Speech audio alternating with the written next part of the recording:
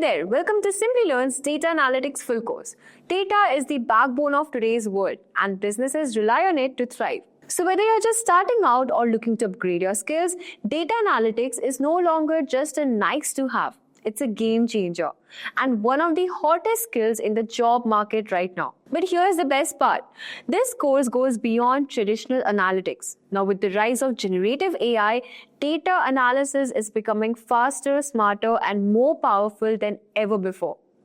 So in this course, we will keep it real and hands-on. First, you'll get a strong grasp on the fundamentals of data analytics while exploring practical real-world application. Then, we'll guide you through the process of collecting, cleaning, and visualizing data. And to take you into the world of predictive analytics, you will also work with industry-leading tools like Excel, Power BI, Python, SQL, R, and even ChatGPT. That's right, you'll see firsthand how GenAI tools like ChatGPT are transforming the role of analyst by automating tasks and speeding up insights. With exciting projects and tool-based training, by the end of this course, you'll not only understand analytics, you'll be equipped to harness the power of generative AI in your work, making smarter decisions that have a real impact. So let's get started. Also, if you're interested to supercharge your career in data analytics, the Professional Certificate Program in Data Analytics and Generative AI by ENICT Academy, IIT Guwahati is the perfect choice for you. This is an 11-month live online course offered interactive masterclasses by IIT Guwahati faculty and industry expert combining cutting-edge tools like Generative AI, ChatGPT, Python, Tableau, and SQL. You'll get to experience hands-on learning with real-world projects and immerse yourself in the campus environment with a special session at IIT Guwahati. Plus, earn an executive alumni status from IIT Guwahati and IBM recognized certifications to stand out in the job market. And with practical training, career assistance, and curriculum tailored to today's industry needs, this program is your pathway to become a data analytics expert.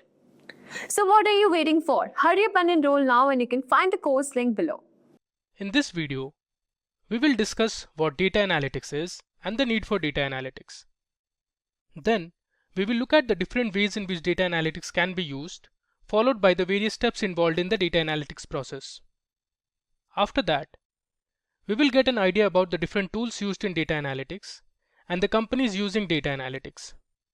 Moving forward, we will see a case study on how Walmart uses data analytics for better customer service, and finally, we will perform a regression analysis in R to predict sales based on the advertising expenditure from three mediums: TV ads, radio ads, and newspaper advertisements. So what is data analytics? Companies around the world are generating vast volumes of data every hour. This data could be in the form of log files, web server and transactional data, as well as various customer-related data. Also, data is being generated at a rapid rate from social media websites and applications such as Facebook, Instagram, Twitter, and WhatsApp. Companies want to use this data to derive value out of it and make business decisions. That's where data analytics comes into use. Data analytics is the process of exploring and analyzing large data sets to find hidden patterns, unseen trends, discover correlations, and valuable insights to make business predictions. Data analytics improves the speed and efficiency of your business. A few years ago, a business would have gathered information manually, performed statistical and complex analytics, and unearthed information that could be used for future decisions. But today, that business can identify insights on the fly for immediate decisions. Most organizations have big data, and many understand the need to harness that data and extract value out of it. So, they use a lot of modern tools and technologies to perform data analytics. Some of the tools I will discuss in detail later in this tutorial. Now that we have looked at what data analytics really is, let us understand the ways in which you can use data analytics. First is improved decision making. Data analytics eliminates a lot of guesswork and manual tasks from choosing the right content, planning marketing campaigns, and developing products. Organizations can use the insights they gain from data analytics to make informed decisions, leading to better outcomes and customer satisfaction. It gives you a 360-degree view of your customers, which helps you understand their behavior completely, enabling you to better meet their needs. Second is better customer service. Data analytics provides you with more accurate insights of your customers, allowing you to tailor customer service to their needs, provide more personalization, and build stronger relationships with them.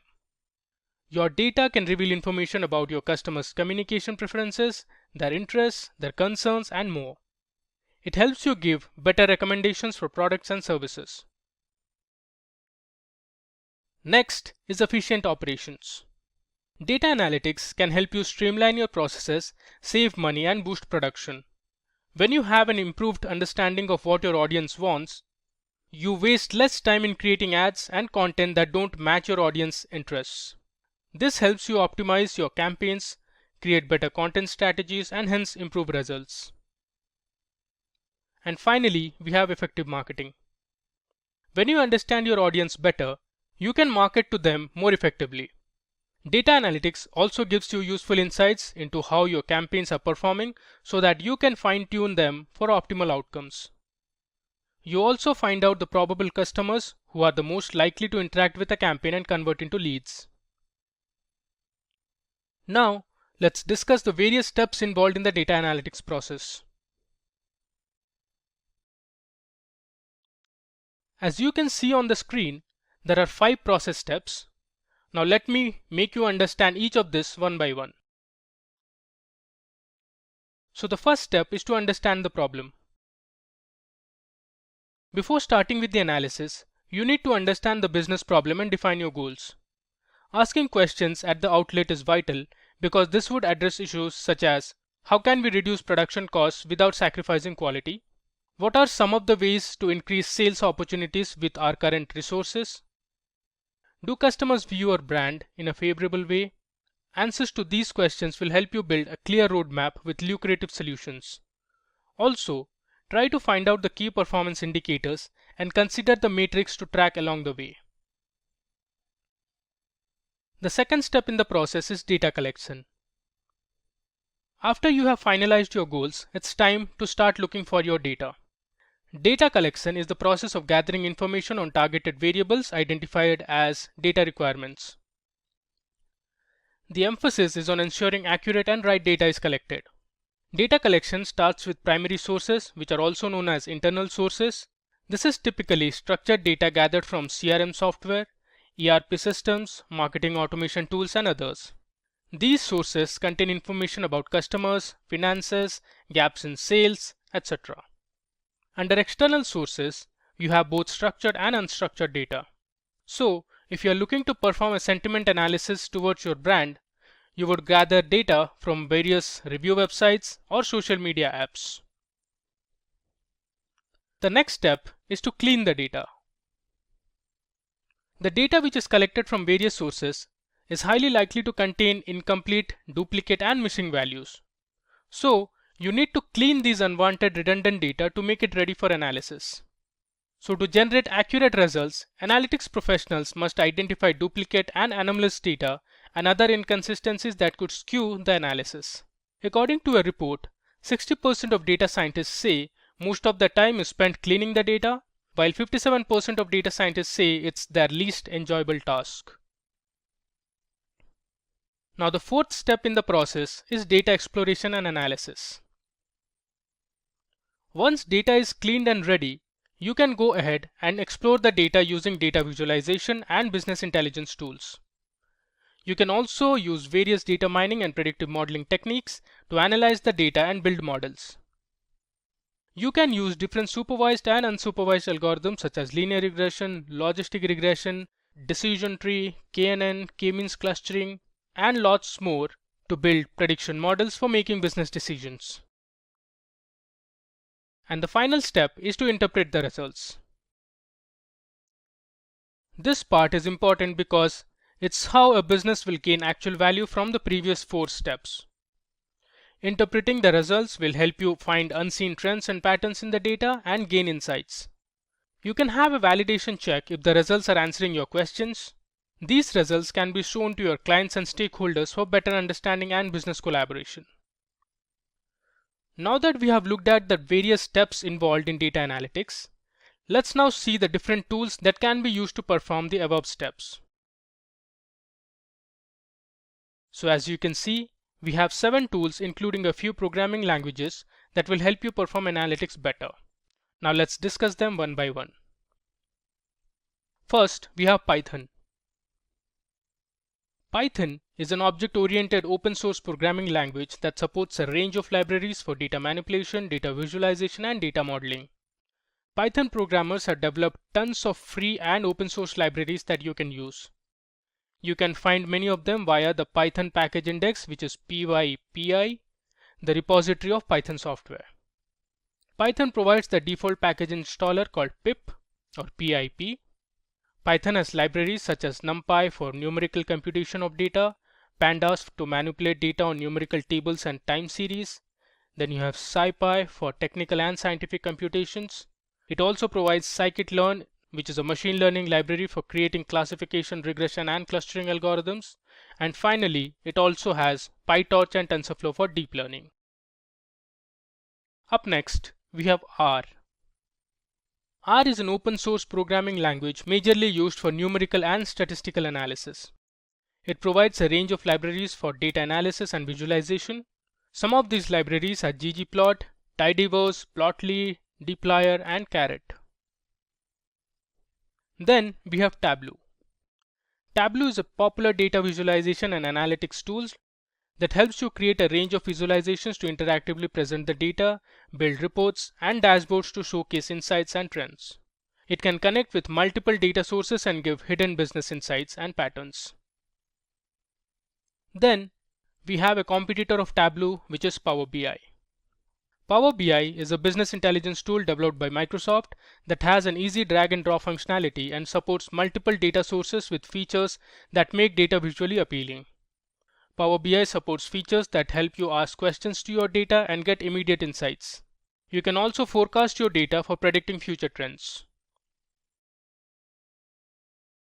So the next tool is QlikView.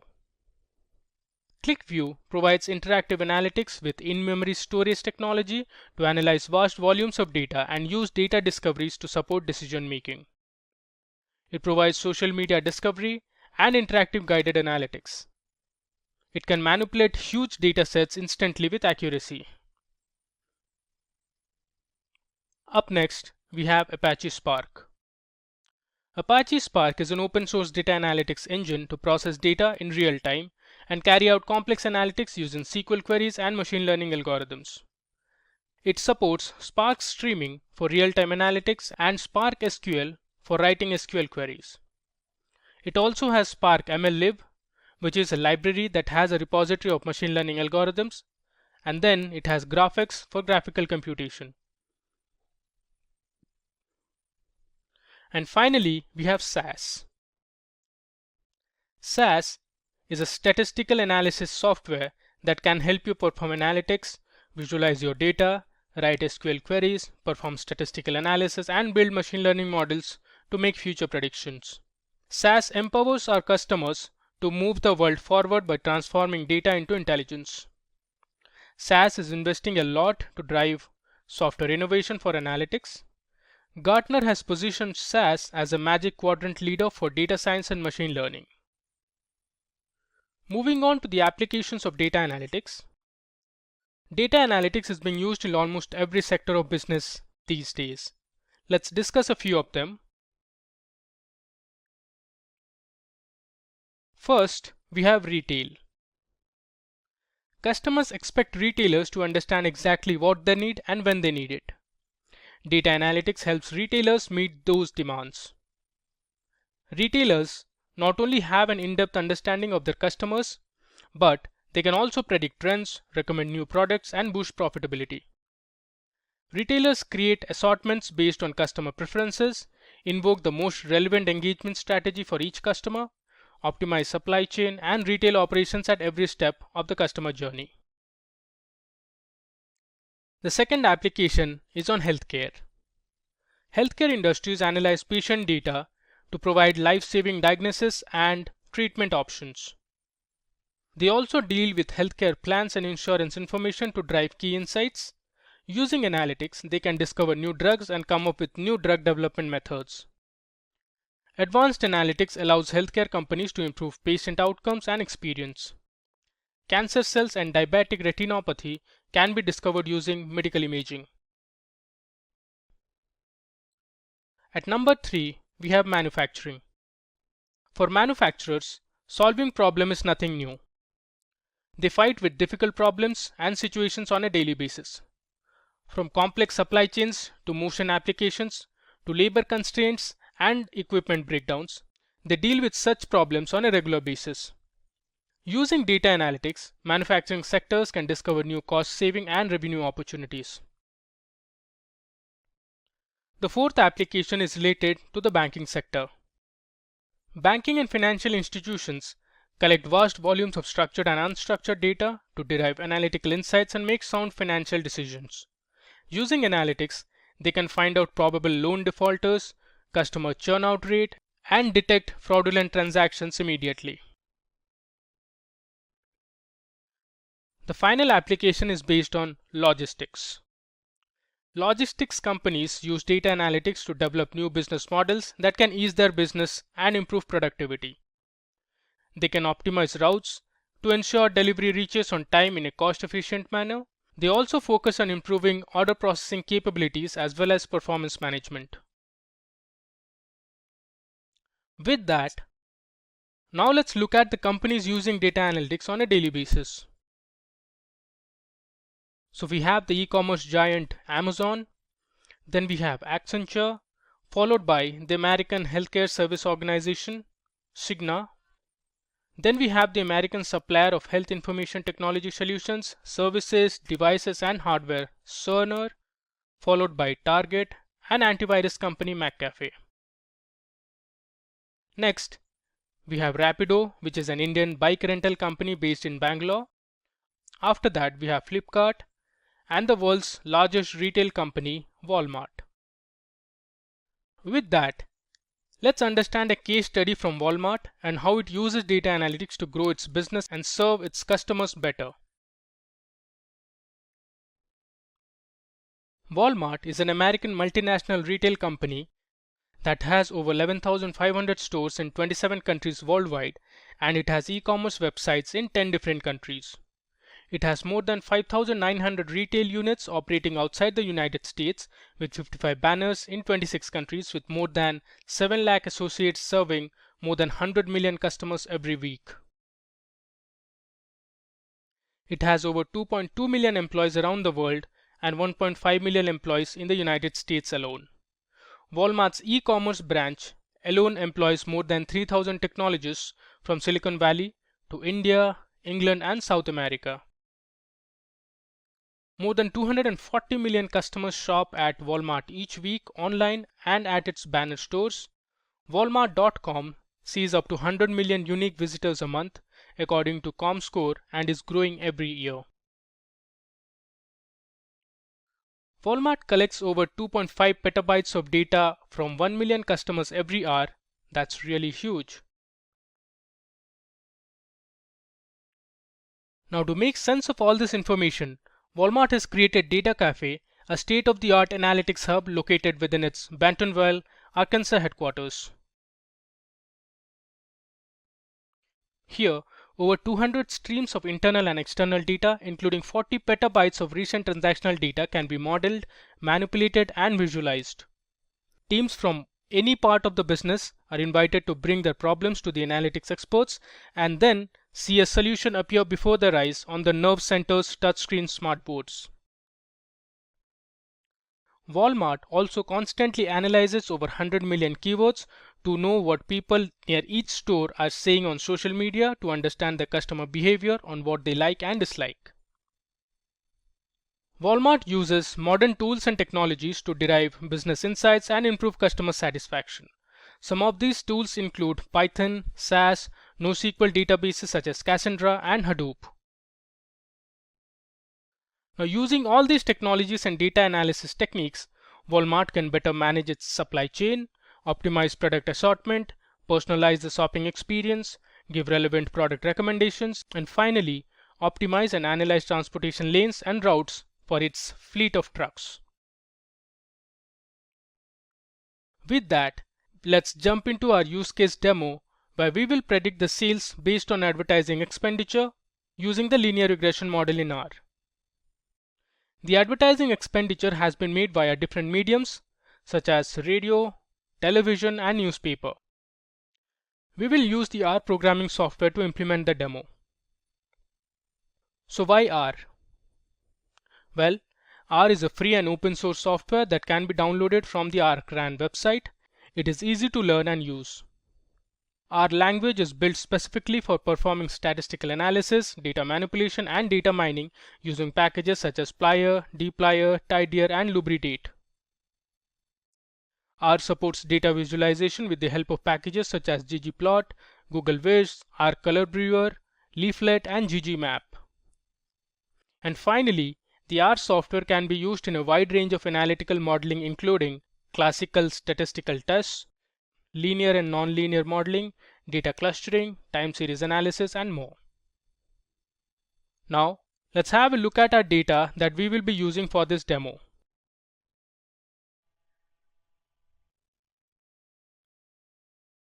Here is our advertising CSV dataset, which has 4 columns. You can see there's TV ads expenditure. The next column is for radio ads. Then we have the newspaper ads. And the last column is our target column, that is the sales. So the dataset has in total 200 rows. Now, to understand the data, let me give an example. So consider the second row. So suppose you spend around $230 on TV ads, then $37.8 on radio ads, and $69.2 in newspaper ads. You can expect to sell nearly 22 units of a particular product. Similarly, if you are spending $44.5 in TV advertising, $39.3 in radio ads, and $45 in newspaper ads, you can sell around 10 units of certain item. We will analyze this data using linear regression. So linear regression is a supervised learning algorithm, which means the data has labeled columns and is used to predict numeric continuous variables.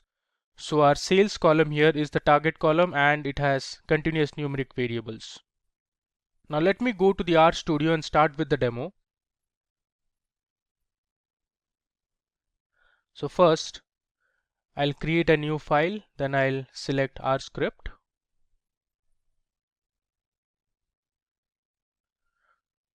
The next step is to install all the necessary packages that we need for this demo. If you already have the packages installed in your R Studio, you need not do it again. You can just call these packages using the library function and pass the package names. So first, I will install the dplyr package, which is used for data manipulation. I'll be using install.packages function and I'll give the package name. So I'll type install.packages. If you hit tab, it will autocomplete. Then under quotations, I'll write dplyr. I'm not going to run this because I already have it installed in my R Studio. The next step, I'll call this package using library function. I'll give the package name dplyr. I'll run this. Then I'll install the broom package. It takes the messy output of built-in functions in R such as linear model or LM, then t-test, and turns them into a tidy data frame. So I'll copy the above code. I'll just paste it again. I'll change it to broom. Here also I'll change it to broom. I'll run this. Okay. Then I'll be installing the CA tools package, which will help us build our linear regression model. I'll paste the same code and I'll take CA tools and I'll call that using the library function. I'll run this. Now sometimes people face issues with installing this particular package. If you also face this problem, do visit the RStudio community page. Now let me show it to you. So this is the RStudio community page, and here they have the solution. You can just go through this 2 pages. Alright. After this, I will install the ggplot2 package, which is a very popular package in R for data visualization.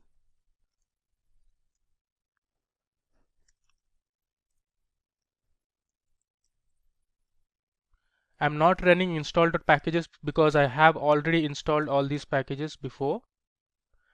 If you have not, so you have to run install.packages first and then call the library function.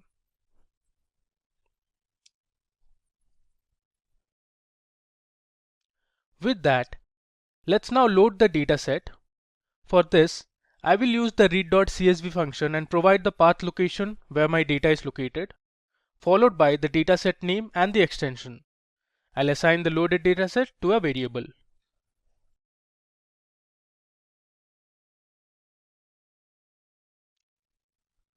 Let me now go ahead and show you where my dataset is located. So here is my advertising CSV dataset and this is the location. I'll copy this location. I'll move back to RStudio and let me comment this line, load the dataset. So I'll take a variable name ads and then using read.csv function, I'll pass the path location where the dataset is present. Now one thing to note is we have to change all the backslash to /, otherwise R won't accept it.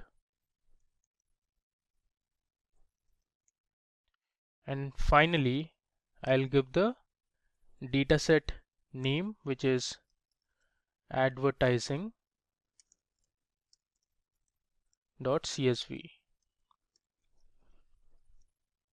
Let me run it. Okay, we have successfully loaded our dataset. Now let us look at how our dataset looks like using the head function. So I'll give a comment, display the head of the dataset.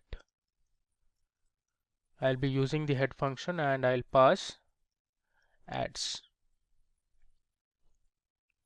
Run it. So you can see the head function has displayed the first 6 rows from the advertising dataset.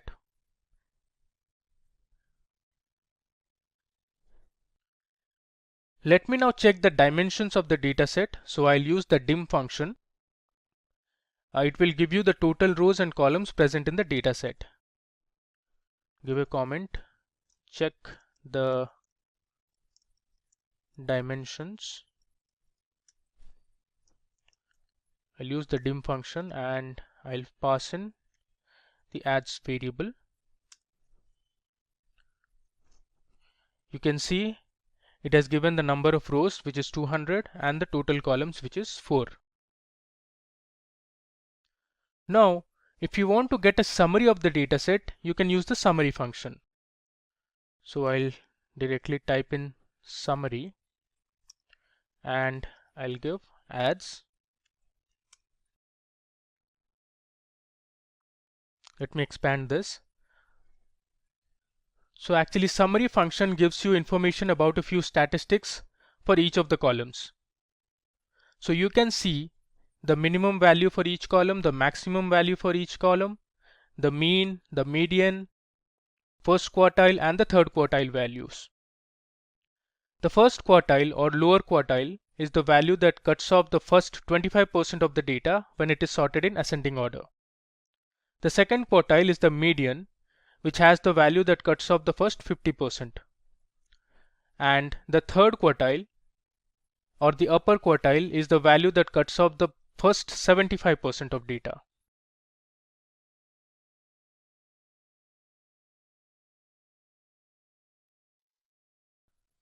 Moving ahead, let's do some data visualization now to visualize our data. Since our data has only numeric values, using scatter plots would be the best option. So we will visualize our sales against each of the independent variables. For that, I will use the plot function and give sales in my x-axis and the independent variable names in the y-axis. Let me now do that. So I'll give a comment, data visualization.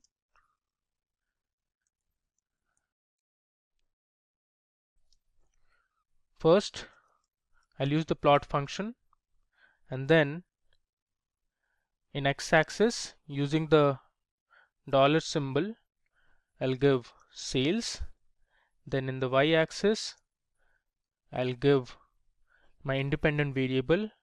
You can see R is automatically giving you the suggestions. I'll select TV. Then I'll take type is equal to under quotes, I'll give P, which stands for points, and I'll take the color as red.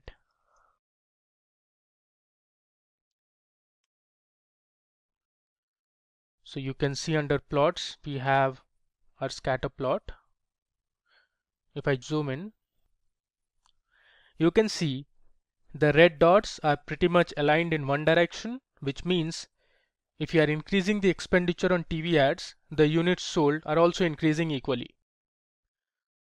So the more you spend on TV ads, the more sales you can expect. I'll close it. Now let's look at how sales vary based on radio advertising expenditure. I'll copy this.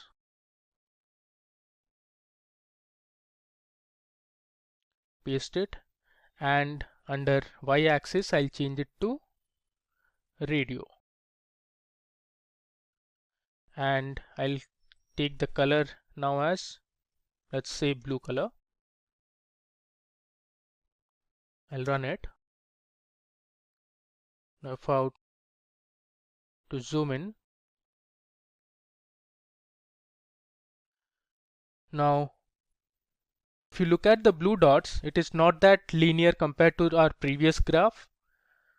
You can see there are a few data points like this that show the sales were not good even after spending decent money on radio ads.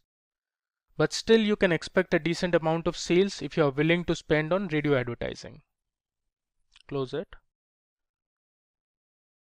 Let's now look at how sales will vary based on the newspaper advertising expenditure. I'll change the radio to newspaper column, and this time I'll take color as green. I'll run it. Let me zoom in. You can see the plots are very haphazardly present. The data is completely non-linear, and there seems to be a low correlation between the sales and newspaper advertising expenditure.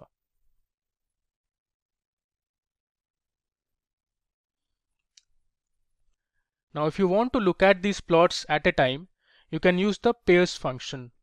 So I'll type pairs and then pass in my variable name, which is ads. I'll run it. Let me zoom in. So this is our plot, and you can see this has all the visualizations. So you can see the TV sales. Now you can see the sales that were made with radio expenditure and with the newspaper expenditure as well. I'll close it. Moving ahead, let's check the correlation between the variables and see what insight we can get. We will use the core function or COR function and build a correlation matrix. First, let me go ahead and install the core plot package. So I'll give a comment, correlation analysis.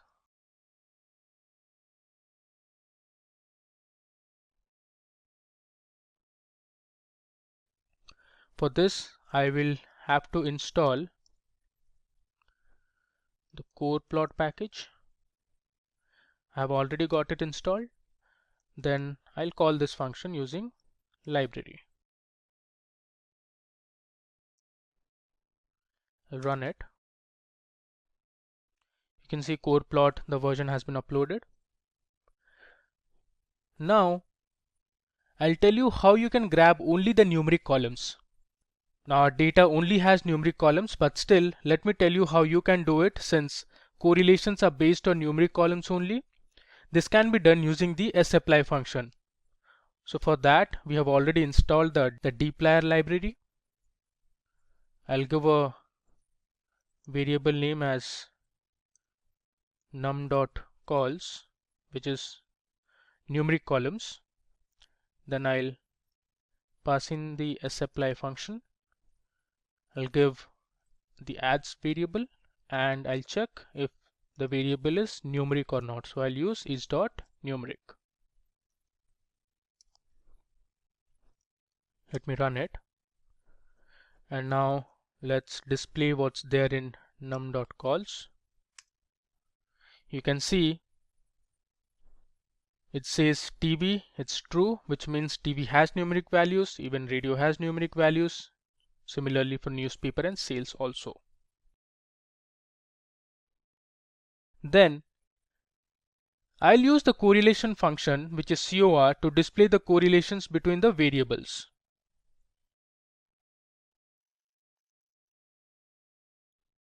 So I'll give my variable name as cor.data, and then I'll take the core function, pass in the adds variable, and I'll only filter out the numeric columns.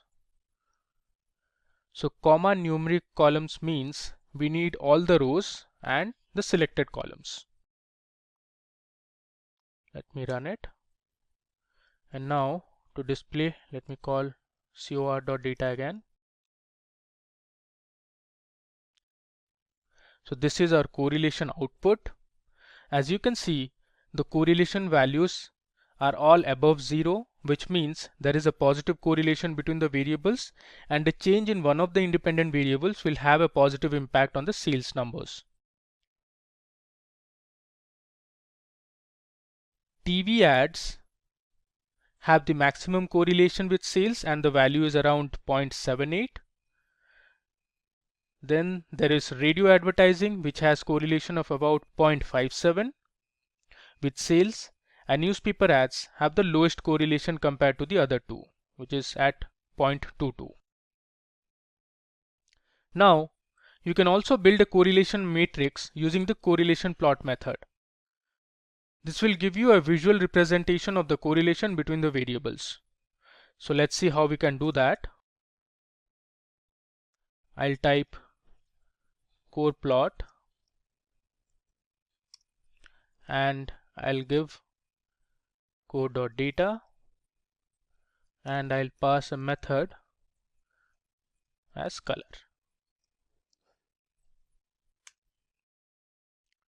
If I zoom in, you can see this is our correlation matrix.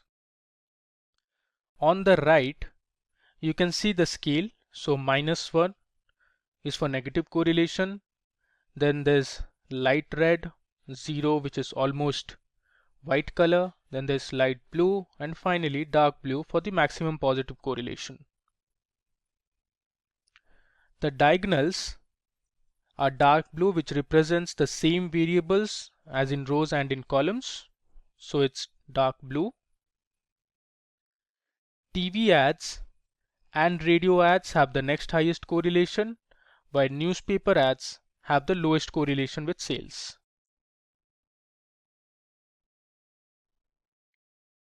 With that, let's jump into the most important part of this analysis, which is building our regression model. First, we will look at a simple linear regression model where we will take one input variable, that is TV ads. I'll be using the lm function or the linear model function to build the model. So I'll give a comment, simple linear regression.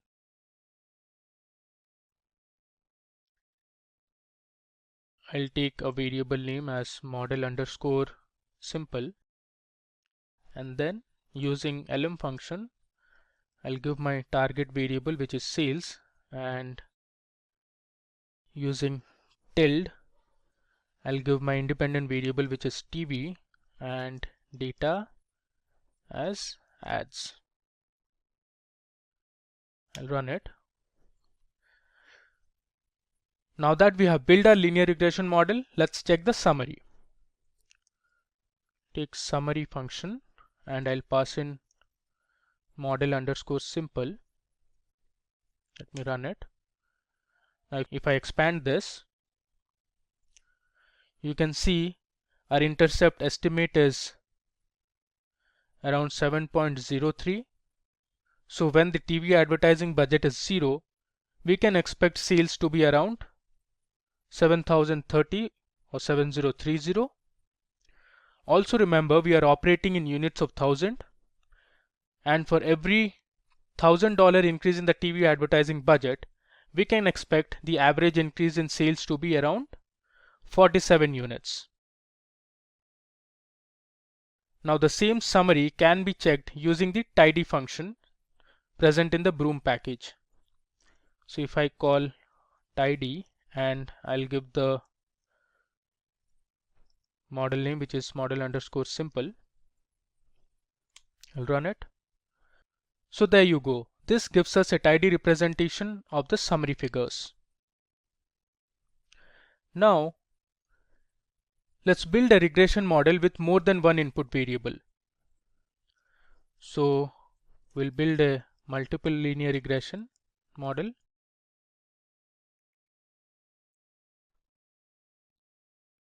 I'll take my variable name as model underscore multiple this time, and I'll use the same lm function. I'll pass in the sales, and using tilde I'll take all the column names. Stevie, then I'll use an addition operator, then I'll take in newspaper, followed by the radio column, and then I'll take my data as ads. Let's run it. I'll follow the same drill. Let me now call the summary function over this newly created model. So I'll write summary and I'll select my model name as model underscore multiple. Let me run it.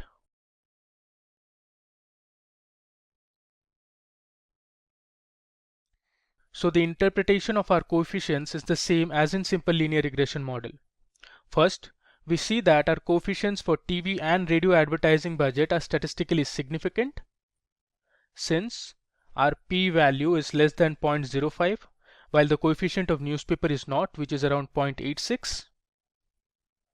Thus, changes in the newspaper budget does not appear to have any relationship with changes in sales. However, for TV ads, our coefficient suggests that for every $1,000 increase in TV advertising budget, holding any other predictors constant, we can expect an increase in sales of 45 units on average. Similarly, the radio coefficient suggests that for every $1,000 increase in radio advertising, holding all the other predictors constant, we can expect an increase of 188 sales units on an average. Now you can also call the tidy function over this multiple linear regression model. So let me do that. I'll call tidy and I'll pass in model underscore multiple. You can see it has given the output. Now you can also find the coefficients of the model using another method. It's called the coefficient matrix. Here is how you can do that. So take a variable name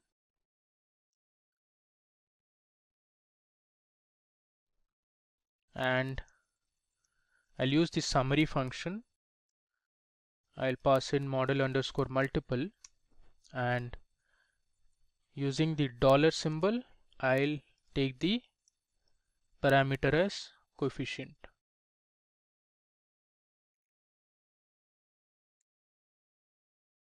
Let me call C coefficient now.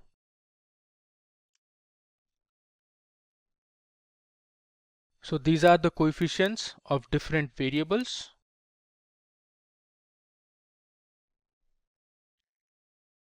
Let me now show you another example of how you can train a linear regression model using the CA tools library. First, I'll take a seed value, a random seed value of say 101. Next, I will split the data into training and testing sets. I'll take 70% for training the data and 30% for testing the data. So I'll use a variable sample, then I'll call sample.split, take adds, and then I'll use another parameter called split ratio, and I'll take the split ratio as 0.7, which is 70%. I'll run it, and then I'll use another variable called train and take the subset of the sample, pass in my adds variable, and I'll select sample is equal to true. Similarly, I'll take another variable called test. I'll use my subset function and given the same parameters, but this time I'll take sample is equal to false, which means the test sample dataset won't have any values that are present in train dataset. I'll run it. Now we will use the same lm function to create our model. So I'll take model as my variable and assign it to lm function. So I'll assign the linear model to the model variable. I'll take sales as my target column, use the tilde followed by a dot, which means I'm taking all the variables in terms of the independent variables, and then I'll select my train dataset. With that, let's check the summary as well.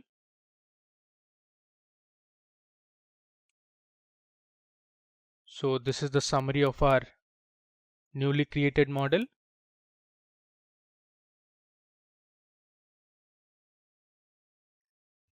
Now you can also check the residual collected from the trained model using the residuals function. Let me go ahead and assign a variable called res for residual, and I'll use the residuals function. Pass in my model. Then I'll convert the residuals into a data frame. So I'll use the as.dataframe function and pass in res. Now you can check the residuals. So these are the residual values.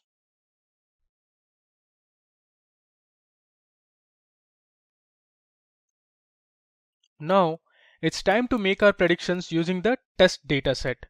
I'll use the predict function for this. Let me take another variable called sales.predictions, and I'll use the predict function, pass in my model followed by the test dataset. Now I'll run it. Then let me call sales.prediction to display the values. As you can see, these are my predicted sales values.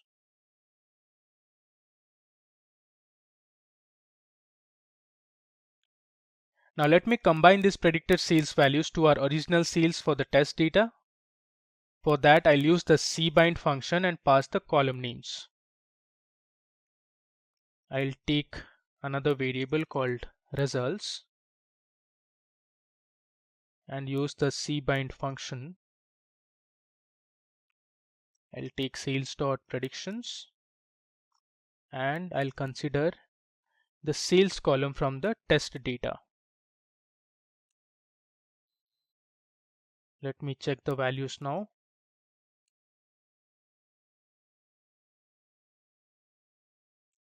So you have the predicted sales values and the original values of sales, but you can see the columns don't have any name assigned to them. So let me go ahead and assign the column names using the call names function and convert it into a data frame to make it look better. So I'll use the call names function and pass in my results variable. Then I'll take a vector and give the column names as pred for predicted values and let's say real for the original values. We run it. Now I'll convert this into a data frame. So I'll use as.data.frame and give my results variable. Now if I display results, you can see, go on top, you can see the columns have been assigned successfully.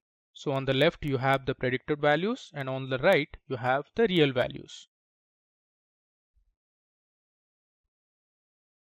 So we have successfully built our linear regression model and predicted the sales values using linear regression in R. You can also go ahead and find the accuracy of this model to know how good your model is. We won't be covering that as part of this tutorial. I'll leave it for you and encourage you to do some research on how you can find the accuracy of a linear regression model. You will come across terms such as mean squared error, root mean squared error, and R squared value. If you are able to find the accuracy, please post the results in the comment section, or if you face any issues with it, please post your queries. We'll be happy to help you. If you categorize the steps to become a data analyst, these are the ones. Firstly, you need to focus on skills. Followed by that, you need to have a proper qualification. Then, test your skills by creating a personal project, an individual project. Followed by that, you must focus on building your own portfolio to describe your caliber to your recruiters. And then, target to the entry-level jobs or internships to get exposure to the real-world data problems. So these are the 5 important steps. Now let's begin with the step 1, that is skills. So skills are basically categorized into 6 steps: data cleaning, data analysis, data visualization, problem solving, soft skills, and domain knowledge.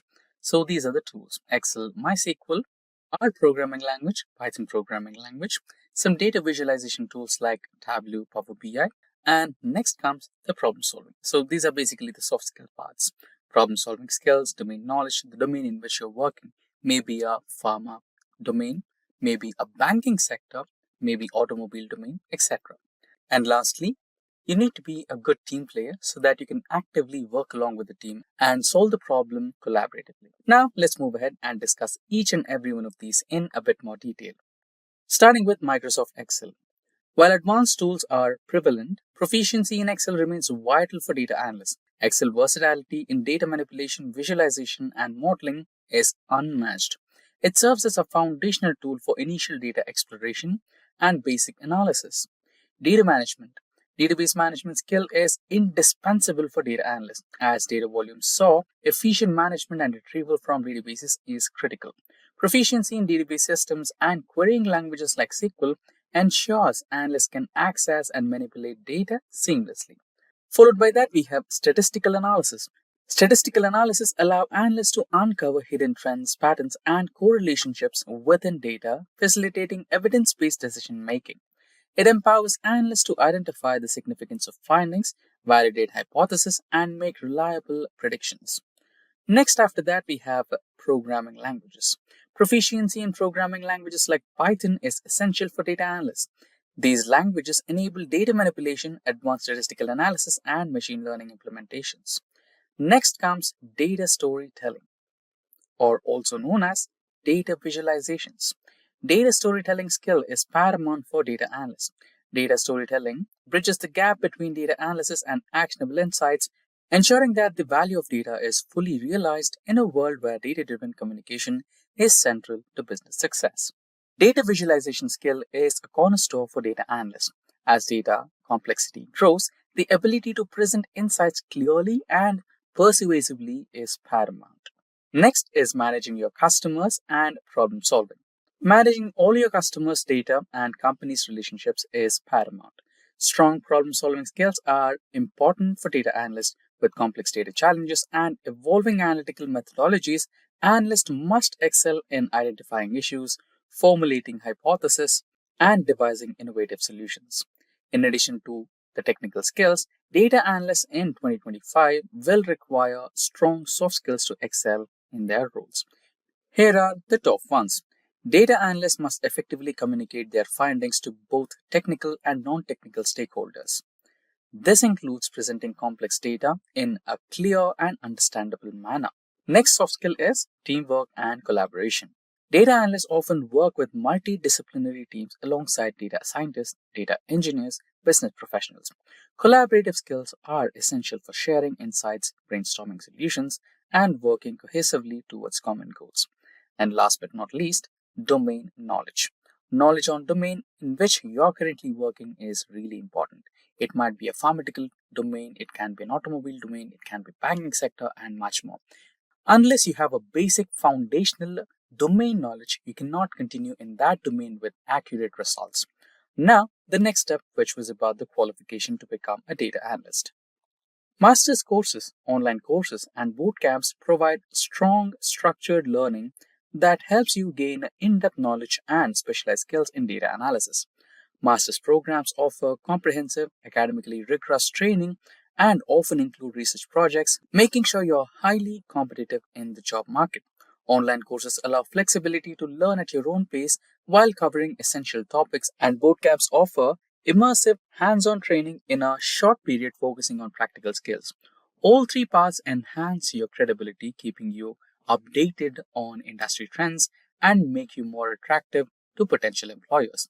If you are looking for a well-curated all-rounder, then we have got you covered.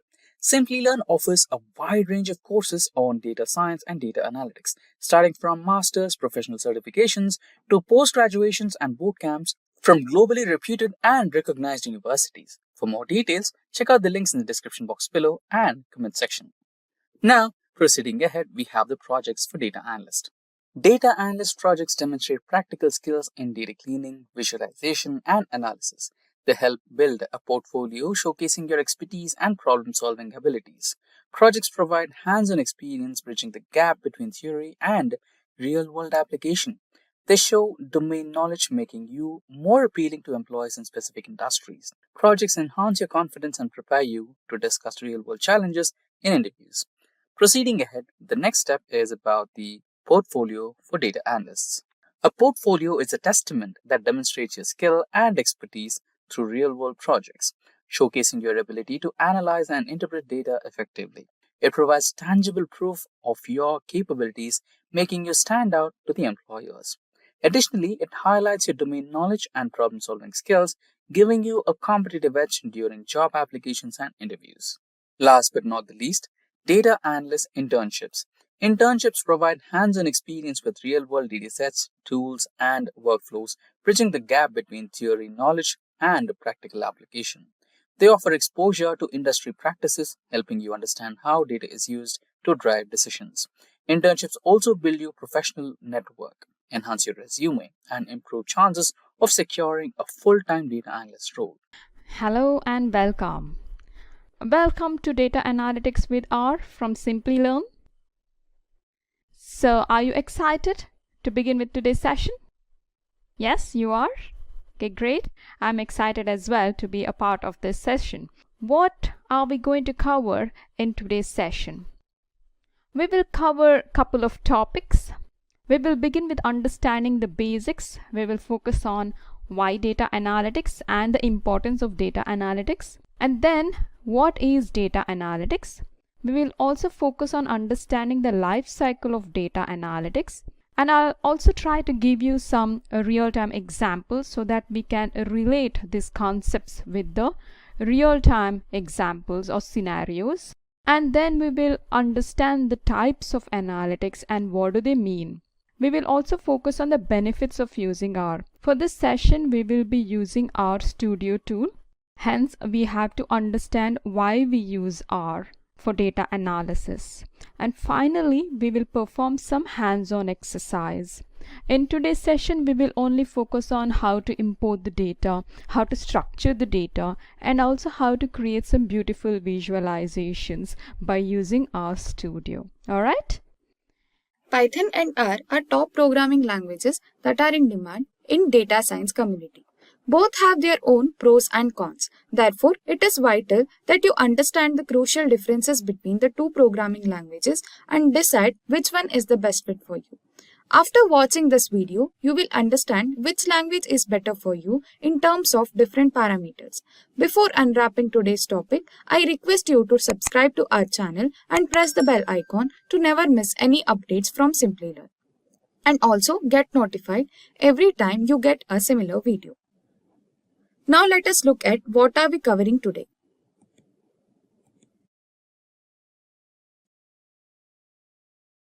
We are covering Introduction to R and Python, Parameters in R and Python, Best Tools and Libraries offered by Python and R, and Conclusion to the topic.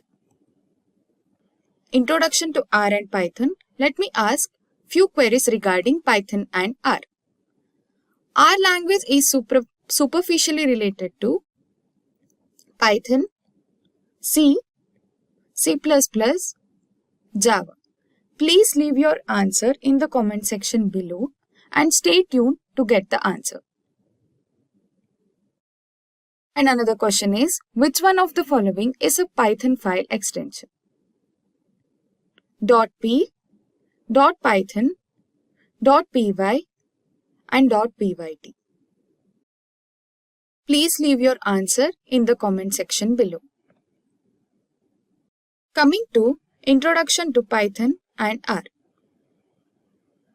R is a statistical programming language and environment that integrates statistical computing and graphics. R is powerful and stable software. Python can also be called as a general-purpose programming language for data analysis and scientific computing. Python can be considered as the best player in machine learning. Python is an expressive language with many built-in functions. Both are open source software and platform independent.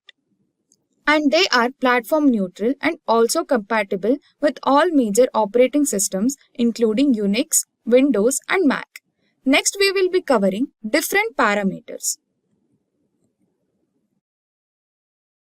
We will be covering learning preferability, mathematical fundamentals, speed of both the languages, visualization and graphics, data handling capacity, demand, community and customer support, employment possibility in both the languages. Let us cover it one by one. First one is learning preferability or ease of learning. Python is renowned for its ease of use. Python's notebooks offer excellent tools for sharing and documentation despite the fact that there are currently no GUIs for them. Programmers find R as difficult language as a beginner. This implies that the programmers must devote a significant amount of time to learn and comprehending R coding. Coming to mathematical fundamentals required. Coming to Python, understanding descriptive analysis is very important. In layman's terms, descriptive statistics often refers to the process of explaining using certain representative techniques such as charts, tables, Excel files, etc. Python statistics is a built-in library for descriptive statistics. If your data sets are not too big or if you can't rely on importing other libraries, you can use Python. On the other hand, R requires basic statistics. From basic statistics, what I mean is mean, mode, and median are the terms used most frequently in basic statistics. It is referred to as measures of central tendency. Probability statistics plays an important role in handling various types of probability distribution. It includes binomial and normal distribution. Next parameter is speed. Python is an interpreted language with dynamic typing. Python always executes slowly because the code is executed line by line. Compared to MATLAB and Python, R language is significantly slower. R packages are substantially slower than those for other languages. Now that we have covered speed, coming to data visualization and data collection in Python. When selecting data analysis tools, visualization are crucial, and Python has some incredible visualization tools. In Python, to large and varied scatter plots using regression lines, we can use ggplot2 and ggplot tools. Compared to raw values, visualized data is easier to comprehend. Therefore, R has many packages that offers sophisticated graphic features. In R, we can use tools like matplotlib, seaborn, etc. Data handling capability in both Python and R. The new releases in Python have resolved the issue with the Python packages for data analysis. R is useful for analysis because of the abundance of packages, accessibility of the test, and benefit of employing formulas. However, simple data analysis can also be done using the need to install many packages. Crucial part of parameter, that is tools and libraries in Python and R. As a Python developer, one needs to be well versed in the best libraries because Python has a lot of libraries that have many different uses. Libraries like TensorFlow, Scikit-learn, NumPy plays an important role in solving many Python-related problems. Libraries perform a wide variety of tasks in R that are very beneficial for data science operations. Example for that is dplyr, bioconductor, etc. Community and customer support index offered by Python and R. Compared to R, Python has a larger community.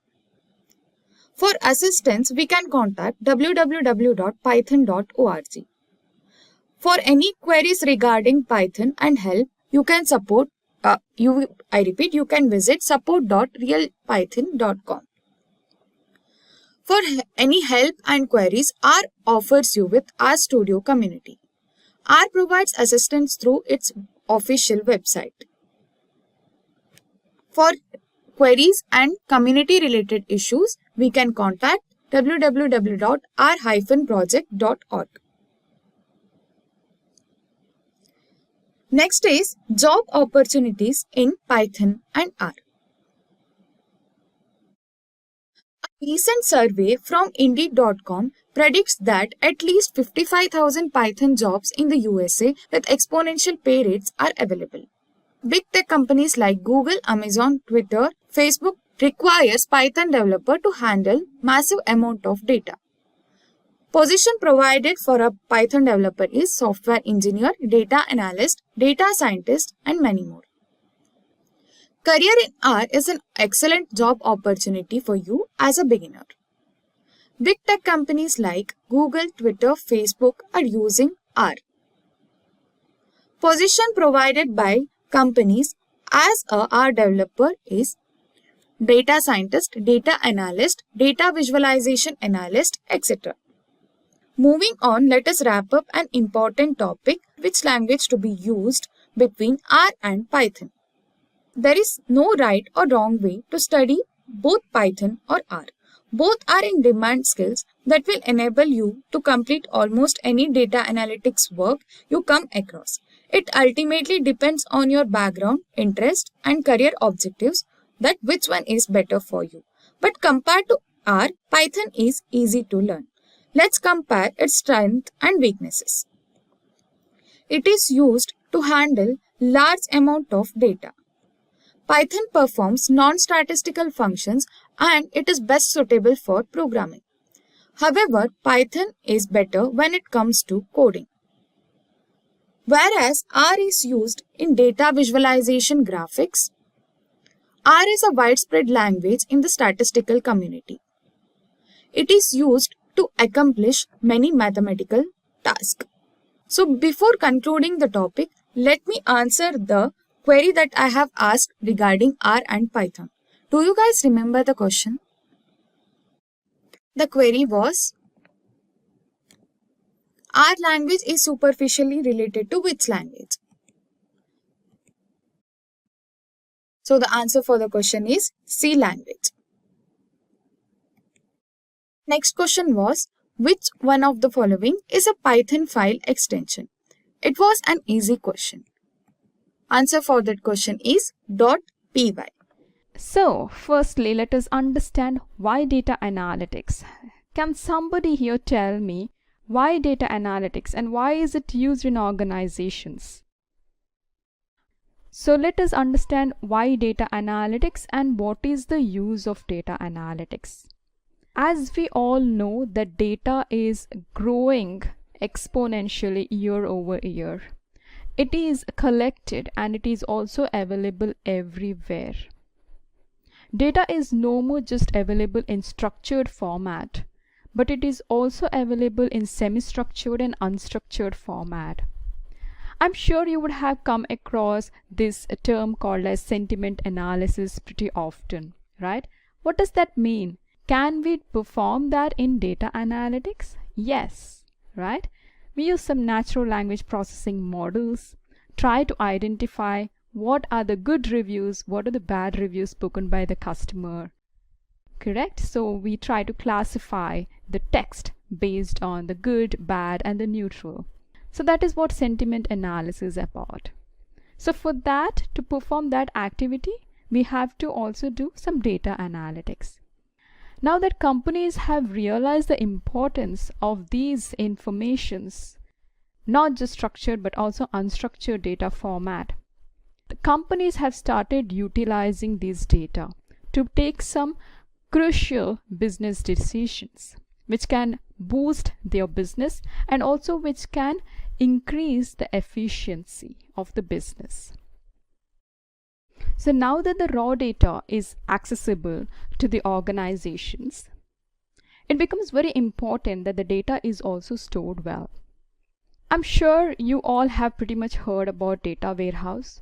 In the last few decades, the trend was mostly on the data warehouses, the business intelligence tools. So the data warehouse used to collect this data, pre-process the data, and also filter the data and make it available in a structured format for further analysis. However, now that is not the scenario. A term coined as data lake is available, and many firms are utilizing data lake because it is a central repository which stores the raw data in form of structured and unstructured data. And now let us take a scenario. Let us choose one of the participants here, Mark. So Mark has recently joined an organization as a data analyst, or in essence a data scientist. The business connects with him and says that, Mark, we have a business problem for you and we expect you to provide us a data analytics solution. So Mark sits with the stakeholders and he listens very carefully to the business question. So the business question says that we have a couple of products which are performing really well in the market and we see higher sales. and some of the products are just not catching up in the market and we experience lower sales. Can you help us identify what are the factors driving these higher sales and the lower sales? Now, Mark has to think with the data scientist mindset and be prepared to ask them right questions. Some questions such as, do you have the price of all these products available in the database? And can I also know what is the duration of data availability? And also, Mark can ask some questions such as, do you also have some features of these individual products already captured in your database? So these are some of the interesting questions that makes sense to the business, and the conversation continues, which also means that data is not only information. Data analysis is about unlocking insightful information from this raw data. And hence, data analysis plays an important role in discovering insightful information, asking questions or answering the right questions, and also predicting the future or the unknowns. And to perform all these activities, we use data analytics. So are you all with me so far? Are we on the same page? Yes? Great. Now the question is, what is data analytics? So can somebody tell me what is data analytics? So let us see what is data analytics. We understood why data analytics and the importance of it. But to perform any activities, there has to be a process, right? So data analytics is a process to extract meaningful insights from data. Now let us continue with the scenario of Mark. So Mark now understands the business problem, and he has also started asking some relevant questions to the stakeholders, and he has also got the answers in return. He may start thinking about what could be the suitable solution for this. He may have to perform some exploratory data analysis to unlock some hidden patterns, to identify some correlation between the variables, and to also know which are the key variables in the data set. And he may also have to view the market trend, which means he may have to see that how the sales has been performing across the years or across the months. There might be some insightful information there. He may see that the sales has been growing exponentially for some of the products, and some may be volatile, some may have some seasonality pattern or a cyclical pattern, etc. And also he may have to focus on the customer preferences via the customer reviews and do some sentiment analysis. So now let us understand what are those life cycles of data analytics. We will begin with the discovery phase. This is the first phase. Now that Mark has understood the business problem, he will also start focusing on identifying the resources, that is the data resources. Some may be internal data resources that is available within the firm, could be some transactional data, and some external data sources may be via web scraping, identifying and capturing some competitor price on the products. After gathering all of these right data, Mark will focus on data preparation, which is the next phase. Now Mark, either individually or along with the team, will start focusing on the data preparation, which includes data wrangling, which means cleansing the data, imputing the records if there are any missing values, or he may also go ahead by removing those records if they are not required, and also doing some exploratory data analysis.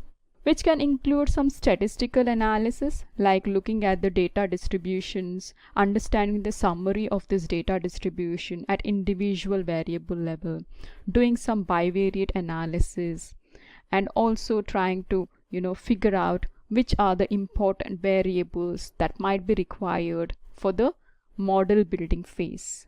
After performing all of these EDA activities, which also include some visualization, Mark will now sit with his team and try to identify the suitable models.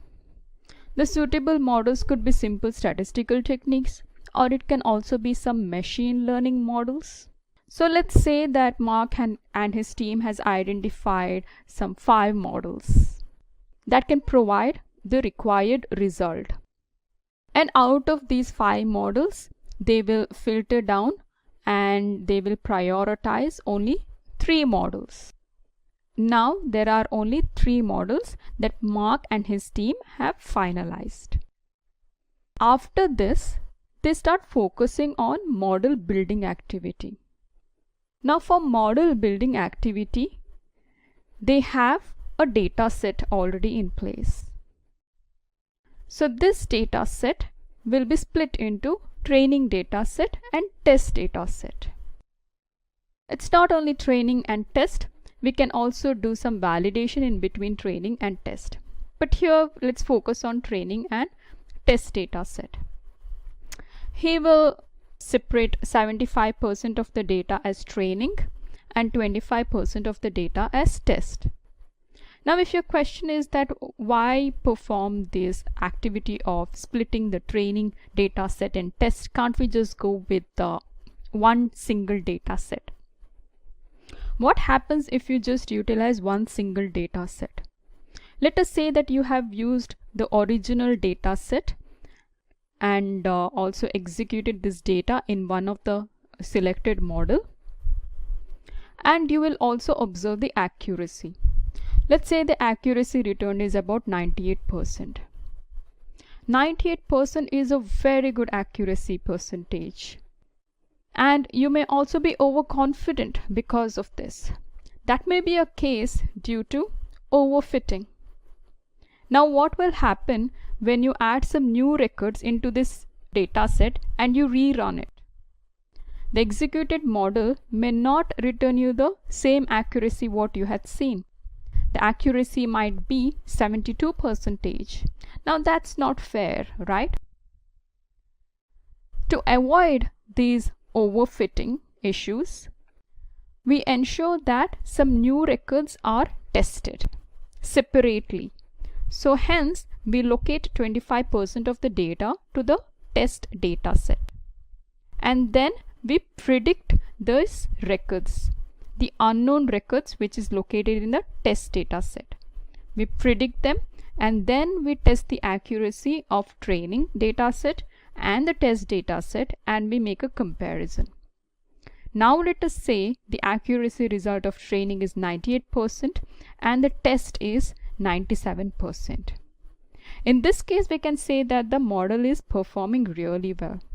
However, while executing the model, there are certain things that has to be considered. For example, inclusion of the parameters, tuning the parameter, which also will execute the optimal results. So this is very important. Now let's say after performing this model building, the time comes to analyze the results. That is the next phase. Now the team will sit and analyze the result, and they will notice that out of the 3 filtered models, only 2 models are returning excellent accuracies. They will sit with the business team and they will also explain them the result and what are the activities that they have performed to obtain this result. Some of the stakeholders may be technically savvy, some of them may be non-technical people. So it has to be very important that you also communicate these results accordingly. Alright, now that you have the results, you will also gauge them based on the business objective. which was developed in phase 1. Looking at the results of the two models, now the business might select one of the model and say that, okay, this particular model seems to be returning some right information and it also appears valid to us. Let's go ahead with this one model. So finally, the result and the model needs to be operationalized. And that is where the team will start documenting the business problems, the steps that were taken for executing the models, and they will include all the codes and the findings. And finally, they will implement this model so that the business can view the results and also utilize them for strategic decision making at your firm. So are we good so far with the understanding of the life cycle? Alright, great. Now let us focus on the types of analytics. What are the types of analytics? Can somebody tell me which are the types of analytics you are aware of? Okay, predictive analytics, great. Descriptive analytics, good. Alright, good enough. Now let us focus on this example of Google Maps. So as we look at this particular Google map, we understand that the blue color route is nothing but the route direction from Sacramento to Florin. And also we see a display of the duration estimated as well the distance to travel from Sacramento to Florin. As well we see another route here that is gray colored. This is a substitute route or the connecting route just to avoid the traffic, which is in orange within the blue color route. So the gray colored route as well shows us the estimated duration to travel as well the distance. Now let us understand what is descriptive analytics and why do we focus on this particular map example. As we understand the route map, the estimated duration as well the distance to travel via the blue color route as well the gray color route. This is one way of understanding descriptive analytics, as in what is happening. But there is another way of understanding descriptive analytics, that is by focusing on summarized past data. And this is a descriptive analytics. We see that what had happened in the previous year. Now let us focus on predictive analytics. What is predictive analytics? This type of analytics looks into the historical and present data to make predictions of the future. What does this mean? So Google has already suggested the best route, which is the blue color route, to travel from Sacramento to Florin, and the duration is 18 minutes and distance is 9.7 miles. Let's assume that Google Map has already collected historical data of this particular route, and based on the available data, their model has predicted the best route and also the duration that will be taken to travel from Sacramento to Florin. Now let us focus on prescriptive analytics. Prescriptive analytics describes the solution to a particular problem. What was the problem in this case on the predicted best route? Some predictions on the traffic congestions. And that's when Google Map recommends the substitute routes, correct? Now these substitute routes are also prescribed by Google Map as a recommendation. So prescriptive analytics is nothing but a solution and a recommendation provided for a problem. So in this case, we have the best route and we also have other substitute routes. So let's quickly summarize. Descriptive analytics is about summarizing the past data or to see what is happening, for example, in the Google Maps scenario. Predictive analytics is about what would happen. And prescriptive analytics is about prescribing the solution, the best solution and the recommended solutions. Now let us refer back to Mark's earlier scenario. Mark along with his team identified the best model. They also did some testing and they identified the best results, and they also finalized on one particular model. Based on that particular model, now the results have to be provided in such a way that they are the best results and also the recommendations. Correct? So it may not be just one single solution. It may be a solution with couple of other recommendations as well. So that is exactly what happens in the entire process of data analytics. I hope this has been clear so far. Yes? Okay. And now let us focus on benefits of using R. Why do companies extensively use R for data analysis, and why is it chosen? Firstly, R is an open source programming language, which means that there is no license required to work with R. And R does not require you to have a coding experience, which means that a non-technical person in your team can also learn R very easily and start coding or building models in few lines of codes. R can also be used with other programming languages such as Java, C++, and Pythons. And the integration of R with other programming tools or BI tools is very simple and easy. And various statistical models are readily available in R, which also means that there are plenty of inbuilt libraries and packages already available. And reporting the results of an analysis becomes easier by using these inbuilt packages and for creation of these models in just simple few lines code. With this understanding of the benefits of using R, let us quickly hop on to RStudio and start performing the hands-on exercise for data analysis.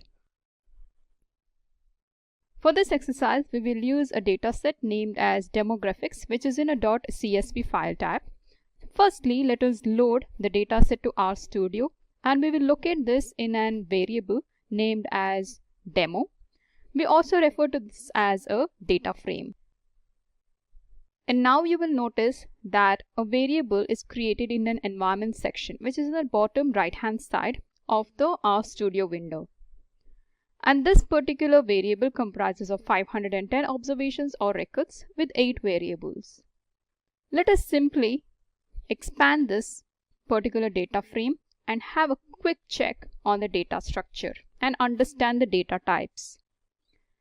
This particular data frame includes variables such as age, marital, income, the unit of income is dollar per day, education levels, the car price, car category with several levels, gender, and retired status.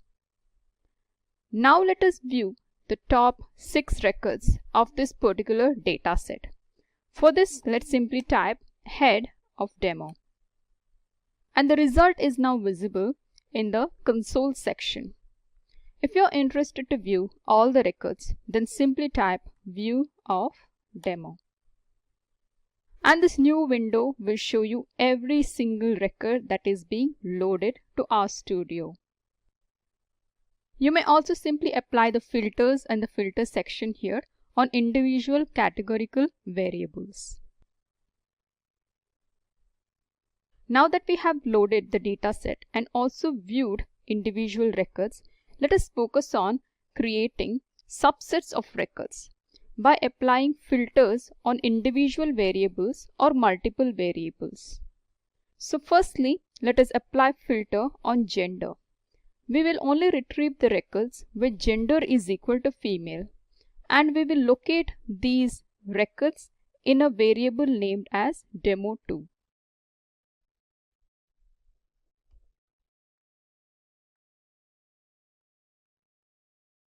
As you notice now in the environment section, the second variable is also created, that is demo. And this now is comprising of 250 observations, which means the records are filtered down to only gender female. Next, let us see how to apply a filter on income variable. Let us only retrieve the records where income is greater than 100.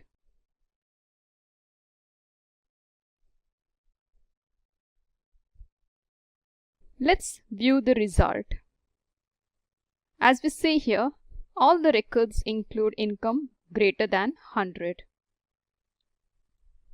Now let us modify this query and we will ensure that the retrieved records includes income greater than 100 and also specific variables are returned.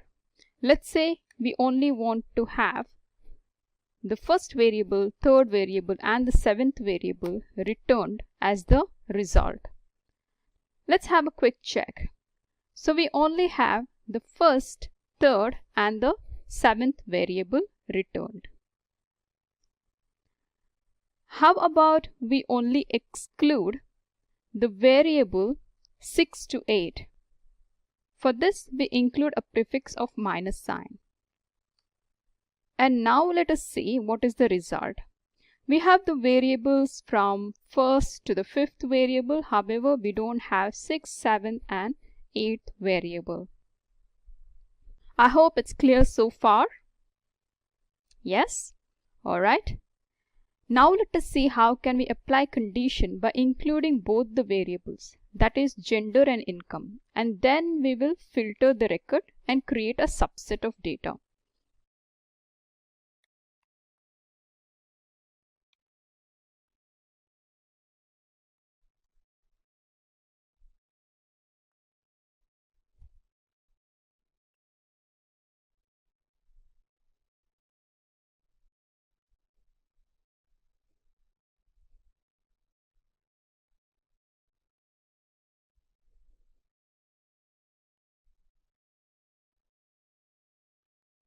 Now let's view the result. Income is greater than 100 and the gender is only female. This is one way of creating subsets. However, now let us see how to use the subset command and create the subset.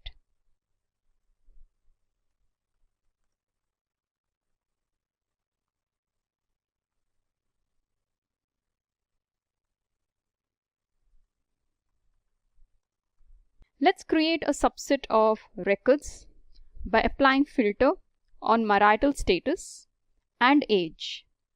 We'll only retrieve records where marital status is equal to married and age is greater than 35.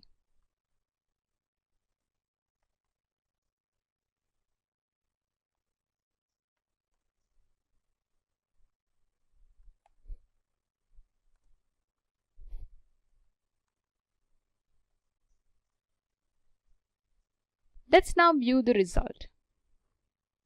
So here we have the age greater than 35 and marital status is married. Let's use the same code and this time we will retrieve selected variables. Let's say variables ranging from 1 to 3. Let's have a quick check. So there are 3 variables. Age is greater than 35 and marital status is married.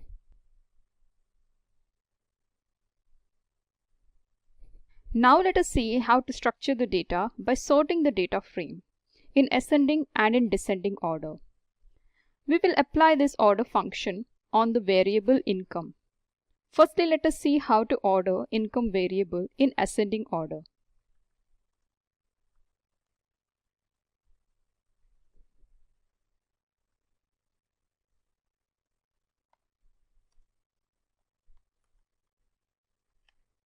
Let's do a quick check. And here we have income in ascending order. Now let's see how to modify the same code and view the records with income in descending order. So we have now the income in descending order. How about include 2 variables and sort the variables accordingly?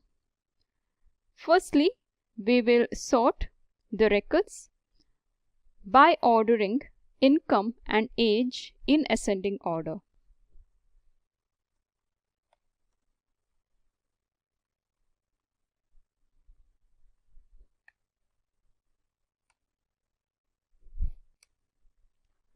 Let's quickly view the result. We have income in ascending and age as well in ascending. Let's now modify this code. This time we will order income in descending and age in ascending. Let us view the result. So the income is in descending and age is in ascending order. So hope this is clear on how to sort the data frame by ascending and descending order per variable or by using multiple variables. With this, we will focus on learning statistical analysis. How to perform statistical analysis on individual variable or multiple variable.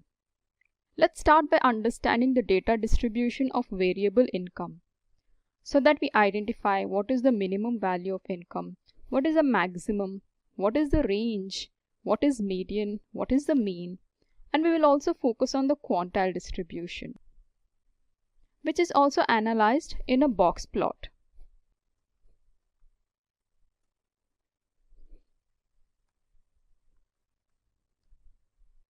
What is the minimum value in the variable income?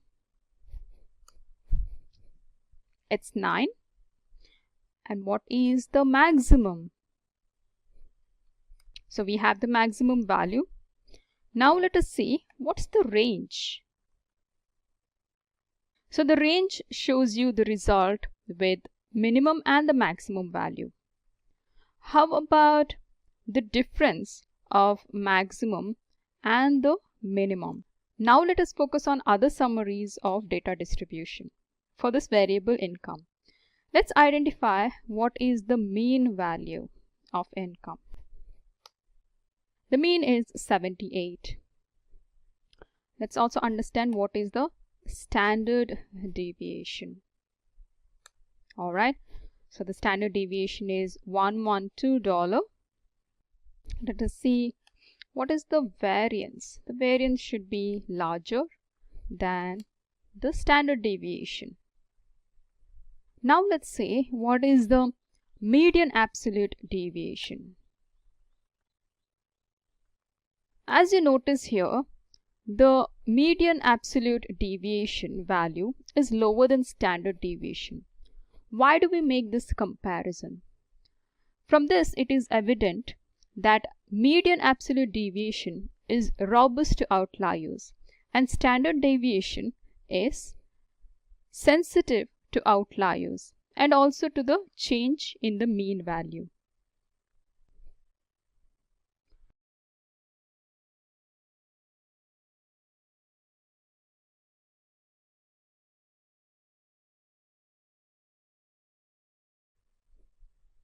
Now let us understand the quantile distribution.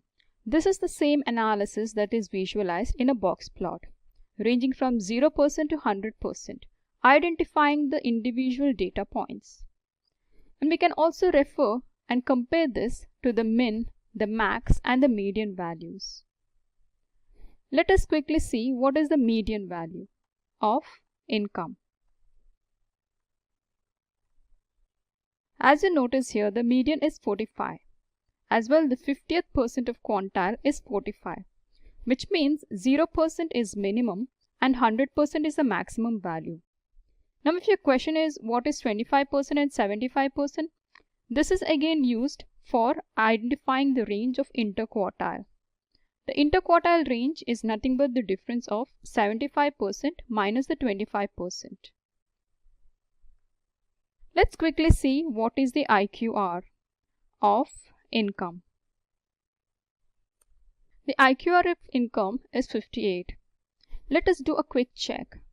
75% of quantile is 86 and 25% of quantile is 28. And the value is 58, which is equal to the IQR result.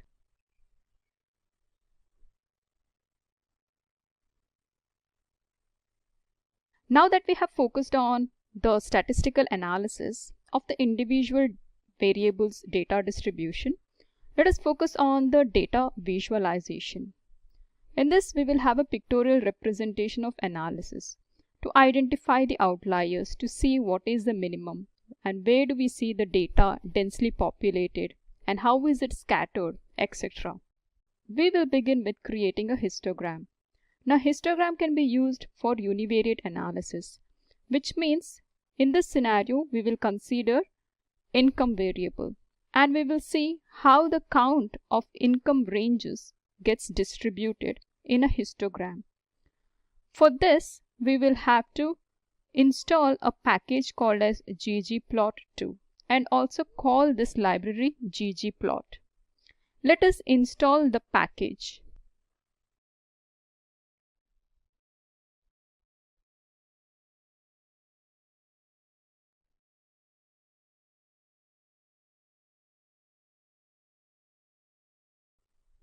Now let us call the library.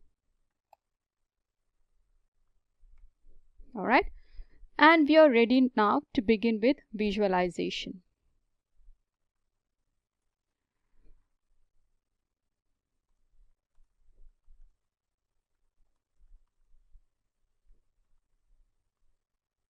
For this, we will use the geometric object histogram on the data demo data frame. Let me expand this window so that the code is visible, and also use an aesthetic mapping for variable income. This will be helpful for filling colors or filtrations, etc.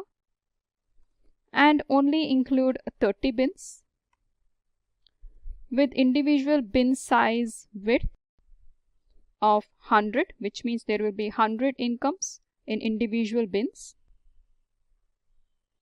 Let's quickly look at the distribution of this histogram.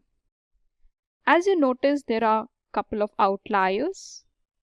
The counts of these income range are very limited. However, we see the densely populated income ranges with higher counts between 0 to $200 per day. This is also a way to identify and segment the customers based on their income ranges.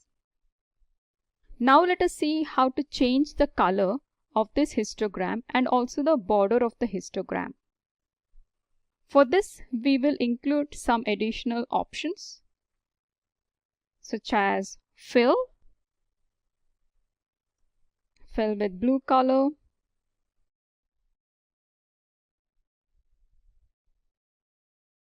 and the border color is black. Now, as you notice here, the executed code provides us the histogram with blue color bars and black color border lines. Now we will focus on creating a facet grid. Facet grid is also an aesthetic mapping object. We will see how to enable the multiple histograms across the marital status and the genders, so that we identify how the income is distributed for individual marital status as well the genders.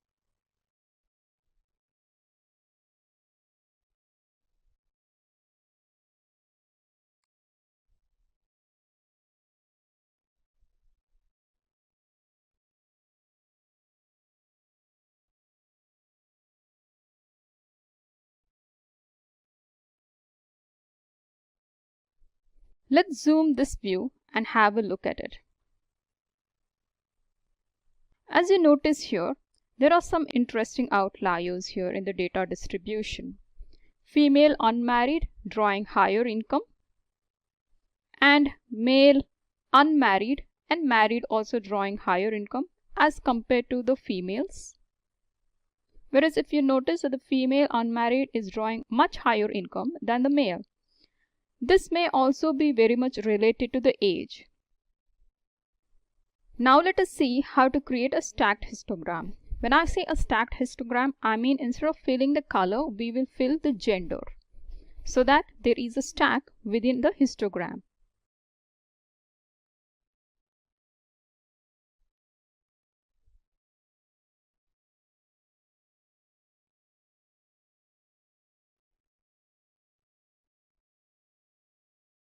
So as you notice here, I have made couple of changes. I have included fill equal to gender within the aesthetic mapping. Now let us look at this histogram. As you see here, the gender is filled in the histogram, hence we have stacked distribution of female and the male. Now let us focus on creating a bar chart with education versus income, where we can identify the education levels and the income ranges for these education levels.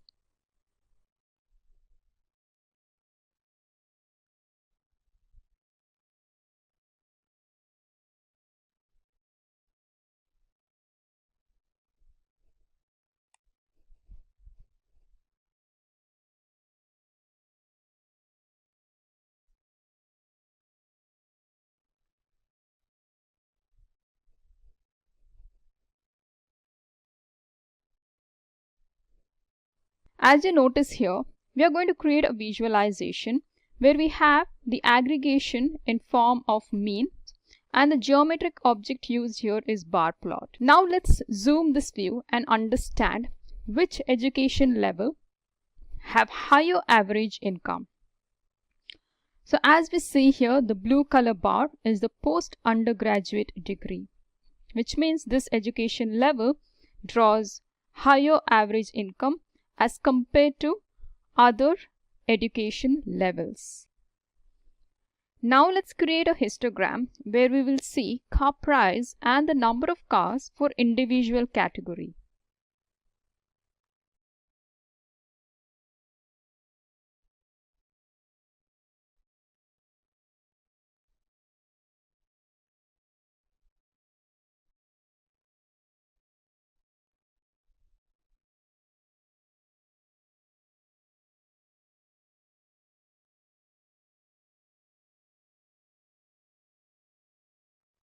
Let's look at this visualization. This visualization provides us some interesting insight. Just by looking at the distribution of the car prices and the counts of the cars at the car category, economy, and even the luxury. Luxury car category or car price is pretty much distributed, whereas economy car category is dense, which means that we could also look back into the income and age variables and try to figure out further more insights, and then segment the customers for further targeting of these customers. Now what happens if we simply change this bin width to 30? As you observe here, changing the bin width or increasing the bin width will also reduce the number of bins. Now we only have 4 bins here, and the car category is filled. That is what we have enabled within the aesthetic mapping. And we see some more interesting insight. As you look at the standard and the luxury car category, the car prices are pretty much overlapping for the car category luxury and standard. This could be the starting car price of the luxury brands.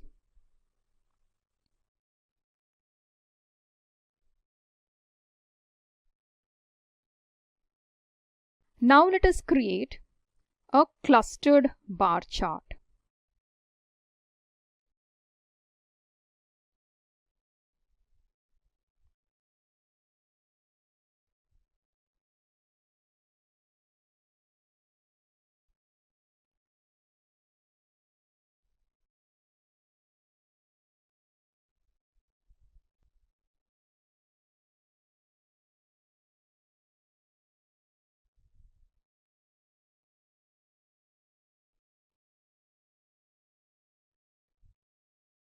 Let's look at this visualization.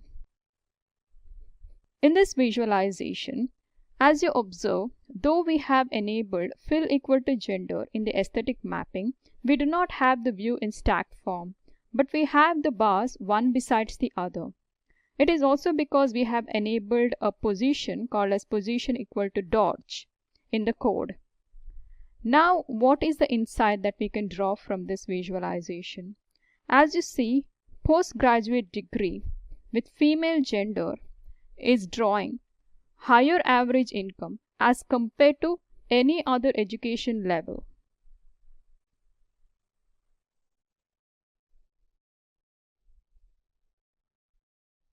Now let us see how to create a box plot for variable income across the genders.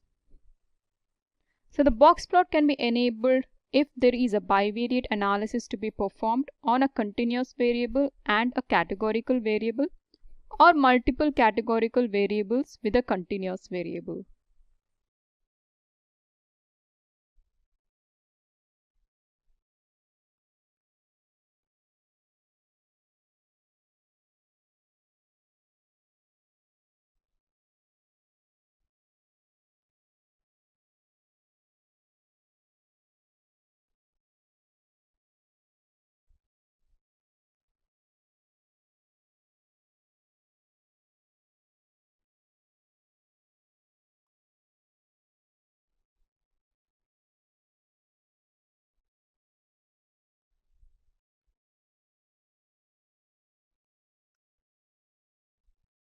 Now let's look at this visualization.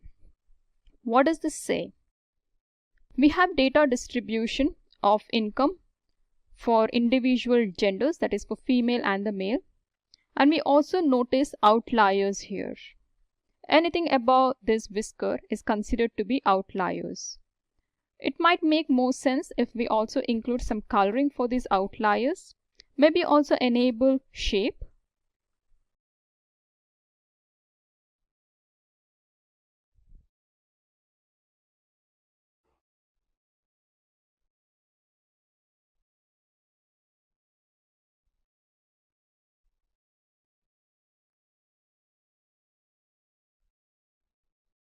So now we have colored the outliers and it's colored orange.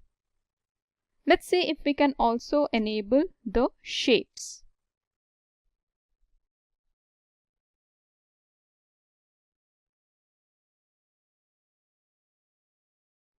And now we have here the outlier color as well the shape enabled.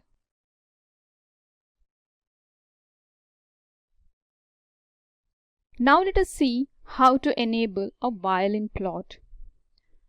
What is the utility of violin plot? With a box plot we understand the analysis and the distribution of the data points is to identify the outliers, to know what is the minimum value, what is the max, what is the median, and what are the outliers.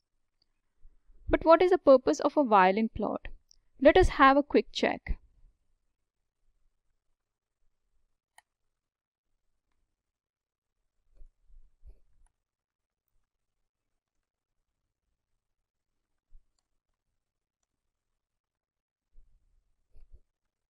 As you observe, there is some concentration of data points in the bottom of every car category. However, the concentration is higher for standard car category as compared to economy and the luxury. Now this is an interesting insight that you wouldn't have come across in box plot. The box plot is a very good representation for identifying outliers. However, violin plot will help you focus on the nuances which is not captured by the box plot. We can also simply combine the box plot and the violin plot together. Simply include this geo object.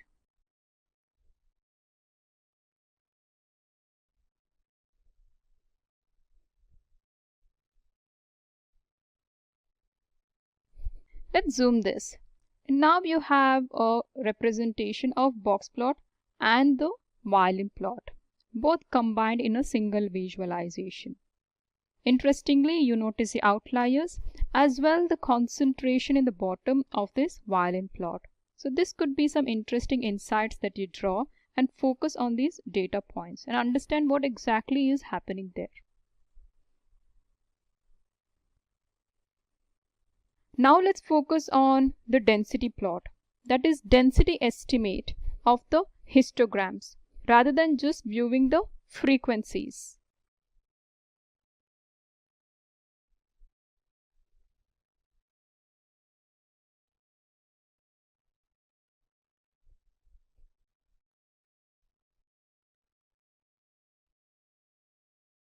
Now we see the frequency in the y-axis across the income distributions. How about enabling the probability as true, so that we enable the density instead of the frequency?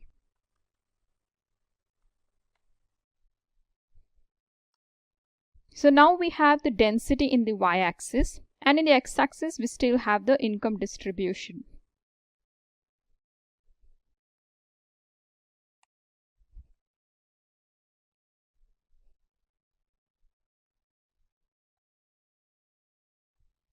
This is the way of also adding a line plot, which is a density plot on the histogram. Now as you observe here, the density plot is not in the same level as the bar.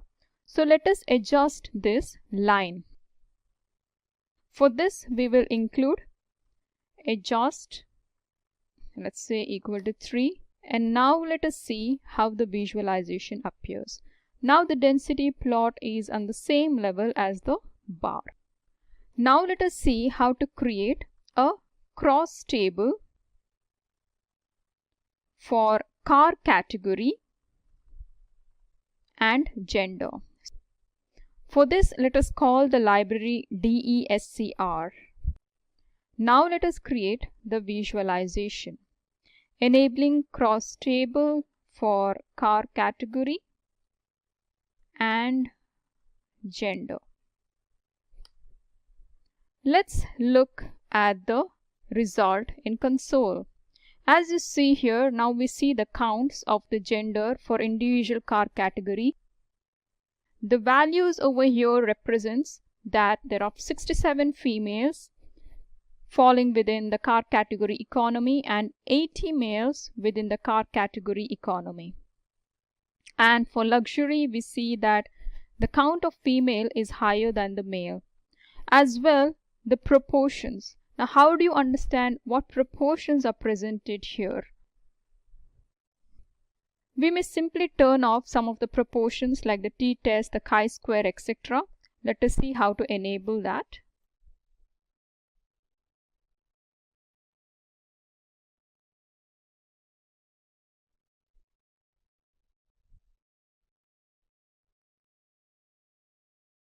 Now let's look at the result. This looks better. Now that we have the counts, the female counts and the male counts across individual car category, we also see the percentages rather than just looking at the absolute value. So there are 45.6% of female within the car category economy and 54.4% of male within the car category economy. Similarly across rest of the car categories. This kind of cross table or a contingency table is also helpful when you want to analyze the different categorical variables and identify the counts or the proportions. Now let us see how to use a scatter plot of age versus income. Scatter plot is a visualization used for bivariate analysis. When you want to perform some analysis between two continuous variables at a data point level, rather than performing the analysis at an aggregated level, such as sum or mean.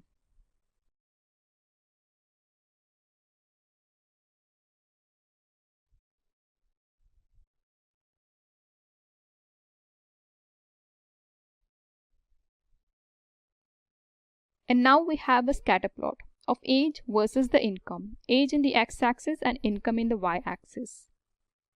Though we do not see any kind of a positive correlation or a negative correlation, but we still see some interesting insights over here.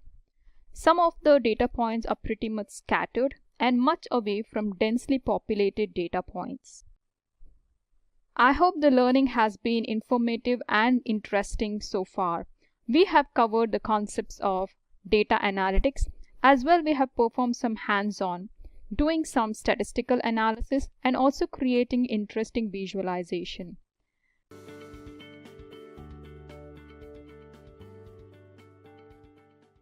After completing this lesson, you'll be able to explain the various types of graphics available in R, list the possible file formats of graphic outputs, describe the methods to save graphics as files, and describe the procedure to export graphs in RStudio.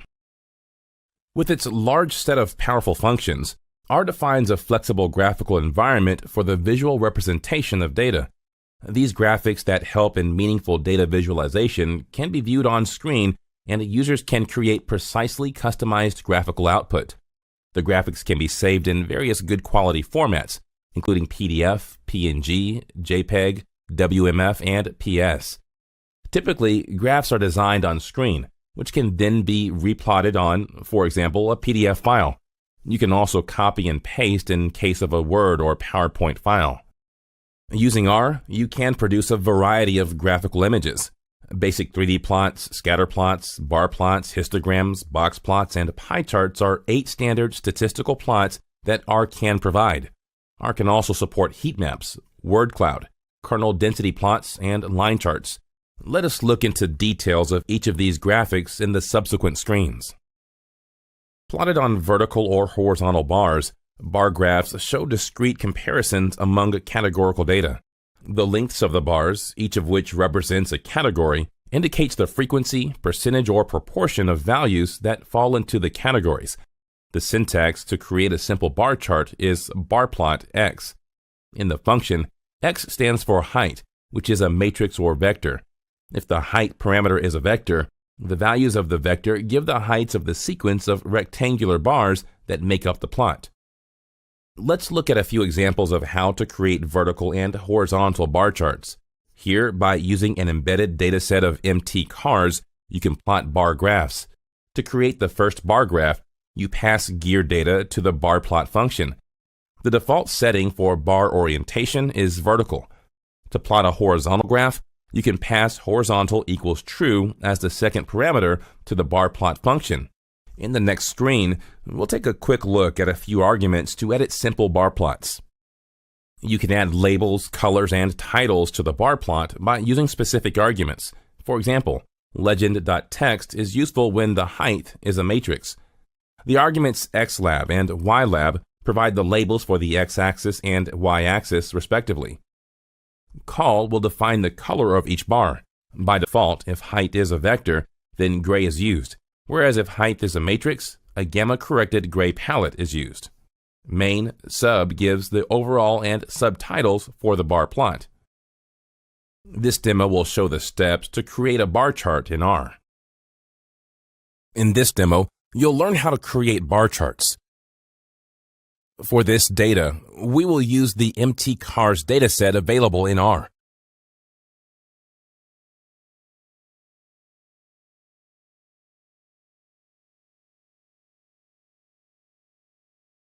Simple bar charts can be created using the bar plot function. You can create horizontal bars by specifying horizontal equals true as an argument to the bar plot function.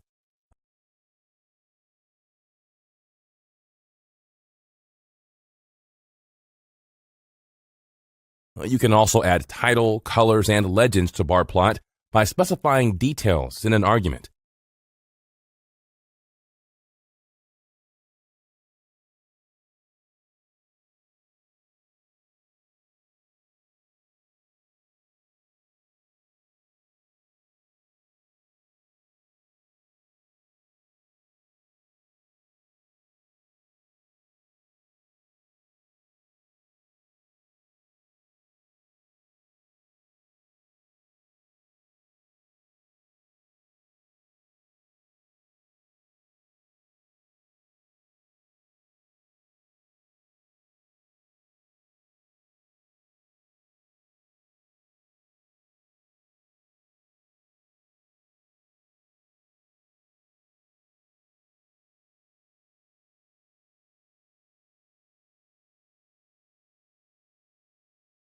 For more options or help document, type the given command in the console. You can create a stacked bar plot if the input is a matrix. The stacked bar will indicate each column on the matrix. The argument beside specifies if you want the bars to be stacked or adjacent to each other. By default, beside is set to false, and if height is a matrix, a stacked bar graph results. If you set beside to true, then you get the columns of height as adjacent bars. You can create a stacked bar plot with colors and legends as shown in the screen. Here in this example on the screen, it's a matrix of VS and gear data from MT cars datasets. Using the same example as in the previous screen, you can create a grouped bar plot. Reiterating, if the height parameter of bar plot function is a matrix and beside is set to true, then the values in each column are juxtaposed rather than stacked. Here, you use the row names function to set the legend, which will set or retrieve the names of rows or columns of a matrix-like object. In this demo, we'll show the steps to create a stacked bar plot and a grouped bar plot in R.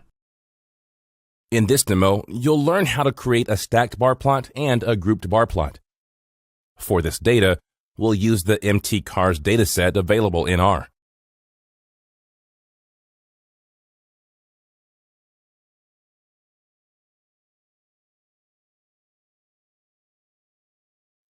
For a stacked bar plot and a grouped bar plot, we'll have to create a table like data from the MT cars dataset using the table function. You can create a stacked bar plot using the bar plot function. You can also add title, colors, and legends to bar plot by specifying details in an argument.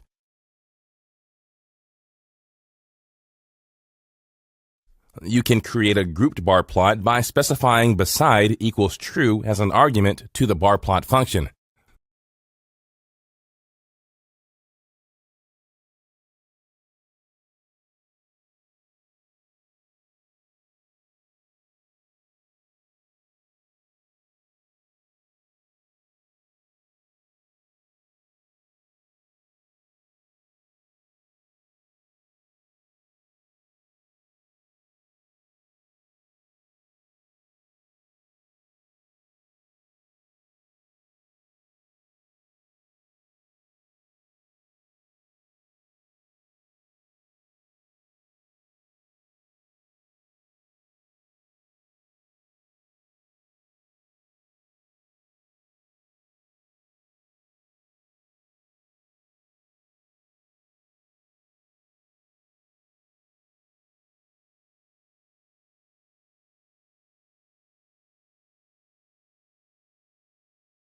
For more options or help document, type the given command in the console.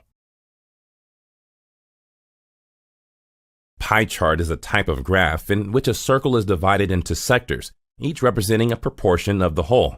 Pie charts are not as popular as dot plots or bar charts in R. You can create pie charts using the function pi x, labels equals. Here, x is a vector of non-negative numerical quantities. The value of x indicates the area of a pie slice. Labels are character strings or expressions that give names to vectors. In the example shown here, you first create the slices vector, which contains numbers 10, 12, 4, 16, and 8. LBLS is the labels vector. Then you pass both these vectors to the pie function as parameters. To set the overall title for the plot, you pass main as a parameter. In this screen, you can see how percentages can be added to the pie chart. In the given example, out of the data vector, you can create the PCT vector and a character vector, LBLS, to add actual labels to the slices. To paste data to the labels vector and add the percentage sign, you use the paste function. Another character vector, call, helps fill in or shade the pie slices. Let's now see how you can create a three-dimensional pie chart. Using the Plottrix package, which has the Pie3D function, you can produce 3D representations of pie charts. There is an explode parameter that enables the pieces to be separated on the chart. However, you first have to install the Plottrix package and reference it using the library function install.packages Plottrix library Plottrix. This demo will show the steps to create a pie chart in R. In this demo, you'll learn how to create pie charts. Pie chart graphics are not available by default. You'll have to install the Plottrix package by using the given command. After installing, you'll have to load the package into R using the given command. For this demo, we'll create a custom dataset using vectors. We can create pie charts using the pie function in the Plottrix package. We can also add a title and labels by specifying the details in an argument.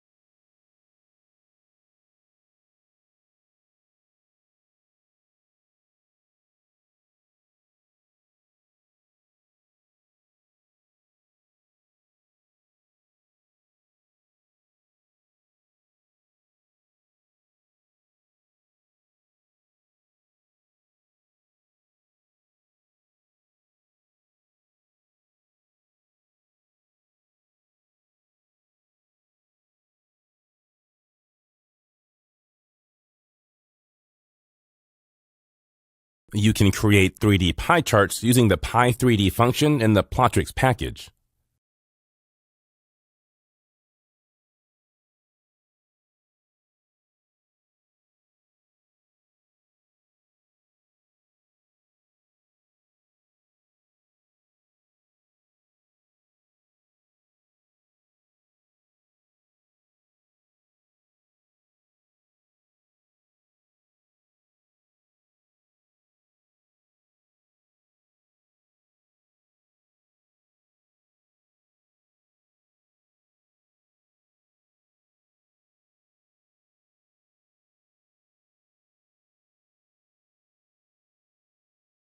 For more options or help document, type the given command in the console.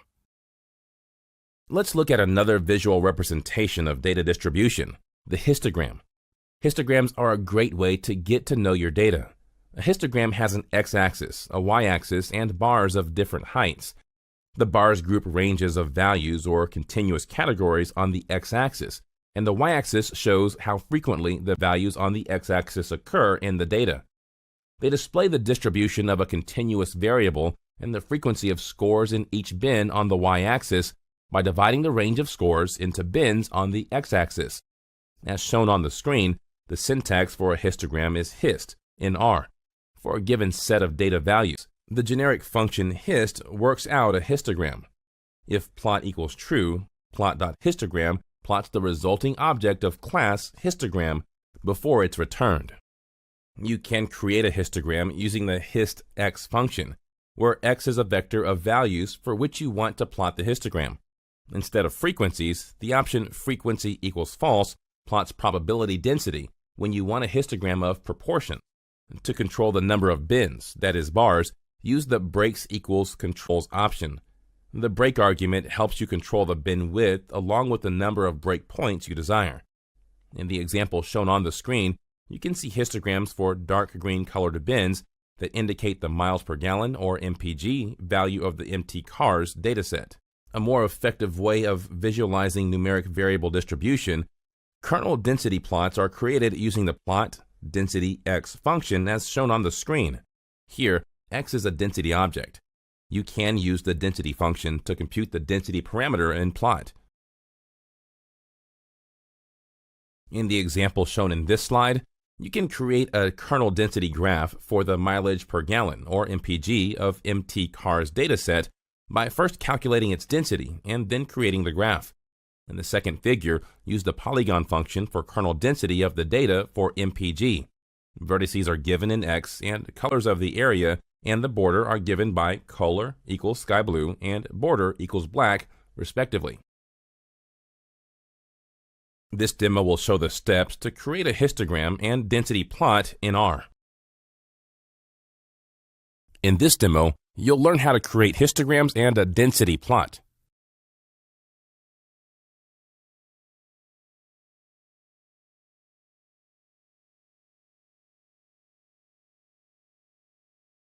For this demo, we'll use the MT cars dataset available in R. Histograms can be created using the hist function. You can also specify the number of bins and the color of bin as arguments to the hist function.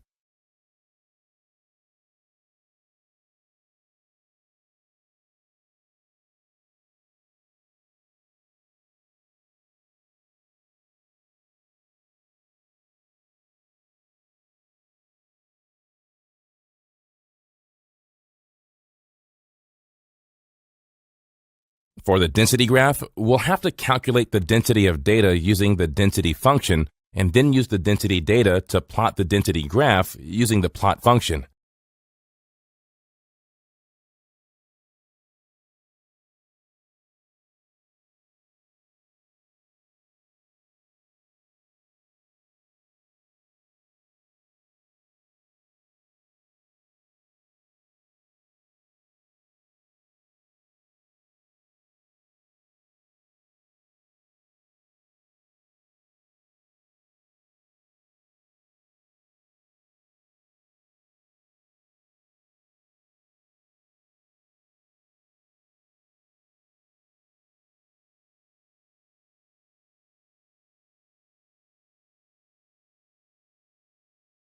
You can color the curve representing density using the polygon function.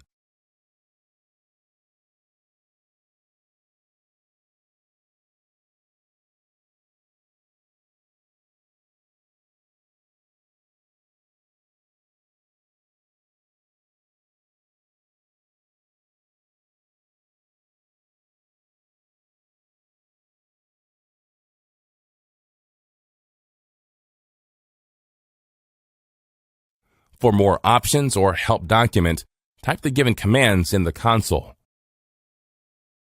Line charts represent a series of data points, called markers, connected by a straight line. This type of graphical visualization is typically used to display data that changes over time. As shown on the screen, the syntax for a line chart is lines, x, y, type equals, where x and y are coordinates of the points. Type indicates the type of plot to be drawn, say L for line and P for points, or B for both. Let's now look at an example of a line chart.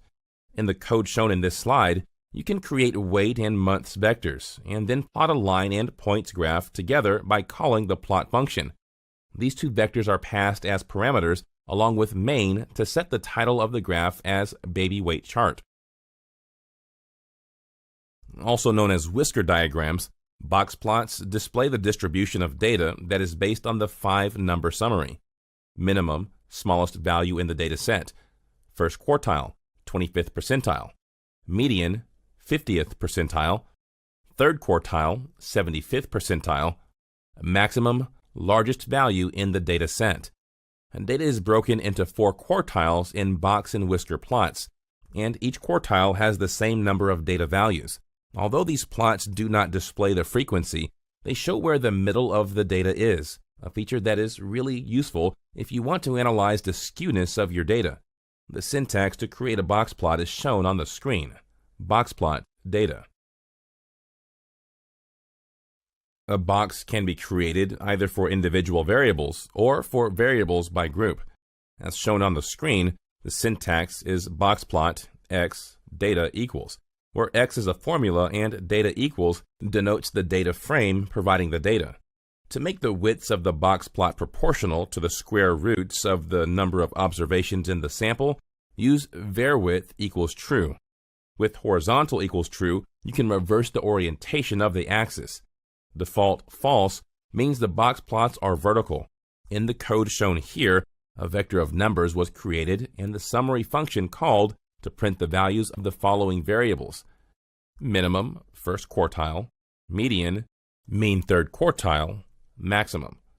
Then the boxplot function was used to display the box plot for the vector of numbers. This demo will show the steps to create line graphs and a box plot in R. In this demo, you'll learn how to create line graphs and a box plot. For this demo, we'll create custom dataset using vectors. We'll use the plot function to create line graphs.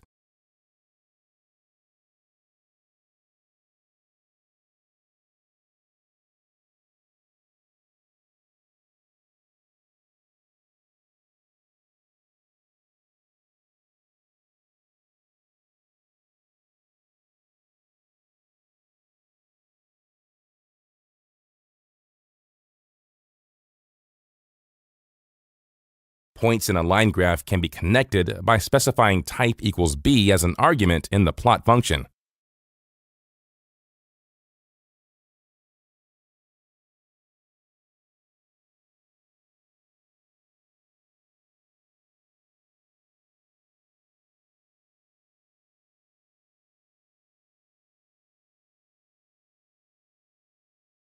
We can create boxplot using the boxplot function.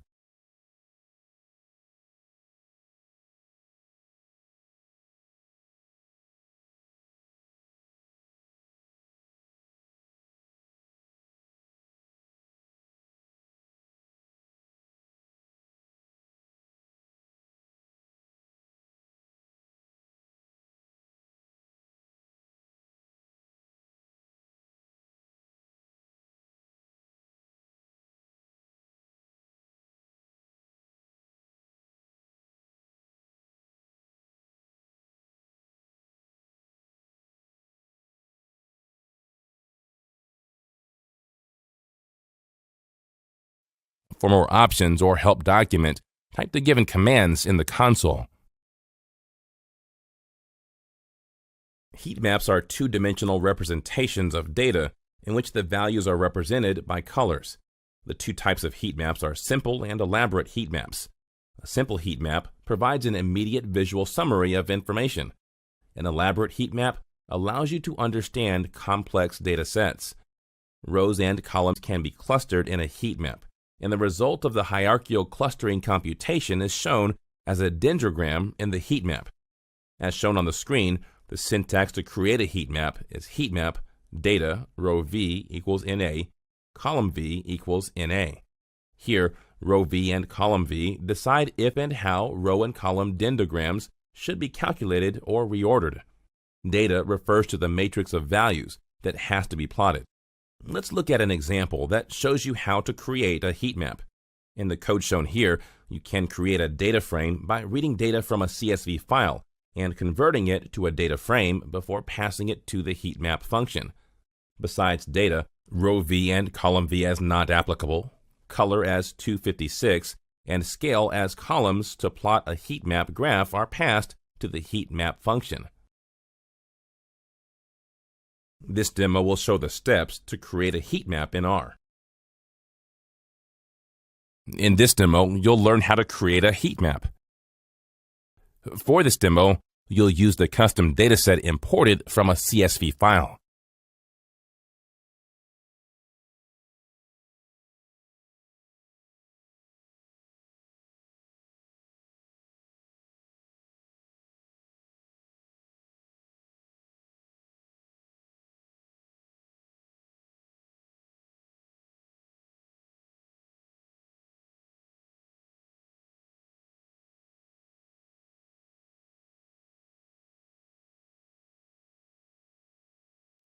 A heat map can be constructed using the heat map function. You can also specify the color and scale details as arguments to the heat map function.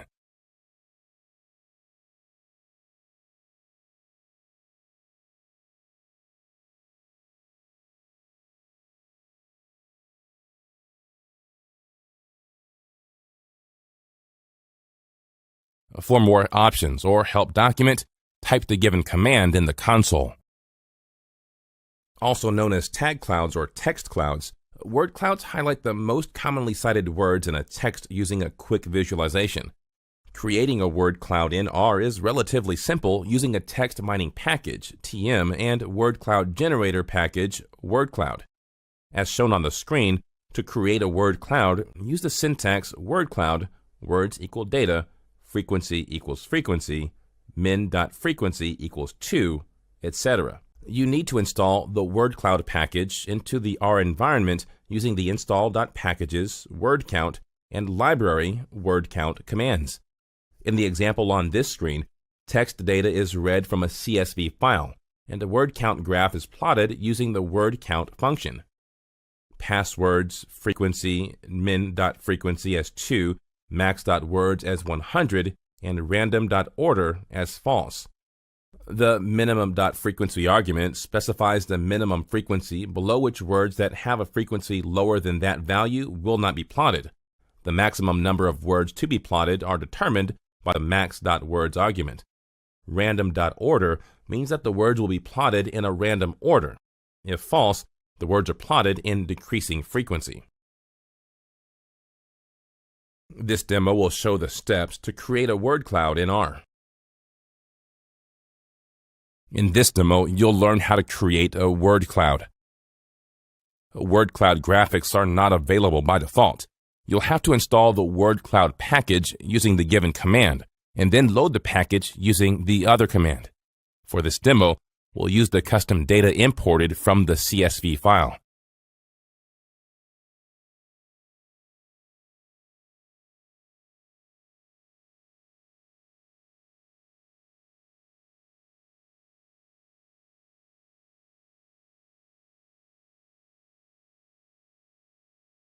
We can use the word cloud function to create a word cloud. We can also specify the minimum frequency and maximum word as arguments to the word cloud function.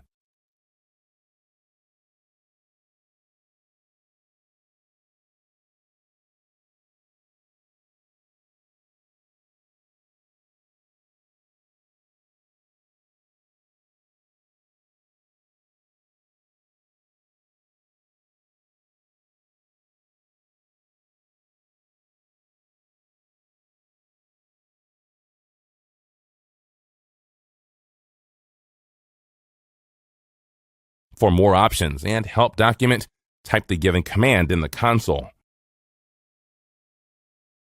Let's now take a look at the various file formats for saving your plots. R supports several graphic formats and runs on different operating systems. Consequently, there are many formats to choose from depending on what you want to do with the graph, how you connect remotely or locally, and what operating system you use. A few of the available formats are as follows. JPEG doesn't resize and can be used anywhere. PDF easily resizable and is the best choice with PDF latex. PNG doesn't resize and can be used anywhere. WMF easily resizable and works on Windows only. Best choice with Word. PostScript easily resizable and is the best choice with OpenOffice and LaTeX. On the slide, you can see an example to save a graphic output as a file. Regardless of the way you connect or the type of operating system you use, the general method that will work on any computer that has R involves the following steps. Select the file format you want. For example, if you want to save your plot as a JPEG file, use the JPEG driver, which only requires the name of the file that you will use to save the graph. Note that your plot will be stored relative to the current directory, which can be found by typing getwd at the R prompt. Entering your plotting commands next will save those to a file. Then use the dev.off command to close the file. Either you will get a partial plot or nothing in case you fail to enter the dev.off command after you are done with the plotting commands. So if you want to save a JPEG file called myplot.jpg containing a bar graph, you will type the commands as shown on the screen. Recalling the example from the previous screen, you will see that you need to re-enter the commands to save your plot to a file after making a plot to the screen. However, in R, there is another command, dev.copy, which will copy the contents of the graph window to a file without the hassle of re-entering the commands. In this approach, produce the graph as you usually do, and then call dev.copy along with the arguments that are appropriate to the driver. For example, to create a myplot.jpg file from a graph shown by R, type the commands shown on the screen. Until you call dev.off, the plot isn't actually written to the file. This demo will show the steps to save graphics to a file in R. In this demo, you'll learn how to save graphics to a file. You can save a graphic as a JPEG file using the JPEG function.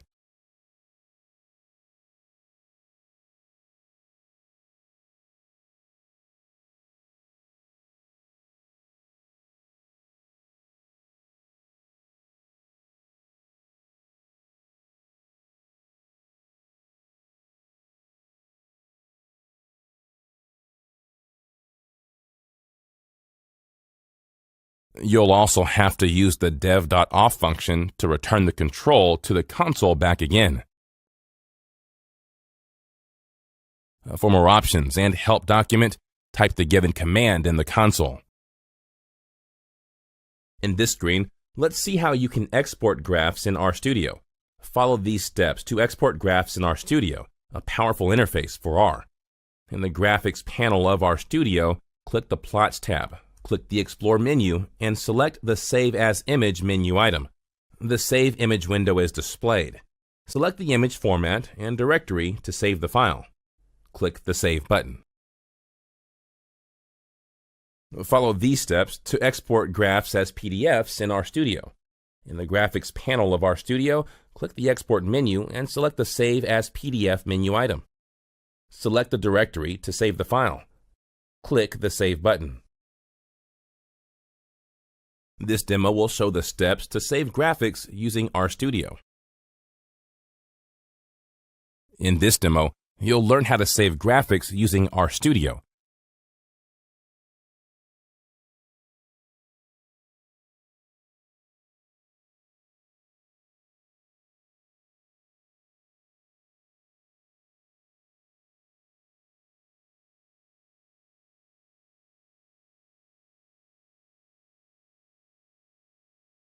You can save a graphic from RStudio by clicking the Export menu and selecting Save as Image. Select the directory to save the file, and then click Save.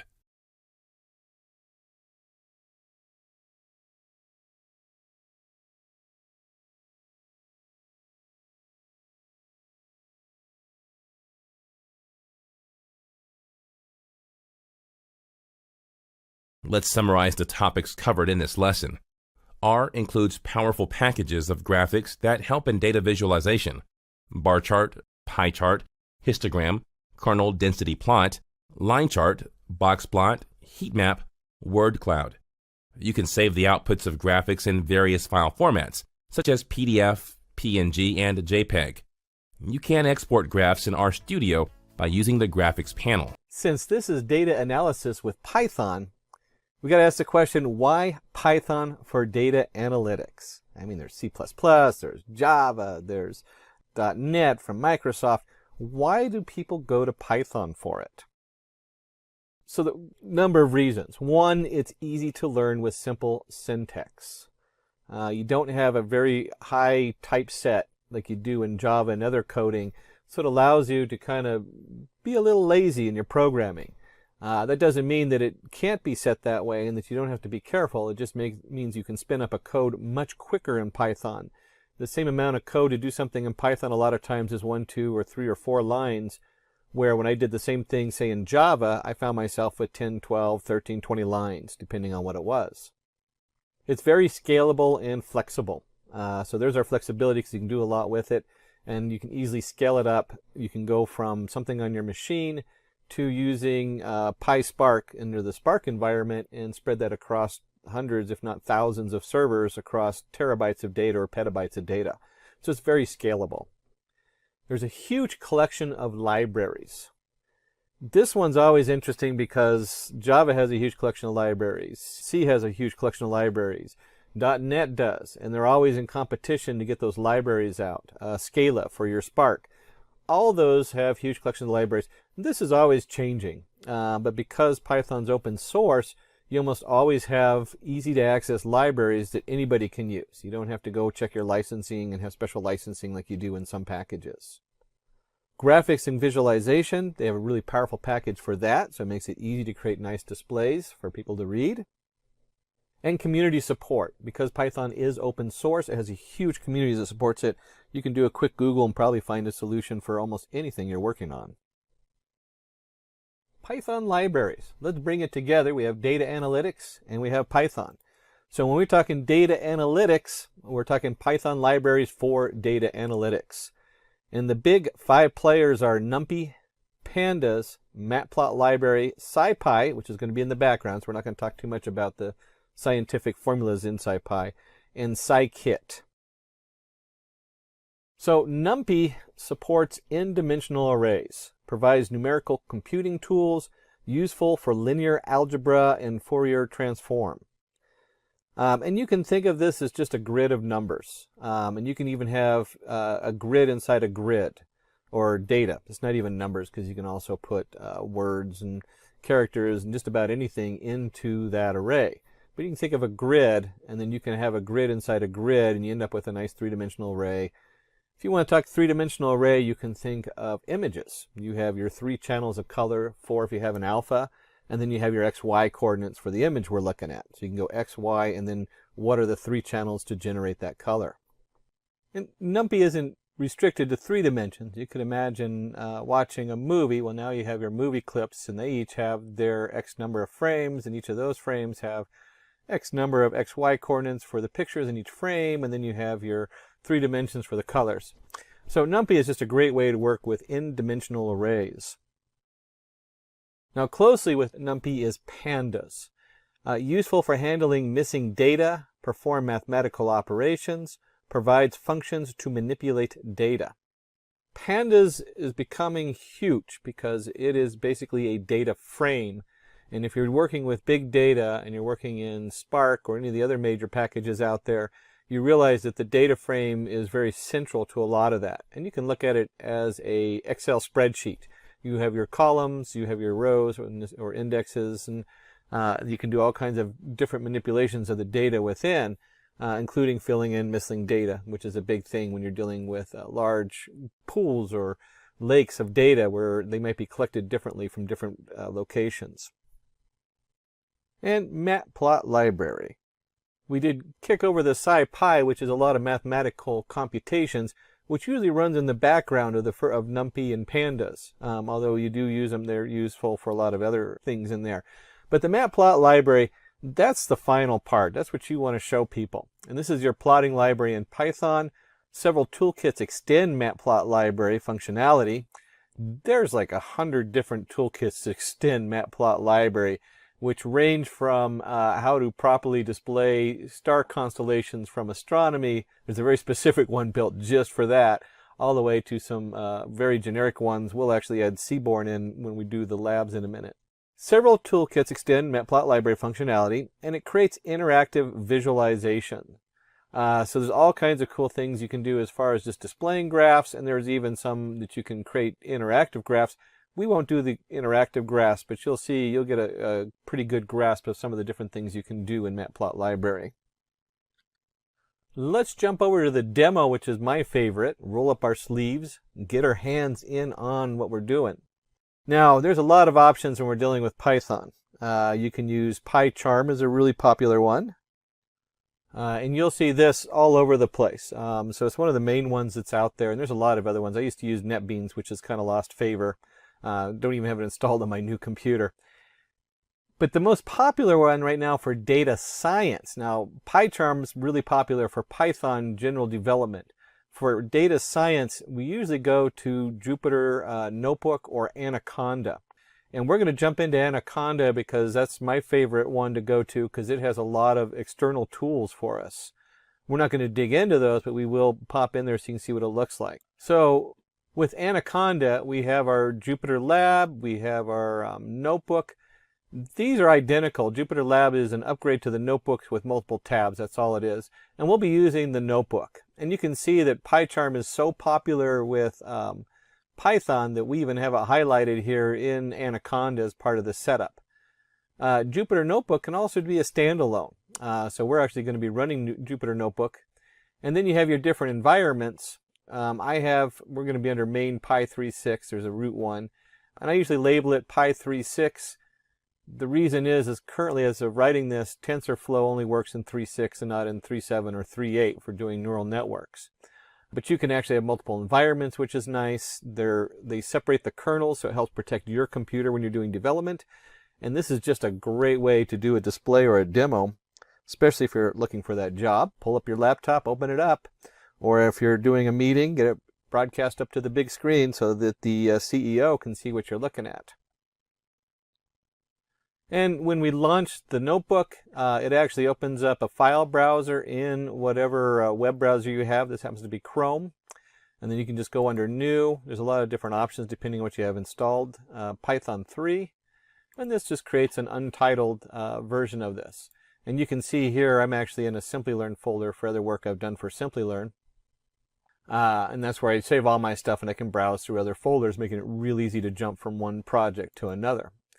And under here, we'll go ahead and change the name of this, and we'll go ahead and rename it Data Analytics. Data Analytics. Just so I can remember what I was doing. Which is probably about 50 of the folders in here, or files in here right now. So let's go ahead and jump in there and take a look at some of these different tools that we were looking at. And as we go through the demo, let's start with the NumPy. The least visually exciting. And I'm going to zoom in here so you can see what we're doing. And the first thing we want to do is import NumPy. And we'll import it as NP. That is the most common NumPy terminology. And let's go ahead and change the view so we also have the line numbers. I don't know why, we probably won't need them, but I like it for easy reference. And then we'll create a one-dimensional array. We'll just call this array1. And it equals np.array, and you put your array information in here. In this case, we'll spell it out. You can actually do like a range and other ways. There's lots of ways to generate these arrays. But we'll just do 1, 2, 3, so 3 integers. And if we print our array1, we can go ahead and run this. And you can see right here it prints 1, 2, 3. You can see why this is a really nice interface to show other people what you're doing with the Jupyter Notebook. So this is the basic. We've created an array. This is a one-dimensional array, and then the array is 1, 2, 3. One of the nice things about the Jupyter Notebook is whatever ran in this first setup is still running. It's still in the kernel. So it still has the numpy imported as np, and it still has our variable arr1 for array 1 equal to np array of 1, 2, 3. So when we go to the next cell, we can check the type of the array. We're just going to print. We say, hey, what is this setup in here? And we want type, and then we want, what is the type of array 1? And let's go ahead and run that. And it says class numpy nd array. So it's its own class. That's all we're doing is checking to see what that class is. And if you're going to look at the array class, probably the biggest thing you do, I don't know how many times I find myself doing this because I forget what I'm working on, and I forget I'm working with a 3-dimensional or 4-dimensional array. And I have to reformat somehow so it works with whatever other things I have. And so we do the array shape. The array shape is just 3 because it has 3 members and it's a 1-dimensional array. That's all that is. And with the numpy array, we can easily access, stick with the print statement. If you actually put a variable in Jupyter Notebook and it's the last one in the cell, it will be the same as a print statement. So if I do this, where array 1 of 2, it's the same as doing print array of 2. Those are identical statements in our Jupyter Notebook. We'll go and stick with the print on this one. And it's 3. So there's our print space 2, and we have 0, 1, 2, 2 equals 3. We can easily change that. So we have array 1 of place 2 equals 5. And then if we print our array 1, you can see right down here when it comes out, it's 1, 2, and 5. And there I left the print statement off because it's the last variable in the list. It'll always print the variable if you just put it in like that. That's a Jupyter Notebook thing. Don't do that in PyCharm. I've forgotten before doing a demo. And we talked about multiple dimensions, so we'll do an array, 2-dimensional array. And this is again a numpy array.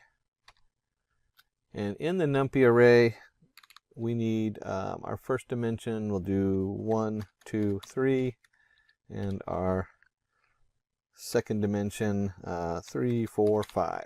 And you can see right here that when we hit the, we'll do this. We'll just do array 2. And we can run that, and there's our array 2, 1, 2, 3, 3, 4, 5. We can also do array 2 of 1. And then we can do, let's do 0. Doesn't really matter which one. Actually, let's do 2. There we go. And if I run this, it'll print out 5. Because here we are. This is 0.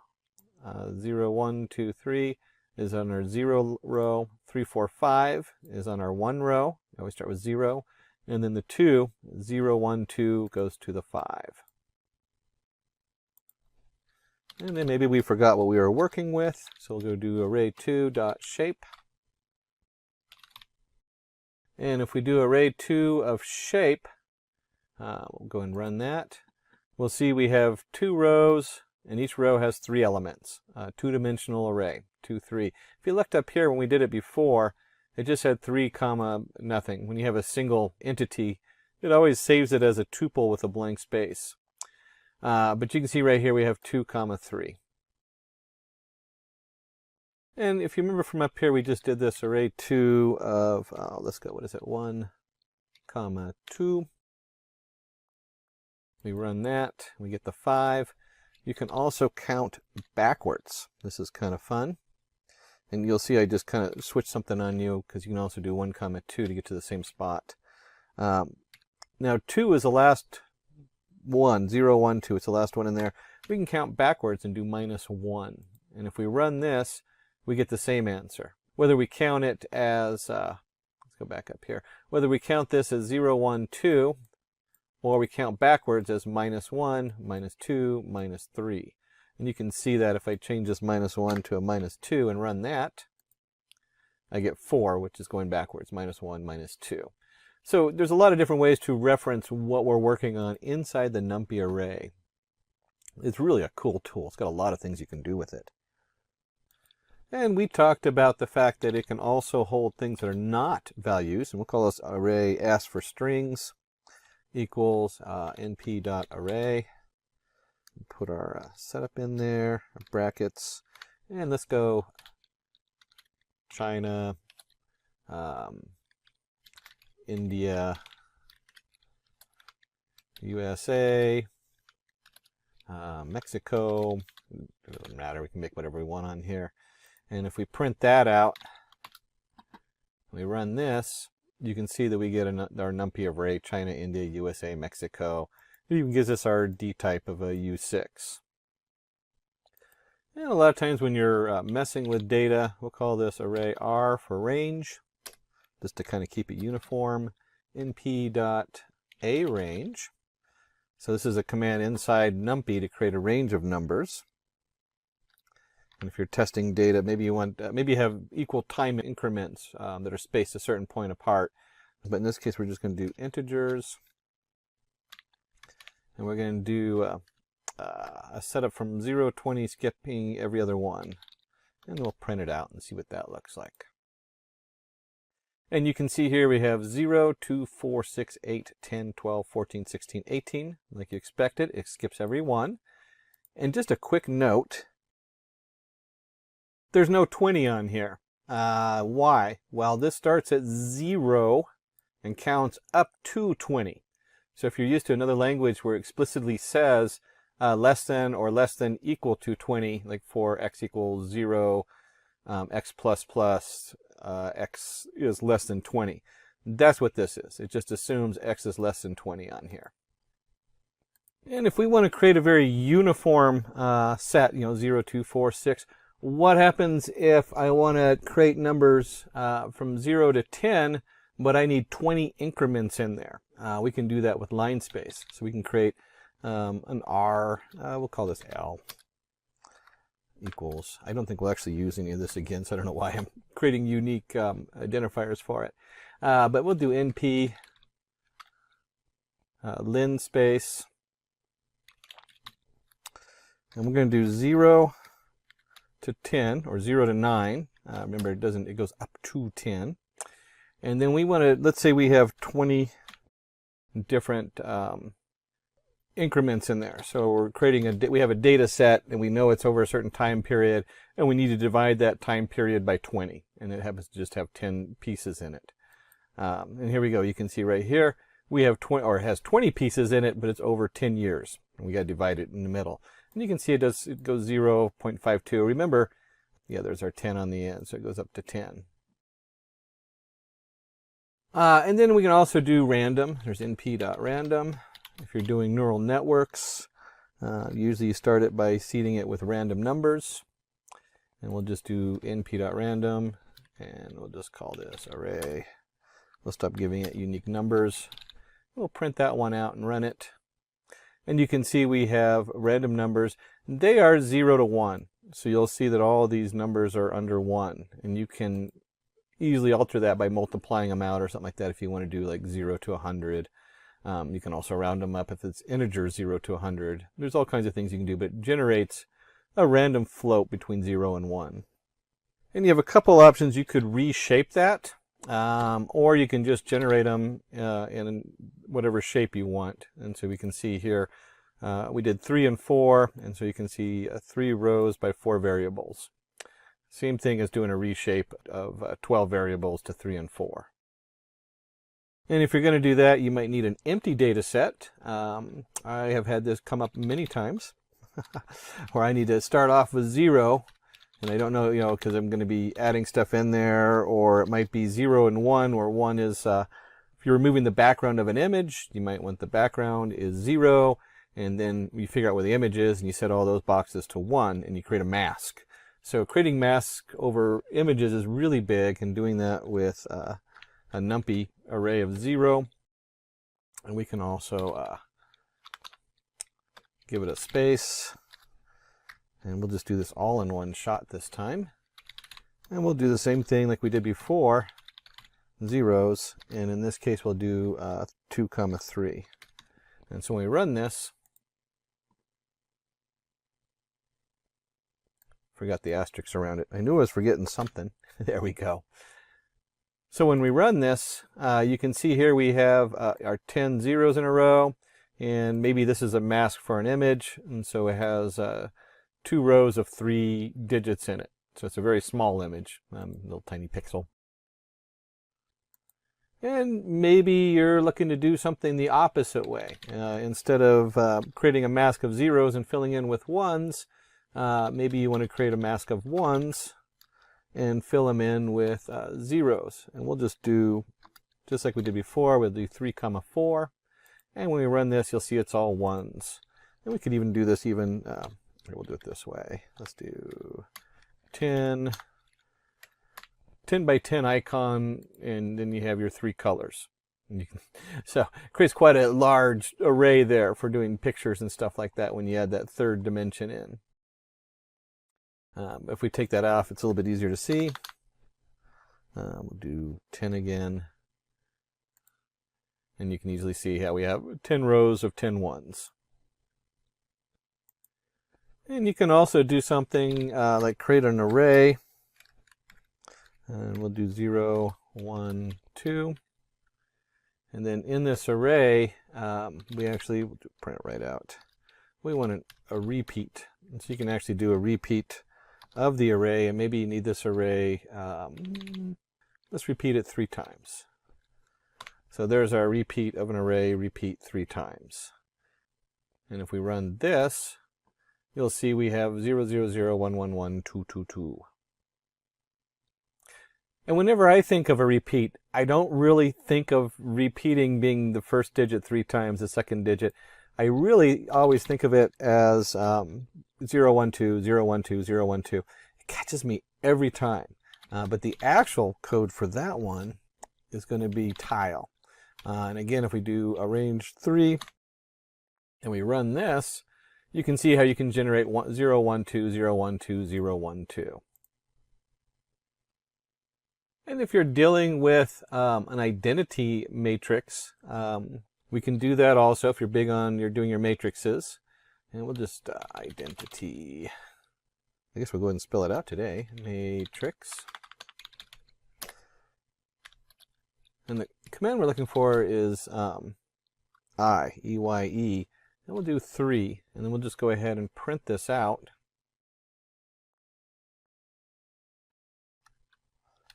There we go. There's our identity matrix. And it comes out by a 3 by 3 array, because there's our matrix. And then it puts the ones down the middle and for doing your different matrix math. And we can manipulate that a little bit too. We talk about matrices. We might not want ones across the middle, in which case we now have the diagonal. So we can do an np.diagonal. And we do a diagonal. Let's put in the diagonal 1, 2, 3, 4, 5.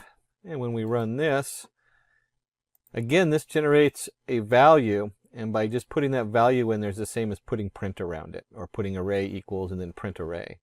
And you can see it generates a diagonal 1, 2, 3, 4, 5, and there's your beginning of your matrix array for working with matrices. And we can actually go in reverse. Let's create an array equals, remember our random random.random, and we'll do a 5 by 5 array. Oops, there we go. 5 by 5. And just so you can see what that looks like.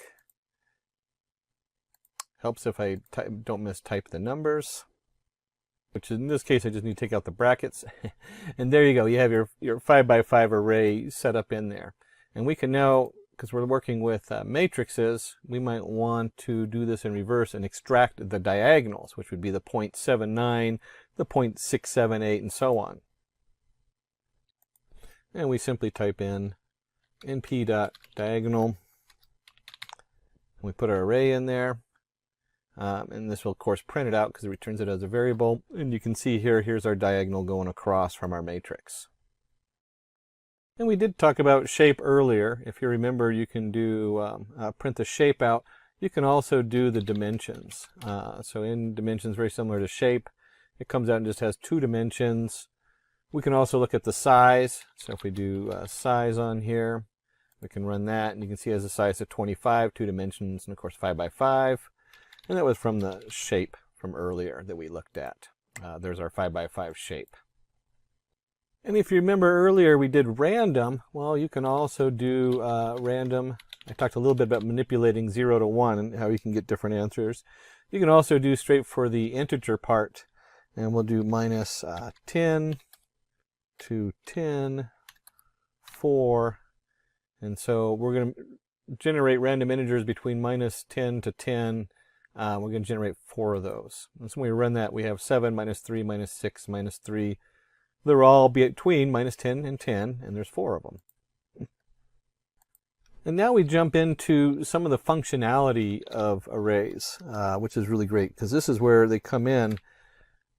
Here's your array, and you can add 10 to it. And if I run this, there it takes my original array from up here with the integers and adds 10 to all of those values. So now we have, oh, this is the decimal, that's right. This is a random decimal I had stored in an array. But this takes the random numbers I had from 0 to 1 and adds 10 to them. And we can just as easily do minus 10. We could even do times 2. And we could do divide by 2. And it'll take that random number we generated and cut it in half. So now all these numbers are under 0.5. Another way you can change the numbers to what you need on there. And as you dig deeper into NumPy, we can also do exponential. So as an exponential function, which should generate some interesting numbers off of the random. So we're taking them to the power, I don't even remember what the original numbers in the array were, because we did the random numbers up there. Here's our original numbers, and if you build an exponential on there, this is where you get e to the x on this. And just like you can do e to the x, you can also do the log. So if you're doing logarithmic functions, that reinforced learning, you might be doing some kind of log setup on there, and you can see the logarithmic of these different array numbers. And if you're working with log base 2, you can just change it in there, np log 2. You have to look it up, because this is not log 1, 2, 3, 4, 5. It is log and log 2. So just a quick note, that's not a variable going in. That is an actual command. There's a number of them in there, and you'll have to go look and see what the documentation is. But you can also do log 10. So here's log value 10. Some other really cool functions you can do with this is your sine. So we can take a sine value of all of our different values in there. And if you have sine, you of course have cosine. We can run that. So here's the cosine of those. And if you're doing activations in your NumPy array and you're doing a tangent activation, there's your tangent for that. And the tangent activation is actually from neural networks. That's one of the ways you can activate it, because it forms a nice curve between from whether you're generating 1 to -1 with some discrepancy in the middle. Just jumping a little bit in there into neural networks. And then we get into, let me just put the array back out there so that we can see it while we're doing this. As we're getting into this, you can also sum the values. So we have np sum, and you can do a summation of all the values in this array. And you'll see that if you added all these together, they'd equal 12.519, and so on. I don't know what the whole setup is in there. But you can see right here the summation of this. One of the things you can also do is by axes. So we could do axes equals 0. And if we run the summation of the axes equals 0, and you can think of that in NumPy as the rows. So that would be, or you can think of that in NumPy as being the columns. We're summing these columns going across. And you can also change this to 1, and now we're summing the rows. And so that is the summation of this row, and so forth going down. And maybe you don't need to know the summation. Maybe what you're looking for is the minimum. So here's our minimal. You're looking for, and this comes up a lot because you have like your errors. We want to find the minimal error inside of this array. And just like the other one, we can do axes equals 0. And you can see here 0.0645 is the smallest number in this first column is 0.0645 and so on.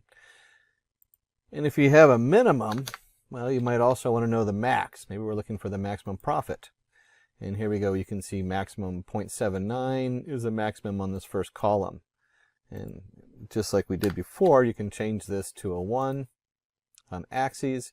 You can take the axes out of here and just find the max value for the whole array. And the max value in here was 0.8344, so on and so on. And since we're talking data analytics, we want to go ahead and look at the mean. Pretty much the same as the average. This is the mean across the whole thing. And just like we did before, we could also do axes equals 0. And then you'll see this is the mean of this axis and so on. And we have mean. We might want to know the median. And there's our median, our most common numbers. If we have median, we might want to know the standard deviation. Or if we have the average, a lot of times you do the means and the standard deviation. We can run that, and there's our standard deviations along the axes. We can also do it across the whole array. If we're going to do standard deviations, there's also variance, which is your VAR. And there's our variance across the different levels. And so if we looked at that, we looked at variance, we looked at standard deviation, the median, and the means. There's more, but those are the most common ones used with data analytics. And then going through your data and figuring out what you're going to present to the shareholders. And some other things we can do is we can actually take slices. You'll hear that terminology. And a slice might be, like we have a 5 by 5 array, but maybe we don't want the whole array. Maybe we want from 1 on, we don't want the 0 in there. So we got up to 4. And maybe on the second part, we just want 2 to row 3. And so this notation right here says 1 to the end. And if we run this, you can see how that generates a single row to the end, and then row 2 and 3. Now remember, it doesn't include 3. That's why we only get the 1 column. So if you wanted 2 and 3, you would need to go ahead and go 2 to 4. So it goes up to 4. We could also do this in reverse. Just like we learned earlier, we can go -1. Whoops. And when we go to -1, it's the same thing because we have 0, 1, 2, 3, 4. This is the same thing as 2 to 4. It goes 2 to the last one. Also very common with arrays is you're going to want to sort them. So we still have our array up here that we randomly generated, and we might want to sort it, and we'll go and throw an axis back in there. Axis equals 1. If we run this, you can see from the axes that it sorts it, the 0.2 being the lowest value to the highest value by the row. We can also change this, of course, to axis 0 if you're sorting it by columns. So maybe your values are based on columns. And then, of course, you can do the whole array, and we can sort that. Don't usually do that, but I guess sometimes that might come up. And so you can see right here we have a nice sorted array. Something else, let's just go ahead and reprint our array so we can look at it again. Starting to get too many boxes up there. Something else you can do with an array is we can take and transpose it. This comes up more than you would think. When you transpose it, you'll see that the rows in the column are transposed. So where 0.79, 0.57, 0.064 is the column, now we've switched it and we have 0.79, 0.42 as the index. You can see this really more dramatic if we take a slice, and we'll just do a slice of the first couple, and then we'll just do all the other, the full rows. And if we run this, you can see how it comes up a little bit different. And we'll just do the same slice up here so you can see how those two look next to each other. There we go. There's our slice. Run. And so you can see the slice comes up and it has 1, 2, 3, 4, 5 columns. Now we have 1, 2, 3, 4, 5 rows and 3 columns versus 3 rows. And the original version, when they first started putting this together, was a function. So the original version was transpose, and this still works. You can still see it generates the same value as just a capital T.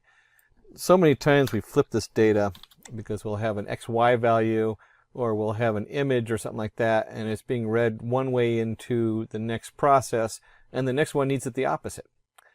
So this actually happens a lot. You need to know how to transpose the data really quick. And we can go ahead, let's just take, here's our transpose. We'll just stick with the transpose on here. And instead of doing it this way, we might need to do something called flattening. Why would you flatten your data? If this is an array going into a neural network, you might want to send it in as one set of values instead of 2 rows. And you can see here is all the values as a single array. It just flattens it down into one array.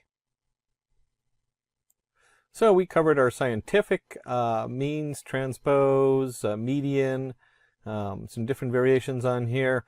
Some of the other things we want to do is what happens if we want to append to our array. So let's create a new array. I'm getting tired of looking at the same set of random numbers we generated earlier. So we'll go ahead and create a new array here, something a little simpler so it's easier to see what we're doing. And 4, 5, 6, 7, 8. That's good enough. We'll just do 4, 5, 6, 7, 8. And if we print this array, there it is, 4, 5, 6, 7, 8. And we might want to append something to the array. So we have our array, we need to extend it. You got to be very careful about appending things to your array. And there's a number of reasons for that. One is runtime. Because of the way the NumPy array is set up, a lot of times you build your data and then push it into the NumPy array instead of continually adding on to the array. And then it also it automatically generates a copy for protecting your data. So there's a lot of reasons to be careful about appending this way. But you can certainly do it. And we can just take our array, we're going to create a new array, array 1. And if we print array 1 and we append 8 to it, you'll see 4, 5, 6, 7, and then there's our 8 appended onto the end. And if you want to append something to an array, you'd probably also want to, whoops, array 1. Let's try that again. There we go. Now we have the 8 appended onto the end. So you can see 4, 5, 6, 7, 8, and then we appended another 8 on there. And if you're going to append something, you might want to go ahead and insert. Instead of appending, it might be you need to keep a certain order. And we can do the same thing. We can do our array. And we're going to append or insert at the beginning. And let's go ahead and insert 1, 2, 3. 1, 2, 3. And we go ahead and print our array 2. We run it, and you can see 1, 2, 3 is inserted at the beginning. Insert's a lot more powerful in that you can put it anywhere in the array. We can move it to the 1 spot. And there we go, 1, 2, 3. We can do a -1. Just for fun, and you'll see it comes up 1, 2, 3, and we're counting backwards by 1. I imagine you can do a -0 and run this, and it turns out that -0 puts it back at the beginning because that's why it registers as 0, it just takes a minus sign off. And just like we add numbers on, we might want to delete numbers. And so let's do an np.delete. Well, let's keep it a little bit, make it a little easy here to watch. We'll go ahead and create an array 3, and we'll do np delete. We were just working with array 2, and what we want to do is delete 0 space. So if you look at this, here's our array 2. Array 2 starts with 1, and when we delete the space on here and print that out, we deleted the 1 right out of there. And we can also do something like this, where we can do it as a slice. And we can do, let's do 1, 3. And if we run 1, 3, you'll see we've deleted the 1 space and the 3 space out, which deleted our 2 and 4. Now, keep in mind when you're messing with adding lines and deleting lines, you have to be really careful because there's a time element involved as far as where the data is coming from, and it's really easy to delete the wrong data and corrupt what you're working on, or to insert stuff where you don't want it. So there's always a warning when we talk about manipulating NumPy arrays. And just like anything else we're doing, we'll create an array C, which equals, we'll just do our NumPy array that we just created, our NumPy array 3, and we can do copy. So you can make a copy of it. Maybe you want to protect your original data, or maybe you're making a mask, and so you copy the array, and then the new array make all these alterations and change it from values to 0 to 1 to mask over the first one. And of course, if we do array C, since it equals a copy of array 3, it's the same thing, 1, 3, 5, 6, 7, 8. And now we're getting into combine and split arrays. I end up doing a lot of this, and I don't know how many times I end up fiddling with this and having a mess. But you do it a lot. You know, you combine your arrays, you split them. You might need one set of data for one thing, another set of data for the other. So let's go ahead and create two arrays, array 1, array 2. And I want you to note, and the terminology we're going to look for is concatenate. And what that means is we're going to take, we'll call this array cat. I like array cat. There we go. Our array cat, our concatenated array, we're taking array 1 and 2, and it's very important to really pay attention to your axes and your counts. I can't merge two arrays that have, like, if their axes are messed up and I'm merging on axis 0, it's going to give me an error and I'll have to reshape them. So you got to make sure that whatever you're concatenating together works. And what that means, as you can see here, we have 1, 2, 3, 4, 1, 2, 3, 4, and then 5, 6, 7, 8, 5, 6, 7, 8 along the 0 axis. These each are 4 values. So it's a 2 by 4 value. And if we go ahead and switch this to 1, you can see how that flips it a little bit. So now we have 1, 2, 3, 4, 5, 6, 7, 8. It's interesting that we chose that one.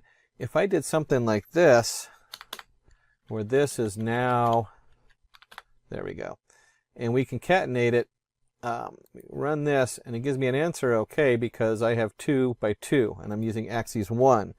But if I switch this to axis 0, where now it's got 3 and 5, it gives me an error.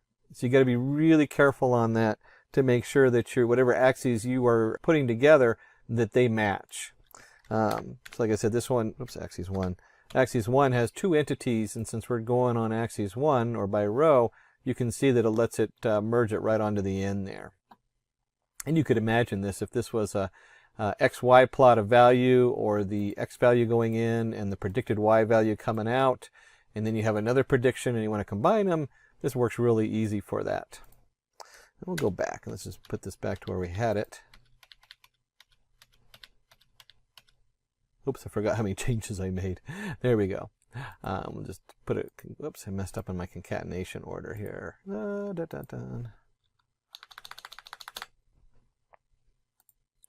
There we go. Okay, so you can see that we went through the different concatenation. Axes is really important when you're doing your concatenation values on here. And we'll switch this back to 1 just because I like the looks of that better. There we go. 2 rows. Now, there are other commands in here. So we can do cat v equals np v stack. This is nothing more than your concatenation, but instead we don't have to put the axes in there because V stands for vertical. And so if we print out cat V and we run this, you can see we get the 1, 2, 3, 4, 1, 2, 3, 4, and that would be the same as making this axis 0 for vertical stack. And if you're going to have a vertical stack, you can also have an H stack.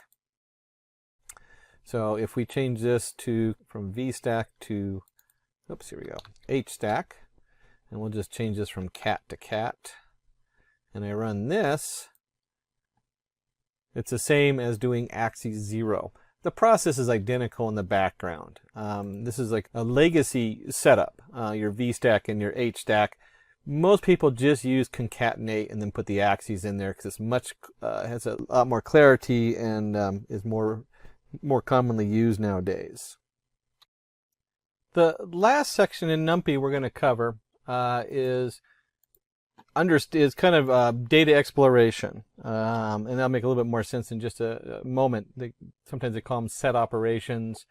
But let's say we have an array, 1, 2, 3, 4, 5, 6, 3, whatever it is. You can see we generate a nice little array here. And what I want to go ahead and do is find the unique values in that array. So maybe I'm generating what they call a one-hot encoder. And so these values then all become, I need to know how long my bit array is going to be. So each word, each word is represented by a number, and then I want to know just how many of those words are in there. If we're doing word count, very popular thing to do. And you can see here when we do unique, we have 1, 2, 3, 4, 5, 6. Those are our unique values. Some of the things we can do with the unique values is we can also, instead of doing just unique, we can do uniques, our unique values, and counts of each unique value.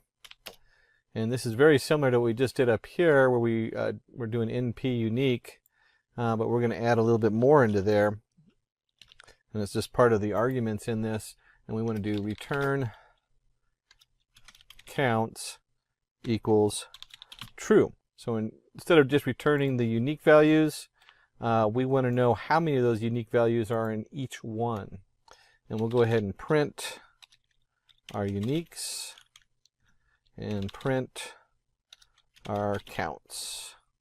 When we run that, you can see here we have our unique value 1, 2, 3, 4, 5, 6, just like we had before.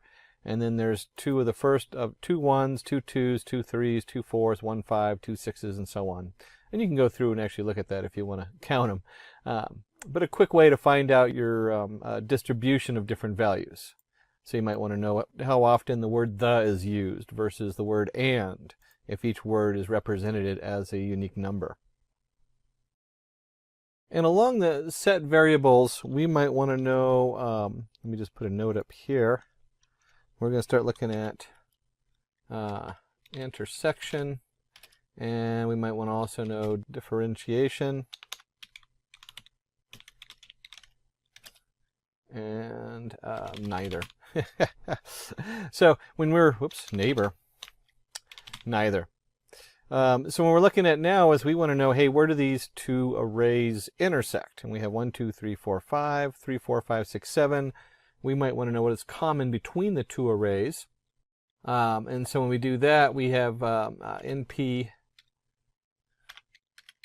intersect, and it's a 1D array, one-dimensional array. And then we need to go ahead and put array 1, array 2. And if we run this, we can see they intersect at 3, 4, 5. That's what they have common. And because we're going to go ahead and go through these and look at a couple different options, let's change this from intersect 1D. And we'll do the same thing. We'll go ahead and print this. So we might want to know the intersection where they have commonalities. Another unique word is union of 1D. So instead of intersect, we want to know all the values that are in both of them. So here's our union of 1D. When we run that, you can see we have 1, 2, 3, 4, 5, 6, 7. So it's all the different values in there. And one of the last words, we have 2 more to go, is we want to know what the set difference is. And so that's where you'll see that, if you remember set, we talked about that being what they call these things. So the set difference of a 1D array, when we run that, you can see that 1 is only in one array and 2 is only in one array. And if we want to know what's in array 1 but not in array 2, we might want to know what is in array 1 but not 2 and what's in 2 but not 1. And this would be the set XOR 1D on here. So we have the 4 different options here where we can do an intersection. What do they both have in common? We can do a union. What are all the unique values in both arrays? We can see the difference, what's in array 1 but not array 2, so set diff 1D, and then set XOR, what is not in 1 but is in 2, and what is not in 2 but in 1. So we dug a lot in NumPy because we were talking, there's a lot of different little mathematical things going on in NumPy. A lot of this can also be done in pandas, although usually the heavy lifting is left for NumPy because that's what it's designed for. Let's go ahead and open up another Python 3 setup in here. And so we want to explore what happens when you want to display this. This is where it starts getting, in my opinion, a little fun because you're actually playing with it and you have something to show people. And we'll go ahead and rename this. We're going to call this pandas and pyplot. So pandas pyplot, just so we can remember for next time. And we want to go ahead and import the necessary libraries. We're going to import pandas as PD. Now remember, this is a data frame, so we're talking rows and columns, and you'll see how pandas work so nicely when you're actually showing data to people. And then we're going to have NumPy in the background. NumPy works with pandas, so a lot of times you just import them by default. Seaborn sits on top of the matplot library. So sometimes we use the Seaborn because it kind of extends. It's one of the 100 packages that extends the matplot library. Probably the most common used because it has a lot of built-in functionality. Almost by default, I usually just put Seaborn in there in case I need it. And of course we have matplot library as pyplot, as PLT. And note we have as PD, as NP, as SNS, as PLT. Those are pretty standard. So when you're doing your imports, I would probably keep those just so other people can read your code and it makes sense to them. That's pretty much a standard nowadays. And then we have the strange line here. It says ampersand matplot library inline. That is for Jupyter Notebook only. So if you're running this in a different package, you'll have a pop-up when it goes to display the matplot library. You can, with the most current version of Jupyter, usually leave that out and it will still display it right on the page as we go. And we'll see what that looks like. And then we're going to go ahead and just do the Seaborn, the SNS.set, and we're going to set the color codes equals true. Let them just keep the default one so we don't have to think about it too much. And we of course have to run this. The reason we run this is because these values are all set. If we don't run this and I access one of these afterward, it'll crash. The cool thing about Jupyter Notebooks is if you forgot to import one of these, you forgot to install it, because you do have to install this under your Anaconda setup or whatever setup you're in, you can flip over to Anaconda and run your install for these. And then just come back and run it. You don't have to close anything out. And we'll go ahead and paste this one in here real quick where we have car equals pd.read_CSV. And then we have the actual path. This path, of course, will vary depending on what you are working with. So it's wherever you save the file at. And you can see here I have like my OneDrive documents, Simplilearn, Python, data analytics, using Python, / car CSV. It's quite a long file. When we open that up, what we get is we get a CSV file, and we have the make, the model, the year, the engine, fuel type, engine horsepower, cylinders, and so on. And this is just a comma separated file. So each row is like a row of data. Think of it as a spreadsheet. And then each one is a column of data on here. And as you can see right here, it has the make, model. So it has columns for a header on here. Now, your Pandas just does an excellent job of automatically pulling a lot of this in. So when you start seeing the Pandas on here, you realize that you are already like halfway done with getting your data in. I just love Pandas for that reason.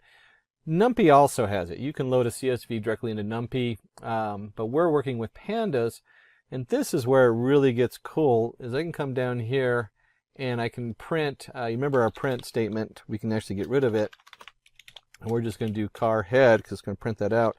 The head is going to print the top values of that data file we just ran in. And so you can see right here, it does a nice printout. It's all nice and inline because we're in Jupyter Notebook. I can scroll back and forth and look at the different data. And just like we expected, we have our column, and it brought the header right in. One thing to note is the index. It automatically created an index 0, 1, 2, 3, 4, and so on. And we're just looking at the head. So we got 0, 1, 2, 3, 4. You can change this. You might want to just look at the top two. We can run that. There's our top two BMWs. Another thing we can do is instead of head, we can do tail. And look at the last three values that are in that data file. And you can see right here, it numbered them all the way up to 11,913. Oh my goodness, they put a lot of data in this file. I didn't even look to see how big the file was. So you can really easily get through and view the different data in here. When you're talking about big data, you almost never just print out car. In fact, let's see what happens when we do. If we run this and we just run the car, it's huge. In fact, it's so big that the pandas automatically truncates it and just does head plus tail, so you can see the two. So we really don't want to look at the whole thing. I'm going to go back to, let's stick with the head, displaying our data. There we go. So there's the head of our data. It gives us a quick look to see what's actually in there. I can zoom out if we want, so you can actually get a better view. Although we'll keep it zoomed in so you can see the code I'm working on. And then from the data standpoint, we of course want to look at data types. What's going on with our data? What does it look like? Now this, you show when you're talking to your shareholders, they like to see these nice, easy to read charts. They look like a spreadsheet. So it's a nice way of displaying pieces of the chart. When we talk about the data types, now we're getting into the data science side of it. What are we working with? Well, we have make model, we have an integer 64 for the year. Engine fuel type is an object. If we go up here, you can see that most of them are it's a set manual, rear wheel drive. So they might be very limited number of types in there. And so forth. And it's either going to be a float 64, an integer, or an object is the way it's going to read it on here. And the next thing you're going to know is like your columns. And since it loaded the columns automatically, we have here the make, the model, the year, the engine, the size, all the way up to the MSRP. And just out of something you'll see come up a lot is whenever you're in pandas and you type in dot values, it converts it from a pandas list to a numpy array. And that's true of any of these. So then you end up in a numpy array. So you'll see a little switch in there in the way that the data is actually stored. And that's true of any of these. In this case, we want car.columns. You have a total list of your car columns. And like any good data scientist, we want to start looking at analytical summary of the data set. What's going on with our data? So we can start trying to piecemeal it together. So we can do car, describe, and then what we'll do include equals all. So a nice panda command is to describe your data. If you're working with R, this should start looking familiar. And we come down here and you can see count. There's the make, the model, the year, how many of each one, how many unique values of each one, the top value of each one, what's most common, the frequency, the mean. Clearly on some of these it's an object, so it really can't tell you what the average is. It'd just be the top one's the average, I guess. The year, what's the average year on there? All this stuff comes down here. Your standard deviation, your minimum value, your maximum value, what's in the lower quarter, 50% mark, where's that line at, and what's in the upper 75%, the top 25% going into the max. Now, this next part is just cool. This is what we always wanted computers to be back like in the 90s, instead of 5,000 lines of code to do this. Maybe not 5,000. All right, I built my own plot library back in 95, and the amount of code for doing a simple plot was, I don't know, probably about 100 lines of code. This is being done in one line of code. We have our car, which is our pandas. We generated that. It's our data frame. And we have .hist for histogram. That is the power of Seaborn. Now, it's still going to generate a numpy graph, but Seaborn sits on top, and then we can do the figure size. This is just so it fits nicely on the paper on here. And we do something simple like this, and you can see here where it comes up and it does say matplot library and does subplots and everything. But we're looking at a histogram of all the different pieces in our database. And we have our engine cylinders. That's always a good one because you can see like they have some that had a null on there, so they came out as 0. Maybe one of them had a 2-cylinder engine way back when. 4 is a common, 6 a little less common, and then you see the 8-cylinder, 12-cylinder engines. Boy, that's got to be a speedster or something. But you can see right here, it just breaks it down. So now you have how many cars with how many, whatever it is, cylinders, horsepower, and so on. And it does a nice job displaying it. You can see if you're working with your, you're going into your demo, it's really nice just to be able to type that in and boom, there it is. They can see it all the way across. And we might want to zero in and use like a box plot. And this time we'll go ahead and call the Seaborn, SNS, box plot. And we're going to go ahead and do vehicle size versus engine horsepower XY plot. And the data comes from the car. So if we run this, we end up with a nice box plot. You see our mid-size, compact, and large. You can see the variation. There's our outlier showing up there on the compact. That must be a high-end sports car.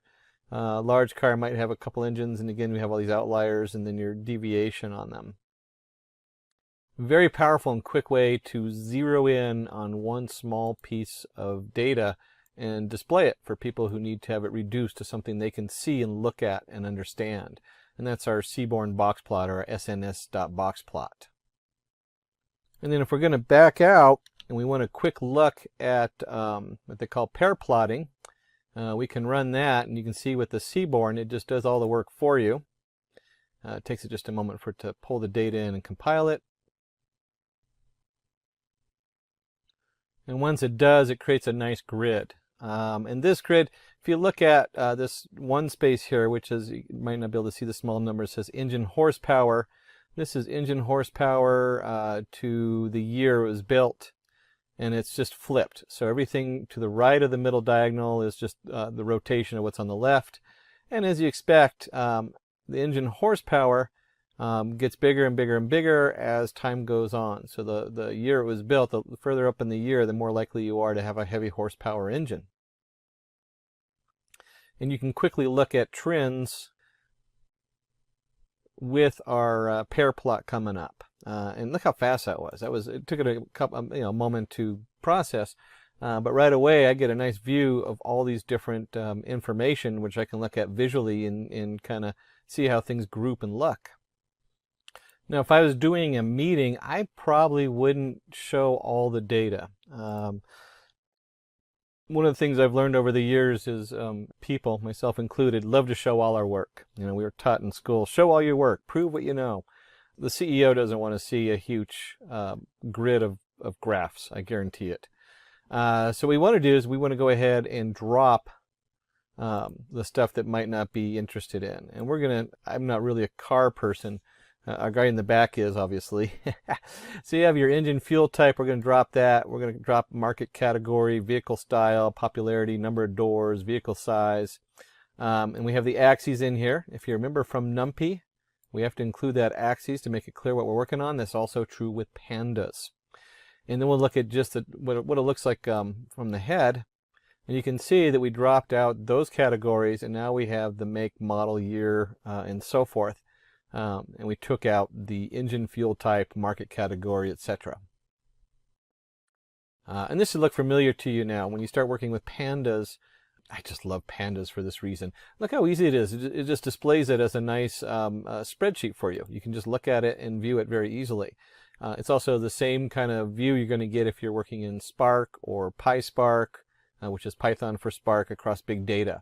This is the kind of thing that they come up with, and this is why pandas is so powerful. And we may look at this and decide we don't like these columns.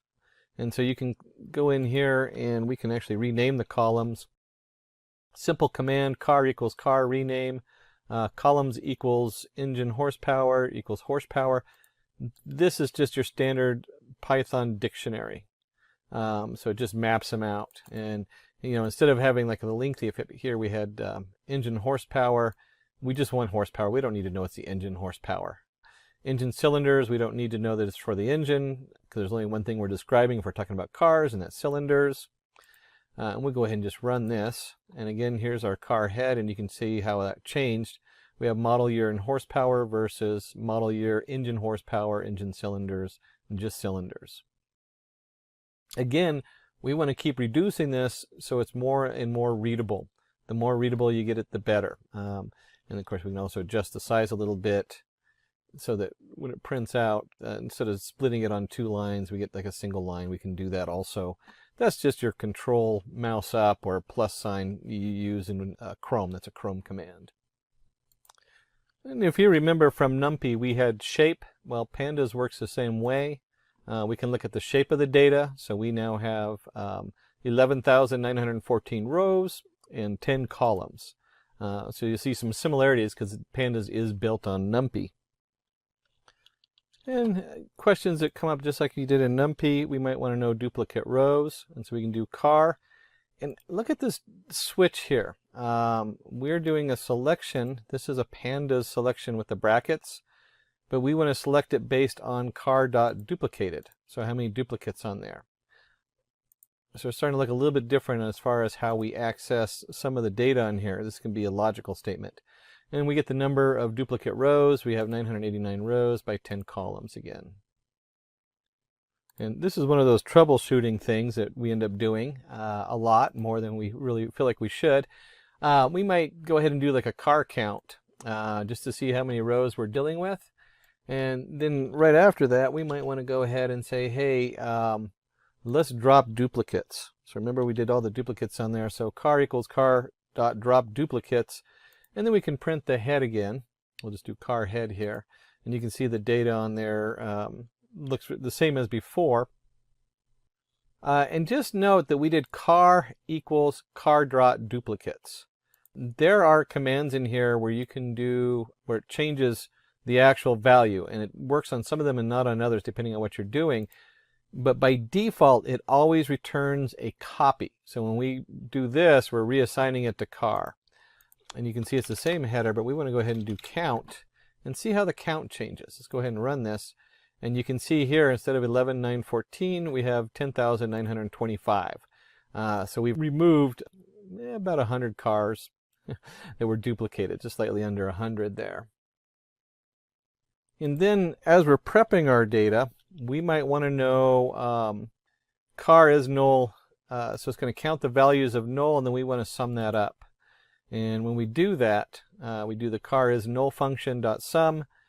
We end up with HP, the horsepower is 69 have null values, and 30 have cylinders have null values. Now, if you don't put the sum at the end, it's just going to return a mask with the true false of is it null or is it not, by 0 and 1. So you're summing up the ones underneath each column. And this, of course, then you have to decide what you're going to do with the null values. There's a lot of different options. It might be that you need to put in the average or means. Maybe you want to put in the median value. There's a lot of different ways to fill it. Usually when you first start out with the data, a lot of them you just drop your null values. And you can see here car.drop NA, which is equal to all. And then we're going to go ahead and count it. And you can see that we've dropped almost another 100 values. So from 10,925 to 10,827, maybe 75 or so values. So we've cleaned it. This is really a big part of cleaning data. You need to know how to get rid of your null values, or at least count them, and what to do with them. And of course, if we go back to counting our null values, we should now have null values. There we go. And you'll see there's 0 null values. I don't know how many times I've been running a model that doesn't take null values and it crashes, and I just sit there and look at it trying to get, why did that crash? It should have worked. It's because I forgot to remove the null values. So we've been jumping around a lot. We're going to go back to finding outliers, and let's go ahead and bring that back into our Seaborn. And if you remember, we did a box plot earlier. This time we're going to do a box plot just on the price. And you can see here our price value, and we have the deviation with the two thinner bars on each side of the main value. And then as we get up here, we have all these outliers. In fact, we have one way out here that's probably a really expensive high-end car is what we're looking at. If you were doing fraud analysis, you would be jumping on all over these outliers. Why are these deviation from the standard? What are these people doing? Again, this is probably, like I said, a really high-end expensive car out here. That's what we're looking at. And we can also look at the box plot for the horsepower. We'll put that in down here and run that. And you can see again, here's our horsepower, and it just jumps, and there's these really odd, huge muscle cars out here that are outliers. And we're going to jump into making this a little bit more, as you start displaying your data or your information to your shareholders. We're going to look at plotting a histogram for the number of cars per brand. And the first thing we want to go ahead and do is we have with our car, go back over here, here we go. We have our make value counts, largest plot, and we want to do a kind equals bar, figure size 10.5. And right off the bat, we jump up here and we see Chevrolet, it's going against, what was it? It's figure ratio, the value counts, and we want the largest value. So here's our value counts and compared to what the different cars are. Chevrolet puts out a lot of different kinds of cars. I didn't realize that they made that many cars or different types. And then for readability, let's go ahead and add a title, number of cars by make, number of cars, and make. If you had looked at this the first time, you would have been like, well, what the heck am I looking at? Well, we're looking at the number of cars by make. And then you can see here, now we're talking about the type of cars and the different ones were put out. Lotus, I guess, only had a few different kinds of cars over there. Very high-end cars. And then as doing data analytics and as a data scientist, one of the things I am most interested in is the relationship between the variables. So this is always a place to start. We want to know what's going on with our variables and how they connect with each other.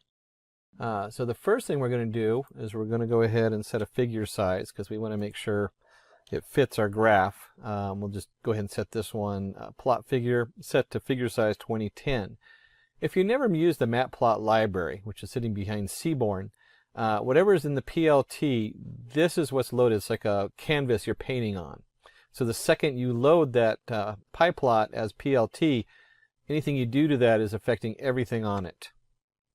And then we want to go ahead, since we're using Seaborn, we'll go ahead and create a variable C for relationships or correspondence, and car.corr. That's a correlation in Seaborn on top of pandas. Again, one line and you get the whole correlation on there. And because we're working with Seaborn, let's put it into a nice heat map. If you're not familiar with heat maps, that means we're just using color as part of our setup. So we have a nice visual. And we can see here that the Seaborn connected to the pandas prints out a nice chart. We'll talk a little bit about the color here in a second. It prints out a nice chart. This is a chart I look at. As a data scientist, these are the numbers I want to look at. And we'll just highlight one of them. Here's cylinders versus horsepower. The closer to 1, the higher the correlation. So 0.788. Pretty high correlation between the number of cylinders and how heavy the horsepower is. I'm betting if you looked at the year versus horsepower, we just look at that one. Here's year and horsepower. 0.314, not as so much, but if you combine them, you don't actually add them. But if you combine them, you'll start to see an increase in horsepower per year and cylinders. You could probably get a correlation there. And just like 0.78 is a positive correlation, you might notice if we look at cylinders, or let's look at horsepower and mileage. So if we go here to horsepower to mileage, you get a nice negative. We'll do cylinders, that's a bigger number. With cylinders to the miles per gallon, it's a minus 0.6. So it's a negative correlation. The closer to -1, the more the negative correlation is. And then the chart you would actually show people is a nice heat map. This is all our colors, and it's just those numbers put into a heat map. The darker the color, the higher the correlation. You can see straight down the middle, obviously the year correlates directly with the year, horsepower with horsepower, and so on. That's why it's a 1. The closer to the 1, the higher the correlation between the two pieces of data. Now, this is a good introduction. Pandas goes way beyond this. Most of the functionality in NumPy, since Pandas sits on it, is also in Pandas, and then it even has additional features in it. And we use Seaborn pretty extensively sitting on top over our PyPlot. So keep in mind that our PyPlot has a ton of other features in it that we didn't even touch on in here. We couldn't, even if you had a sole course in it, there's just so many things hidden in there depending on what your domain you're working on. But you can see here, here's our Seaborn and here's our Matplot library. That's all our graphics that we did. And then the Seaborn works really nicely with the pandas. We really like that. So that wraps up our demo part for today. Let's learn about data manipulation in R. And here we will learn about dplyr package. And when we talk about this dplyr package, it is much faster and much easier to read than base R. So dplyr package is used to transform and summarize tabular data with rows and columns. You might be working on a data frame, or you might be getting in a inbuilt R data set, which can then be converted into a data frame. So we can get this package dplyr by just calling in library function. And this can be used for grouping by data, summarizing the data, adding new variables, selecting different set of columns, filtering our data sets, sorting it, selecting it, arranging it, or even mutating. That is basically creating new columns using functions on existing variables. So let's see how we work with dplyr. Now here I can basically get the package here. So I can just say install.packages dplyr. Now we already see the package here, which is showing up. So I will just select this one. I can do a control enter, and that will basically set up the package dplyr successfully unpacked. So that is done. Now you can start using this package by just doing a library dplyr, and this was built. It shows me my version of R. So let's also use a inbuilt data set, that is New York flights 13. So we can do install.packages, and that will search and get that relevant data set. I can again call it by using library function. Now once that is done, we can look at some sample data here by just doing view flights, and that shows me the data in a neat and a tabular format, which shows me year, month, day, departure time, scheduled departure time, and so on. Now we can also do a head to look at some initial data, which can help us in understanding the data better. So what is this data about? How many columns we have? What are the data types or object types here? It shows me how many variables we have. So this is fine. Now we can start using dplyr, and in that we can use, say, filter function if we would want to look in for specific value. Now here we have the column as month, so I will do a filter. Now I'm creating a variable f1. I'm using the filter function on flights, which we already have. And then what we can do is we can basically look at the month, where the month value is 07. So let's look at that. And this one, you can do a view on F1, which shows me the data wherein you have filtered out all the data based on month being 7.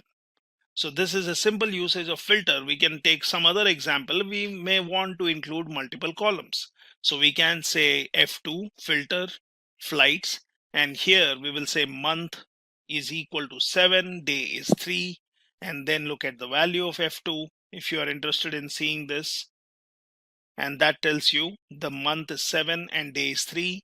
You could also look into a more readable format by using view on F2, and that gives me my selected result. So we are just extracting in some specific value. We can keep extending this. So here we can say flights is what we would want to work on. I'm using the filter function, so I can straight away, instead of creating a variable then doing a view, I can also do a view in this way. I can just pass in my filter within the view, and within this I'm saying filter. I would want to look at the flights, month being 09, day being 2, and origin being LGA, and then that shows me the value here. And obviously you can scroll and look at all the columns, and if you see the origin column, it shows the selected value. So now we have filtered our data based on values in 3 different columns. Now what we can also do is we can use AND, or we can use OR operators. So I could have done this in a little different way. So I could have said head, which shows me initial result. I will do a flights. So within my head function, I'm passing in this. And what does that contain? So you are saying flights. And in this flights data set, you would want to pick up the month being the column. So we use the dollar symbol here. We give in a value, and I'll say and I'll again say flights, wherein I will select the day being 2 and remember, when you talk about and, it is going to check if all the values are met true. So then you say flights origin LGA, and you look at the value. So in this way, I can filter out specifically multiple values by specifying columns. Now we could have done it in this way.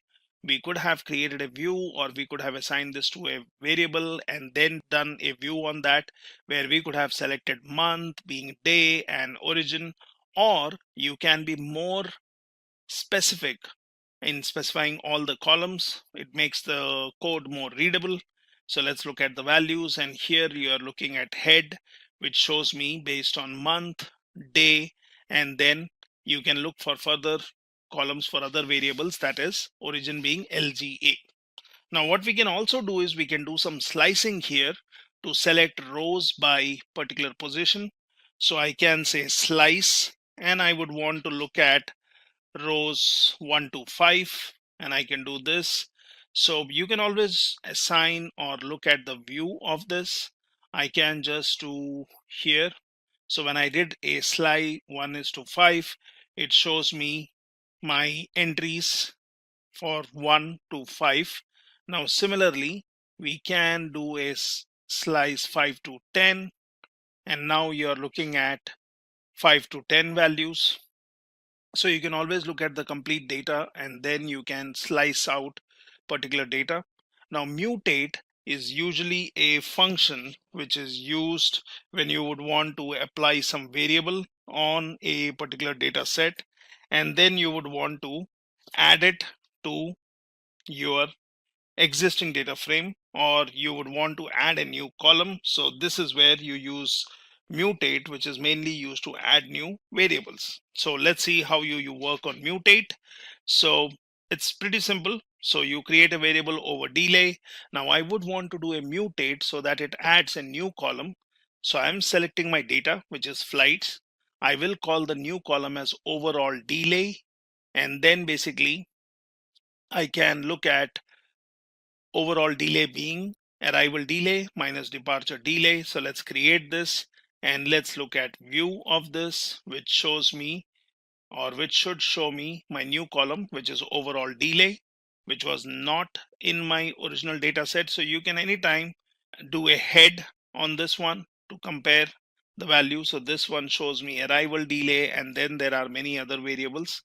What you can also do is you can do a view, and you could have just look at flights if you would want to compare. So you can look at the flights, and this one would not have any overall delay column. So it basically shows me 19 columns only, what we see here.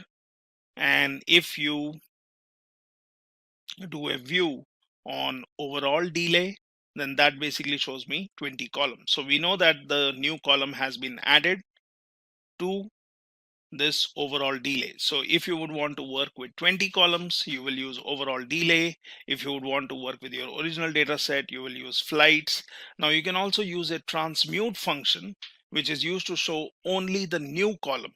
So we can do an overall delay, and at this time we will say transmute, we will say flights overall delay.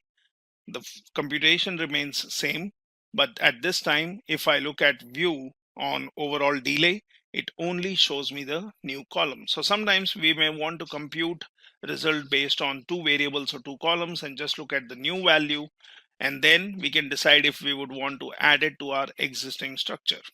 Now you can also use summarize, and summarize basically helps us in getting a summary based on certain criteria. So we can always do a summarize, and what we can do is we can look at our data and we can say on what basis we would want to summarize this particular data. So we can do a summarize function.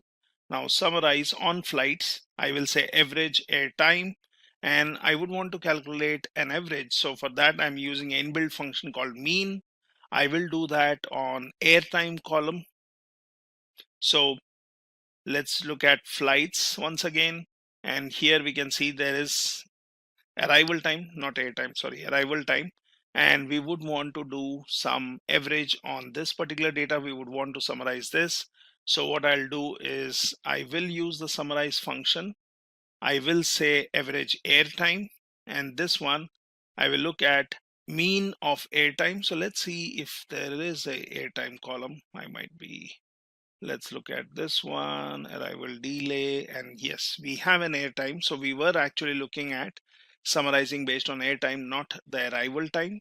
So airtime is how much time it takes in air for this particular flight, and we will want to use the summarize function, not the transmute. So summarize flights average airtime, and this one we will calculate the mean of average airtime, and I will also do a NA removal, which is I'm saying true. So let's do this, and that basically shows me the average airtime is 151. I can also do a total airtime where I'm doing a summation of values, or I can get the standard deviation, or I can basically get multiple values such as mean. I can say total airtime where I'm doing a summation, and then I can look at other values, which is if you would want to put in standard deviation here, you could do that.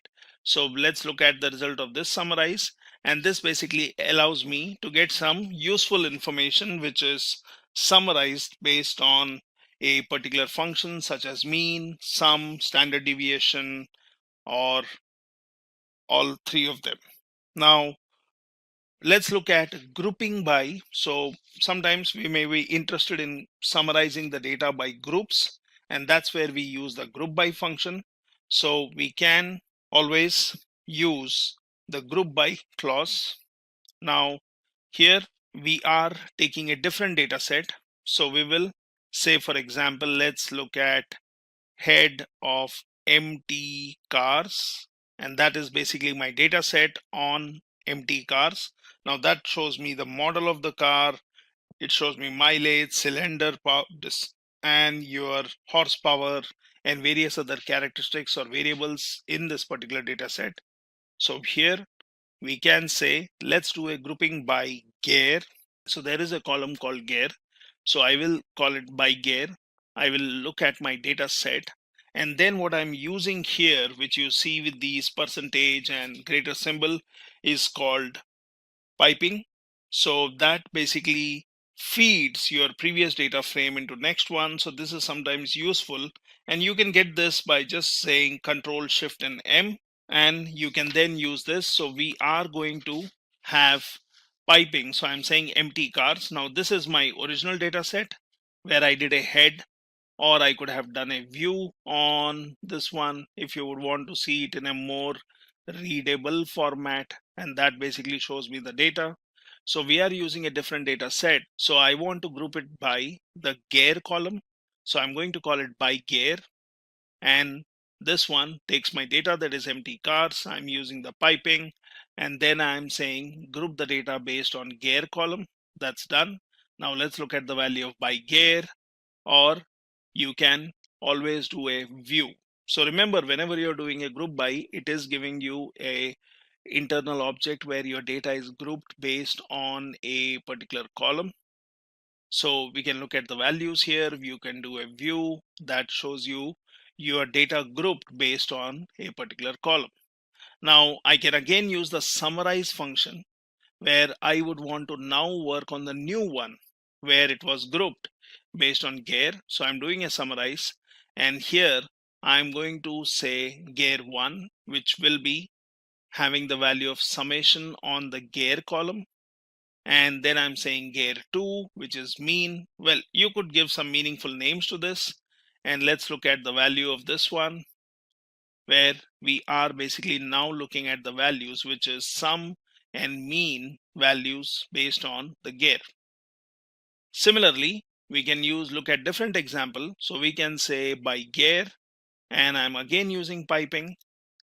But earlier we had taken gear, we had grouped the data, and we called it by gear. So we took our original data set empty cars, but now within this particular data, which was grouped by gear, I will take this data set, I will use the piping, and I will summarize it, where I am saying within this particular data set, I would want to get the sum, or I would want to get the mean, and then you can look at the values.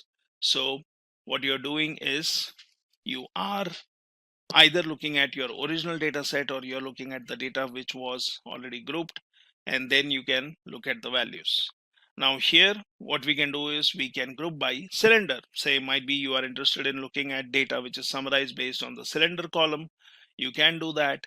And then for this by cylinder, I'm doing a piping where I'm using the summarize function, and summarizing will then be done based on the mean values of the gear column or the horsepower. So let's do this, and then you can basically look at the value. At any point you may want to look at the data set again, so just do a head and you can look at what does the value contain, and by cylinder or by gear, and do a head, and it gives you the value. So you can always do some summarizing or grouping in these ways. Now here we are going to use sample underscore n function and sample underscore fraction for creating samples.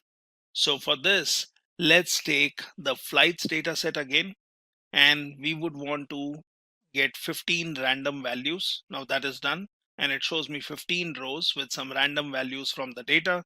What you can also do is you can do a portion of data by using sample underscore fraction, and here I'll say flights, I'll say 0.4, which will return 40% of the total data.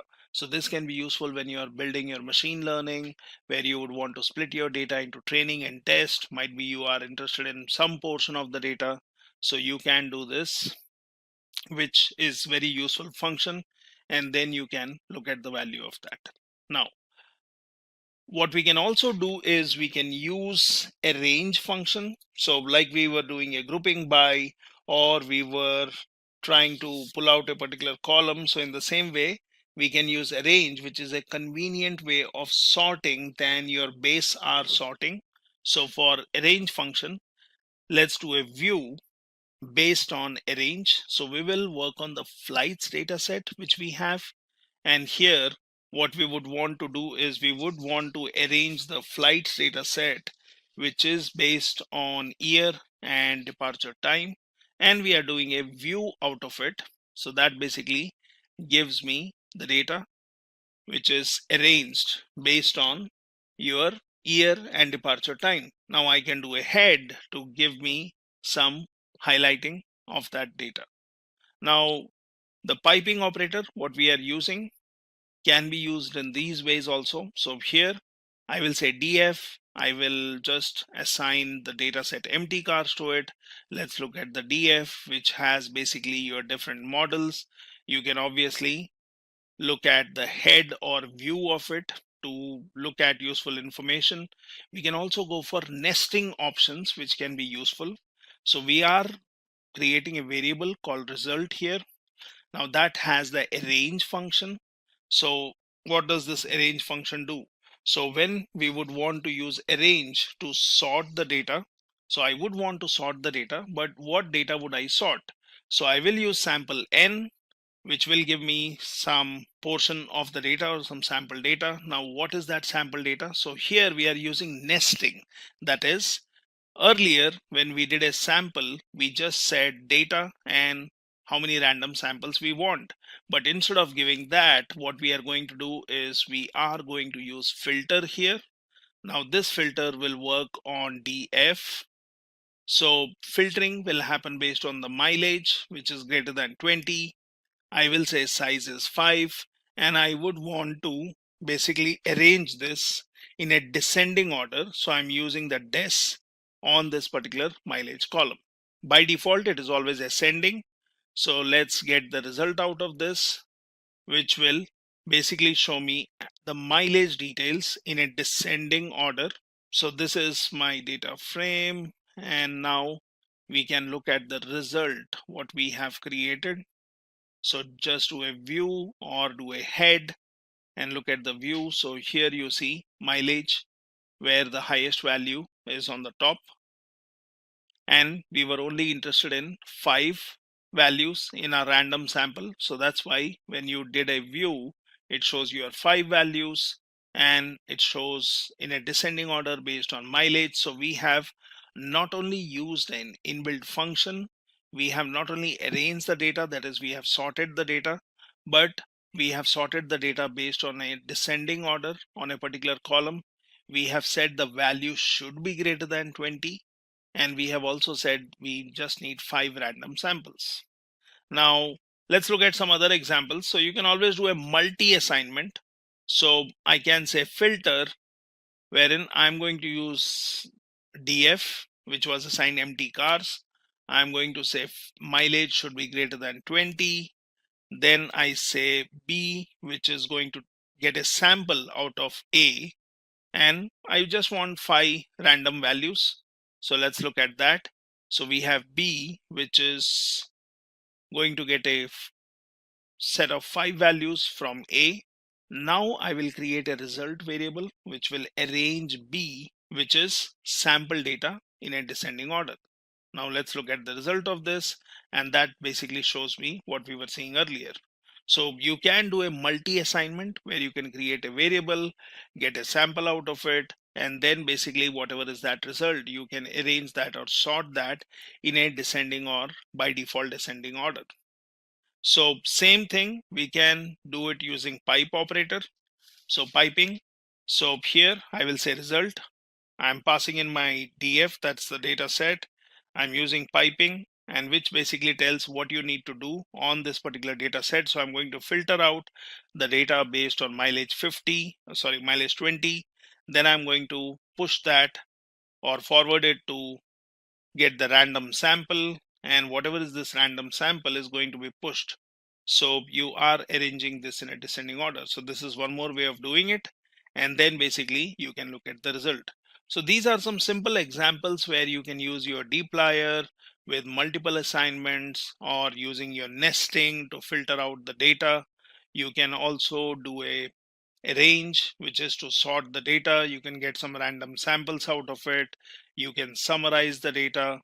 You can also summarize the data based on 1 or 2 or multiple columns, and you can use some inbuilt functions to summarize the data based on some functions which are applied on the variables or on the columns. You can transmute it, where you would be interested in only looking at one column. You can mutate it, where you want to add a new column. You can slice it, and you can give the conditions where you can say and or to filter out the data.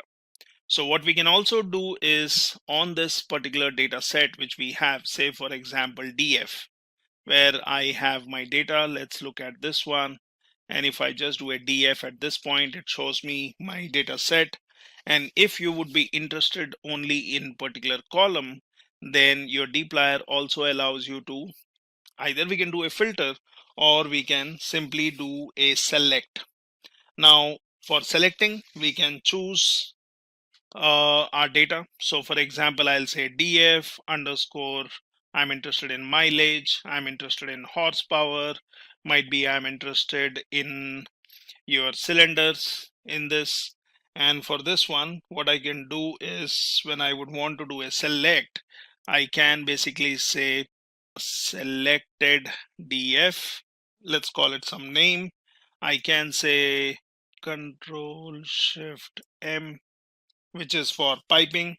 And then basically what you can do is you can do a select and you can choose your columns. So I was interested in mileage, I was interested in horsepower, I was interested in cylinder, and here what I'm doing is I'm using a select where I can look at the new data frame. So let's do this, and I'm sorry, here we will have to give it df. This is where you are passing in your data. Yeah, now this one is done, and we can look at the value of this one by just doing a df or head on df underscore mileage horsepower cylinder and look at the selected result. So you can be looking at selective columns. I could have done this filter, but filter will always look for a condition. Say your mileage is greater than 20, or might be your cylinders are more than 4 or something else. But when you do a select, you are selecting specific columns. So view always gives you all the columns, head gives you highlight, but then select can be useful when we are interested in looking at only specific data. So this is how you can use dplyr for manipulation, for your data transformation, for basically filtering out the data by selecting particular data and then working on it.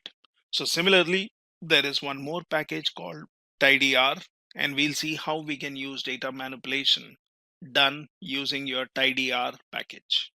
We will learn about functions and formulas. We will learn about conditional formatting, data validation, pivot chart, and pivot table. Now, let's look at a scenario here. So, one day in a startup, one professional speaks that their business is growing and they would need an efficient way to work with the data. They would have to find a way to work faster with storing and analyzing data. Now, to that, another colleague responds, well, we can make use of Microsoft Excel to do this job. The question is, will Excel be able to cater to their business needs? Now, the colleague responds, well, we can make use of Excel in several ways, and it also is a cost efficient option. Now, in that case, the colleague who posed the question says, let's go ahead with Excel and let's train our employees in Excel. And the suggestion is welcomed, which would make the job easier for them, and they would basically decide on using Excel. So they decide on taking a training right away and basically starting to learn Excel. Now, before we move to Excel, one of the question is, why should we use Excel? So let's look at some of the points here. So Excel proves to be a great platform to perform various mathematical calculation on large data sets, which is one of the biggest requirements of various organizations these days. Various features in Excel like searching, sorting, filtering makes it easier for you to play with the data. And Excel also allows you to beautify your data and present it in the form of charts, tables, and data bars. Now, when it comes to reporting, accounting, and analysis can be performed with the help of Excel. It can help you with your task lists, your calendars, and goal planning worksheets. Excel also provides good security for your data. Excel files have the feature of password protection. This way, your information can be safe. Now, when we talk about what is Excel and how it can be used, so Excel, or you might have heard as spreadsheet, can be basically used for a lot of different tasks than just storing the information in so-called tabular format.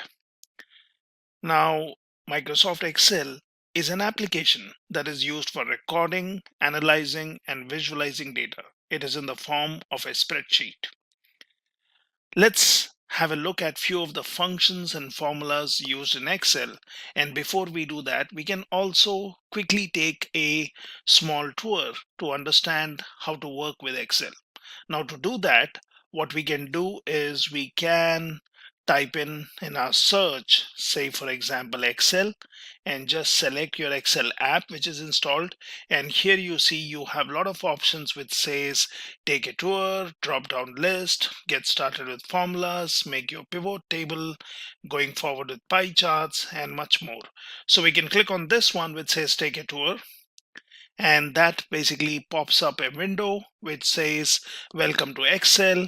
And if you have always wanted to be better at Excel, you have this which can help you. So let's click on create, and that takes us to the store window. Now that says instructions for screen readers, which basically talks about 10 different steps in which we can learn Excel and using the spreadsheet app. So there are more than 11 sheets which we see here at the bottom end, and each one gives us a simple example which we can work on.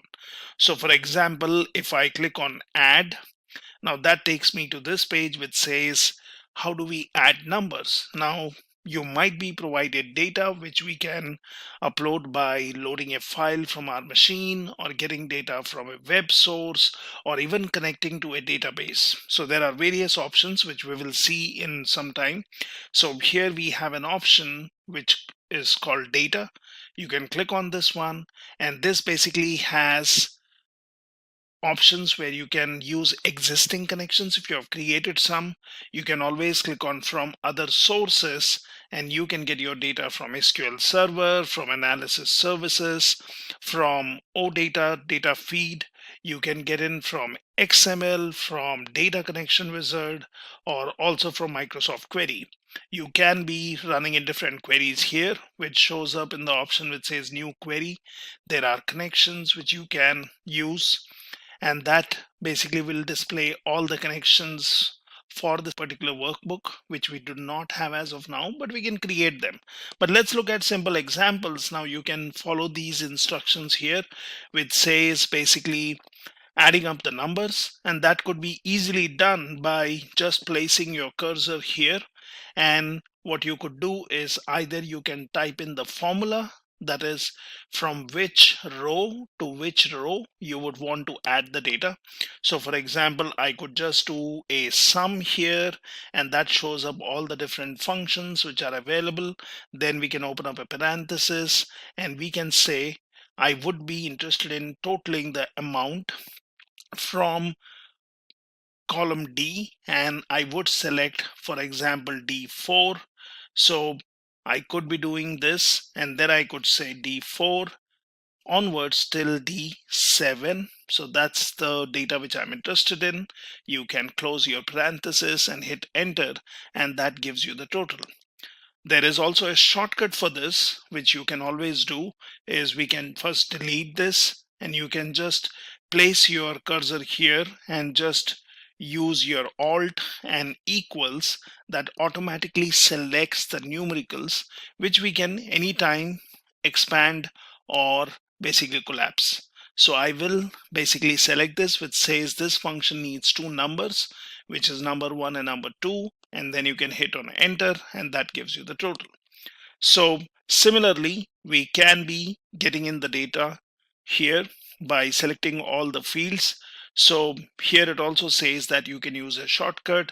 Now what we can also do is we can add numbers over 50 by selecting the yellow cell here, and then giving a condition such as, so I can basically use something like sum if, and then open a parenthesis. I can select I would be interested in this row, and then I can even drag and drop till here. So that tells me D11 to D15.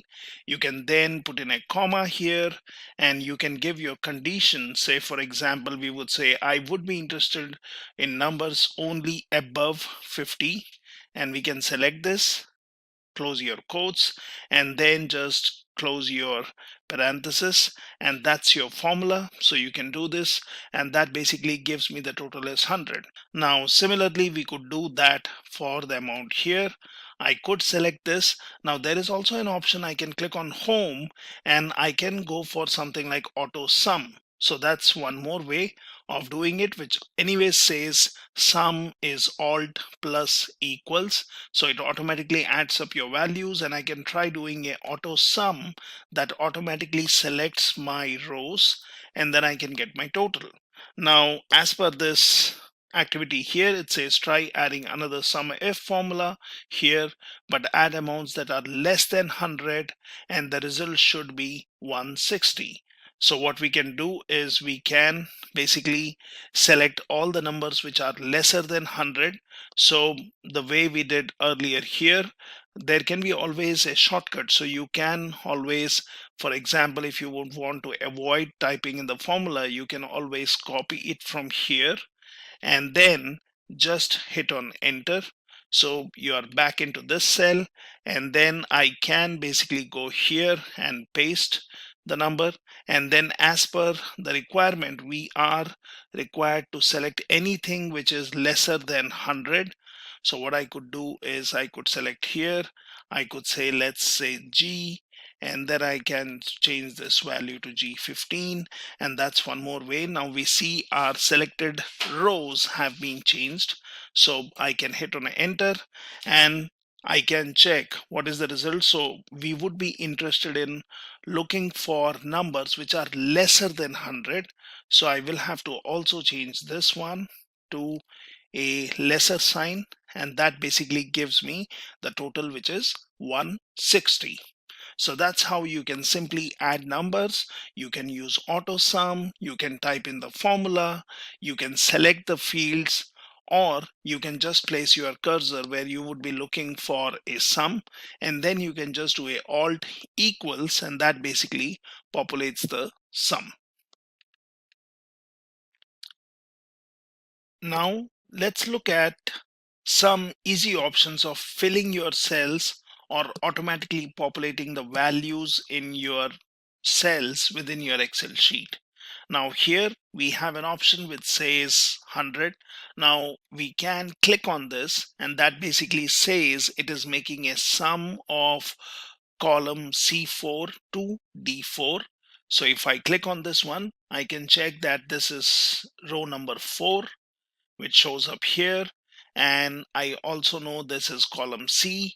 I also have D, so this equals is basically giving me a sum of C4 to D4. Now what we can do is we can always place our cursor here at the right corner, and then we can just drag and drop, and this basically gives me a total of all the numbers for all different rows. So this is one shortcut which we can do to get the total. Excel will automatically give the totals, which we call as filling down. Now what we can do is, in the same way, if we would want to get the totals here, we can first check what is this 200, and this tells me it is C11 to C14 total. So it is totaling the rows from C11, so column C and 11th row, till 14th row, and that's the sum. Now what I can also do is I can similarly, like above, we can do a filling right, which basically means bringing your cursor here and then just dragging and dropping it all the way where you would need the totals, and this basically gives me the total. There is one more quick way to check if this is right. So the easiest option would be to select this cell. Now what I can also do is I can just select all of these fields by just highlighting and selecting all the fields. Once it is selected, press on Control R, and that gives you the total.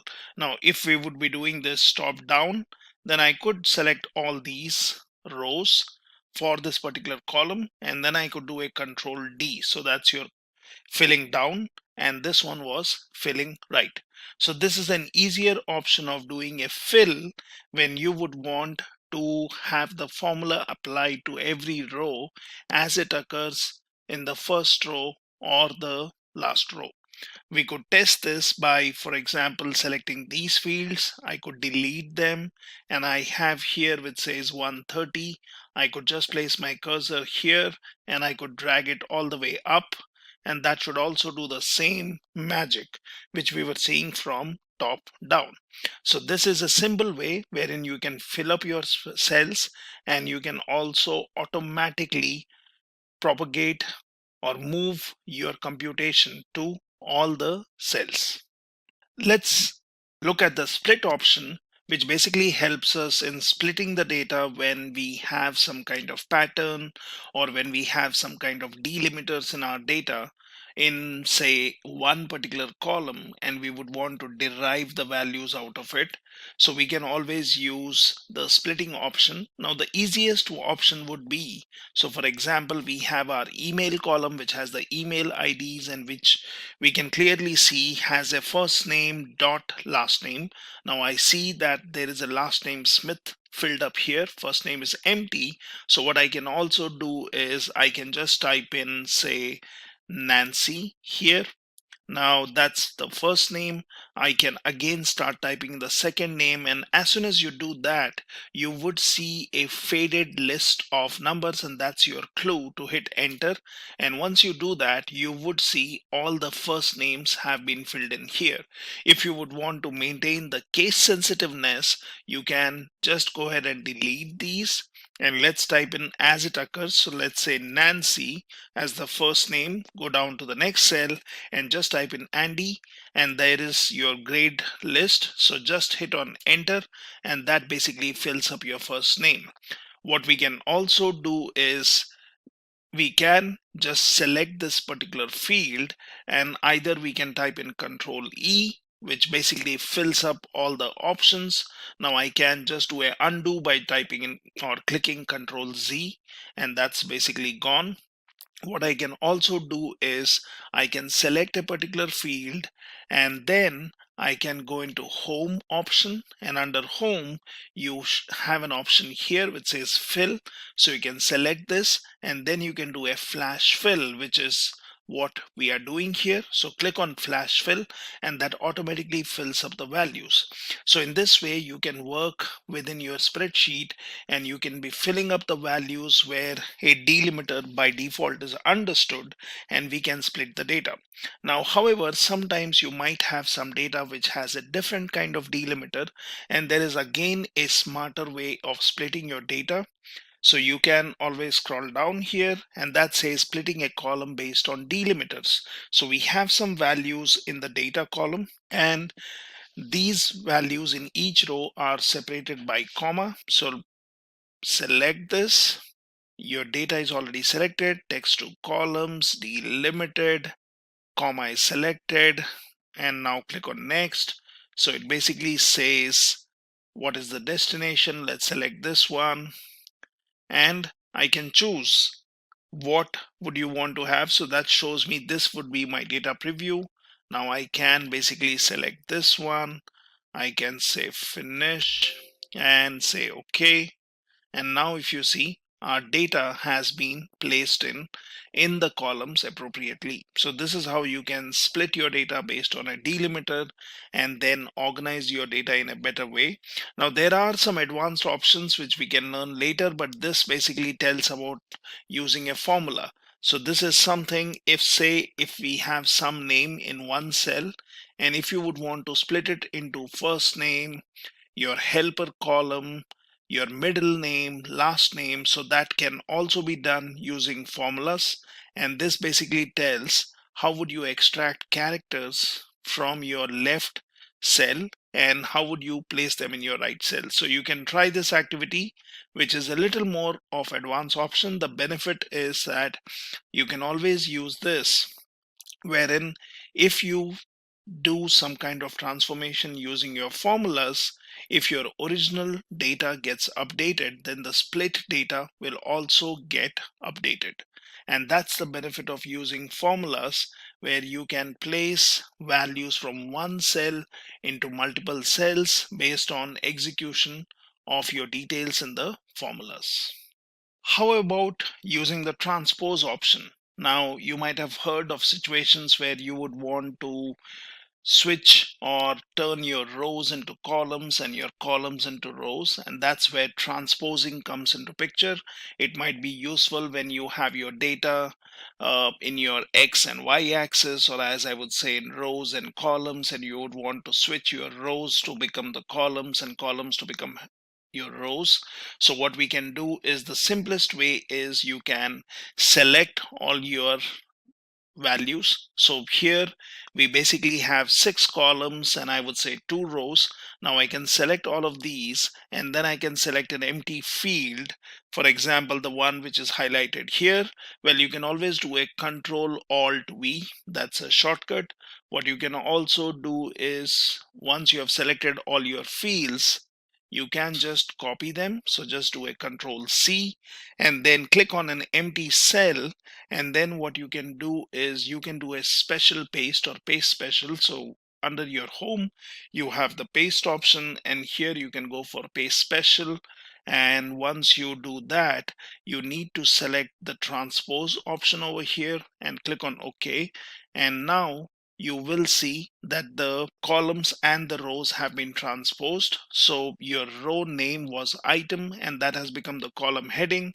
You had row name as amount and that has become the column heading, and all your values have been transposed in this particular format. Now there is another way of doing that, and again that's using your formulas.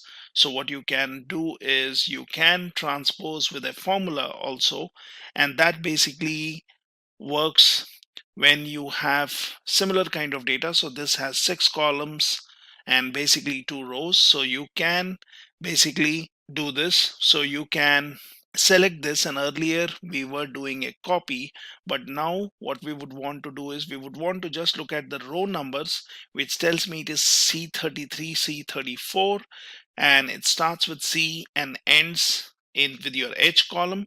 So what we can do is, we know that we have 6 columns and 2 rows.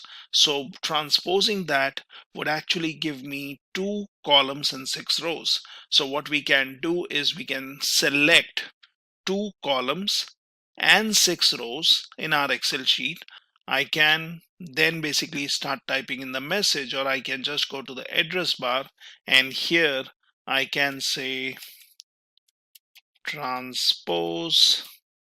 Let's go for C33, H34.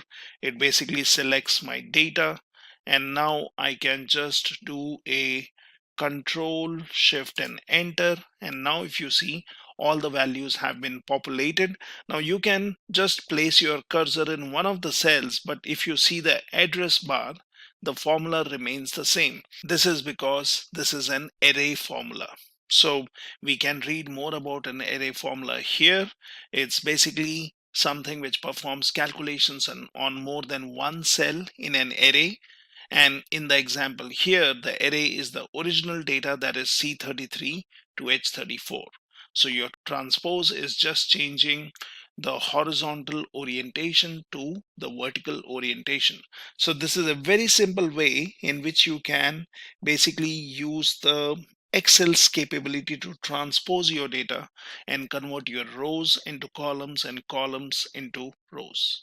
Apart from working on additions, subtractions, filling up your data, sorting the data, or basically splitting your data, transposing your data, one of the other requirements is sorting and filtering your data. Now that can be very handy when you're working on huge data and you would want to sort it in a particular order, say ascending or descending, or might be based on a particular field, or if that field was, or if the cell was highlighted with a particular color, sorting the data. So let's look at how Excel can be used for sorting and filtering. Examples are pretty simple here. So let's check that. So if we're going to sort and filter and say this is the data I have, say for example, I would want to sort the values in the department column alphabetically. So what I can do is I can select department column, and I'm already in the home tab. I can straight away go here which says sort and filter. I can then say sort A to Z, and that's basically alphabetically sorting your department column. And once I do this, you would see the data has been sorted, but it's not just this data. We can just do a Control Z and check what are the values we have. So here we have meat, which is beef, and 90,000, 110,000, the values. Then you have bakery, which should ideally be the first row if we sort it in an alphabetical order, which goes with bakery as desserts. You have the values, so we can check this again. So select department and then just do a sort and filter, and let's say sort A to Z. And if you see, the data has changed, but it's not just changing your first column, but then it has taken care of all the data. However, the data has been sorted based on the department column. So you have bakery, which aligns with desserts, which has the values, and now we have all the data which has been filtered. Now what we can also do is we can sort December's amounts from largest to smallest. So what we can do is we can basically click any cell in the December column, let's say 20,000, and then what I can do is I can go into sort filter, and then I can say sort largest to smallest. So if you see, bakery breads is the row which has the smallest data, or might be you have deli sandwiches, so that one looks also smaller. So let's do a larger to smallest, and if I do this, you would see the values have been shifted now. So it is no more based on the department column, because now the data is being sorted based on the values in the December column. And you see bakery, which was alphabetically the first one, has become second last. So either you can sort the data based on a department column, which goes based on the values. These are all string values or words, so it sorts alphabetically. If you have numbers, might be you can give some values and you can sort the data.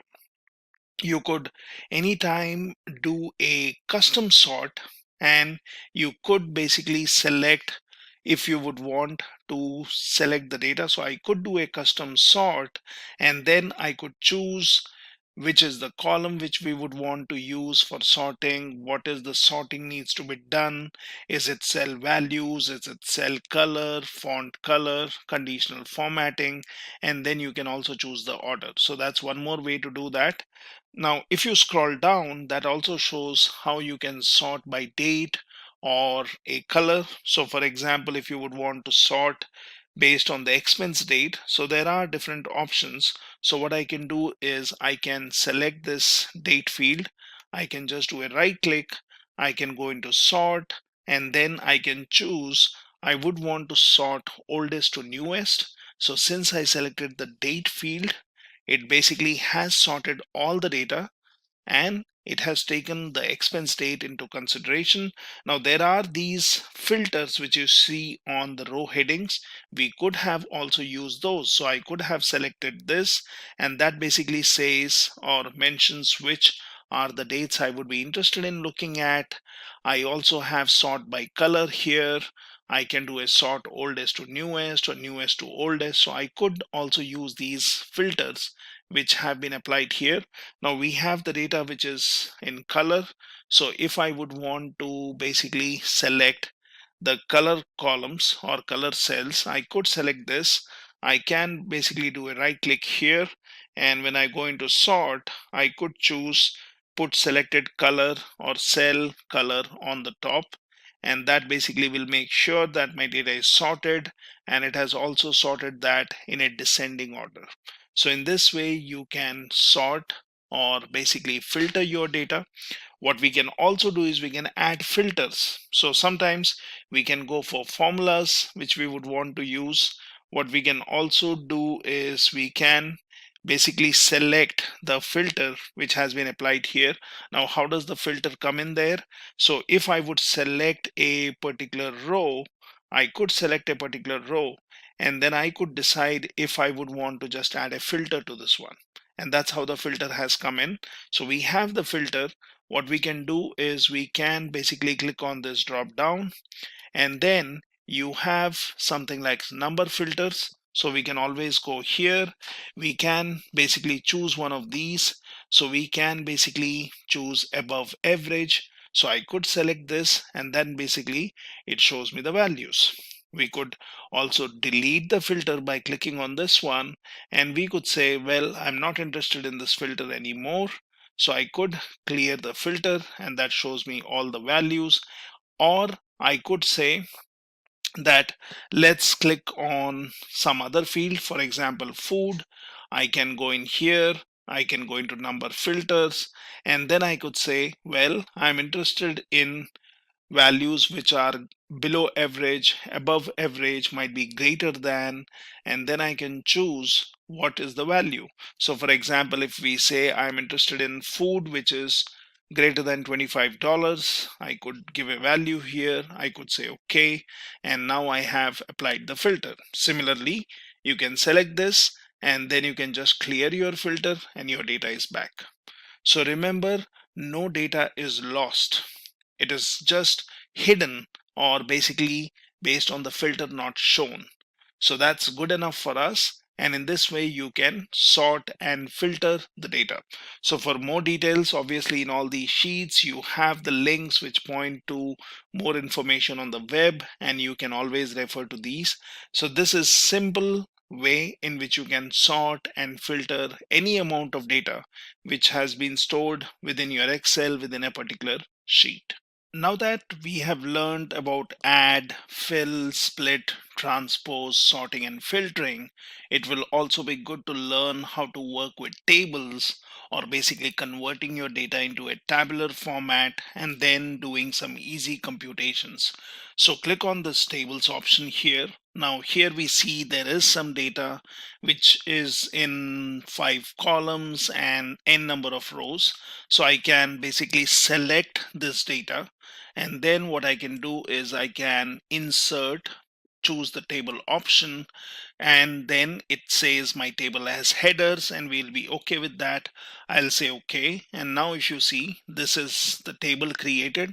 It basically has different filters which we have learned earlier how to use, and this is basically my table, which is a collection of cells which has some special features. So we can easily add rows to this table, we can add columns to this table, and we can even do some calculations. So for example, here I can click on this one, I can basically enter some field, and then I can hit on enter, and we see that this row has been inserted, wherein we can easily fill in values. For example, I would say chocolates. I could give some value here, say 25,000, might be 35,000, and then basically I can give in some values here. Now what you can also do is you can continue adding rows in this way, and say for example you would want more columns, so you can select this option here in the top bottom right corner. You can just drag it towards the right, and that basically has automatically created columns for my next months, wherein I can feed in the data. So this is a simpler way wherein you can keep adding more rows and columns to your data if that has been converted in a tabular format. Now let me just do a Control Z, that basically deletes the columns. Again, Control Z deletes the last row which we added, and I can stop here, or I can even remove my values by doing multiple Control Z and removing my rows. So this is how I converted my data into a table, and then I can easily work on this. What I can also do is I can do some calculations. So what we can do, we have a table here, we have a total field, and what we can do is we can just select one cell here. Now as we have learned earlier, we can do a alt and then equals, and that basically says what is this doing. So it says it is calculating the sum of the last 3 months, and if that's what you would want to do, just hit on enter, and it has automatically calculated the totals for all your rows for these 3 columns. So the sum formula is getting filled up. Now I can select any particular cell, and I can look in my address bar. So it has already given me the formula where it has started calculating the sum from the October column till the December column and has given me the calculated values of the columns. What we can also do is we can get total rows in the table. Now that's a simpler option. So what we can do is we can select any cell in this particular table, and then we see that there is a table tools design option showing up here. Now I can select this, and then it says, well, let's get a total row. So let's select this, and it automatically populates the total here. And if you would want the average, then we could select this, and from the drop down I can select what I'm interested in. So for example, I would want the average values and not the total. I could just select this, and that gives me the average of these values. So we can always do simpler computations here by converting our data into table format. Let's learn about one more efficient way of working with the data, and that's using your drop downs. So let's see how drop downs work here. Now, say for example, you have this data which has the values in the food column and department is empty. And say for example, you would want to enter the values in department. However, you would want to select that department should either have produce or meat and bakery, and these are the only three options which should be available for any user to fill in the values. How do we do that? So we can basically create a table by pressing Ctrl D. So what I can do is under my department here, I can select one of the cells, and then I can do a Ctrl T that basically converts this into a table. I can say OK, and my table is created. Now what I can do is once this part is done, we can select all the blank fields here where we would want this drop down to be applicable. Now under your data tab, you can go in and select data validation, and this has an option called data validation. Click on this, which basically says allow any value. So here I will select I would want to give a list of values, and then I can type in my values here, which I can say produce, say for example meat, and then say bakery. Now these are the values, so we can click on OK. And once we have done that, we basically have a drop down here next to apples, which will only show us the values which we can feed in under the department column. So I can go into every cell, and then I can basically choose what is the department which handles this, and then basically I can select one of these from the drop down. So this is an easier option of creating your drop down and then feeding in the values from the set of values which you have defined here on the right. So this is a simple example of using your drop downs, working with your tables, working with your sort and filter, transpose, split, filling up your data, adding in some data here. And similarly, you can use Excel for more than one use case using its inbuilt features to easily work with your data. Let's see how we can import data or bring in data into our Excel from your local machine or from an external web source. So what we can do is we can open up a blank Excel sheet and say, for example, you have been provided a text file or a CSV file and you would want to import that data into your Excel sheet. That can be easily done. So right now I've opened an Excel sheet. Now I can click on data, and here I have an option which says existing connections from other data sources. So, or you can click on connections if you have already created some. So we can click on from other sources. So this is one option where you can connect to your different data sources and you can get the data from one of these. What we can also do is I can click on connections. Now it says there is none. I can click on add. It says, well, show the connections where connection files on network, connection files on this computer. So I can say, let's get some files from this computer.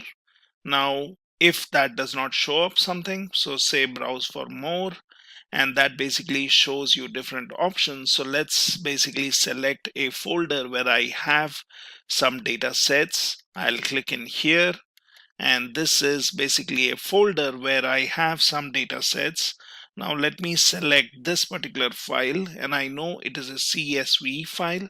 So let's click on open. Now if you would want to verify this, you could have gone and looked into the properties of the file, and it says it is a .csv file, which is what we are interested in. So I'll take this file, I'll say open. Now this basically shows me the text import wizard option, which says is the file delimited. I'll say yes, click on next. So I will select comma as my delimiter.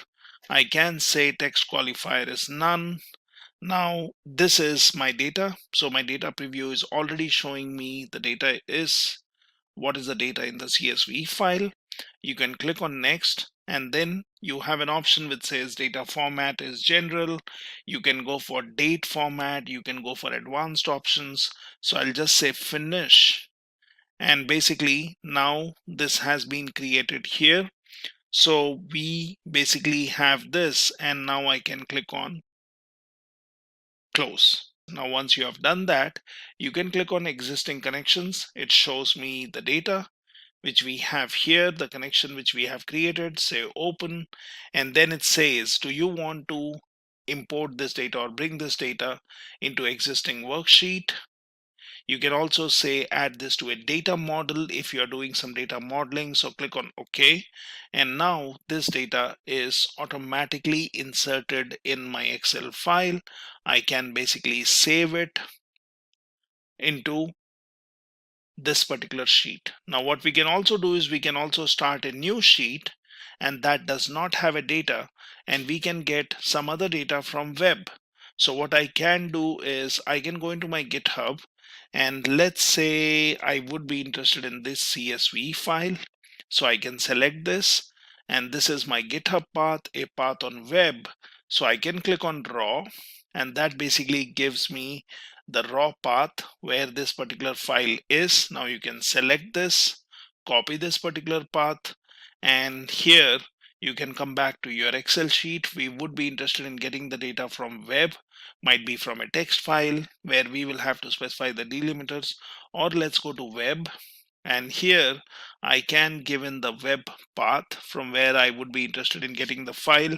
Let's give the GitHub path, which is publicly available, and then click on import. Now once you click on import, it tells me there are two fields, data and value. These are within double quotes, separated by comma. So first let's click on import. Now once we do this, it will basically get the data from web and put in here. It says existing worksheet, so we had already created a new worksheet. So let's click on OK, and now you have the data coming in, but then this basically shows me in one particular field. So what we can also do is we can just do a Control A, that selects all my columns here, and that's my data. So we can then basically filter this out. So we can say text to columns. It's a delimited file. Click on next. We can select comma and let the text qualifier be quotes. It shows me data preview. Click on next. So you have the general format. It shows the destination, that's the column. Click on finish, and now your data has been split, and you have the data which you have imported from web. So this is the data which is coming in from web. This is the data which came in from my local machine, and similarly we can even create connection with an existing database. So I can basically click on connections if I would want to do that. So I have an option called connection here, and it says where the selected connections are used. I can basically click on add. I can basically choose if I would want to get the files from network or from computer like we did earlier. I can click on browse for more, which should show me different other options to create connections. Say you would want to create a new SQL server connection. You can connect to a new data source coming in from different place. You could basically choose what kind of connection would you want. So these are all the different options which we can go for. And we can basically connect to a database. For example, if I have some database and say, for example, Access database, I can see if there are some files with that particular database and I can import it. So similarly, we can also click in here which says new query, and that also gives you an option of getting the data from your files, from all these folders, from databases. So you can basically click here and then you can import data from a MySQL database, provided that is set up on your local machine or on a particular server. You can go from cloud, you can get it from online services, you can get it from other sources, which says from web, from your Hadoop file system, from Active Directory, from a blank query, and you can even combine queries wherein you can run a Power Query editor. You can get the data from different sources and then you can bring it into your Excel. So in this way, you can get your data from different sources into your Excel, into your spreadsheet, and then you can continue working on those data sets. We have already learned some basic operations which you can do in Excel, and let's implement our knowledge by working on this particular data which is coming in from housing data set. Now here, if we see some fields, we have agent, date listed, area, list price, and this is basically the data which has been sorted in newest to oldest order of date listed. So how do we arrive at this? So what I can do is I can just click on data listed, and then I can either go in here, I can select sort, I can get into custom sort, and then I can choose the column based on which I would want to sort the data. So I would look for the newest data to the oldest data. That means that would be in a descending order of dates, or you could say the oldest date or the earliest month will be towards the lower side of your sheet. So here we can select date listed. Now I can say let it sort based on cell values and the order what we have here. So we have newest to oldest. So let's select this. I can say okay, and now if you see, the date has been sorted. So we have your 10/18/2007 on the top, so that seems to be the latest date. And as we go down, we will see an earlier month or an earlier month than that in this date listed. So we have sorted our data into newest to oldest order, and that's based on your date column. So the result shows up here. Now what we can also do is we can have different questions which we would want to answer. So for example, I would want to sort the data in ascending order of area and descending order of agent name. How do we do that? So let's look into this. So this is here. I already have the result here. And how did I get this? So I'm looking for ascending order of area and descending order of agent name. So we can start with any particular column, that does not matter. So for example, if I look into this Excel sheet, I have my agent name, select this, which we want in a descending order. So we could either do a sort and then go for descending sort Z to A. We could also use the filter option here on the top right, and we could do it, or I could just say sort Z to A, and then it has arranged the data based on the agent column being in descending order. Now I can go into area and then I can again do a sort, and I wanted my area column to be used for sorting the data in ascending to descending. And that basically not only changes the order of this particular column but for my complete data. So let's do that. And now if you see, we have the data which has been sorted. So we can see how many values we have here, and the area values which we see, and this is how you get your result. So I'll just do a Control Z and again, and I'm back to my original data, and this is the sorted result which we are seeing at. Similarly, we can answer other questions. For example, sort the data according to the following order of area. That is, we are saying county, central, and then your county. So we can basically choose in which particular way we would want to do it. So it is county, central, and then again county. So if I look into my sheet 3, so here I basically have my data which is having some South County, then you have your central, and then you have your North County. So we would want to sort the data to solve our problem, which is according to the following order. So first we go for area, then we go for South County, Central, and North County. So what we can do is we can basically have area field selected, and I would want to sort this particular data. So I have South County, Central, and North County. So I can basically go for custom sort, and then I can choose which is the value or column which I'm interested in. Let's go for area. We will go for something like cell values. Well, you can also try to explore conditional formatting icon if this is what you would want to use, or we can basically go for just cell values. And here we can say if I would be interested in first getting my values for South County. So for example, I can say custom list, and then I can basically give in the new list here. So I can say S dot county, and then I would want central, and then I would want North County. So let's select this as it exists.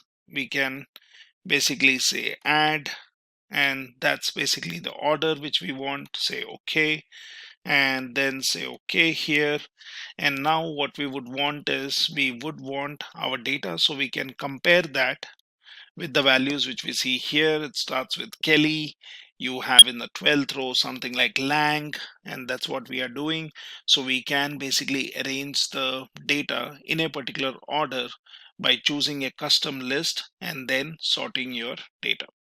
So that's one more simpler task what we have done, where we have sorted the data in the order where under our area column, we first wanted South County, then we wanted central data, and then we wanted North County. So this is how you can do it. Now, let's look into one more problem. So it says find all the houses in the central area, and we would want to basically apply a regular filter. Let's see how do we do that. So we can click on this, and here we have the data. So the problem statement is we would want to find all the houses in central area. Now how do we do that? We can do a sorting, but we would want to use the filter which you see here is implemented. So how do you do it? So you can select this area, and say for example I would want to apply filter.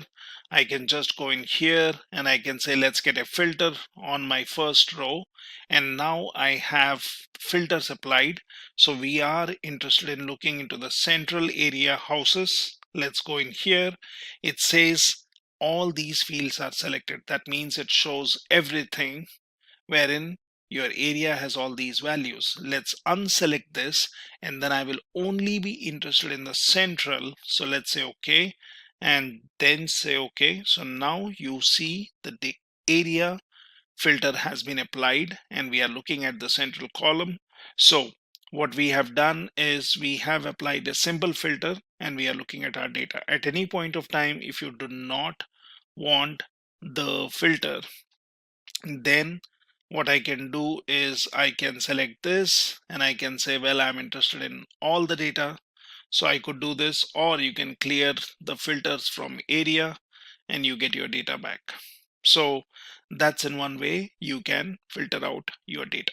So let's look at an example of sort and filter where we might have to filter the data based on two columns or multiple columns with different kind of values, where it could be and an or condition. Now say for example, this is the data I have and this is the question which we need to answer, such as find the list of all houses in the central region with pool and South County without pool. Now, if it was a simple filter based on one cell, I could have just selected my header row. I could have then applied the filter, and once I have the filter, I can look in area where I have three regions. So I'm only interested in Central and South County. So I can get rid of North County, and that's fine. But then we have two different conditions here. So we need the data in Central region to have the value for pool being true, and for South County the value has to be without pool. Now how do we do that? So what we can do is we can first create a copy of these headers here. So let me do that. Now the area has to be South County. So basically I can either just select this and I can choose this value, and then I can select this and then I can choose Central. So that's the criteria which I have, and the pool value has to be, so Central region should be with pool. So then this one basically has to be true, and this one has to be basically false. So South County is without pool. So let's select one of the values here, and this is my criteria. Now to get my result, we can always place your cursor here and you can check this is M column and 8th row.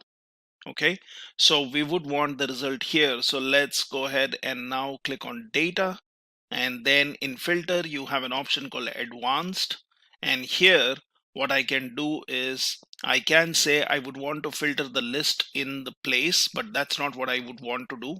So I'll say copy to another location, and here if you see the list range will tell me that this is the data. So A1 to J126, so A to J column selected and all the rows. Criteria range is basically based on what I've given here. So that is M from 1 to V, which is 3. So I'm selecting these columns and then I'm saying all the way whatever criteria I've given, and copy to, I'm saying M8 to V8. So that basically will give me my filtered result. So you could basically just say okay, and now I have my data which has been filtered, and I have my area which is South County, that is without pool, Central with pool, again South County without pool, and then if you look at your Central value, that's pool. So this is an advanced filter which we have applied, where simply we have filtered the data based on two columns and then we have our result. So in this way you can have your customized filter applied on two different columns and get your data, which can be either replacing the existing content, or in the same sheet in different set of columns and rows you can have your result. Let's look at one more example of filtering where you are trying to filter the data based on an AND condition being met in two different columns, and then you would want to filter out the data for only specific columns. So the situation is the agents with a house in North County, that should be county, area having two and a single type family. So we are talking about 2 bedrooms, and we would basically have a single type family, and here the criteria is that we would want to only populate these columns, which is agent, area, bedroom and type. Now what you can do is, as I explained earlier, that you can get your result in the same sheet in a different location. So here I have created these headers which says agent, area, bedrooms and type. Now this is basically a copy of all the columns what we have here: agent, data listed, area, list price, bedrooms, bath, square feet, and so on.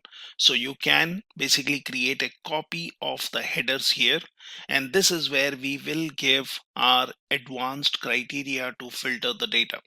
So the conditions which need to be met is we need to look at North County. So for example, here in area, I can basically go ahead and select one of the values, North County.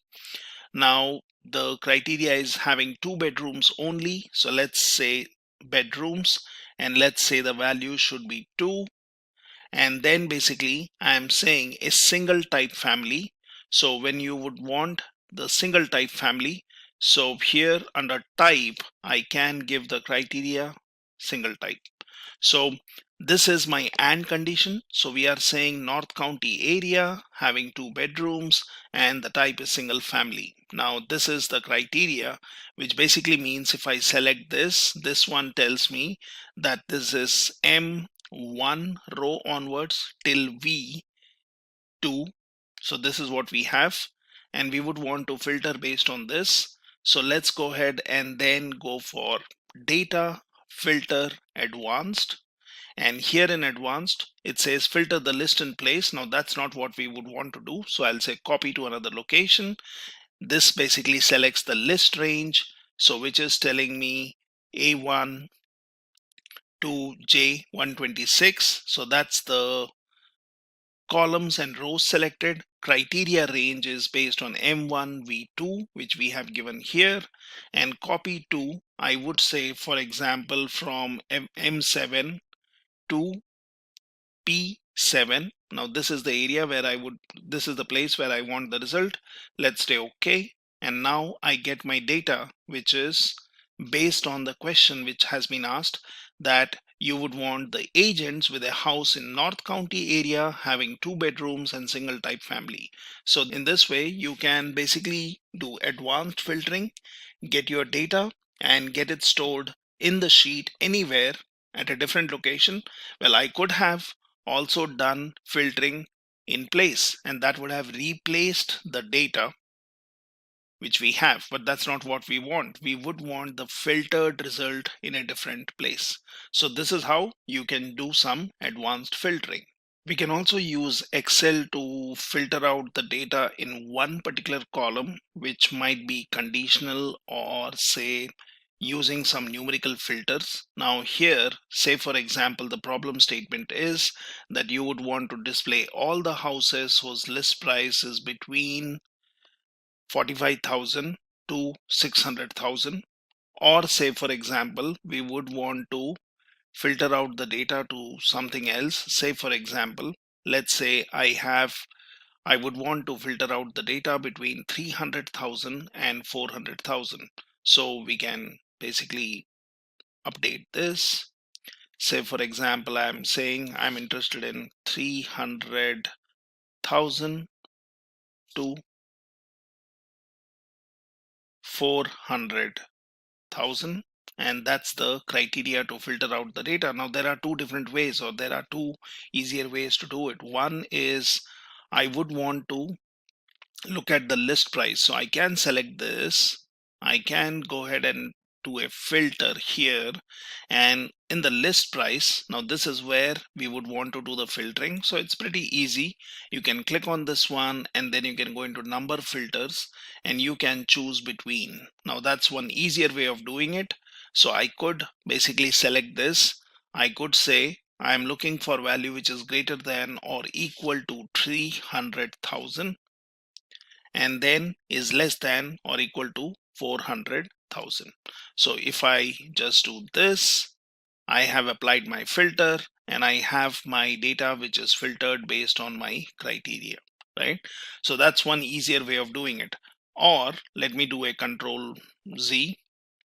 Now let the filter be there, which you can anyways use. But what we can also do is, as we have seen earlier methods, so get a set or get your column headers here, and then you are giving two columns here. Now the only difference between my this set of columns, which I have 1, 2, 3, 4, and then you have 7 and 10 columns. And if you see here, we have 4, 5, 6, 7, 8, 9, 10, 11, right?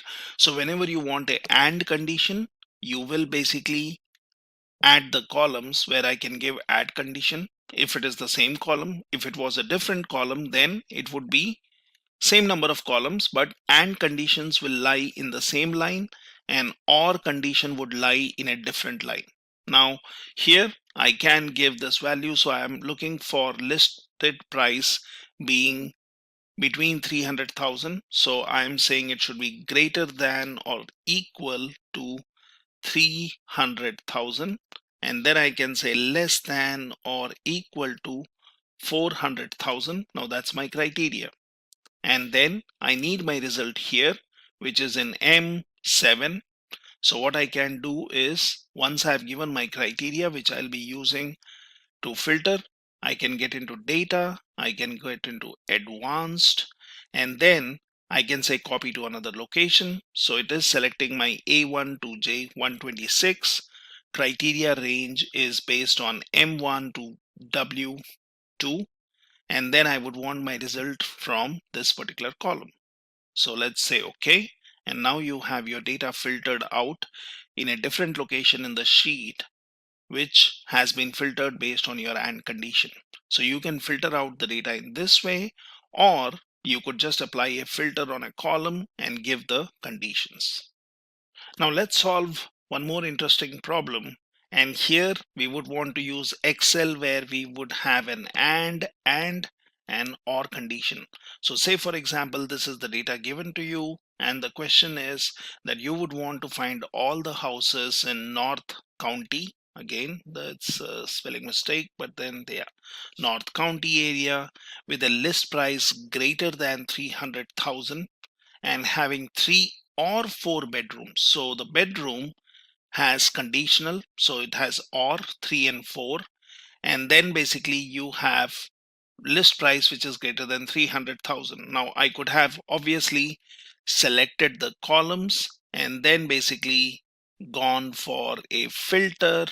So I can just do a filtering here, and then I'm looking for list price being greater than 300,000, so which we can always give a number filter, and I can say greater than, and then I can say greater than or equal. So I can say greater than, and then I can give 3,000, 30, 300,000, and that's basically the filter which we would want. And here I would want to select the bedrooms, which should be just either 3 or 4. So if for example here I go in here and I unselect this and then I say 3 and 4, right? So I am getting my data which is greater than 300,000, and it should have the bedroom values which will be either 3 or 4 selected. Now that's one way of doing it. Let's do a Control Z and get it back to as we were, or you can even just say clear filter, so you get your data back as it was. So what we can do is we can here give the criteria. So for example, I have my list price. Now this is what I would want as a condition. So let's say greater than 300,000, and bedrooms should be 3, and then I can say greater than 300,000, and then I can say 4. So this one basically gives me a situation where your list price has to be greater than 300,000 and bedroom should be either 3 or 4. So we have given our filtering criteria. Now to get the result, what we can do is we can go into data, we can go into advanced, and we can say copy to another location. So our list range is selected, which is columns A to J, row number 1 to 126.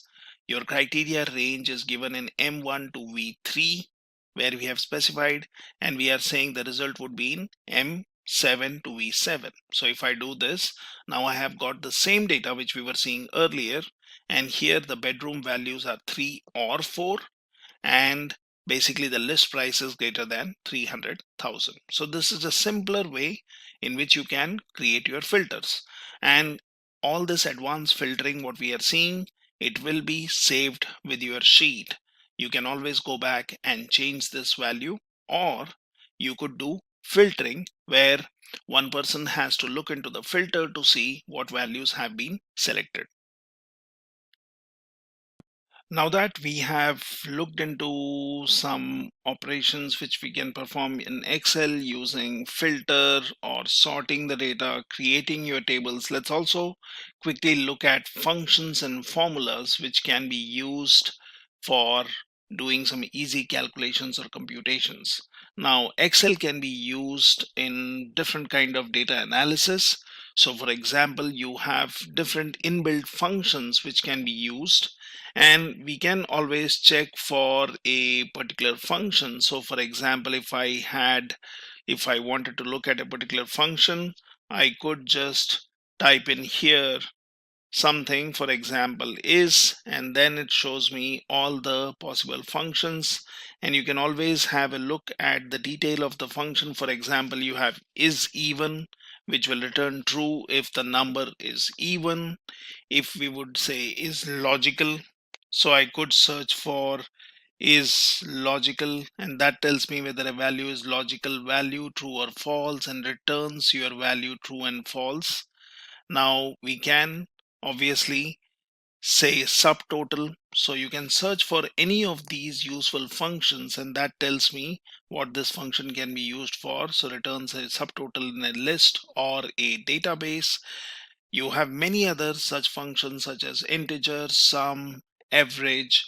You may be interested in working on truncating some data, getting the absolute value, getting the square root, basically getting a count or getting a max value. You can look for any particular functions within your Excel sheet. Now you also have other functions such as now or time. For example, let's look at now function. So I can search for now, and here it is. So this is returns the current date and time formatted as a date and time. So this is the function which we would want to use. And if I just give the function, it tells me what is the current time. Let's first look at the description of time here. So say for example, I would want time. It says converts hours, minutes and seconds given as numbers to an Excel serial number formatted with a time format. So for example, if I would say 2 hours and then 30 minutes and 30 seconds, and if I do this, it has basically converted this into your time format. So you can always use different inbuilt functions for your work. Now we will also look at some advanced functions like SUMIF or SUMIFs. You have COUNTIF and COUNTIFs, and you can be working on various functionalities of Excel to easily help you in doing some calculations, computations, working with your data, working with your different cell values. So let's look at some example of using functions like sum or SUMIF. So for that, let's go to this sheet, and here we have some data. Now I have already applied a filter which can allow me to filter out the data. So it says find the total units that were sold in the East region. Now we know that in region we have East, and I have multiple regions. I could basically be saying unselect all and select only East and say OK, and that basically gives me the units which were sold. And if I placed my cursor here, and then if I did a auto sum, so it would basically give me the function which is being used, so something like subtotal, and it is basically working on your rows which is E2 to E44. And here we can just do this, so that gives me the total. But this is fine, you could do that, but it would be good if we know how do we use a function like SUMIF to do that. So here I'm seeing this is the subtotal where I'm looking at the values, and basically what I have done is I have filtered out the region, and then basically I'm getting a count. But this does not give me clearly how a sum was calculated from all the values which were listed. What we can also do is let's do a Control Z and let's get it back. So now we have our data, and we would want to get the total units that were sold in the East region. So what I can do is I can start typing in my formula, and for that I'll use an inbuilt function. So for example, I would be interested in going for SUMIF. Now it says SUMIF adds the cells specified by a given condition or criteria.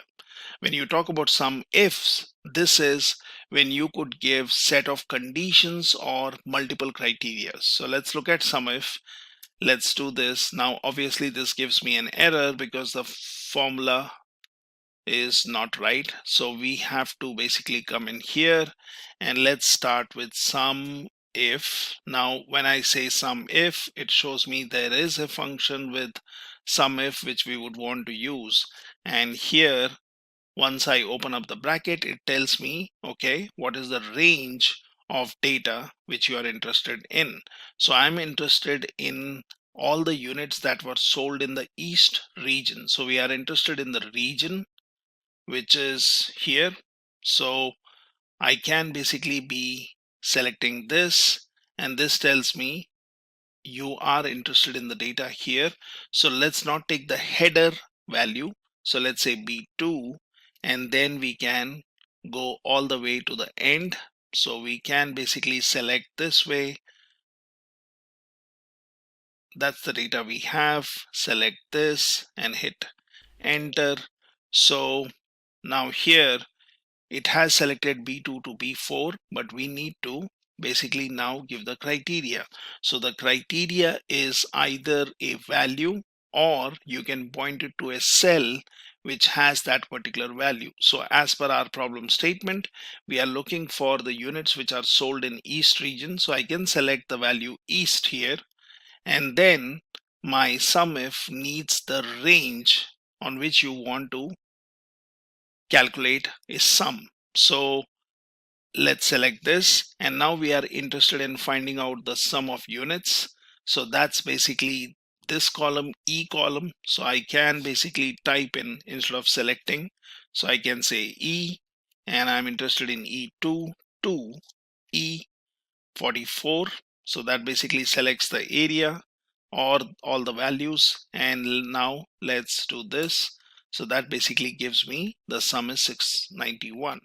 Right now, this is the criteria where I have pointed it to a cell, and whatever value that cell has, well, I could have done something like this. So I could have selected East, giving the value, and then doing it. It still does the same thing, and in this way you have more clarity that you are using SUMIF. You are filtering the data, so you have given the rows, you are given the criteria, and then you have given the range on which you would want to sum up the values.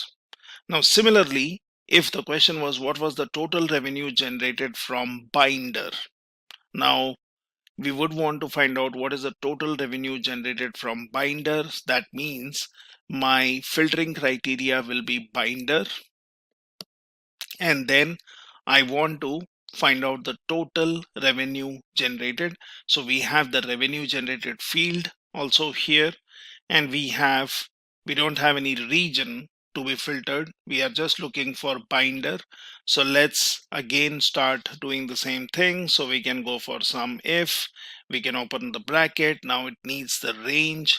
So we are interested in revenue generated. Now that's the summation we want, and we would want to get the range of data. So here we can basically select D2 to D44. So that's the data selected. Now I would want to give the filtering criteria. So let's say binder, and then we need to give the range on which the sum needs to be calculated. So that's my revenue column, so that's G. So I can say G2 to G44, and that basically selects the column, and then you get your sum. So it tells me what is the total revenue generated from binder. Now I could be doing this for other things also. So say for example, if you would want to filter out something else, you could basically just drag and drop here, and then I could come here and change this to, say, instead of binder, I would be interested in, say, pencil, if that's the criteria you are interested in. Remember to change this so that you take all the values, and here we will change it to select the relevant rows, and then this is the data I'm getting. So I know that this is the revenue generated from pencil. This is the revenue generated from binder. Now this is a simple use case where we are using sum if. What if we would want to use some ifs? So some ifs, let's have a look at how we get to some ifs.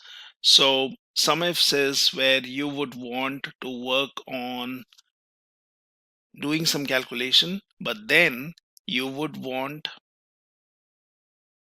multiple criterias to be met. So let's see how we get this.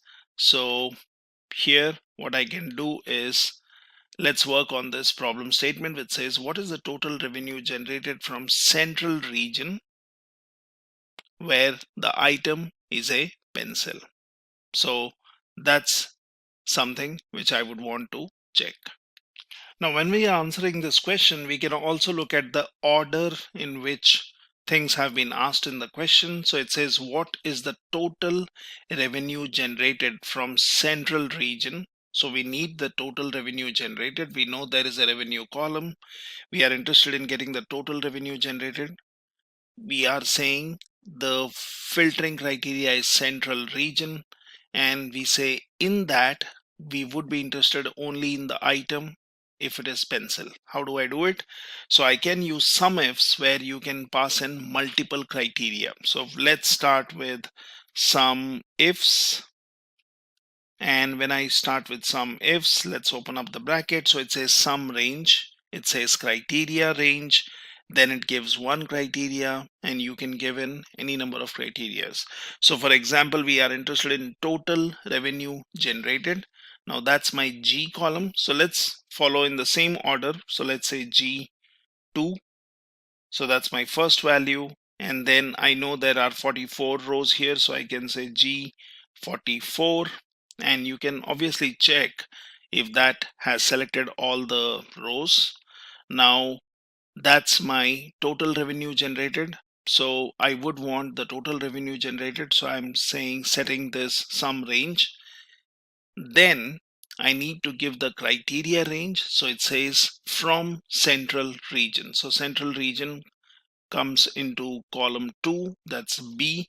So let's say B2 to B44. So that's my criteria range. Then you have to give your criteria, but we need to filter out the region being central. So let's select this. Now either I could point to a value in the cell, or I can just give the exact value here. We can also give a wildcard or matching pattern, so that also works. Now this one is fine. We are now also interested in finding the total revenue generated when the region is central and the item is pencil. How do we do that? So for item, we know the column is D2. So let's select D2 to D44. So that basically selects all the rows in the D column, and we need to give the filtering criteria. So let's do a comma and then just given our value. So let's say pencil, and then let's close your bracket, and that basically gives you the result. So we need to just follow the order of our question, which says, what is the total revenue generated? So we are looking at the revenue column. We are selecting all the rows. Then it says from the central region. So we need to select the region column and give the filtering criteria as central, or point to a cell which contains that value. And then it says we would be interested only in item being pencil. So then you select the column which has all the items and provide your filtering criteria, that is pencil. So that's your easy calculation of using sum if, which we compare with sum if here. So sum if here was just having your criteria. So basically you are selecting your rows, giving your filtering criteria, and then your sum range. In sum ifs, we are giving multiple condition. Now same thing can be done here. It says how many units were sold by sales representative Jones, where the cost of each item was greater than 4. So how many units were sold by sales representative? So when we talk about how many units, that's your E column. So let's start with that. So let's say sum ifs, I would be interested in E column. And let's give the range. So it says sum range. So those are the number of units on which we would want to find the sum. Then it says you need to give the criteria range. So we say sales representative, where the name is Jones. So sales representative is in sales rep column C. So let's say C2 to C44. Now then we need to give our filtering criteria. So let's say Jones is the sales representative where we are interested, about whom we are interested in. And then the question says where the cost of each item. So cost of each item is what we are interested in. You have unit cost. So that's what we are interested in. So that would be F, and then say F2 to F44. And then you need to give your cost. So it says where each item is greater than 4. So let's select this and let's do this. So this tells me 301. Now, similarly, let's answer our third question, which says how many units did Jones sell excluding pencil item? So we would want to find out what was the total number of units that were sold, and that units or that should not include the pencil item. How do we start doing this? So let's start with sum ifs. Now we know that you start with sum ifs, you need to give the sum range. So we are interested in the number of units. So let's basically go in and select our number of units which were sold. So that's your column E. So I can say E2 to E44. That's where I would want to perform the sum. Now I'm saying how many units that were sold, where we are talking about sales rep being Jones. So let's select the columns C and then give the range. After that, we need to give our filtering criteria, which is Jones, and then we are interested in the items, but excluding pencil. So items is in column D. So let's say D to D44, and then we have to give our criteria. So we can say, well, that should exclude pencil. So I can basically say pencil, and let's close this and let's check. So that's my formula, which says that these are the number of units which the sales representative, whose name is Jones, had sold, and that does not include pencil as an item. Let's also look at an example of using COUNTIF or COUNTIFs. Now, both of these can be very useful when you would want to calculate certain values. So for example, if I would want to work on COUNTIF, let's try solving this problem.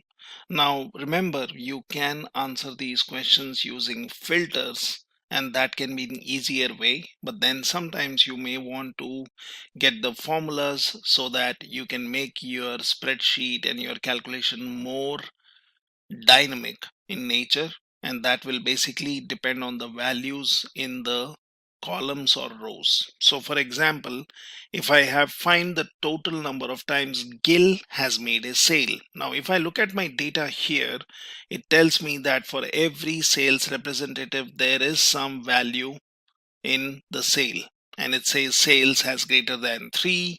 So for example, Jones, you have sales greater than 3, or you have Jardine, which is sales greater than 3, and so on. So what we are interested in is doing a quick count and finding out the total number of times Gil has made a sale. How do we do that? So we can use this COUNTIF function, and if I go into COUNTIF, it says counts the number of cells within a range that meet the given condition. Now what's our condition? Our condition is Gil, and we would want to find out how many times the name say Gil appears or Gil has made a sale. Now I could just say COUNTIF and then open up a bracket. I need to give a range. So let's say we are interested in looking at the range. So let's say we will choose sales rep. So I can say C, and then I can say C2 to C44. Now that's my range. Let's not give that in quotes.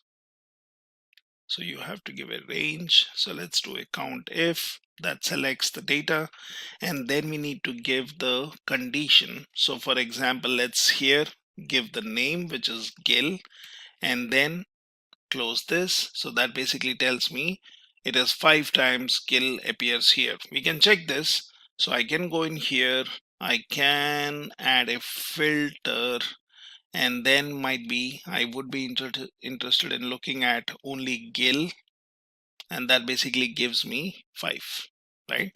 So we can always do that, and we can be using formulas like this. Now what about this question? So which basically says which sales representative made a sale more than 3 times. Now it might be looking little confusing when I say, for example, let me clear out this filter. Now we have sales greater than 3, and we would want to find out which sales representative made a sale more than 3 times. Now I could basically check for every sales representative here if they have made a sale more than 3 times, and what I can do is I can just say equals, I can start with COUNTIF, then I need my filtering criteria. So that's your range. So first thing is we will choose, for example, let's choose C2 to C44, and then we need to give an criteria. What is the criteria? We need basically a sales representative. So I can choose the value here in C2, and then I can close this, and then I can say the sale has to be greater than 3, and let's check. So it tells me the Boolean value that yes, this guy has made sales more than 3 times. And what we can do is we can just drag and drop, which basically gives me the value for other sales rep. You can always check the value is automatically changing to this value in cell. And for example, let's go in here. So this is obviously 2, so it says me false, right? And you can basically get the values for all your values. So that basically tells me which sales representative has made a sale more than 3 times. Now, like some ifs, we also have count ifs where you can give multiple criterias. So for example, the question is how many orders were placed from the East region after this particular date. So we have a date criteria, we also have the region criteria, and we need to basically get the count of number of orders which were placed. Now I can in this case use count ifs, and this basically says that you can start with a criteria. So it says how many orders were placed from East region after particular date. So date is in my first column. So for example, I could say A, start with 2, and say for example, let's go A44. That should have selected all the rows. And then I need to, once I've given the criteria range, I need to give the criteria. So we are saying the date has to be greater than 10th Feb. So let's give it 2/10/2019. And then you need to say how many orders were placed. So you need to give the criteria, second criteria range. So we are looking at the number of orders which were placed from the East region. So when I would want to look at the region, that's your column B. So I can basically say B2 to B44. And here I would basically give my criteria. So the criteria is East. Let's give that. And once you have done this, you would want to find out the total number of orders. So let's select this. And if I do this, it tells me 13. Now, is that right? So we are looking for your date, your region being East, and then getting the total number of orders. So here I can just do a count if I'm saying A2 to A44, wherein I have given the date criteria that it should be greater than 10th Feb, because I do not want to count 10th Feb. It says after 10th February. And then you are saying the region has to be East. So we would want to find out the total number of orders. So my region is East, and that gives me the result.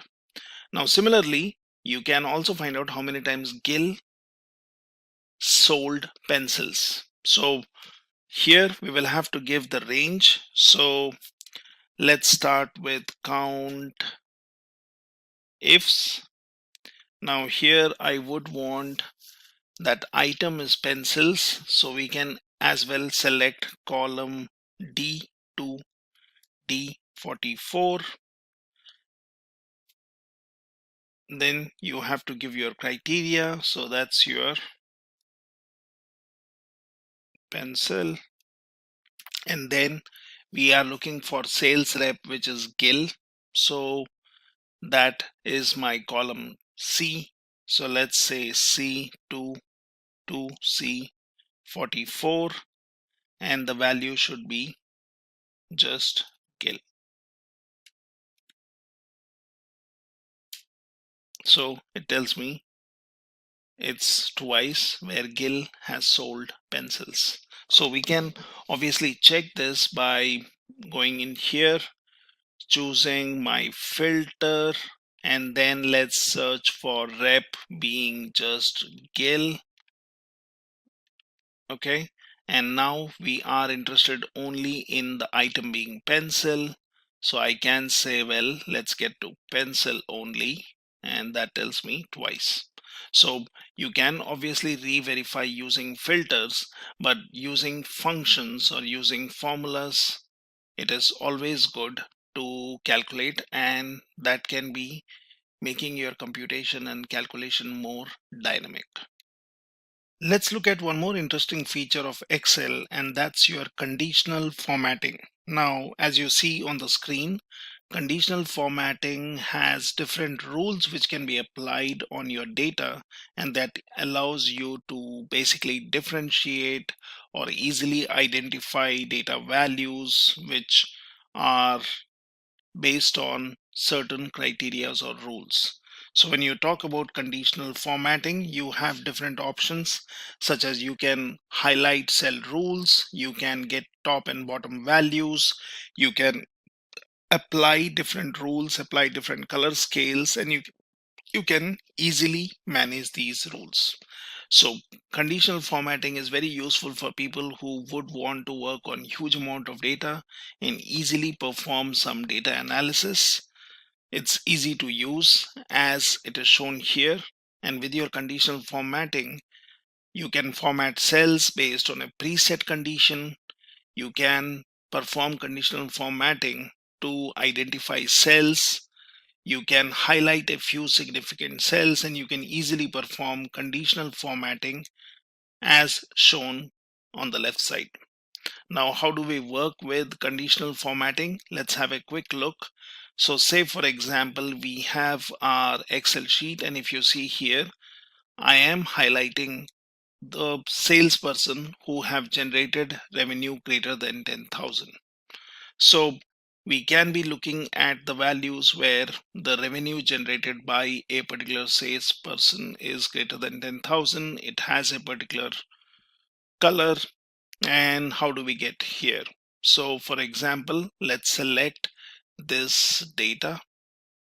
And what I could do is I could go into conditional formatting. Now I could basically highlight cell rules, and we could just say greater than. That's an easier way. I could also go ahead and create a new rule, but then I can use one of this option. I can say greater than, and let's give some value. Might be we would be interested in looking at any value greater than 12,000. So let's choose 12,000. And here it says what color would you want to select. So for example, I would say something like yellow filled with dark yellow text, and let's say okay. So right now what I'm doing is I have all the values where the revenue generated was greater than 10,000, but then I have also selected all the sales people who have made or who have generated revenue greater than 12,000. So I can just do a Control Z to see the previous result. Now here I had the values which were greater than 10,000, and the one which we did just now basically highlighted the values which are greater than 12,000. So this is one simple example. Now we can look at some other examples. Say for example, you want to format cells using 3-color scale. So if you look at the values here, I have a 3-color scale mainly in green, yellow, and red. And how do you do this? So for example, I can go in here and I can go to conditional formatting. So I would want to go for color scales, and here you can create different rules. So we can set up a 2-color scale. So we can say format only values that are above and below average. I can format only cells that contain something. I can get the top and bottom value. So these are different ways in which I can have a 3-color based scale. Now what I will do is I will select this, and let me show you the rule which I have. So for example, I can go into manage rules, and if you see here, there are certain rules which have been specified. Now what does that mean? So you would want to specify a 3-grade scale. So for example, if I would want to look at my first rule, it tells me that I'm choosing 3-color scale. I can choose lowest value, percentile, and highest value, and that basically will select the cells based on their values. So what we could have done is I can basically use one of these values. I can delete these rules which I have created. So for example, I have all these rules, but you should always carefully remember that the rules will be applied in the order shown. So for example, if I just delete these rules and then say apply and say okay, my data is back. Now it does not have any highlighting. Now I can go in here, I can say conditional formatting. I could go for color scales, or I could basically go into new rule. So I would want the cells to be using 3-color scale. So let's choose 3-color scale. Now when you say 3-color scale, it says what will be the color of lowest value, and we could choose, might be any one of this. Let's choose red. I can say midpoint is percentile 50, and then the highest value is green, and if that looks good, let's say okay. And now if you see, the lowest values have been highlighted as red, you have mid values, and then you have the positive value. So this is the 3-color scale, and that easily helps me in identifying the data based on the cell values. Now in conditional formatting, what you can also do is you can basically color the cells based on their values. So what we are seeing here is if the revenue generated is greater than average, then that shows in green, and if the revenue generated is lesser than average, that shows in orange. Now how do we do that? So we can basically again manage some rules. So I can basically create a new rule. Now here I can select one of the options which says format only values that are above or below average, and that's the option I would want to select. Now I can select this, and it says format values that are above average. So in our case, we had it in green. So for example, I'll say above average, and then here I can go for a particular color. So you can go for a particular size. So let's go and look into the formatting. So for example, let's choose yellow. Say okay. Now I'm saying wherever the cell values are above average, it would be yellow instead of green. And let's go in here. Let's go and look into manage rules. So this is basically the rule which we are applying. Now we can also add a new rule, and I need to select the values. So for example, I will say here, so we had gone for above, now we'll go for below. We'll go for format, we will choose red, we'll say okay, we'll say now these are basically the rules which we have created, and here it says applies to your data. So right now it has not been applied. So for example, if I select this, and then I could basically choose my area, just hit on enter, and similarly you can go in here and then select your area, hit on enter, and say apply, say okay. And now if you see, I have really chosen bright colors, but then I have said wherever my revenue generated is above average, it should be in yellow, and below average should be in red. So we wanted above average to be in green and below average to be in orange. So that's what we have here, right? So you can always color code your cell values based on some rules which you are setting up. Now similarly, you can also find the top 10 and bottom 10 values, and that's pretty easy. So you can just select this, and then you can go into conditional formatting. You can go for top and bottom values, top 10 items, bottom 10 items, or you can go in for more rules. So you can say format only top or bottom ranked values. So you have top 10.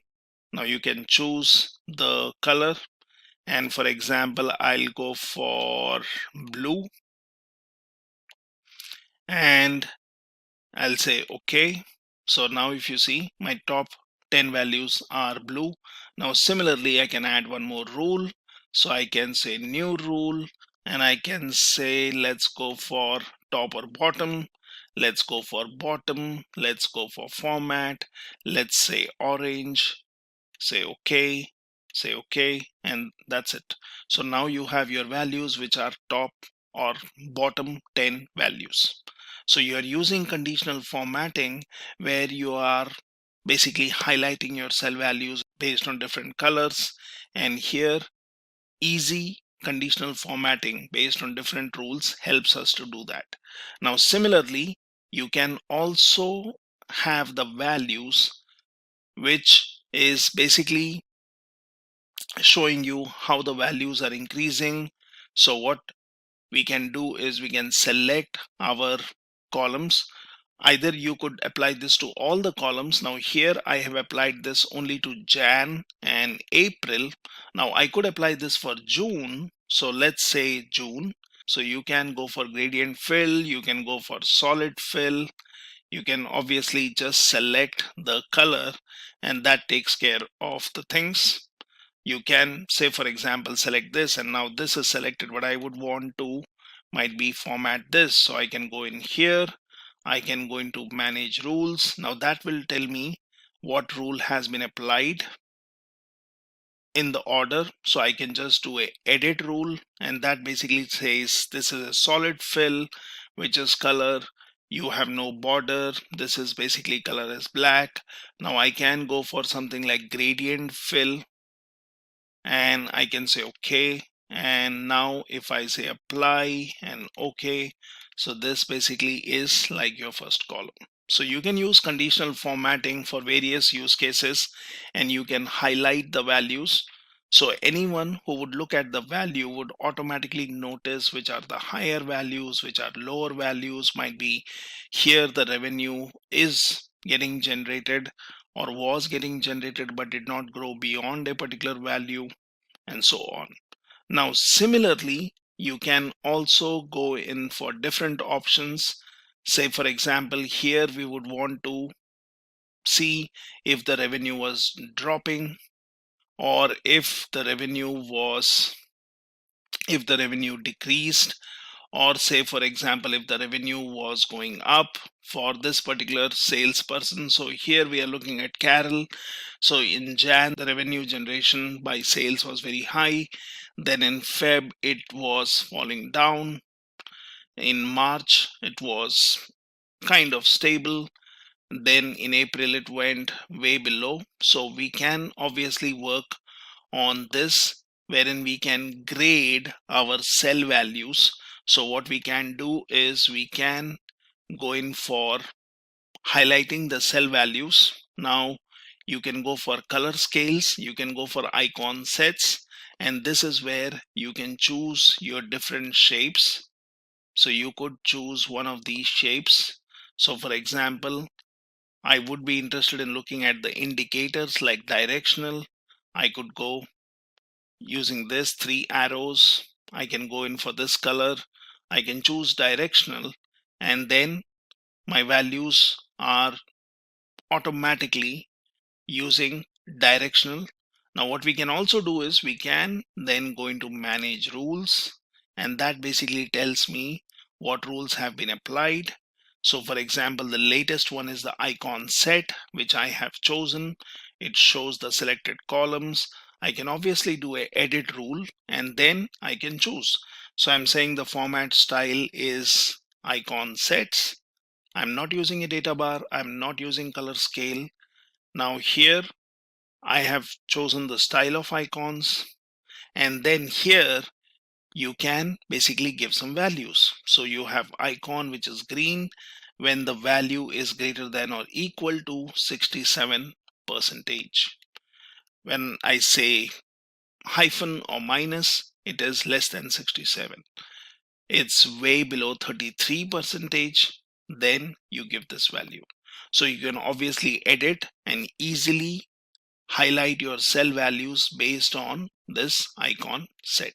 So I can apply this, and that's how I use conditional formatting. So conditional formatting can be very useful if you would want to use icon set, if you want to use your data bars, if you would want to highlight particular values, if you would want to color code based on some calculation, if you would want to use a 3-color or a 2-color scale, or if you would want to just find out values based on some simple calculation. So conditional formatting is used extensively by data analysts or people who are working in business intelligence teams, or people who would want to use Excel to easily identify the data, easily identify the cells which contain particular value, or finding out less significant or more significant cells to then pull out values and carry out your computations, calculations, or analysis. In this video, we will learn some of the important features and functionalities of Power Query in Excel. Also, we will be doing an extensive hands-on demonstration using various datasets. So if you want the datasets and the demo files, then please put your email IDs in the comment section of the video. Our team will send you the files over email. Let's begin. So what is Excel Power Query? Power Query is an advanced feature of Microsoft Excel that allows you to prepare your data for analysis. You can perform numerous text computations and numerical analysis to make your data more powerful and informative. Excel Power Query is a data preparation and transformation engine. It allows you to carry out the extract, transform, and load operations on the datasets from multiple sources. Now, let's look at the challenges solved by Power Query. Earlier, in Excel, there was difficulty in data connections. Now, using Power Query, you can connect to a broad range of data sources such as relational databases, web files, text, CSV, JSON files, and even fetch data in the cloud. Volume, variety, and velocity are the characteristics that define big data. It was a major problem to handle such data. Now, Power Query enables you to transform your data to an appropriate size. It also allows you to work on any shape of data from any source. Earlier, updating your data and refreshing it in real time was an issue. Using Power Query, a repeatable process query is adopted to update the data in real time and in the future. In Excel, it was not so easy to reshape, transform, and manipulate data, but using Power Query provides a highly interactive experience and sophisticated tools to prepare your data. Now, from Excel 2016 onwards, Power Query on Windows has been fully integrated into Excel. But in Excel 2010 and 2013 for Windows, Power Query is a free add-in. You can go ahead and download the link. Once installed, the Power Query tab will be visible in the Excel ribbon. Now coming to the features of Power Query. So Excel Power Query allows you to clean, transform, manipulate, and process your data for analysis. It helps you to automate repetitive tasks that you want to do it over and over again. You can search for data sources and make connections as and when you want. Power Query helps you to prepare and shape the data in the right format for performing analysis. And finally, once your data is ready, you can share your findings or use your query to create interactive reports and dashboards. Now let's have a glance at the demo that we are going to work on in this video.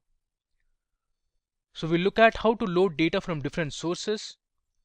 You will understand how to extract tables from web files, so we'll extract tables present on Wikipedia pages. Then you'll learn how to sort and filter data. Up next, you'll see how to group your data, how to split a column into multiple columns, and then pivot and unpivot your table. Then you're going to work on date columns and make some transformations. Understand how to append tables and merge tables vertically and horizontally. Now let's open MS Excel and start with importing a simple text file. So you can see here I have my Excel file opened, and in the middle you can see I have my employee.txt file. Now this is a comma separated file, meaning that the values are separated by commas, as you can see it here. The columns have been separated by commas and all the values have a comma between them. Now this text file has information about the name, age, company, and the city to which the employee belongs to. Let's see how easily you can import this EMP text file into MS Excel. Here I'm using Excel 365 or Office 365, where Power Query on Windows has been fully integrated into this version of Excel. So what I'll do is, first let's go to the Data tab, and you have this section called Get and Transform Data. So I'll click on Get Data. Under Get Data, I'll go to From File and select from text/CSV. Once I click on it, it will ask me to give the location where the file is there. So my file is on desktop. I'll click on Power Query Files, and here you can see I have my employee txt file. You can see the type here, it says text document. Click on EMP and hit import. Now this will take some time to import the file onto Excel. It's establishing a connection, you can see. There you go. So here you can see the file name emp.txt. You can see the file origin. As I said, the delimiter is comma, and we have the data type detection. And here you can see we have our text file. So Excel Power Query feature has automatically detected the column names. So we have name, age, company and city as our columns, and these are the values. Now let's hit load. So this will load all the rows and the columns onto Excel. There you go. It was really quick. Excel has automatically loaded our text file. Now you can see here we have another tab called Queries and Connections. So we have made one query and have loaded the employee data. It gives a preview also, you can see it here. And if needed later, you can go to edit and change some values that we'll see later. Now you can use this data to create simple visualizations. So let me show you how to do it. So let's first select the data and we'll go to the Insert tab. Under Insert tab, I'll click on Recommended Charts. Let's say I want to know how many employees belong to a particular city. So I'll click on the second chart which says the count of name by city, and I'll click on OK.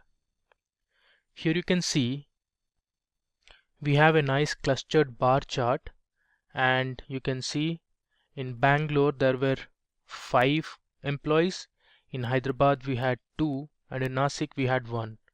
You can see the count here. This is a pivot table. If we go back to our actual data, here you can see in Bangalore we had Vidya, Sonam, Avinash, Varun and Himani, and there were 2 more people from Hyderabad and 1 from Nasik.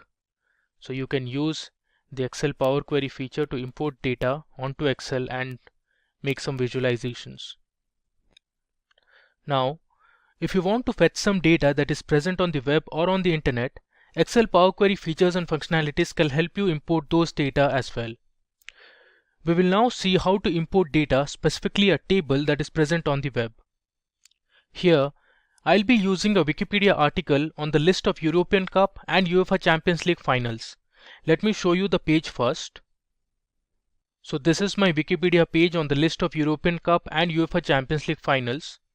If I scroll down, you can see all the details here. And I would like to import this table, which has the list of all the finals. So we have columns like season, winners, scoreline, runners-up, venue and attendance. Let's import this table onto Excel.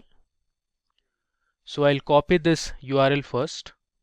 Now let me open a new sheet. I'll go to sheet 1, and then on the data tab, under the get data section, I'll go to from other sources, and here I have from web, which allows me to import data from the web. Either you can follow this path, or if you see here, there's an option to get data from the web. If I click on this, it is asking me to enter the URL. So I'll paste the URL of the Wikipedia page here, and let's click on OK. Now it's navigating, and OK. You can see Power Query feature in Excel has given us a list of tables, which you can see here. We have something called as document.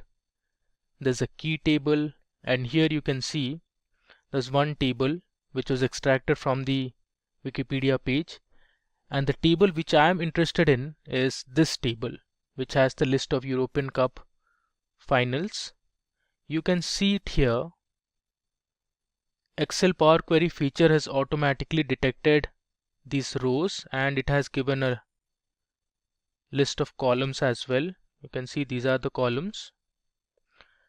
Now we'll explore the transform data tab present in the Power Query.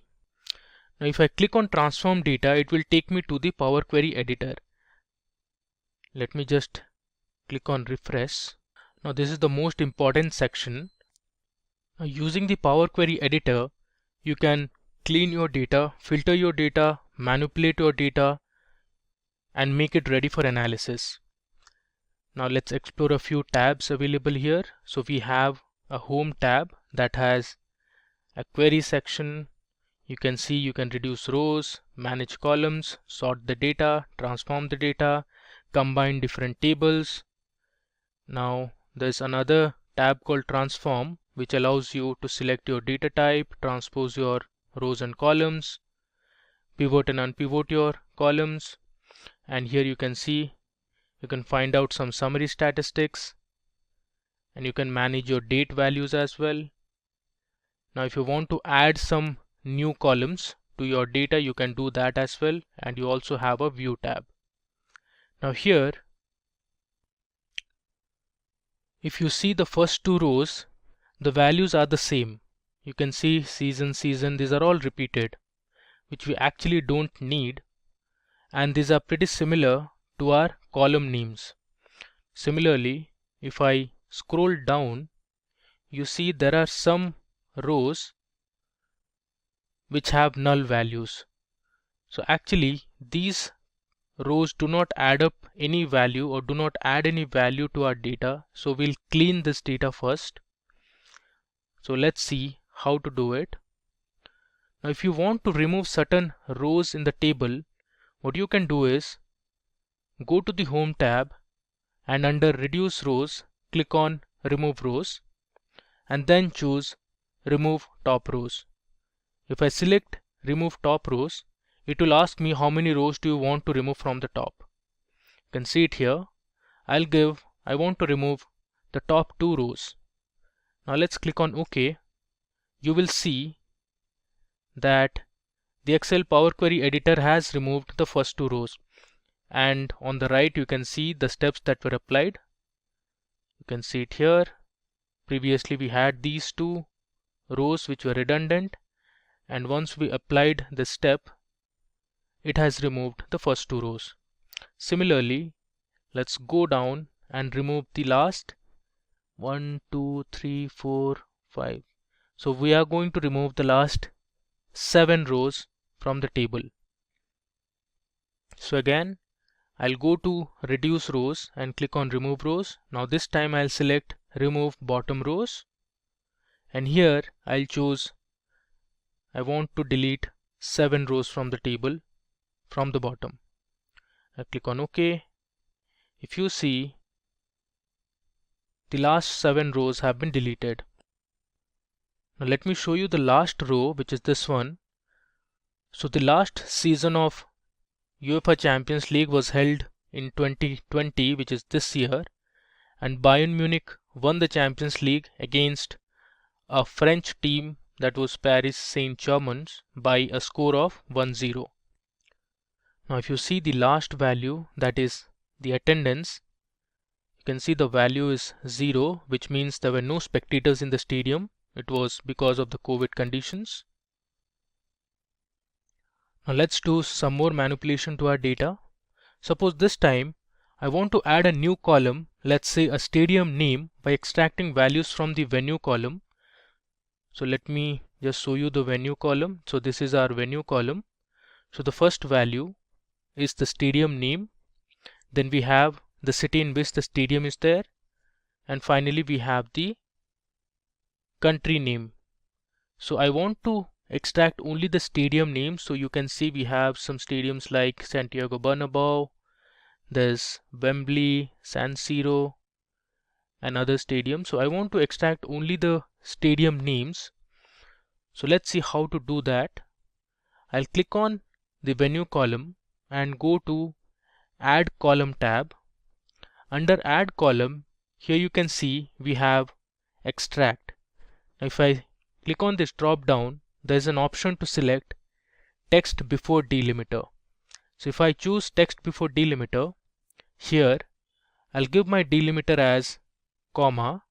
So everything before the first comma will be considered as the stadium name. Now let me click on OK.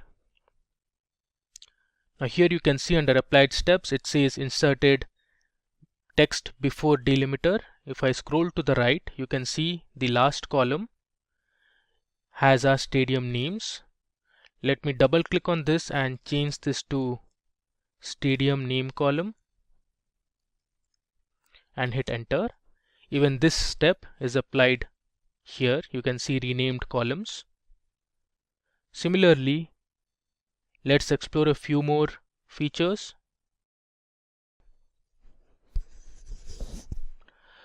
Now I want to add a new column called Stadium City. So if we consider this venue column, whatever is there between the two commas is the stadium city. So for example, Santiago Bernabeu is in Madrid. Similarly, Wembley Stadium is in London. San Siro is in Milan. So these medial values I want to extract into a new column called as Stadium City. So let's see how to do it. So I'll click on the venue column and go to extract, and again I'll select the extract tab, and here now I'll choose text between delimiters, and my first delimiter I'll give is a comma and a space. You can see here all the values have a comma and a space, and my end delimiter will be another comma. Then I'll click on OK. This will add a new column to the extreme right of the table. You can see here we have text between delimiters and it has extracted the stadium city. Let me go ahead and rename this column as stadium city and hit enter. You can see the applied step here. Now I want to split the score column into two columns. So here we have the score column, and the left value presents the number of goals that were scored by the winning team, and the right value presents the number of goals that were scored by the losing team. So here I'll split the column into two columns as winner score and loser score. So what I'll do is select this column and go to the Home tab. Under the Home tab we have Split Column. I'll select Split Column and then choose By Delimiter. So automatically Excel Power Query detects that this dash is my delimiter, and I'll split at each occurrence of the delimiter. Let's click on OK. Now you can see the score column has been split into two. It has renamed the column as score.1 and score.2. What I'll do is I'll go ahead and will rename this column as winner score, and this will rename it to loser score. I'll hit enter and I have renamed it successfully. Next, let's change the winners team and the runners up team values to uppercase. So suppose I want to change all the values or the club names of the winners team to uppercase. So what I can do is I'll select this column and go to the Transform tab. Under Transform tab I have this option called Format. So here I'll click on Format, and then you can see I can change the case to lowercase, uppercase, capitalize each word. So here I want to make all the winner teams as uppercase. I'll select uppercase. There you go. We have successfully converted all the winner team names to uppercase. Similarly, let's do it for the runners up team as well. So here I have my runners up team. I'll go to the Transform tab, click on Format and select uppercase. Now we saw how to do some simple manipulation of our data. So we created a few columns, split a few columns. Now to save all this, I have to go to the Home tab and then click on Close and Load. This will take some time and load our data onto this Excel sheet. You can see here it's loading the data. This will take a bit of time. There you go. Excel Power Query feature has successfully performed some manipulations on our data, some calculations on our data, and then it has saved the final version and loaded it onto Excel. Now using this clean data, we can do some analysis. Let's say I want to find the seasons in which the winners team scored more than 3 goals. So we have a problem statement at hand where we want to find the seasons in which the winner team had more than 3 goals scored. So what you can do is select any cell in this data and go to the Insert tab and click on Pivot Table. Here I'll click on Existing Worksheet and then I'll give my location. I'll place my pivot table somewhere here and click on OK. Alright, now since I want to know the seasons, I'll drag season onto row, and I'll also drag the winners team column onto rows. Then I'll choose my winner score under values. Here you can see we have the pivot table ready. Now we need to filter this table to see all the winning teams that scored more than 3 goals. So what I'll do is I'll select this winner score column and place it under filters. And here you can see I have my filter. Let me click on this drop down and I'll select multiple items. From this multiple items, I'll choose 4, 5 and 7 because these values are greater than 3 and click on OK. Here you can see I have filtered my pivot table, and to the left you can see the season and the winner team that had scored more than 3 goals in the finals. Alright, similarly you can perform some more analysis. Suppose I want to know how many times Real Madrid won the championship. So let's see. I'll click on one cell in the dataset, go to the Insert tab and click on Pivot Table. I'll choose Existing Worksheet and give my location here. Let's say I want to place my pivot table here. I click on OK. Alright. So the question we have is, how many times have Real Madrid won the championship? So I'll choose the winners team column and place it under rows. And let's say we'll select the winner score as well. And let's convert this winner score from sum to, let's say, count. I'll click on OK.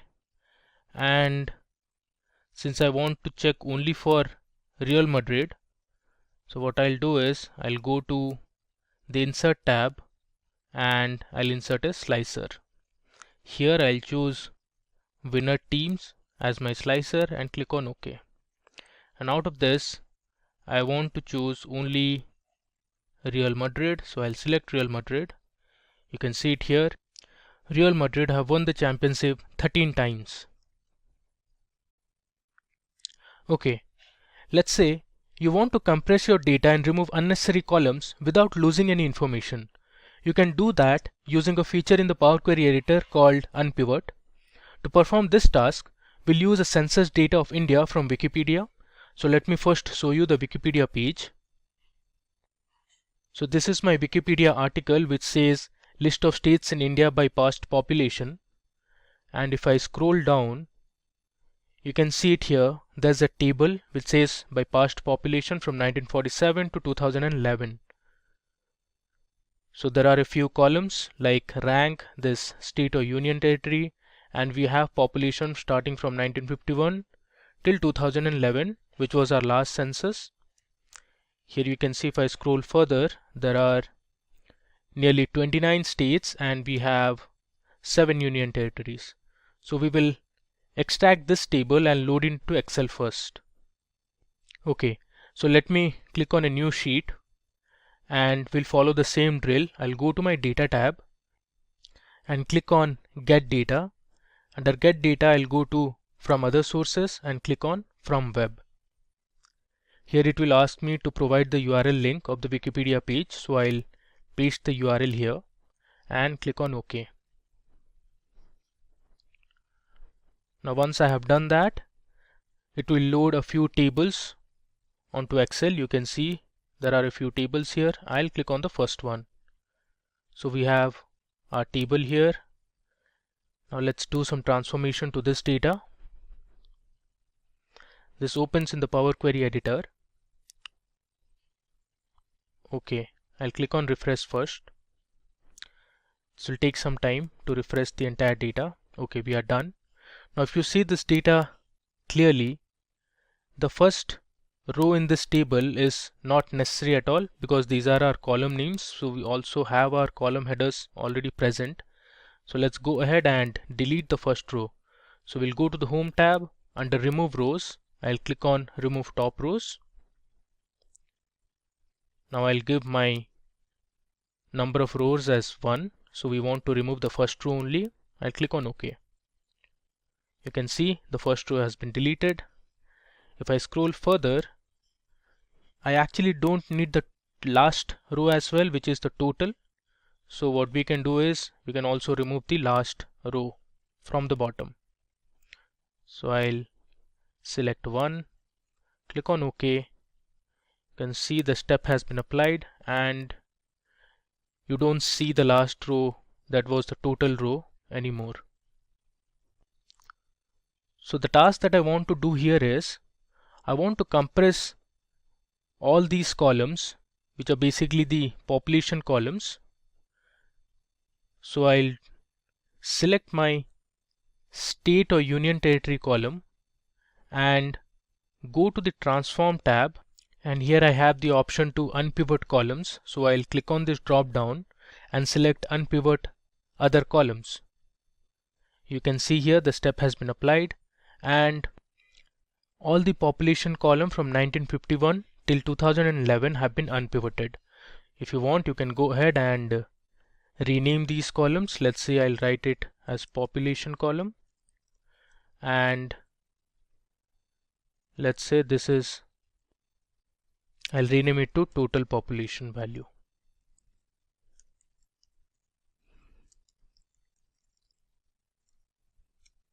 Alright, now we are done with our preparation of data. Let's go to the Home tab and click on Close and Load. Now this will take some time to load the data onto Excel. Alright, so we have our census data here. So first you can see rank 1 is Uttar Pradesh and we have the population starting from 1951 till 2011. Then we have for Maharashtra. If I scroll down, you can see the other states. We have Tamil Nadu, Rajasthan, there's Karnataka. If I scroll further, we have Odisha, there's Telangana, Kerala. Now if you see here, the population values from 1951 till 2011 for the Telangana state are all NA, which means there was no data available. Now this is because Telangana was only formed in 2014, so there was no census for this state. Let's continue with our demo and let's explore a few more features and functionalities of Power Query Editor. Now the next table we are going to use is an AdventureWorks customer table. Now this dataset is provided by Microsoft for practitioners who want to learn Power BI, Excel or similar technologies and want to do some manipulation, some calculation, some data analysis stuff. So let me go to a new sheet and let's import the AdventureWorks customer dataset. It's a CSV file onto Excel first. So I'll go to my data tab and click on get data. From here I'll go to from file and choose from text/CSV. You can see it here in my Power Query files folder. I have my AdventureWorks customer table. I'll select this and click on import. This will take some time to load the dataset.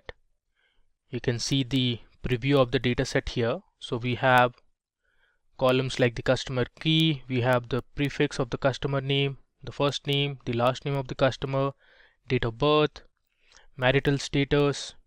If I go to the right, we have annual income, total children, education level, occupation and homeowner column as well. So let's click on transform data.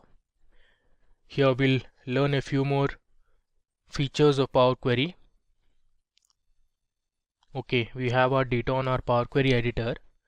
So first what I'll show you is, let's change the prefix column, the first name column and the last name column to proper case. So you can see it here, the prefix, first name and last name columns are all in uppercase.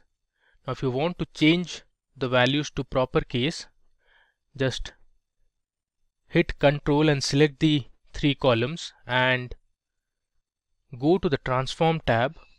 Under Transform tab you have Format.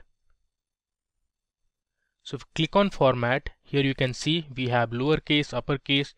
Now proper case is to capitalize each word, so I'll click on capitalize each word. You can see it here now.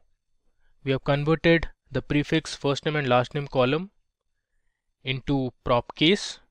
The next step I'm going to show you is, let's merge all the three columns, the prefix column, the first name column and the last name column, into one full name column. So what I'll do is I'll select the three columns and then let's go to add column, and under add column we have this option called merge columns. Let's hit merge columns. Okay, now it's asking you to give the separator. I'll select my separator as a space and click on OK. Okay, so before click on OK, I want to change my new column name from merged to, let's say, full name. And now let's click on OK. You can see here it says inserted merged column, and if I go to my right, you can see it here, we have a full name column. Now if you want to shift the location of the full name column, you can do that as well. Just hold this and keep on dragging to the left. This will move the entire table to the right and you can place it wherever you want. So I want to place it, let's say, here. Okay. Now actually I don't want all these columns, so let's delete it. So click on this and I'll right click and click on remove. You can see we have removed the prefix column. Similarly, let's remove the other two columns. You can either right click and do, or go to the home tab and then select remove columns. Alright. Now let's say we want to add a domain name column from AWS customers by extracting the characters between @ and .com. So actually I'm talking about the email address. From this email address we want to create a new column called as domain name. For that we'll extract characters that are present between @ and .com. So let's see how to do it. I'll select the email address column and then I'll go to add column. Under add column I'll click on extract, and this time we want to extract between two delimiters. So I'll select text between delimiters and I'll give my starting delimiter as @ and my end delimiter would be .com. Now let's click on OK. So this will insert a new column to the extreme right. You can see we have our domain name. Let's go ahead and change the column name to domain name and hit enter. Alright, you can see the step has been applied. Now we are done with our preparation of customers table. Let's just go to the home tab and click on close and load. So all the transformation that we did in the Power Query editor will reflect here. So you can see we have our full name column, and if you see we have our domain name as well. Okay, now using the Power Query editor you can perform some statistical analysis. Now let's explore those statistical features. For this we'll be using another dataset called AdventureWorks product dataset. Again, this dataset is also provided by Microsoft. So let's go to the new sheet, and here I'll go to the data tab click on Get Data. Under From Files, I click on text/CSV. Here you can see we have AdventureWorks products. I click on Import.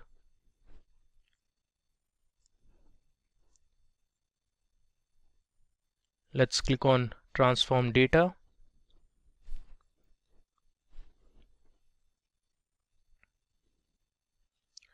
So we have our data loaded onto the Power Query editor. The data is mostly clean, so let's not alter this data. Let's straight away go ahead and explore some of the statistical features that we have here. Now let's say if you want to find the total number of product names in the product table. We have this product name column, and say if you want to find the total number of product names in the table, how to do it? So what you can do is click on this product name column, then go to the Transform tab. Now in the Transform tab, you have an option called Statistics. Click on this drop down and select Count Values. Now this will open another window that will return the total number of products in the table. You can see the value here. It says 293. Now to move back to the query editor, we have to cancel this step here. So let's just click Cancel or Close. We are back again. Alright. Now let's say you want to calculate the average product price from the product table. So if I move to the right, you have a column called Product Price. So let's see what is the average product price from the product table. So I'll select this product price column, go to the Transform tab. Under Statistics, I'll select Average. So this will give me the average product price, which is 714.4373. You can consider any unit you want. Let's say this is in dollars. Now again, we have to cancel this step to move back. Okay. Now, if you want to find the maximum and minimum product price, you can do that as well. So let me select my column Product Price and go to the Transform tab. Under the Transform tab, we'll click on this statistic drop down, and let's say I'll select minimum. So this will give me the minimum product price, which is 2.29. Similarly, if you want to find the maximum product price, so select this product price column, go to the Transform tab and then choose maximum. So this is the maximum product price in the product table we have. Let's cancel this step. Okay. Now you can also round the product cost and product price column to 2 decimal places. So if I show you both the columns, you have your product cost and you have the product price column. You can see that floating values or the decimal points are not constant, it's varying. So let's limit it to 2 decimal places. What you can do is select both the columns and then go to the Transform tab. In the Transform tab, you have here rounding. I'll click on this drop down and select round. Now here I'll give my decimal places as 2. If I click on OK, you can see here both the columns, the product cost and the product price column, have been rounded up to 2 decimal places. I can scroll down, you can see all the values have been rounded up to 2 decimal places. Alright. Now let's say you want to add a column called discount price column by multiplying 0.9 to the product price column, and let's say you also want to round that new column to 2 decimal places. So how to do it? So we want to give a discount of 10%. So I'll select this product price column, go to add column, and then I'll choose custom column. Here we'll write a formula. So I'll give my new column name as discount price, and my formula would be, I'll select product price, I'll click on insert, and then I'll multiply this product price by 0.9. So this will give me my 10% discount on the product price, and click on OK. You see here we have our new column added, which is discount price.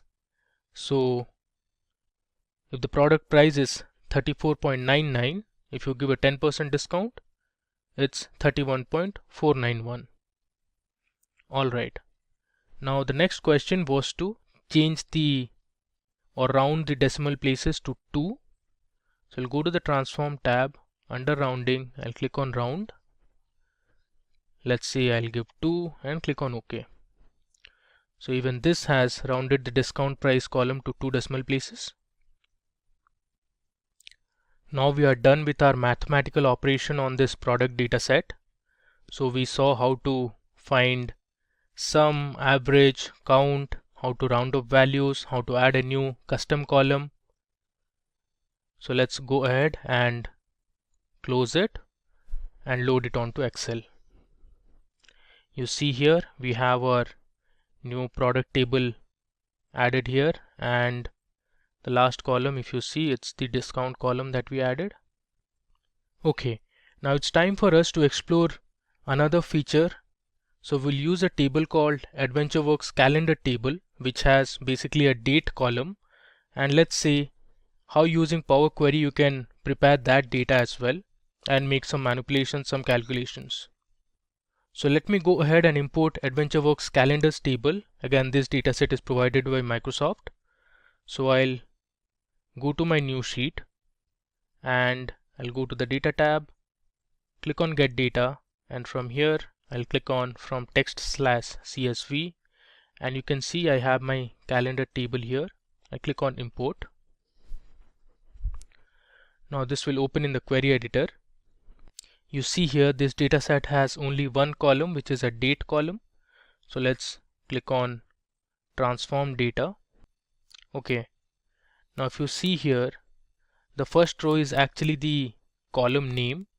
So let's do the transformation here. Let's push this as the column name. So I'll go to the home tab, and under home tab you have this option called use first row as headers. I'll select this. You see here we have the column name as date. Now before making any operation, let's see if all the fields are available. You see here, if I click on the date drop down, the year, month, quarter, weekday, day, everything has been shaded out and I can't access this. The reason is the date settings are not correct. So we'll change the regional settings.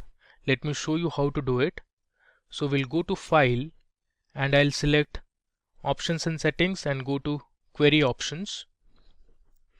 Under query options we have something called as regional settings. Here under regional settings we'll select English United States instead of English India. So I'll just scroll down and here we have English United States and I click on OK. Now once this is done, I'll go to my data type and I'll select date as my data type. I'll choose replace current. OK. Now you can see my date column has been formatted. If I go to the date tab, you can see I have access to all this. Now let's do some operations on this date column. Let's say you want to find the earliest and the latest date from AW calendars table or the AdventureWorks calendar table. So what you can do is select this column, go to date drop down under transform, and here we have the option of earliest and latest. So if I click on earliest, this will show you the last date, which was 1st of January 2015. Let me close this. Similarly, you can see the most recent date. I'll go to the date drop down and click on latest, and you have 30 June 2017 as the latest date. I'll close this. Now let's add a new column, say day name, start of the week, and others. So I'll select my date column, go to add column. Here under add column I have my option to select the day name, the week name and others. So I'll click on this date drop down, and under day, let's say I want to choose name of day. This returns the day name. Similarly, let's say I'll want to find out the start of the week. You can see we have the start of the week column or start of week column. Now one thing to notice here is, in this Power Query editor, the week starts on a Sunday. Now suppose you want to start your week on a Monday, you can do some transformations on this formula tab. So here in the formula bar, you can add a 1 here to make sure your week starts on a Monday. So if I hit enter, you will see all these values will change. You can see it's 28, 4 and 11. This will become 29, 5 and 12. Let's hit enter. You can see it here. Your start of the week is on a Monday.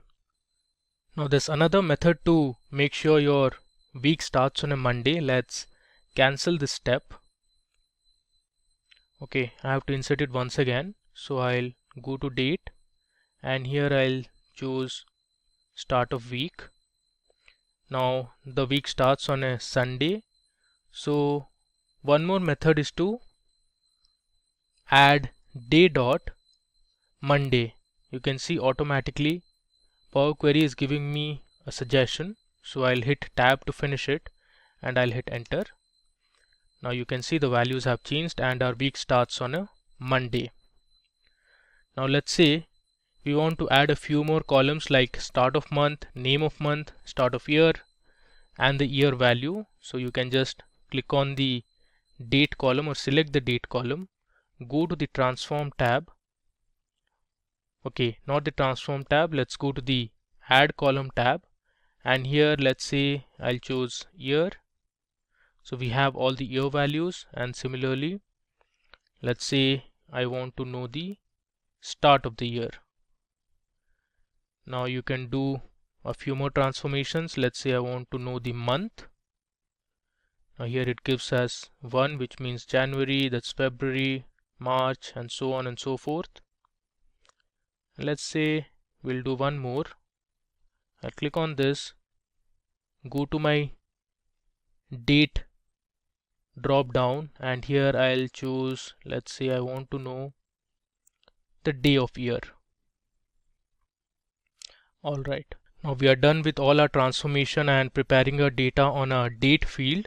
So let me just go to the home tab. I'll click on close and load. Now this will load the data set onto Excel. You can see it here, we have the data ready. Now you can use this data to make some analysis, draw a pivot table, draw a pivot chart and do a whole lot of things. Now while working on a project, it is possible that not all your data will be in a single file. It could be stored in multiple files. So it's important to combine and bring all your data together. Now we will see how to join your data vertically. I have my data present in a CSV folder. So let me show you the folder first. So this is my CSV folder. Let me open it. And I have some files. These are named as project 1, 2, 3, 4 and 5. Let me open just one of the project files. It has a very small quantity of data.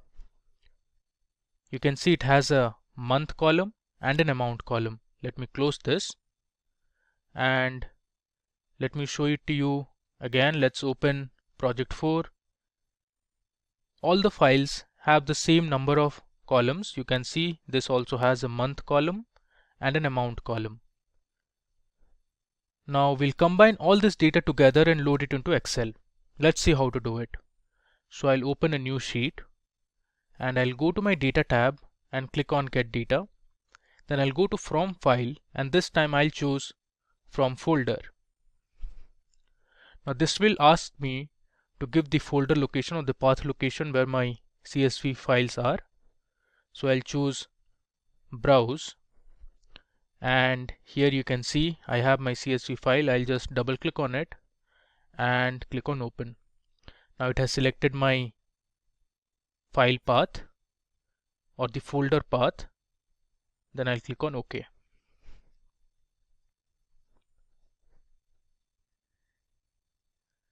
You can see these are the files. You have project1.xls, project2.xls, and so on. I'll click on this combine drop down and I'll hit combine and transform. Now this will give you the preview of one of the data files. You will see it now. You can see it here. It says sheet 1. Okay.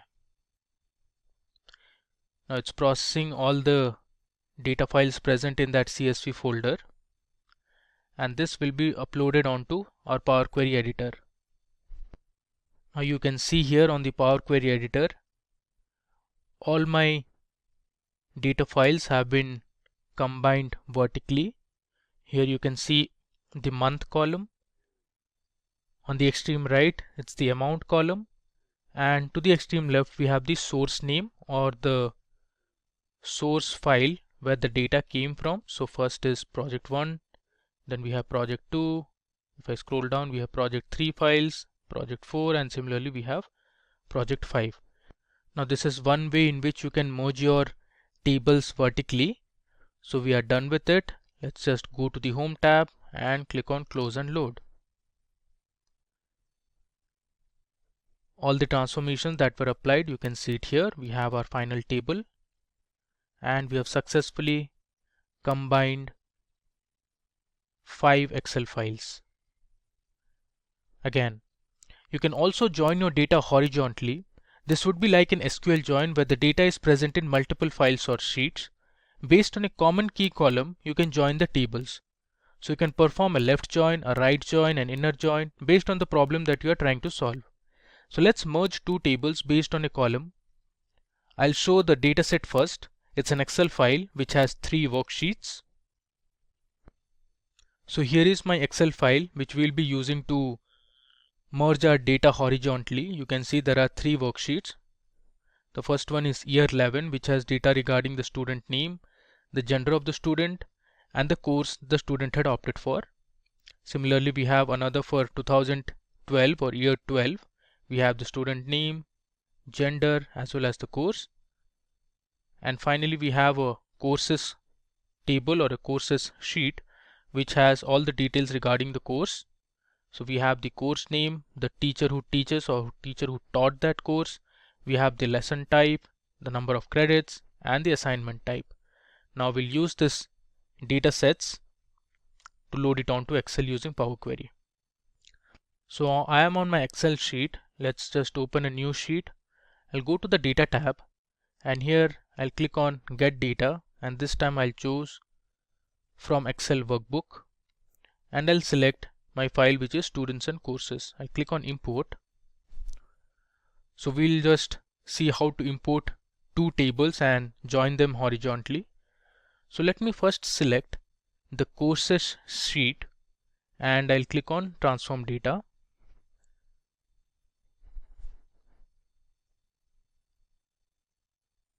Now this has loaded the courses table onto Power Query editor. The table looks fine. We have the course column, teacher, everything is fine. Now let's load one more table and then we'll merge it. So here under the home tab you have a section called new source. I'll click on file. I'll again select my students and courses and click on import.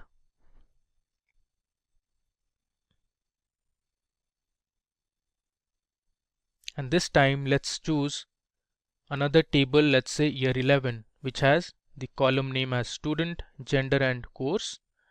I click on OK. Now it has successfully loaded this table onto Power Query editor.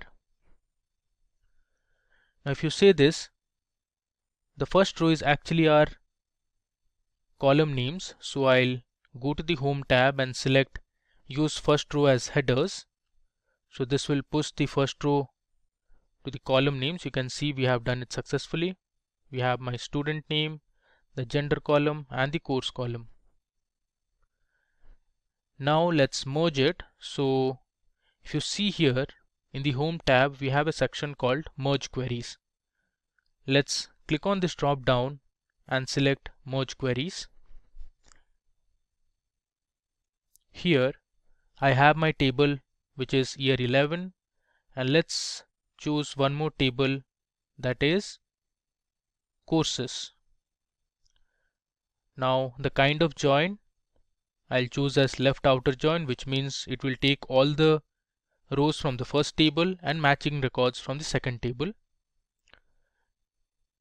Here I need to select the common key column. So if you see both the tables, we have the course column as the common key column. So I'll select this, and now you can see there's a tick mark, which means it has selected the rows and the columns successfully. You can see it says the selection matches 175 or 175 rows from the first table, and let's click on OK.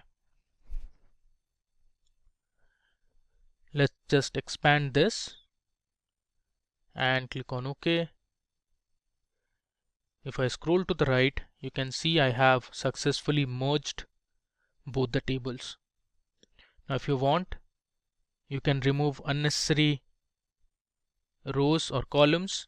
Suppose if you see I have the course column from the year 11 table, and here also I have the course column. Now this is redundant. Let's just remove one of the columns. I'll just select this column. I'll go to remove columns and I'll select remove columns. Okay, the rest looks fine. We have successfully merged both the tables by using a left outer join. Let's just click close and load.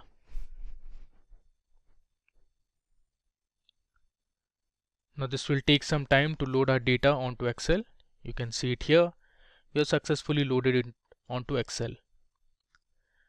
Now we are done with our demo part.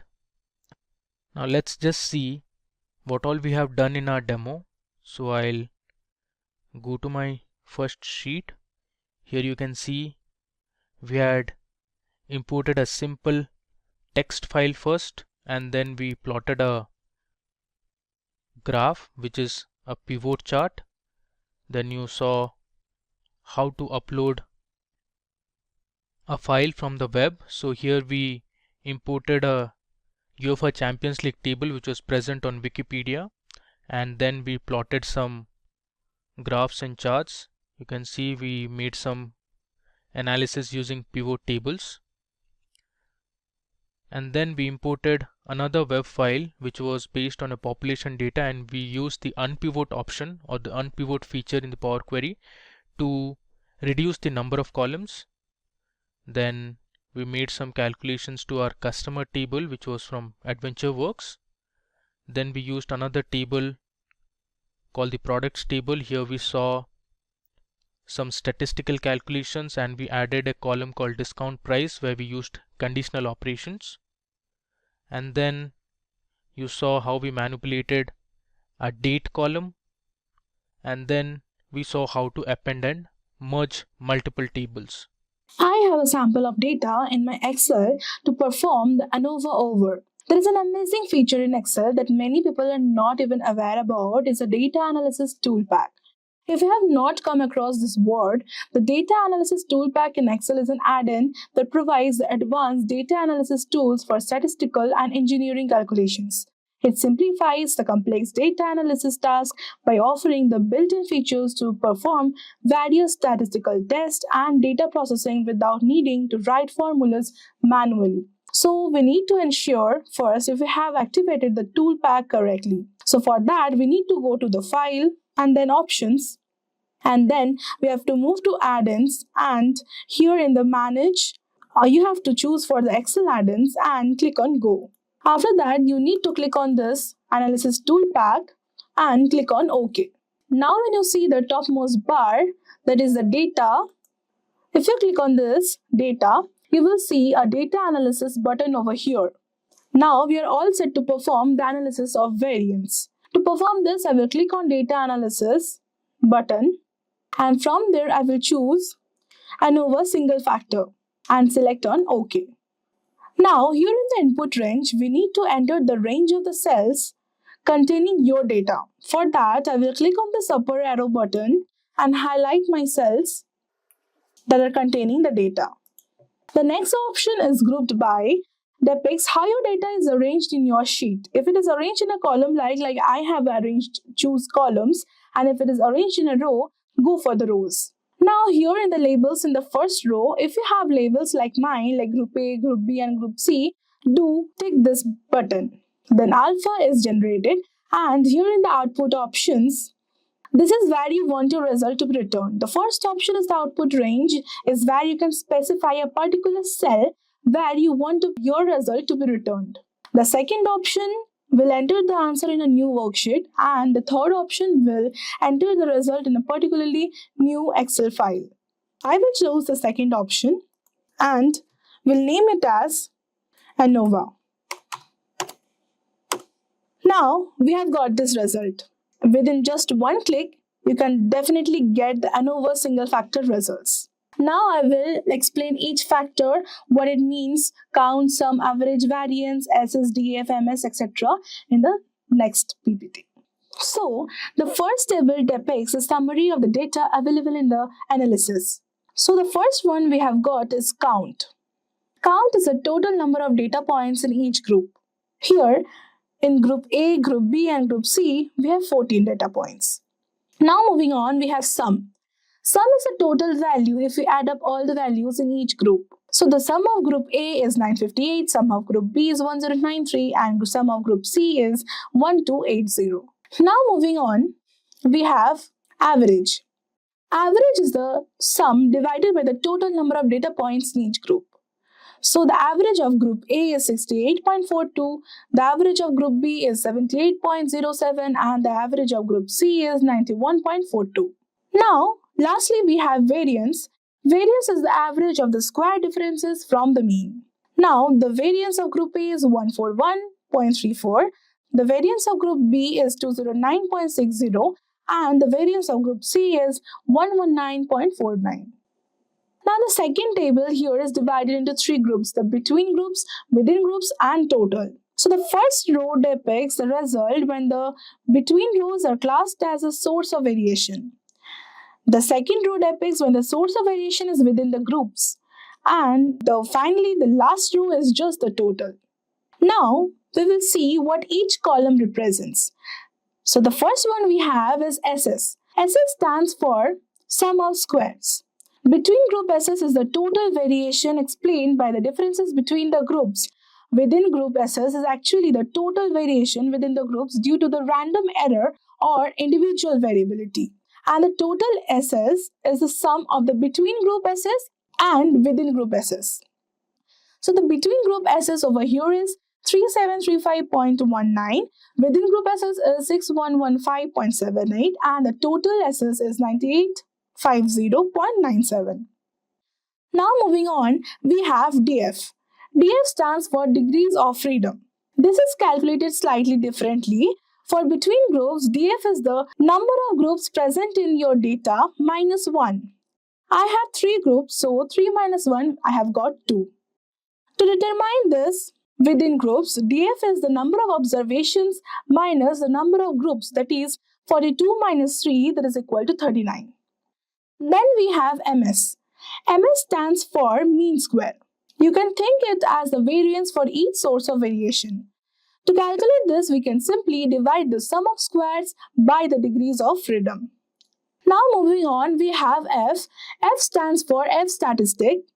Here the F statistic is calculated as MS between the groups divided by the MS within the groups, and it is equal to 11.90954. Now moving on, we have the F critic. F critic stands for F critical value. It is calculated easily by Excel, or you can perform it manually by looking at the critical value table. So the F statistics is then compared with the F critical value. If the F statistical value is greater than the F critical value, we can conclude that the test is significant. Now moving on, we have the p-value, the probability of obtaining an F statistic as extreme as or more than the observed value assuming the null hypothesis is true. A small p-value that is less than 0.05 suggests that the significant differences between groups exist. As my p-value is more than the alpha level, that is the 0.05, we fail to reject the null hypothesis. Therefore, there is no difference between the means of the three groups. Tableau is a very powerful and fastest growing data visualization tool used in the business intelligence industry. It helps in simplifying raw data into a very easily understandable format.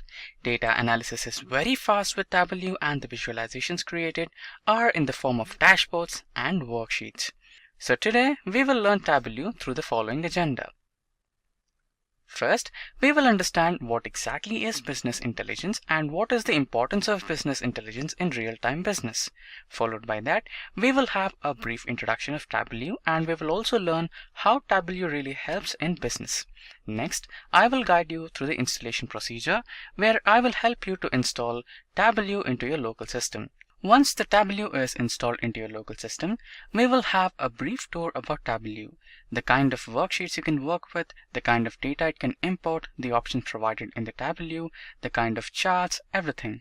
So once we have a better understanding of Tableau and the options provided in it, we will directly move into the worksheets, where we will work on the Excel data and try to create some worksheets. Once we are good with the worksheets, we will enter into the next segment, where we will understand how to create a real-time dashboard.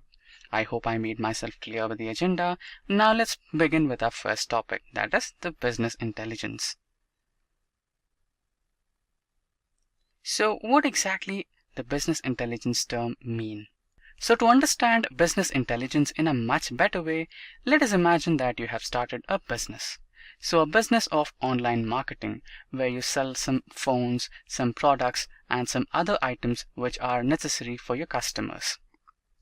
So what would you do to best reach your customers? First, you will understand their needs and requirements. You will either try to mail your customer or try to contact your customer through a phone call, and you will understand what exactly he needs and what type of requirement he has. Just imagine that your customer needs a phone. You will understand his need and then try to call him and understand his requirements. For example, it may be an Android phone or it may be an Apple phone. So he will be having some requirements, certain size of RAM, certain size of ROM, and extended memory or operating system. So you will basically understand his needs and requirements and try to provide him with the best product. So in this situation, if you provide him with the right and best product, then you'll be having a good customer satisfaction and positive reviews. This customer satisfaction and reviews come under the sentimental analysis. These sentimental analysis and positive feedbacks and reviews from your customers will help you gain more customers, and in result you will have a good market profit. So this is what exactly business intelligence means. So to make things easier in business intelligence, we have certain softwares: Tableau, SAP, SAS, Oracle, MicroStrategy, Click. These softwares are the segment leaders in market research and business intelligence. So today we will be learning about Tableau. So why Tableau? You might have that question in your head, right? So the answer for that is, according to Gartner, there are multiple business intelligence softwares like MicroStrategy, BestLooker, Demo, IBM, Salesforce, Tableau, Microsoft, Click. But the best in the market leader in the ability to execute and completeness in the vision, Tableau is ranking in #1 position. Now we have understood what exactly business intelligence is and why Tableau is on the top. Now we will understand a brief introduction to Tableau.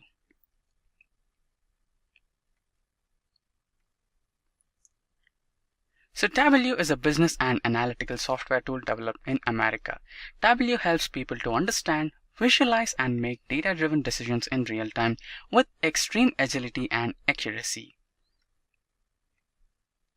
To better understand what exactly Tableau does, let us imagine that you're given some data in the form of Excel sheet that has thousands or even lakhs of rows and some hundreds of columns or even thousands of columns. And you had to kind of filter or kind of apply some operations on that and get some insights of that particular data. So basically, if you do it in a brute force method, it could be really time consuming. But what if there is a software that can write all the SQL queries possible on your data, and all the data you wanted is readily available, or all the information you ever wanted on your data is readily available just by a single click? Yes, exactly. That's what exactly Tableau does. It automatically writes all your SQL queries in the background, and it can provide you the information in the form of a variety of charts like the bar charts, pie charts, and it can even give you some live data and also the advices based on which you can move ahead and improve your business. Now let's go through some sample data and understand how it exactly does it. So on my screen you can see some Excel data which is based on some store in America. So here you'll be having different regions of America, that is South, North, East and West, and the category of furnitures, subcategory bookcase, and etc., which kind of category is selling most in which kind of region, and what's the discount, what's the quantity, and what's the profit, etc., in this particular Excel data. So you'll be using this particular Excel data to get some insights of this sales happening in America. So this is how business intelligence works basically. So here we should use the Microsoft Excel to get the necessary insights of this particular data. Now just select all these cells of this particular Excel and select insert, and on the left corner you can see pivot table. Select that. And here if you had an existing worksheet, you can select the existing worksheet, or if you don't have that, you can select the new worksheet option and then just press OK. Now we have our pivot table over here, and we have our fields in the Excel data on the right side part. Now just select a region and push that into the columns, and now let's select sales and push that into the values.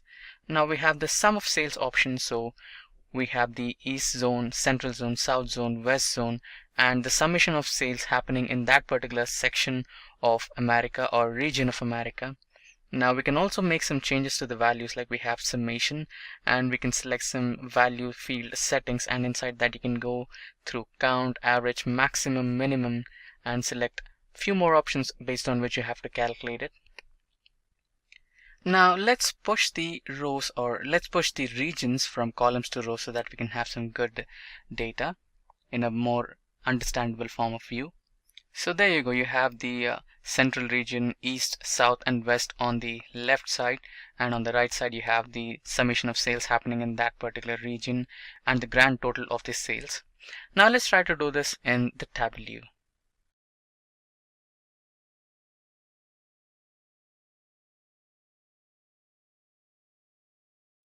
So there you go, your Tableau just got started.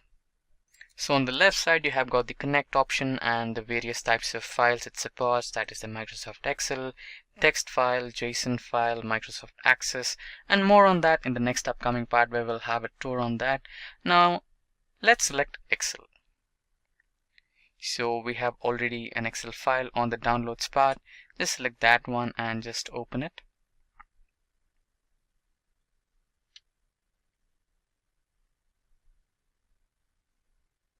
And there you go, you can see all the rows and columns here. Now let's go to our sheet. So on the screen you can see that on the left part we have the data which is connected to the Tableau, that is sheet 1, the store data, and these are the dimensions and these are the measures.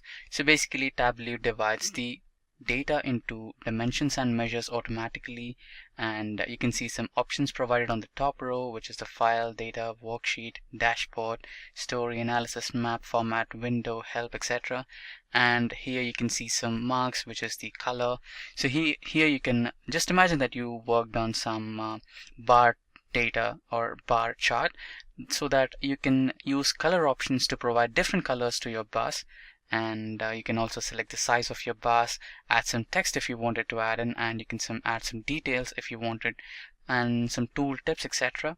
And on the right side you can see show me option, and this particular tray helps you to get different types of charts you wanted to keep on your data. For example, you want to select pie chart, you can just select pie chart. If you wanted to go with bar chart, you can go with bar, and some area charts, and you can see maps, etc. And the best part is when you hover over this particular chart or any kind of selection you wanted to make, then Tableau automatically helps you for having the dimensions and measures for that particular chart. You can see in the bottom part where it is highlighted for pie charts, try one or more dimensions and one or two measures. So if you hover over the bar chart, you can see that Tableau tells you for side-by-side bar charts, try one or more dimensions and one or more measures. So basically it is telling you to have one or more dimensions or one or more measures in order to use the side-by-side bar charts. Now let's do the same thing what we did in Excel. So here we'll just select the region and pull that over the columns, and now we shall select the sales and push that over the rows, and there you go. You can see the bar chart over here, and it's automatically telling you the kind of sales happening in that particular region. Now you can even select the region part and drag that over to color so that it gives you different colors. Now if you see on the right side show me tab, you can see different types of charts available for your data. So you can have a pie chart, you can have the bar chart,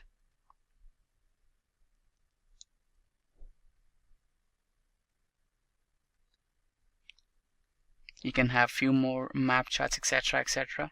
So that's how Tableau gives you automatically all the types of options that you can work on the data visualization by using different types of charts. So that's how Tableau basically works. Now we will go into the next step where I'll help you to install Tableau into your local system. Once the installation is done, we will get back to Tableau again and we will understand each and every part of Tableau in much more detail, and we'll also work on each and every type of chart present over here, and we'll work on multiple sheets, and finally we'll enter into the dashboard.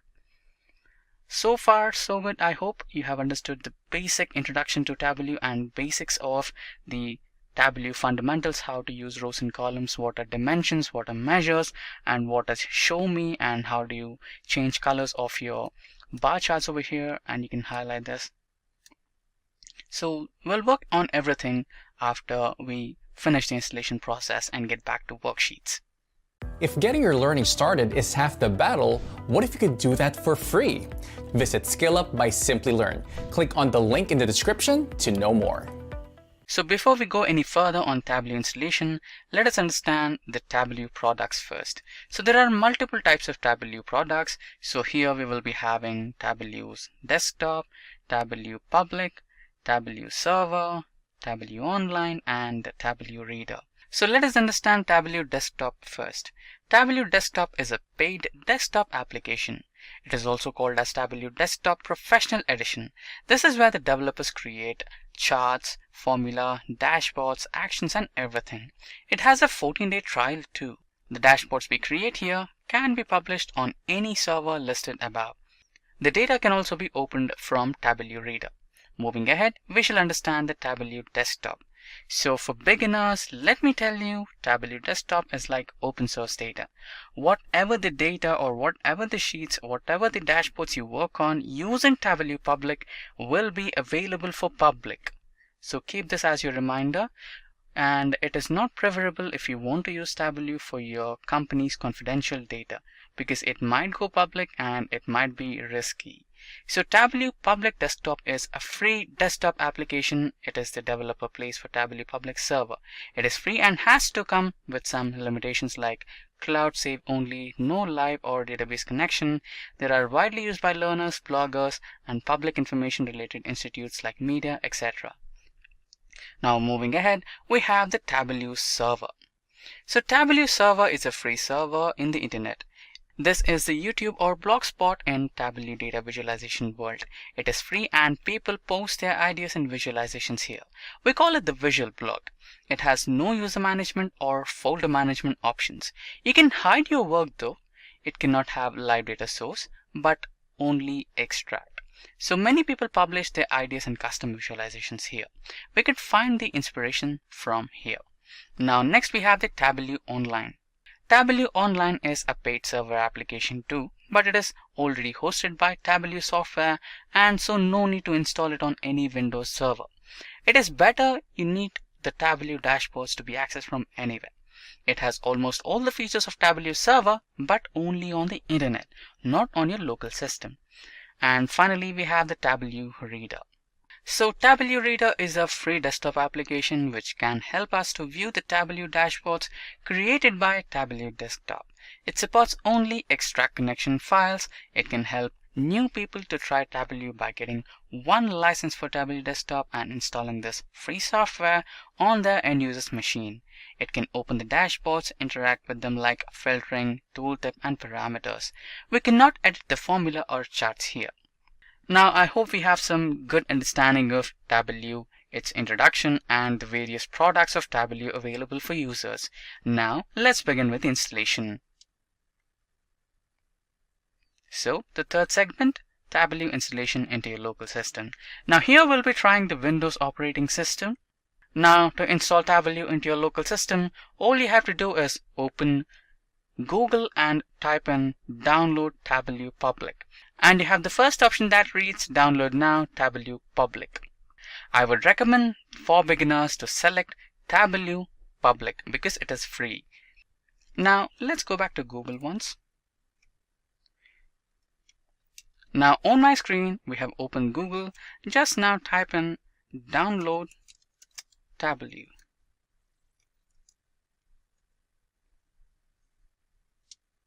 So once you type in download Tableau, you can see various options. The first one though is Tableau Desktop, which is a paid version. As I said you have to select Tableau and it is free of cost, and you can try out your sample data over here for free. And once you select the Tableau public option, you have this particular web page open. And if you go back to the presentation, you can see that I have written something called abc@gmail.com. This is basically your email address for getting registered and downloading the application. So you can write in your email over here, which can be anything like I have written abc@gmail.com. Just make sure that the mail ID you provide is an official one or it is an operational one, as you might have to confirm your download. Once you write in your mail ID, just select the download app option, and you can see on the bottom left corner, the application will be getting downloaded. Now I have already downloaded the Tableau public desktop exe file into my local system, so I'll just cancel it for now. Now we are back on the presentation mode, and we were in this particular stage where the Tableau public desktop.exe was getting downloaded. Once the file is downloaded, just run the file from your downloads part and you can see this particular screen on your Windows, which will greet you, welcome to Tableau. And here you might have to select I have read and accept all the terms of the license and just install. And there you go, the Tableau public 2020.4 is installing into your local system, and that's how you install Tableau into your local system. Now we have entered into our next segment where we will be having the Tableau tour. So once you open your Tableau, your screen will be looking something like this. So this is the Tableau in my local system, and you'll be having the screen which is similar to the presentation one. And here you have various options to connect to your data file, which might be an Excel, text file, JSON file, Microsoft Access, PDF file, spatial file, statistical file, or if you had to download some data directly from the server, you can even do that. So now we'll be working with the local data or the local Excel file in your local system. Just select that Excel file and open it. And there you go, you're on your first worksheet. Just select the Go to Worksheet option and you'll be having your screen redirected directly into the worksheet. And you have the dimensions and measures on your left corner, and you have the Show Me tab on your right corner, and some marks in here, and filters, pages, and various options on your toolbar. Now we have finished the introductory tour to our Tableau, and we'll understand more about all the options provided in this particular Tableau screen through our worksheets as we start with our first worksheet. So far we have understood what is business intelligence and the Tableau's role in improving your business. Followed by that we have understood what exactly Tableau is. Then we have understood how to install Tableau into your local system, and we had a brief introduction or brief tour on Tableau. Now we will move ahead and continue with making our own worksheets and the dashboards based on the worksheets we have worked with.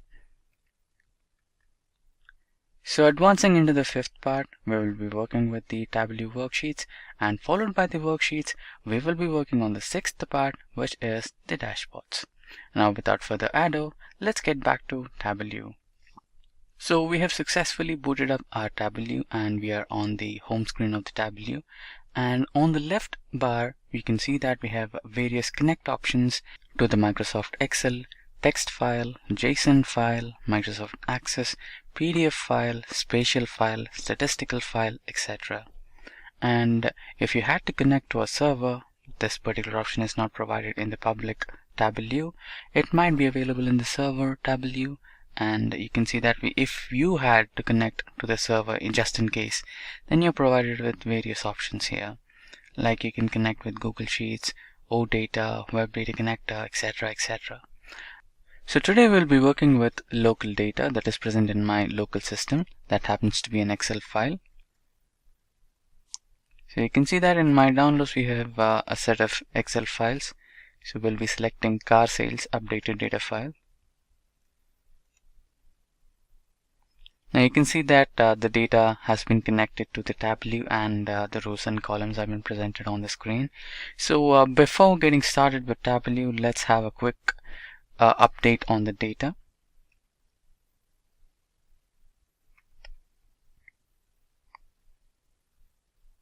So many times it happens that you download a data from Google and sometimes one or the other rows or columns might have some incomplete data. As you can see, there is an incomplete cell over here, which is the curve weight of a particular vehicle that happens to be Cadillac Chevrolet. You can either try to remove this row or you can add some value over here. Like I'm going to add some value. I'm just going to drag this one because they both look a little bit similar. They have a same wheelbase and a kind of same width, so might be the curve weight might match. So we'll just drag it over here, or we'll just write it. Okay, I forgot to enable editing. Fine.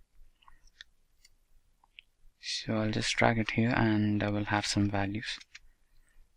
Let's change it a little bit. Okay, so you can see that we have filled up the cell over here. Let's just check if anything else is incomplete. Yeah, there is another one incomplete over here. Let us just add some random values because this is just for practice.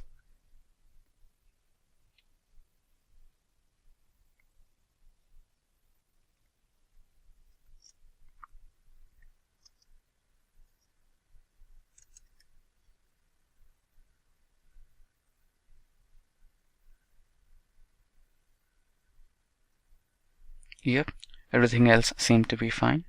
So the important point or the update I wanted to give you guys is that when you save this, so when you get into a file and save as sales updated, so when you save it, make sure that you select the Excel workbook. If you don't select the Excel workbook, you might face some troubles while connecting the data to your Tableau. That was the important update I wanted to give you guys. So just select OK and your data has been saved now. And let's get back to Tableau. Now let's connect to the data again. By selecting the connect data option, you can see the dialog box come up on my screen. So you can just select Microsoft Excel and car sales updated. Open and you can see the data got connected just now again, and you can see the rows and columns over here. So everything looks fine, and now let's get back to our sheet. So this is the sheet we'll be working on. We'll be creating multiple sheets. So we are creating multiple sheets because we have some options over here. You can see that, right?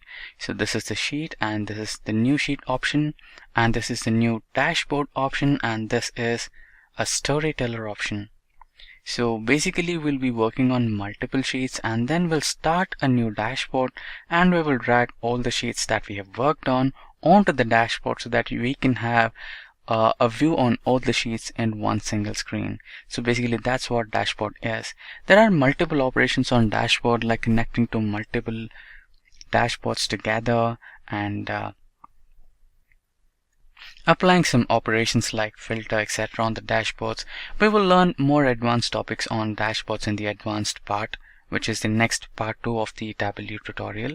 So we'll have a basic understanding of Tableau functions in this particular part 1 right now. No worries on that. So you can see that we have options or the row names written in 2 different colors.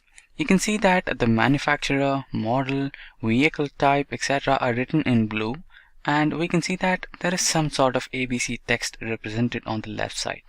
And similarly on the other half, you can see the curve weight, engine size, fuel capacity, fuel efficiency, horsepower, length, price, etc. And you can see that there is an asterisk written just besides them. So why is this difference? Because Tableau automatically categorizes your data. So it will categorize the data into 2 forms, that is the dimensions and measures. So the dimensions happen to be the unique values of the data, and the values are the numerical values used in your data. So basically the curve weight is a numerical value, engine size is a numerical value, the price, resale values, width, wheelbase, car sales, etc. are the numerical values. And in the dimensions you have manufacturer, model, vehicle type. This happens to be the non-numerical values.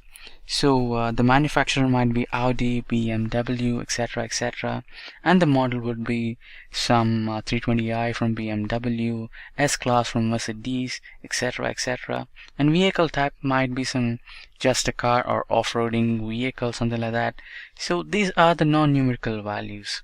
So these are categorized into dimensions. So sometimes there is a chance that you will also find the numerical values in measures. Like just imagine that you are in a college, and the name, address, and your percentage, etc., etc. are your values, and the percentage will be categorized into the numbers, which is the measures. And if you have a student ID which happens to be a number, that will not be in the measures, that will be in the dimensions. But why? Roll number happens to be a numerical value, because the student ID will be considered as a unique value, and Tableau automatically considers it as a dimension. If you want that to be in the measures, no problem in that. You can just drag it down into the measures and it will lie in the measures from dimensions. So that's about the left tabular column, where you can see the dimensions and the measures used in your data. And these are the filter options, these are the page options. This is a mark sheet where you can make some modifications onto your chart by making different colors, sizes of the charts, adding text to your results, and adding some details, adding some tooltip. Tooltip is basically something which explains you about the data which you're working with. We'll work on that. We'll see everything in detail, no worries on that. And now coming on to the right side, you can see the Show Me tab, which will help you with the various kinds of charts available that you can work with. So you have text tables, you have heat maps, you can have pie charts, you can have symbol maps, and just maps, pie chart, and side-by-side bar chart, stacked bar chart, horizontal bars, line graph, etc., etc. You can have scatter plots, you can have histogram, you can have box and whisker plots, and many more. We will be working with various types of charts over here. And the best part of Tableau is that if you wanted to use a specific chart, then it will automatically help you with the kind of data you need for that. For example, if you wanted to go with text tables, you can see that it is providing you the prescriptions over here. So it needs one or more dimensions or one or more measures together on the rows and columns in order to use this kind of text table kind of chart to represent your data with. And if you wanted to go with a pie chart, it says you need to have one or more dimensions and one or two measures. That is a must. If you have these kind of data on your rows and columns, only then you can use a pie chart. So this actually helps you out in real time. And now let's get started with our data. Now let's try to identify which is the manufacturer with the highest pricing. Now when you double click on the sheet, you can actually edit it, or you can actually right click on that and just select the rename option, and you can rename it. Now let's select the, or just write in the highest pricing.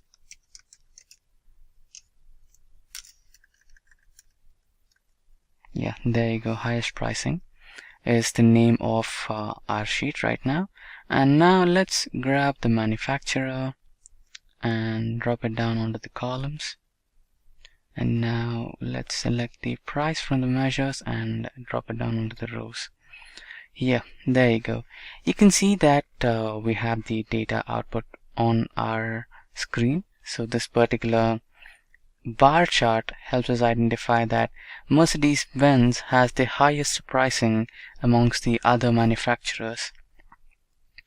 Now you can actually make some modifications onto this chart, like you can increase the size of the bars. It is automatically selected over here. You can just scroll it to the right and left by manually, and you can make some changes to the bars. And apart from that, you can even choose an option here which says the sort ascending by sum of price with manufacturer. Basically it sorts it out. So if you select this particular option, you can sort it from the least value to the highest value in the ascending order.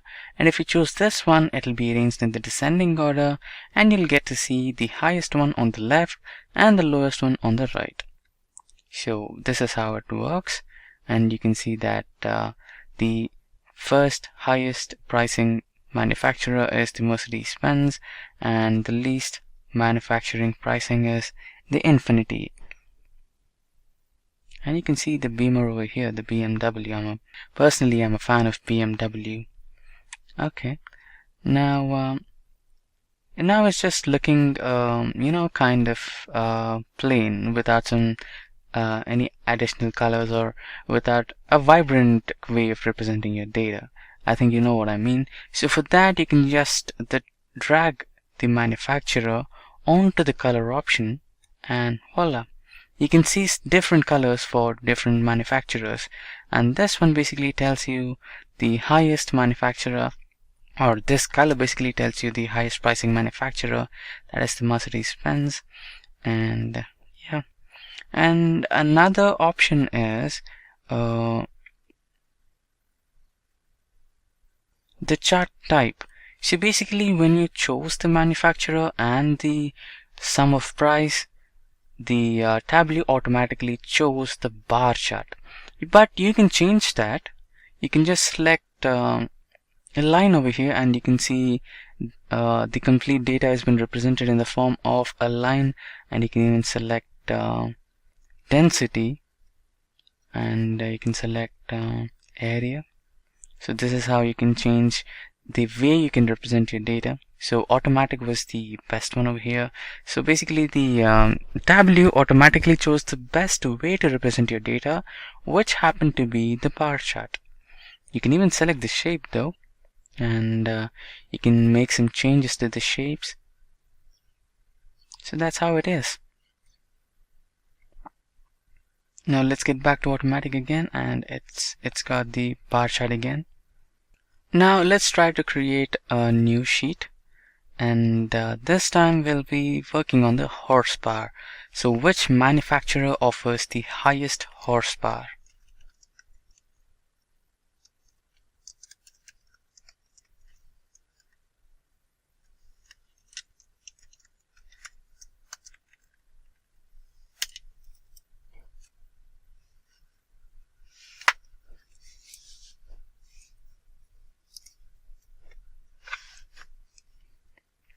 Yeah, so we are on the sheet 2 now. You can see that we have named it to highest horsepower. And yeah, when you come back to this one, you can see the name over here. You can even edit your table by just double clicking on the name, and you can reset some things over here. And that's how it is. And now when we come back to the horsepower, which is the second sheet, Oh, I think you remember, right? We are making multiple sheets just so that we can work on our dashboard. So now on the second sheet, we'll be taking up the model name. We are going to identify the car which is having the highest horsepower.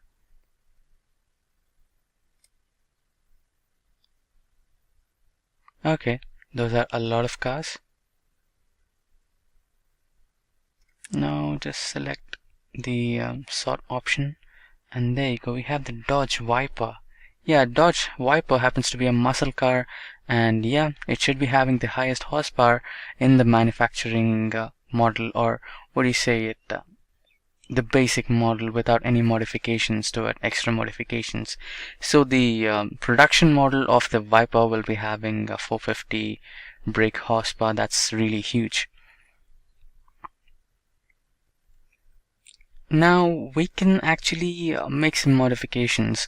Since we have different manufacturers like Bema, Merck, and any other manufacturers, you can actually categorize the models over here.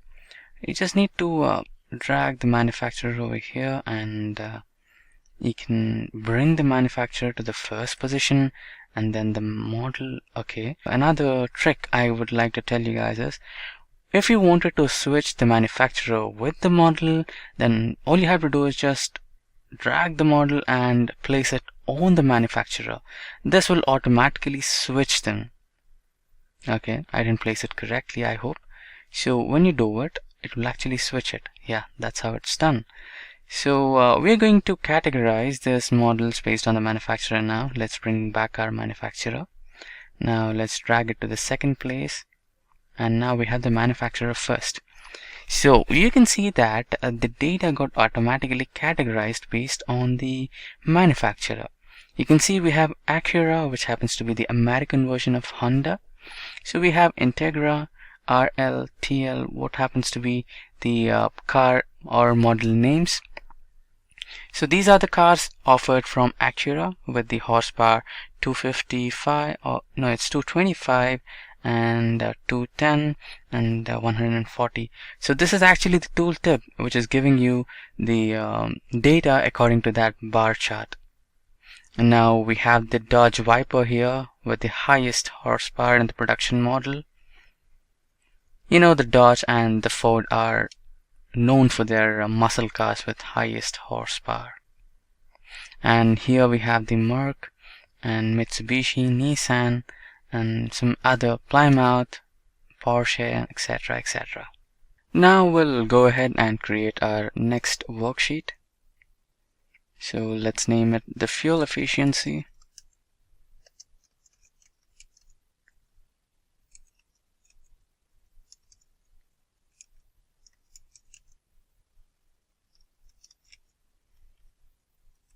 Now let's select the manufacturer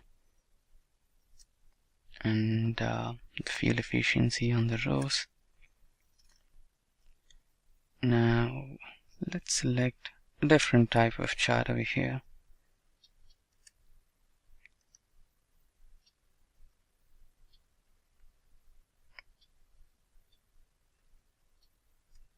I think you remember the color option.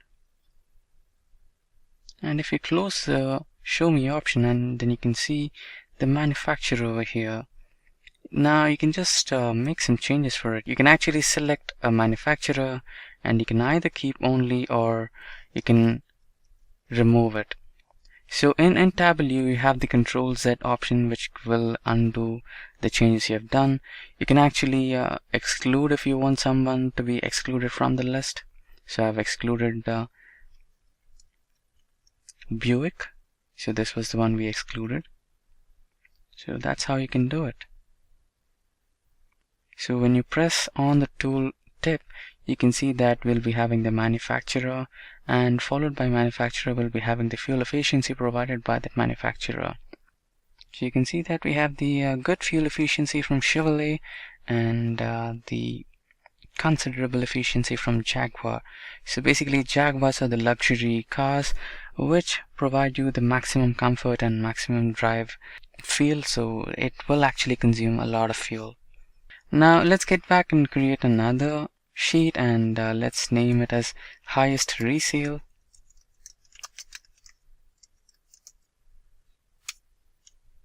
Now let's select the highest resale value and model. Now let's arrange it. So according to that, Carrera Cabrio has the highest resale value. That's good.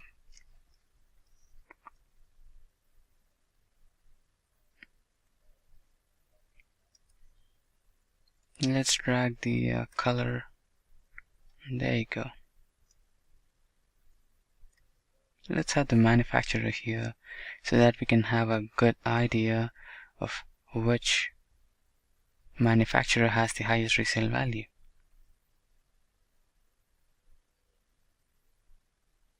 So Mercedes has the highest resale value, and also we have the model names over here. We can remove model from marks. This is the reason why we have multiple cars from single manufacturer. So we have all the cars from a single manufacturer.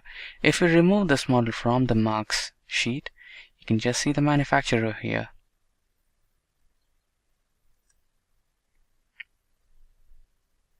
Now actually we can make some changes to the sizes. We have the size option in our mark sheet, right?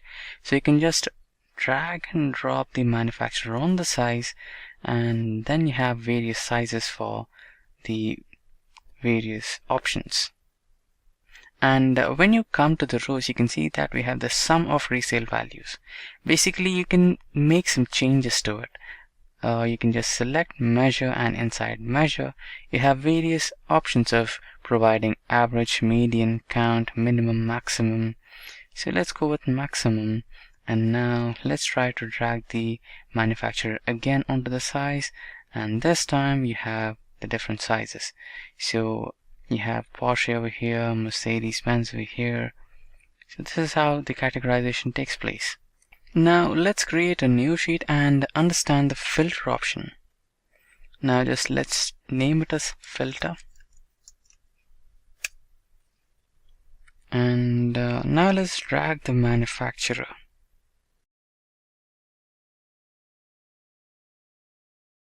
So we have the manufacturer in our columns, and now we discussed that the highest pricing is from Mercedes, right? So if we wanted to find the next leading one, actually you can see it on the screen, but just imagine that we have a lot of options rather than the few options which are available on the screen. Then what if you wanted to find the second leading highest pricing car? So in that case you can just make some filters onto it, right? You can add or remove options using filter. So I would like to drag the manufacturer into filter and select all from the list, OK, and apply. Now you can just select the filter, right click it and edit filter, and you can see all the options over here. Just select OK. Now let's right click the manufacturer and select the show filter option so that you can have a filter bar on the right side. So now you can actually remove some options by selecting them. If you just click on the Mercedes-Benz, you can actually see the Mercedes-Benz got removed from the list. So you can see after the Mercedes-Benz, the highest pricing is from Dodge and Lexus. So this is how you can use filters. Let's bring back Mercedes-Benz again. Yeah, there you go. So far we have dealt with the bar charts and the overlapping bar charts, or what do you call it? This is the stacked bars, yeah, I forgot. And line graphs. Now we'll deal with the scatter plots and pie charts now.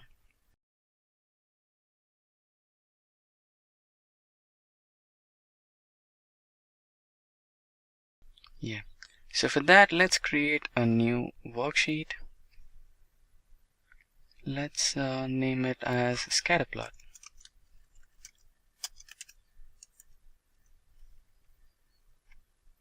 There you go. Okay, spelling mistake.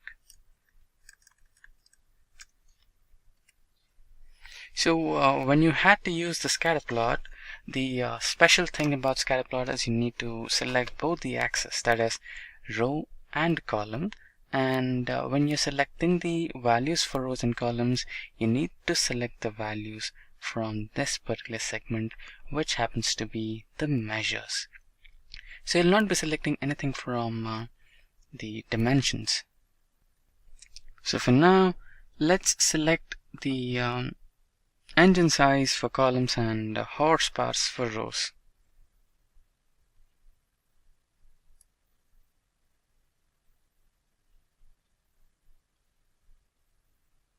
So we've selected the engine size for columns and horsepower for rows.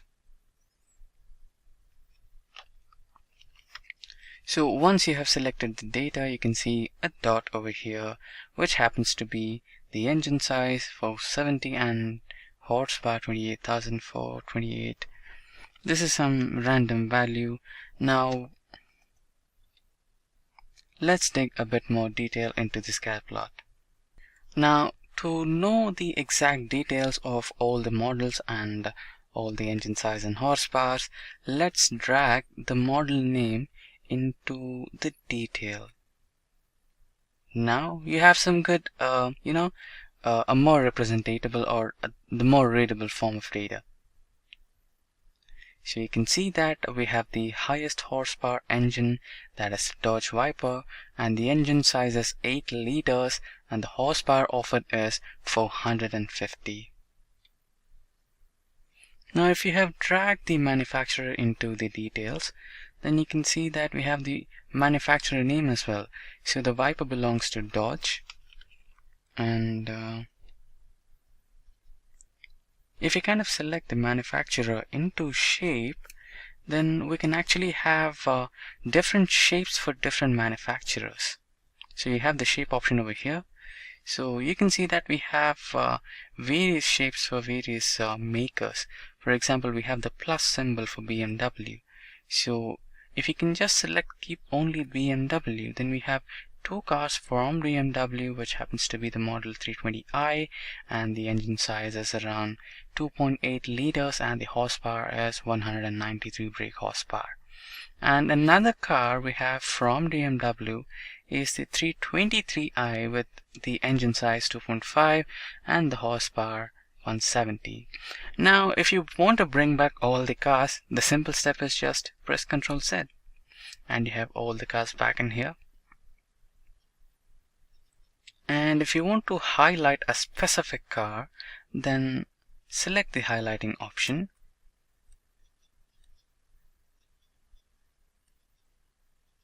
And then let's select Dodge. You can see the Dodge cars got highlighted over here. So just select Dodge Viper, and then we have Dodge Durango. I don't know how to spell that. I'm sorry if it's wrong. And then Dodge Ram Van, and we have the Dodge Intrepid over here. So if we hover onto the highlighted parts, we have the Dodge over there. So that's how you highlight it. Now we have worked on the scatter plot. Now let's create a new sheet and let's work on the pie chart now. I'm just writing pie and that's done.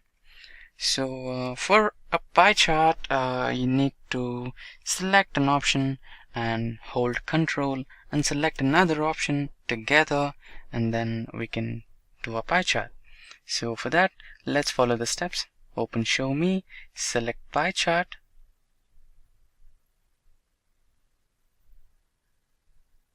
Okay, I forgot to say, actually we need to select the dimensions first.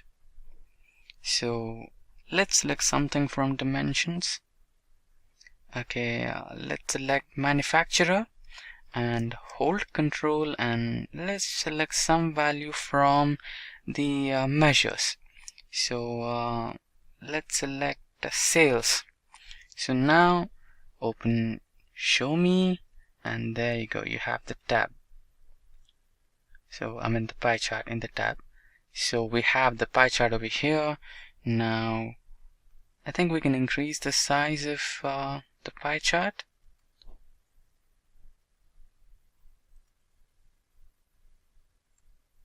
So you can just drag it manually, and you can see that the pie chart size is getting increased. So here we have the manufacturer, and it has the sales. Ford has the highest sales, and followed by Ford we have Dodge, and then we have Honda and Chevrolet, Toyota.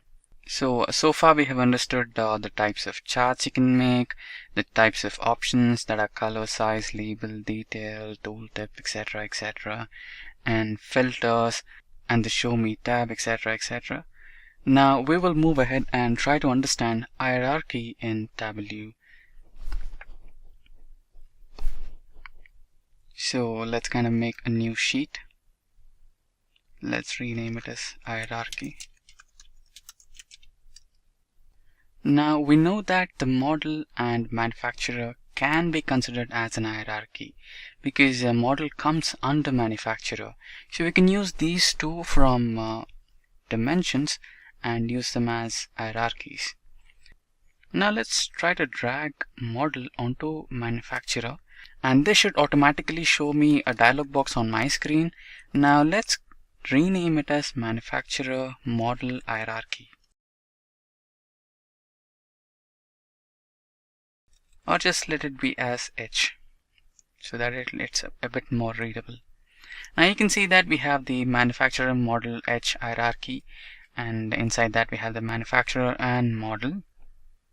Now we can drag the manufacturer model hierarchy onto columns, and we can drag the car sales into rows, and we have the hierarchy values over here. Let's rearrange them. And now if you press the plus option, it's really mind, I don't know how to expand the screen. Let's try Control plus or Shift plus. It's not working. So I think you can see the minute plus option over here. Now let's try to press that plus option, and there you go. You have these sales according to the manufacturer and the models, and that too in hierarchy. Let's remove the car sales and try to put in the horsepower over there. Yeah, you can see the horsepower of each and every car, which is categorized according to the manufacturer. So in Ford we have various types of cars available, and similarly in Toyota, Mercedes-Benz, Chevrolet, Mitsubishi, etc. So that's how the hierarchy works. Now I hope we had a sound understanding of how to create various types of charts, and we have the filter option, scatter plot, pie chart, hierarchy, everything discussed so far. I think you have a brief idea how to work with Tableau. Now let's go through an example of dashboards. Now let's rename this dashboard as car dashboard.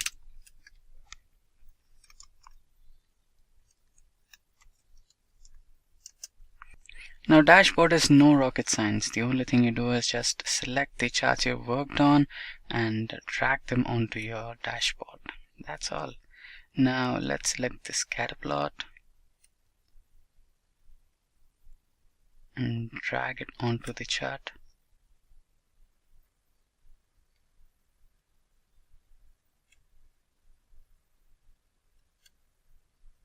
And now let's try to drag the horsepower.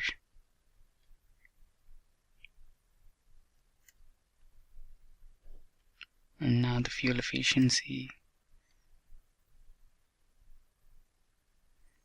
So you can see the horsepower and fuel efficiency and the highest number of sales and the horsepower compared to engine size all together on one dashboard. So you can see the dashboard name over here, which is a car dashboard.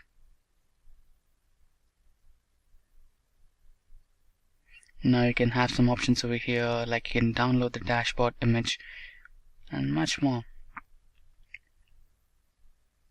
You can even make multiple dashboards just like we made the worksheets, and then you can interconnect the dashboards and you can work multiple operations on multiple dashboards. I hope you had a good understanding of Tableau in Tableau tutorial for beginners. And now let's get back to the presentation.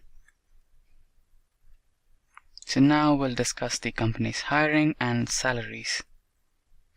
So there are a lot of companies looking for Tableau experts, and some of the MNC companies which are looking for Tableau experts are Accenture, EY, PepsiCo, Deloitte, Capgemini, and Wells Fargo. Now let's also discuss the salary for Tableau experts. So the salary for Tableau experts in the United States of America is $81,514 per annum. Now that's an average salary, and these stats are from the Glassdoor. And the highest salary is anything around 110 to 120,000 US dollars per annum. Now let's discuss the average salary of a Tableau expert in India.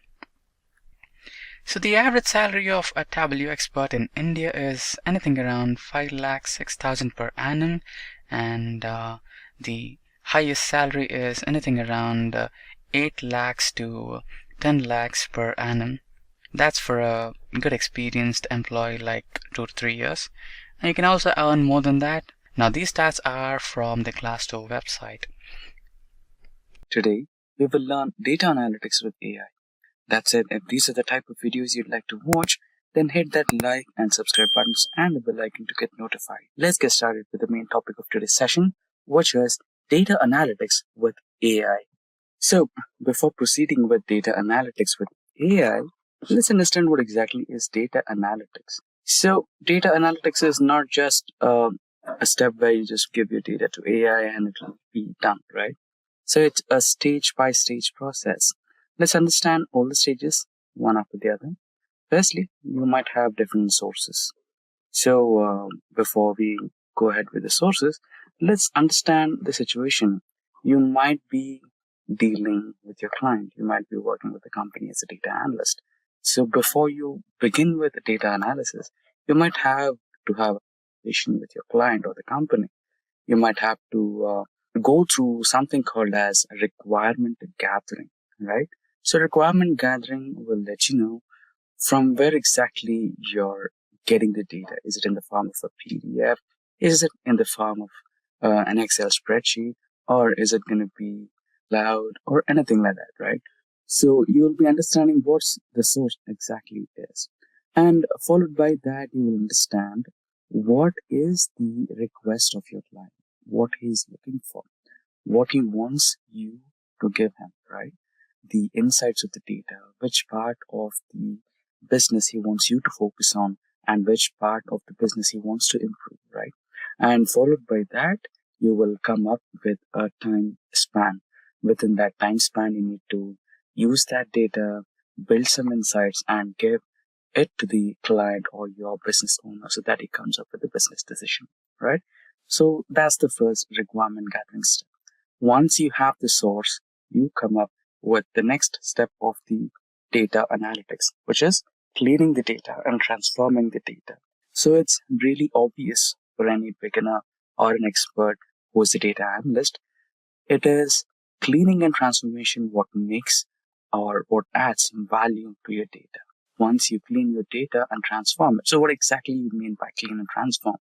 So let's say you might have some blank entries, or might be some wrong data type, or there might be some places where you might have to split the data. For example, if there is a customer and customer ID mixed up together, let's say customer ID 1345 hyphen the name of the customer, right? You wanted to split the customer ID and split the customer name. Then comes the data split option. Apart from that, if you want to categorize the data into buckets, let's say you might have a column for customer age. There might be customers starting from 10 and all the way end up to 80, right?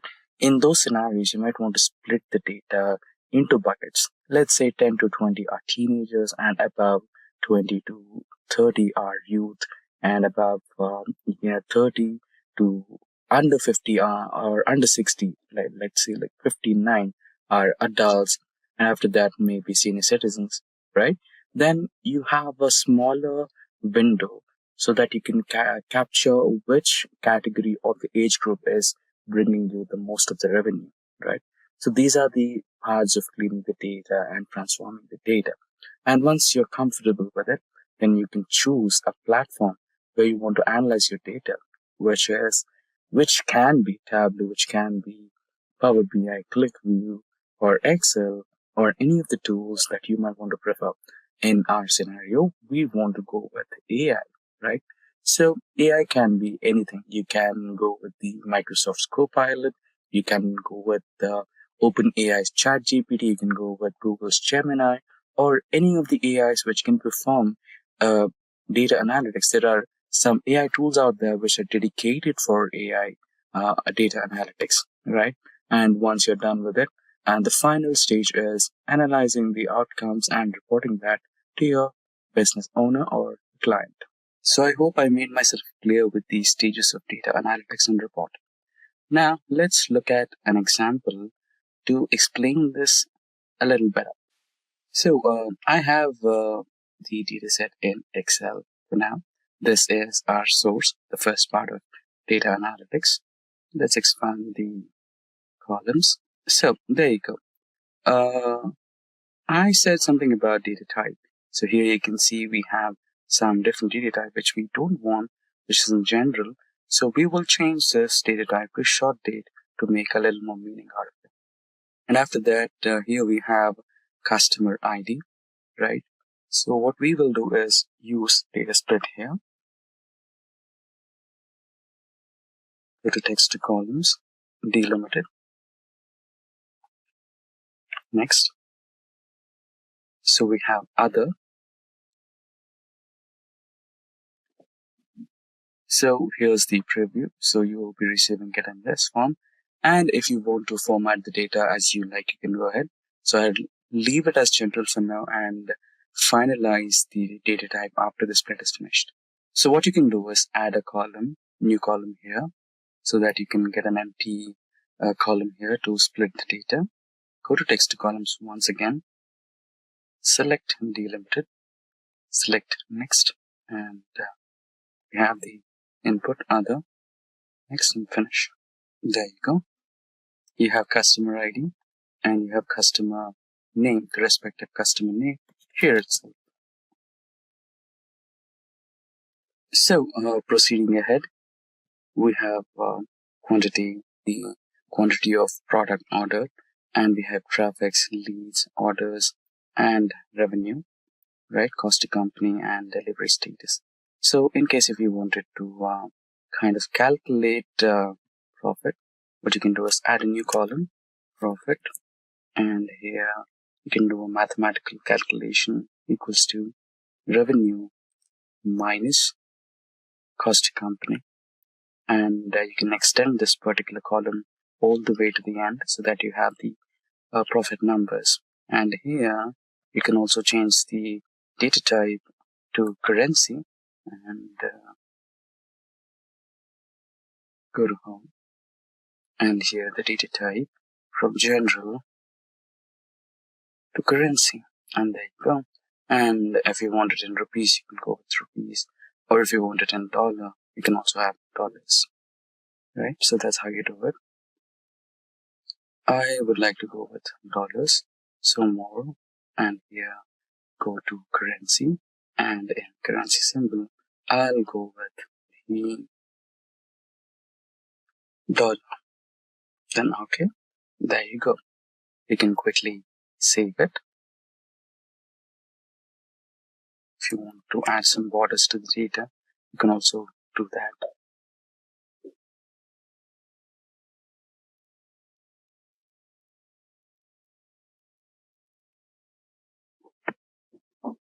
There you go. So far, so good. So we are now good data. Now comes the next step, which is loading the data and analyzing it, right? So currently we choose the platform as Excel. So you can do this on Excel, Power BI, and ChatGPT as well. So let's go with the first one, which is Excel's AI. So here you can see analyze data, or also people call it the co-pilot of Excel, right? Now you can just click all the data and click on Analyze. Basically, what you can do is insert and go to the pivot table option, and here you can insert a pivot table, and after that you can find out the requirements what you want, the sales from the central region, south region, and which category of the products have been sold the highest, and what's the highest grossing product, what are the number of leads, and you can estimate the performance of traffic on a month-on-month basis, right? You can do that all, but if you want to reduce the time, basically I would like to tell you, go to that particular part first, understand manual process, and after that go to the analyze data option, which is the automated or AI generated report, right? It will now read your data and it will give you some insights from the data given. Right here you can see the cost to company by order status, and here you can see you can set up a pivot table for that, and here you can see you can insert some graphs and charts here, bar graph, and here you have another one. Now you can see that it has all 24 results, all the insights. Now if I can ask, give me a pie chart of sales and category. Here you go. Here you have so basically what Copilot did is it created a pivot table of sales and category, and out of that pivot table it extracted the pie chart and generated one for you. In this way you can create multiple options. Let's say I want to create a line graph month on month. Enter.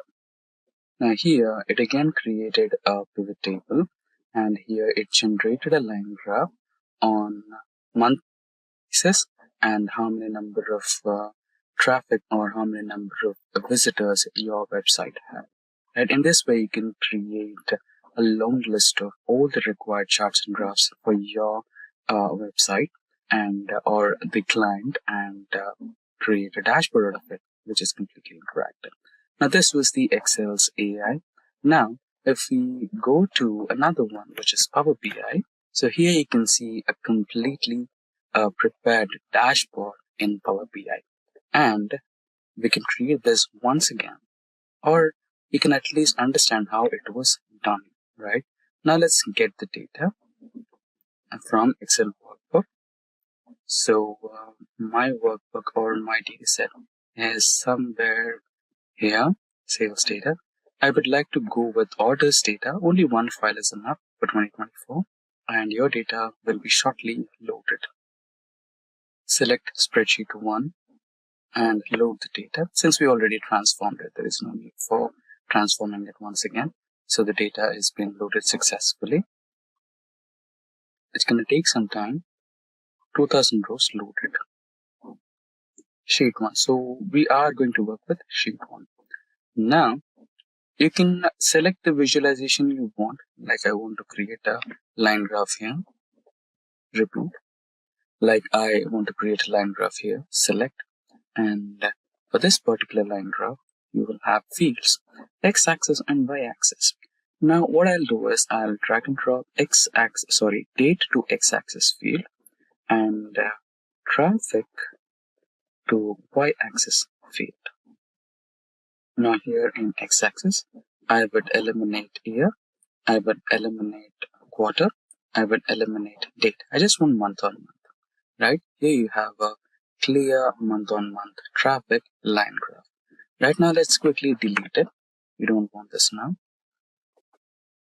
I'll remove it. Now, what if I tell you there is an option where you can just double click and or right click and you will get an option.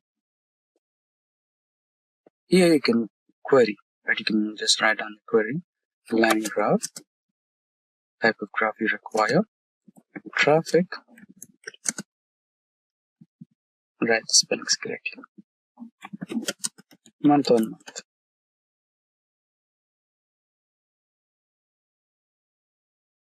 And enter, you will get the graph you are looking for.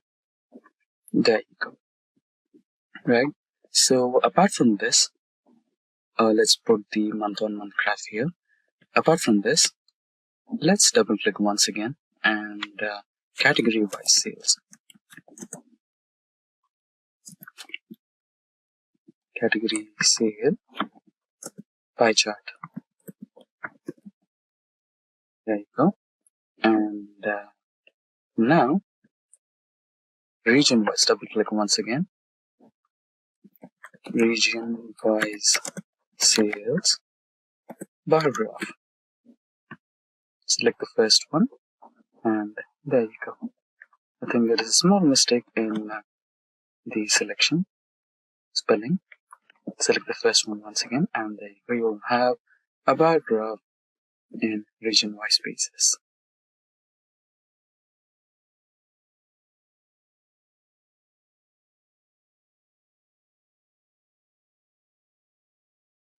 Or we can also go with similarly, we can also go with a map chart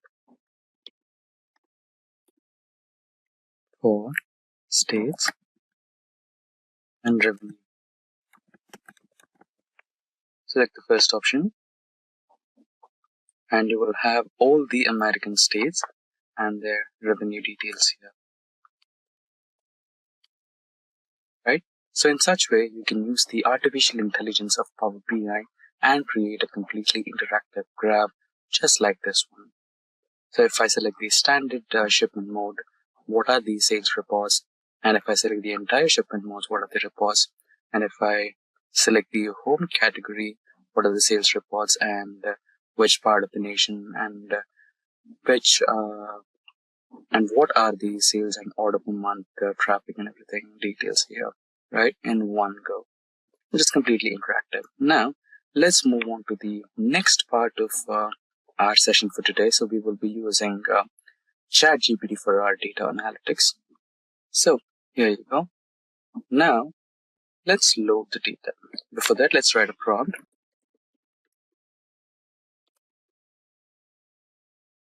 Some data on sales.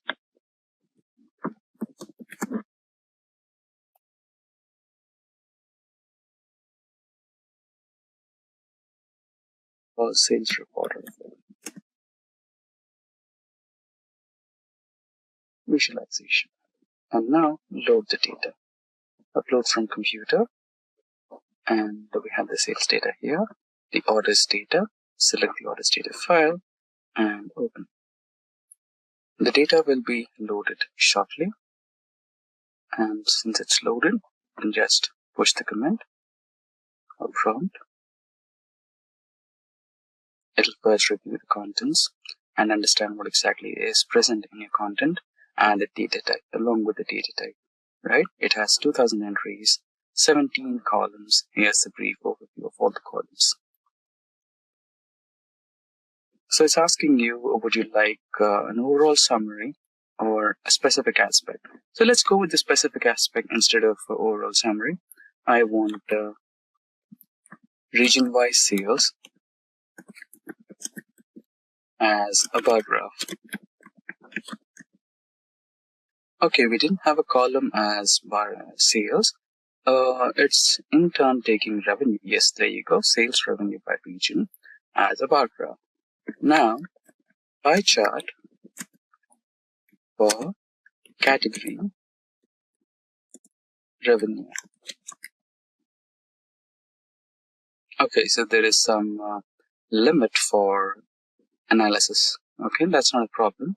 We can change the account and try to do it once again, or I should have chosen the overall summary, right? But if you go to the ChatGPT Plus edition, you can get that. Let's try the Plus edition once. So we are on the Plus edition now. So it generated some visualizations, which is completely downloadable here. You can go with that as well. So the prompt is still running. Let's wait for a couple of more minutes and see what exactly ChatGPT is up to. So here we have a profit by category, which was our second request, which did not get successfully authorized because we didn't have a +1. So now we can see revenue versus cost to company in top 10 products. So which are the top 10 products which are giving the maximum revenue? And here is a detailed report. And if you would like to continue with a few more reports like we did before in Power BI and Excel, like traffic versus month on month is a line graph. Let's try that. There you go. So we have a line graph of traffic on a month-on-month basis. So that's how you can conduct some data analytics using different AIs on different platforms. So there are many number of platforms: Tableau, Power BI, ClickView, Excel, SQL, ChatGPT, Gemini, and a few more dedicated artificial intelligence tools which are for AI data analytics.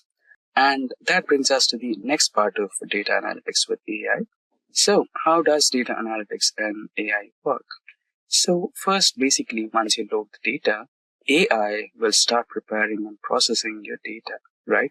So the transformations, what you do, are also can be possible in AI as well. If you request AI to do the transformations, it can do itself. But I would recommend you perform the transformations because you know what are the exact requirements are. Once your data is completely transformed, you can load it and get the reports. The next part of it is pattern recognition. As you've already seen, ChatGPT recognizes each and every aspect of the data, from the data type to the minute details like currency and everything. It understands the data first, and then it will request you. It will ask you if you want a complete summary or if you are looking for a particular aspect, right? Machine learning algorithms can identify patterns, trends, and relationships that may not be apparent to human analysts. And there is a possibility that ChatGPT can even identify a few more insights that you never expected to have, right? And moving on to the next part, predictive analytics. AI can also perform some predictive analytics and give you the forecast of what exactly is going to happen in the upcoming future in your business. That may or may not happen. If you find something is about to go down, you can prevent it by taking some predictive steps or measurable steps which can avoid that loss, right? And automated insights and reports. You can also request ChatGPT, right? In Excel, there is something called as Power Query. It acts like a macro or Excel VBA where it stores each and every transformation step you apply. In a similar way, each and every transformation or step that you apply to modify or try to add value to your data and teach that to your AI so that it can also understand that particular automated transformation steps and report to you on a month-on-month basis, right? So this will stop your month-on-month activity of cleaning your data, transforming your data, loading your data, analyzing, extracting some insights, and then creating a strategy. So all these steps will be eliminated because ChatGPT or any other AI will take care of it, and you can focus on implementing some business strategies. And we have decision making. So AI can also help you with some critical business strategies and also help you in decision making. AI algorithms can optimize complex processes and decision making by evaluating multiple variables and multiple scenarios. Now, last but not least, continuous learning. So AI is capable to adapt and learn new things in your business, like how it processes, how it functions, and what's the data source, and most of the aspects in which are involved in business and data analytics. AI systems have the ability to continuously learn and adapt based on the new data and feedback. Today we will learn SQL data analytics with MySQL Workbench. In this tutorial, we will be going through the fundamentals of SQL that will cover the basic clauses of SQL to the advanced clauses like joins, pattern matching, and much more. For better understanding of the importance of SQL, let's consider a simple use case for our real-time SQL sales analysis for business growth. So, the context. In today's business environment, making data-driven decisions is essential for growth. Imagine a car dealer keen to analyze sales performance and customer behavior to boost profitability. The dealer is eager to understand which fuel types, CNG, diesel, petrol, or hybrid, are most popular among customers. The owner needs data to guide inventory decisions and marketing strategies. This is where SQL becomes a game changer. The dealership database holds the wealth of information, and through SQL queries, the owner can extract detailed insights. Using SQL, the owner gets the number of cars sold segmented by fuel type. With SQL functions, they quickly generate a report showing which fuel types are in highest demand. Armed with this data, the dealership adjusts its marketing strategies, promotes high-demand vehicles, and aligns inventory with customer preferences. The SQL report streamlines the analysis and also forecasts future trends, guiding investment in electric and hybrid models as the market shifts towards sustainability. Now that we understood the importance of SQL in data analysis, let's proceed with a hands-on example. Now, without further delay, let's get started with our demonstration on SQL data analysis for today. So we will be having two different Excel files. So one Excel file will be having the customer's data set, and another Excel file will be having the dealership Excel file or dealership data set, right? And along with that, we will get started with the SQL Workbench, MySQL Workbench data tool to run our queries. I hope I made myself clear with that. Now let's get started. Now this is our customer data set. So our customer data set will be having order ID, state where the customer belongs to, and the region of that particular state, and his customer ID and his name, right? Along with that, we have another data set known as dealership data set, right? Remember this order ID, the first column, remember this, right? When we are performing joins, this is the key based on which we are going to perform the joins with two different data sets, right? Now let's check out the second data set.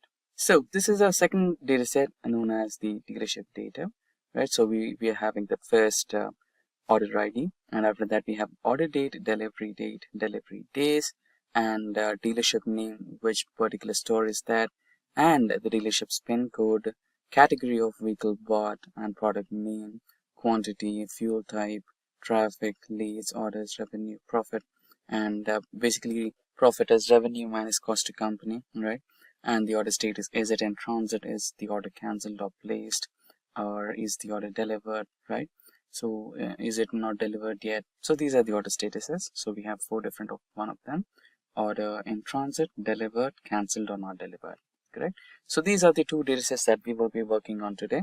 And let's also take a look on the workbench that we will be executing the queries on. So this is the SQL or MySQL workbench where we will be executing our queries, right? So currently it is using data from a different data set. So we don't want that. We can create a new prompt and we can get started with our data sets here. So to get started with the new file, we might have to create a new schema first. So let's create a new schema. So you can just write down your name, car dealership, right? So that's the new schema name. Just apply. So you have just created a new schema. Now let's open the schema here, and you have the tables there, and you don't have any data table, right? So for that, we might want to add a new table. So double click or right click on that, and here you can see a table, import visit. So browse the path, and here we have the dealership data. Open and click on next. And if you go back here, you have an option called drop data table if the table already exists, right? If you already have a dealership data table there, then you can just drop it off, right? And now let's try to make some changes to it because we don't want the confusion. So either what you can do is you can add an underscore, or if you want to keep the space, or you can eliminate that underscore. I'd prefer to eliminate that underscore and click on next. And there you have the data types, right? So if you want to change some data types, you can do that over here. And I think there is some issue with the first one. Here you have order ID with some extra thing which you don't want here, but we can clear that down the line, not a problem.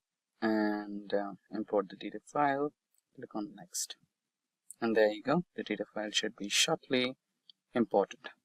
It might take a little while, but it's all right. There you go. Click on next, and 1000 records have been successfully included. Finish. And we want another table also to be included. So what you can do is use the import data wizard once again, and browse and import the customer's data this time. Click on next, and the file name, just make sure that you don't have any spaces, but if you literally want the space, use an underscore but not the spacing, right? It might cause some problem while you're writing queries. That's the reason for which we should either eliminate or use an underscore. So go with next, and here we have the same order ID. No worries, we can change the column name over here, right? It's alright, just import the data, go ahead with it. Click on next and finish. 1000 records have been successfully imported. Now let's run some basic queries like, okay, first we might have to use the dataset, right? So we want to use a car dealership. So car dealership, press enter, or you can use control enter. Okay, there was some spelling mistake. So I think we have created the schema with a wrong spelling, but it's okay. All we have to do is just change the name over here, car. So we have added an extra R there, but not a problem. So we are in the schema now. Now let's try to run. Okay, I'll not erase these names because we'll create a document out of it. So we can select any of the tables. Select, let's look at all the columns. Let's look at, okay, double click, start from, yeah, there you go. We have refreshed it. So if you extend, here you can see customer data, right? So let's type in customer data, semicolon, and there you go. When you run it, you have the data, right? So since we have 1000 rows, we can go with the current 1000 rows, or if you want to extend it, we can go with 50,000, or if you want the whole 1 lakh more than, right? There might be data with more than 50,000 rows. In those scenarios, you can also click on the don't limit option. But since we have 1000 rows, we can continue with what we have, 1000 rows, right? Now let's copy and paste the same command and change the name of customer data to dealership. So I'd like to pass a small suggestion here. So when you're writing the queries, use the keywords in caps, right? So uppercase and data tables or column names in lowercase, so that whenever you pass your queries or your document to your fellow developers, then they can easily identify the difference between the keywords and the column names or the data table names. This will help them to resolve an issue if there is, correct? So we have the table over here. Now we have discussed some issue with the column name, right? Now we will proceed with a quick editing query where we will change the column name of this particular data set, or no, not just the column, correct? Just a moment. So we will take the help of alter keyword. So alter table, and our table name here is customer data. Before that, let's copy this particular keyword here. Or we can do one thing, describe table. We can make use of describe keyword, describe table, customer data, enter. Okay, let's find a way to at least copy that column name. I'm not finding how to copy that. Okay, we found a way. Right click or double click, and we have an option of copy field name. Let's copy the field name, and here let's continue with alter keyword, alter table, customer data, and let's not use the semicolon here. Now use the rename keyword, rename column, paste the okay, alrighty. So there's the mistake. So we found a way to copy this column name. Just double click or right click here, copy the field name, so that you get the format or you get the exact data which is written as a column name here. There might be some mistake or there might be some problem during the import, but that's not something to worry about. So we are renaming the column name from the existing name. to order ID which we want. So just place it over there, or you can manually write it so that you don't want to take any chances for any more risks. So order ID, there you go. Just run this query. And now let's select the data from customer ID once again. And there you go. You have a proper functional working ID. Now let's rename the order ID column from dealership data as well. So I want to rename customer data to dealership data. Just copy the name of the table and replace it over here. And yeah, let's check the columns first. There you go. You have a similar problem here. So let's change or alter the name of the first column in dealership data as well. Now quickly run the query, and now let's select the data from the dealership data. There you go. So we have a fully functioning or fully corrected data set. So we have order data. Remember, you can see I'm using underscore symbol here whenever or wherever I feel like having the space. You can eliminate the space and keep it as order ID in a continuous form without having a space or without having a underscore. But remember, don't just leave it as a simple space. If you leave it as a space, then you might be having deep trouble while you are writing a query to fetch some data. Okay, so SQL or MySQL Workbench might be confused to have spaces in between the column names or the entity names. Let's not make that happen, right? Now let's continue with some queries. So we are currently in the order or dealership data. So here we have some orders data. So we have a product quantity. Now let's build a kind of a problem statement where we have to extract a couple of data sets or a couple of results from the data set that we have. Now let's make use of where statement and try to find some answers, right? Now let's say the dealer wants to know one of the dealership names where it is Prime Auto, right? So he wanted to know how many number of orders Prime Auto dealership has received. Now it's a simple where statement. Let's try to answer the query, answer the solution to the problem. Just write down, select. What do you want to select? I want to select the dealership name, right?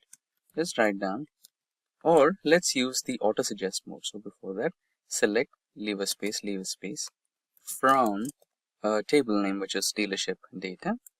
Right now you can proceed with the column names. What happens here is when I wrote select from dealership data, it is automatically giving me some recommendations here, right? So the typing time will be less, right? So I want to get back to dealership name, right? Dealership, press tab, and underscore name. I want this dealership name from dealership data, where dealership name is equals to single quote Prime Auto. And I also want to know total number of orders they received. So you can either use count or sum. I'll go with sum of orders. So far so good. So let's run this particular query. Control enter, and there you go. So we have found that Prime Auto dealership has received 5466 number of orders.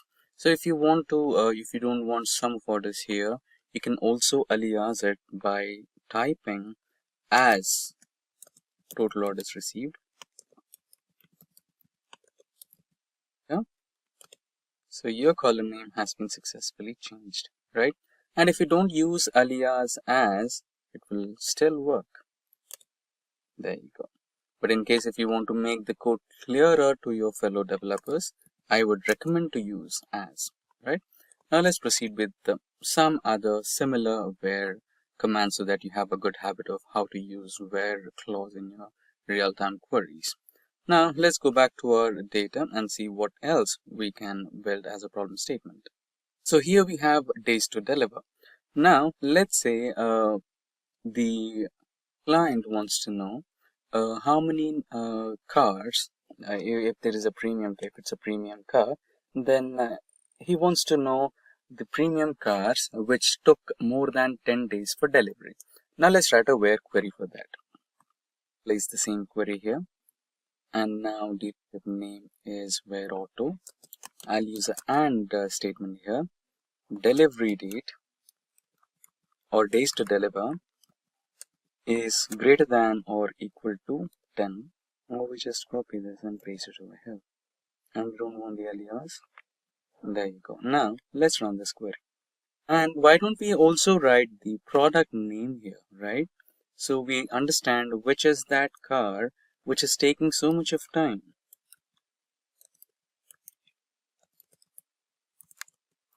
So some of the cars are BMW X3 Baleno. So maybe some reason why these cars are taking a long time for delivery, right? So what happens here is he is able to understand there are couple of cars from couple of categories or couple of manufacturers which are taking a lot of time for delivering the car. So what he can do is he can write down a request or an email to those manufacturers to reduce the time they are taking to manufacture the product so that he can give an early delivery to his clients, right? Now let's run our query back again to see some more places where we can use the where clause. Right, now let's see, we want to categorize or we want to find out specific cars from the segment sedan or the category sedan, where the dealership is Elite Automobiles and the fuel type is diesel, right? Let's try to build a where command for that. Let's copy the same where clause here, paste it again here, product, dealership name, and instead of days to deliver, let's type category. Instead of Prime Auto, we will be using Elite Automobiles. And the category is equals to, since we're using character data type, we will be using single quotes or double quotes. Sedan. Control Enter. And there you go. So Elite Automobiles is selecting or he is selling all the sedan class BMW series, and these are the details, right? So if the dealership wanted to know what are the cars or what are the products this particular dealership is selling in category sedan, he wants to know if he's focusing on any other manufacturer or a specific manufacturer, so that he wants to make sure that these type of cars or these type of makers should be proceeding with giving more deliveries of that particular category. Now this is one way of doing it, and now let's identify, since we have a couple of and a few more other categories, we want to find out the total number of orders received based on the category. Let's say the business owner wants to understand which type of category vehicles are being sold a lot, and he wants to make sure that his inventory has good number of such type of vehicles for future deliveries or future orders from the customers. In such situations, you want to group by the category, and group by is also a keyword in MySQL where you can use that and categorize based on the category provided. Okay, let's build the query so that you can understand it in a better way. So let's copy paste the same query here, and now we will change a few terms here. Instead of product, we will write category, and instead of dealership name, and instead of category here again, okay, we will write down sum of orders from dealership data, group by category, and order by sum of orders descending. Now what does this query mean? It means I want to find out the category. So SUV category, sedan class category, and hatchback category, right? So I want to find out which type of category is getting the highest number of orders, right? In that case, what happens is if you find out that SUV category is getting a lot of sales, then what you will do, you will buy a lot of SUV based vehicles from the manufacturers and keep them in your inventory, so that whenever you receive an order for that particular vehicle, you can show the options and make a sale, right? And why are we using order by, right? So we want to find out the highest number of sales, right? Order by descending, what it does is it keeps the highest selling category on top and the lowest selling category on the bottom. So if I run this query, you will understand what exactly I meant. So here you can see SUV category is the one which is receiving the highest number of orders, followed by hatchback, sedan and multi-purpose vehicle, MPV, right? Now these are the vehicles. So what you will do is, the next business decision what you make is, you will try to order a couple of more SUVs for your inventory, and it can be from different manufacturers, and then you will provide multiple options when a candidate or when a client comes for buying SUV type vehicles. Now to deep dive, let's say, since you've already found out SUV is highest selling, and now you want to find out which is that one single car in SUV category which is getting those many high orders, right? So that you want to make sure that you want to understand this particular car is getting highest number of sales from SUV. So I want to keep a little bigger number of that particular car, so that whenever a client comes for that car, I have it ready, right? So if you make slight modifications to this query, you can come up with that category, and I'll also include product and sum of orders, and order by product, group by product, order by sum of orders descending. Now I am expecting a small error here, but it's all right. There you go. So we might have to place category as well. Okay. Let's try to run this query once again. There you go. So now we also might have to use a where command here, where category is equals to SUV. Now run the query. I guess you will find the answer. There you go. So BMW X3 series is that one SUV which is getting a lot of orders, right? Now if you scroll down, yeah, these are the top five SUV products for which we are receiving total number of highest orders. So what we did here is, we are selecting the category column, product column, and total number of orders, right? So we are filtering, basically we are using where command to filter down the data. So wherever the category is equals to SUV, filter those data alone. And now we are grouping by the product, which is here, group by product and category, and order by sum of orders descending.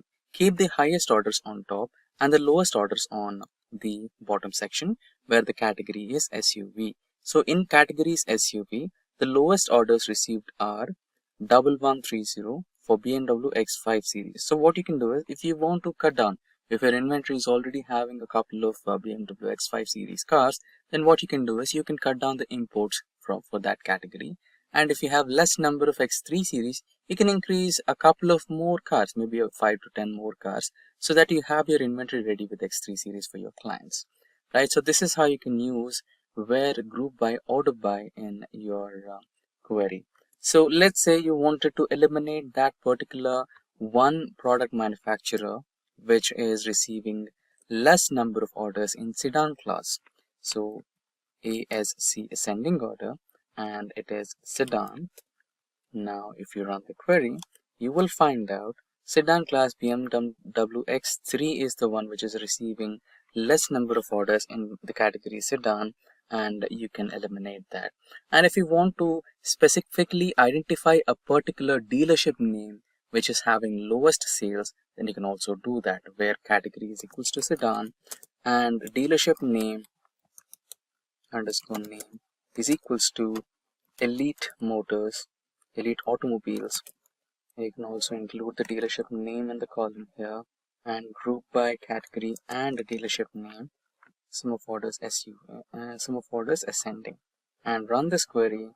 And there is some problem here in the query. Dealership name category Error, unknown dealership name in the field list. Okay, so Elite Automobiles. Let's copy this from here. So we might have made a spelling mistake in our query, but not a problem. Just place it here, and there you go. Now we must be getting the answer. Okay, dealership name. Okay, we messed out with the dealership name, so we had a spelling mistake in case of dealership name. Yeah, that's the one. And now let's run the query. There you go. So in Elite Automobiles and Sedan class, we have BMW 5 Series in less number of orders received, right? Now, there might be some reason for it. Maybe the location of the dealership, where it is. So there might be chances, right? So where, let's say you are in South India, or let's say you're in North India, or some part of a country where the roads are really wonderful. You don't have a ghat section. You're not living in Western Ghats, and you're having good longer highways. In those segments of roads, you would prefer sedans. But in case if you are in a ghat section, or if you are in a where we have a lot of mountains, a lot of off-roading trekking kind of regions, in those regions you might prefer SUVs, correct? So there is a chance. Now Elite Motors might be in a place where there are some odd roads, not good roads. They might be a hilly region. It might be a region where you don't have good roads, right?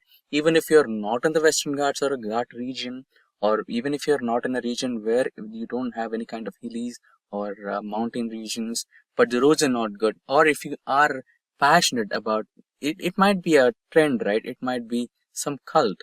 If you are coming from a region where there's a good cult for SUVs, right? There might be multiple reasons. So I think that is one of the reasons why there could be a high demand for SUVs or sedans or a specific category of vehicles in a certain region. Now, let's proceed with the next remaining queries or clauses. So far, we have dealt with the with clause, the where clause, and the order by, group by clauses. Now, let's proceed with case clause, right? Now, case is something like a switch case where you have, if you're familiar with the switch cases in programming, then case is similar to that in SQL. Now, let's say the dealer wants to identify, or the business owner wants to identify different dealership names based on the profit they make, right? Or the number of the revenue they make.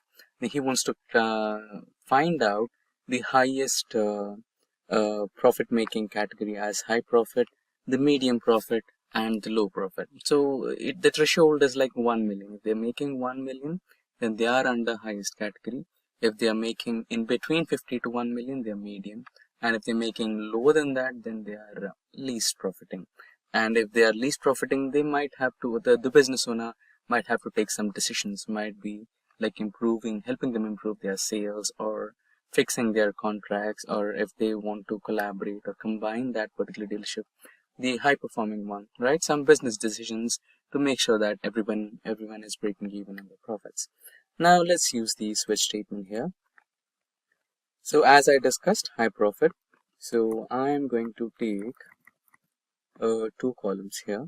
So selecting the dealership name, sum of profit they are making, and case starts here. When sum of profit, I'm calculating the profit here, revenue minus the cost to company, is greater than 1 million rupees, that is 10 lakh rupees, then it is considered as high profit.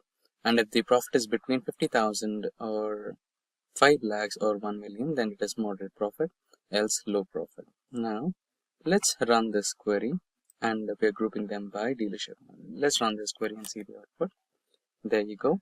So we have profit categories. Here we have high profit result. Okay, let's minimize this section here. Yeah, there you go. So there are 5 to 6 dealerships we have across the country, and most of them are in high profit, or all of them are in high profit. So if we increase the number to 10 million, so far we had 1 million. So if it is between 5 million to 10 million, now let's run the query and see if we have any Yeah, so most of them are making good profits here. There you go. So far so good. Now this is how you can use a switch case statement. Now let's say I also want, okay, let's first use the pattern matching case here, kind of like statement we can use here, like clause. Now I want to make sure to identify a specific product. Okay, let's run this query once again where we have the dealership data. Select all from dealership data. So now we have 8 series, X8 series, right? So some of the premium vehicles. Now I'd like to go with X8, BMW X8. So I want to identify the dealership names which are selling X8 series. Now we can write down the query as select dealership name. What you can do is just copy the dealership name so that we don't make any spelling mistakes. I think we wrote dealership. Yeah, we can remove this. Dealership name product from dealership data where product like, or you can use like, I think we don't need to use equals to there, double quotes, percentage or mod x8 and percentage. Okay, so what am I specifically mentioning here is I don't care if it is having anything in front of x8 and after x8. So we are damn sure that the series x8 will be released only by BMW. So in few scenarios the BMW could be in small cases, or there might be no space in between BMW and x8, right? So I don't want to take a chance, so I want the exact details. So I don't care if there is a space or not, if there is anything else. There might be even spelling mistakes, BM or Beamer X8, or the full form of BMW, right? So, and after X8, I don't want to take any chances here as well. It might be series, it might be cars, right? So I want every detail, the dealership name and the product from the dealership data, who is having X8 car in their inventory. There you go. So we have so many dealerships here. So if I have to take the exact names, or if I don't want any repetitions, then I can go with the distinct here. So distinct of dealership names, where we can find out who is dealing with X8 in their inventory. So we have 5 automakers here, 5 dealerships who are having X8 in their inventory. Now let's also have a count, right? So we can make sure that how many number of X8s they have, count of product. So we can understand how many number of, okay, so there is some query mistake here, aggregated without group by. So here we can add another statement, a group by dealership name or distinctive dealership. I'll just go with dealership name here, and order by count of product descending. Now let's try to run this query by product. Now let's run the query. There you go. So we have City Motors, who has the highest count of BMW X8 series, and they have the biggest inventory, I presume. So in the next upcoming fiscal year, if there is a requirement of importing X8, then you can check out the numbers, right? If you want to import a huge inventory, or if you want to reduce the number. And you can also, if there is a good sale for Asian dealership for BMW X8 series, you can also improvise their numbers as well. So that's how you can use the pattern matching statement. And if you don't want, if you want to exclude X8, then what you can do is just place an I here, I like, or product not like X8.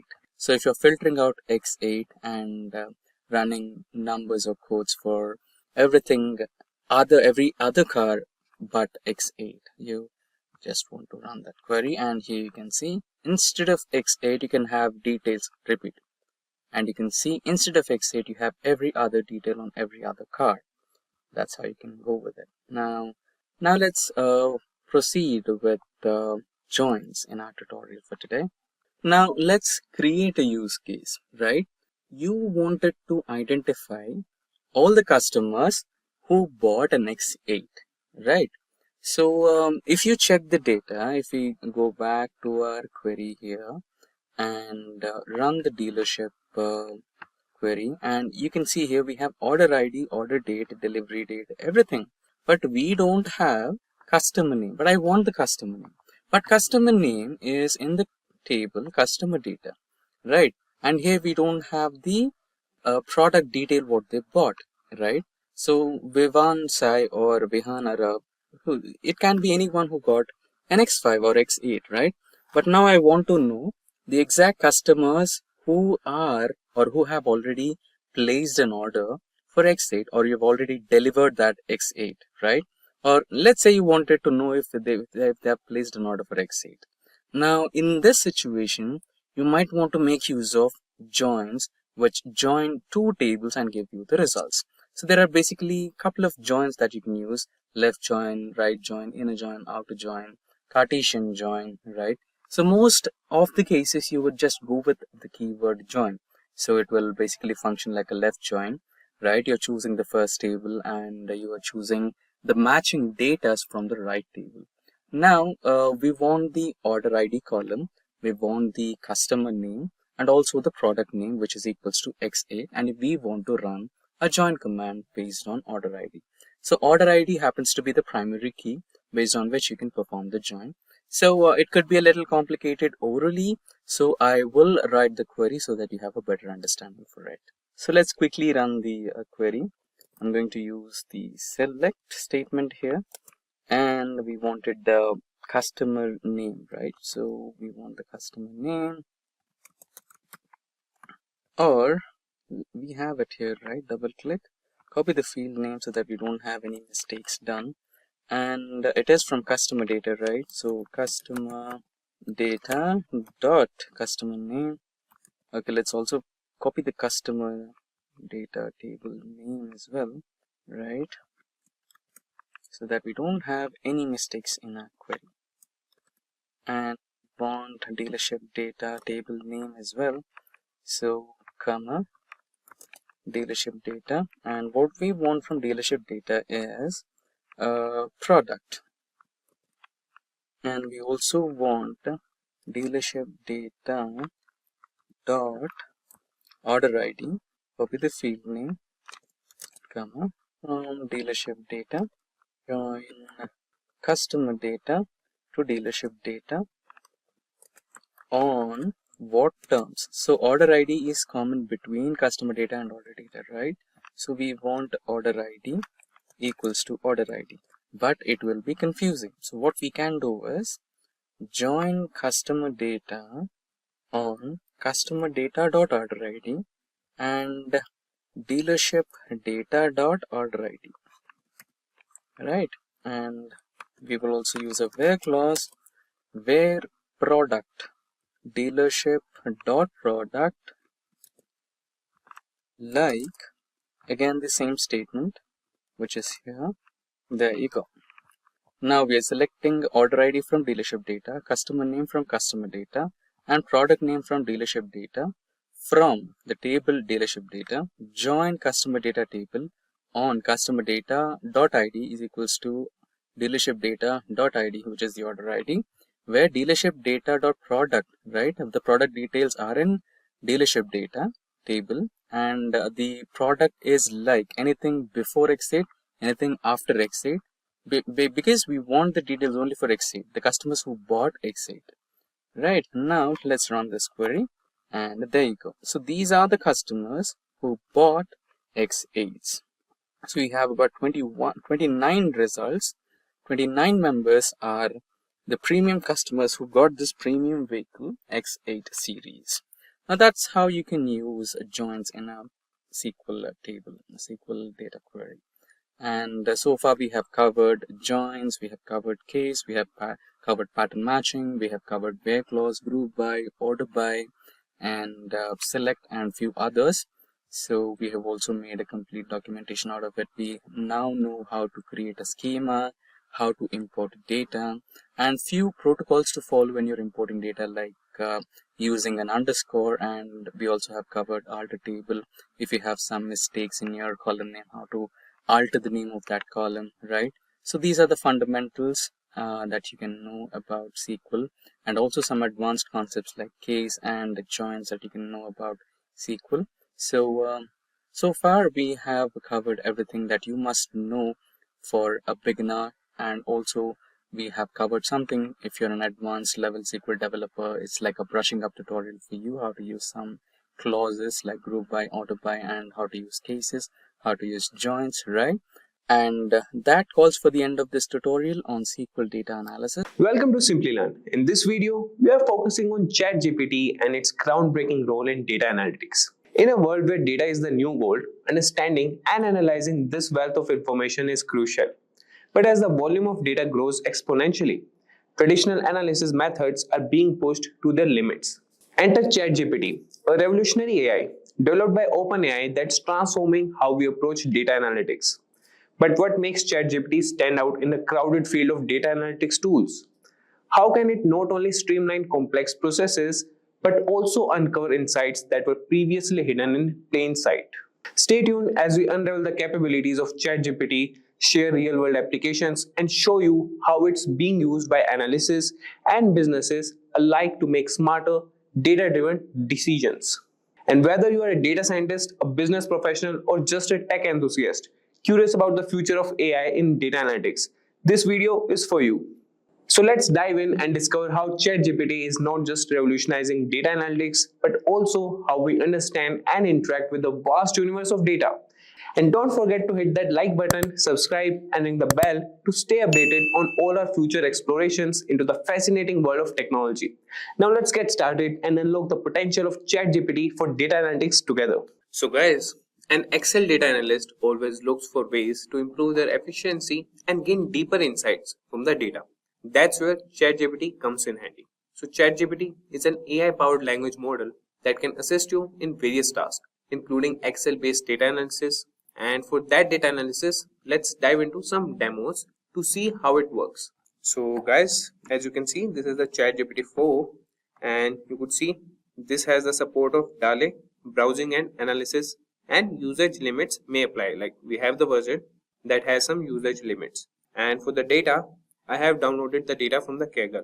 I will provide you the link in the description. If you want to download the same data, you can. And I have that in my downloads. So this is the data that we'll be using. So the first thing we'll be doing is data cleaning and preparation. So firstly, let's explore data cleaning and preparation. Before diving into analysis, it's essential to ensure our data is clean and ready for processing. So for that, we will write a prompt in ChatGPT and ask him to clean the data. ChatGPT has the feature to insert the files, provide the Excel file to the ChatGPT, and we'll ask him that can you help me identify and remove duplicates in this Excel spreadsheet. So let's ask him, can you help me identify and remove duplicates?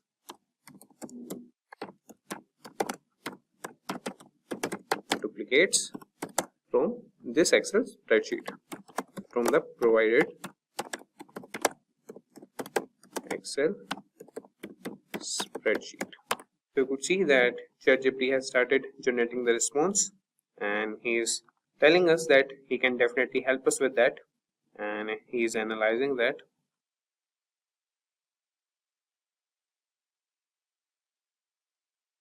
So you could see that ChatGPT has provided us the response. So let's first go to our spreadsheet. So this is the spreadsheet. Order number, quantity ordered, price of each quantity, and order lines. So you could see that first ChatGPT has encountered an error, and that is with the character encoding mismatch. And then he has loaded the spreadsheet successfully with the second attempt, and you could see that he has provided like the smaller or the briefer version of the spreadsheet. That is, the dataset consists of sales data with columns such as order number, quantity order, price each, order line, sales, order date, status. So he's asking us, could you specify how you would like to identify duplicates? For example, should we consider a row a duplicate if all its values match another row exactly, or are there specifically columns we should focus on to determine duplicates? So we should, or here we will be focusing on the column section. So here we want to identify column section.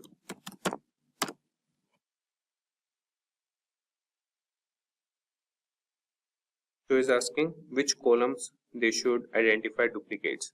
So we want the duplicates in order number.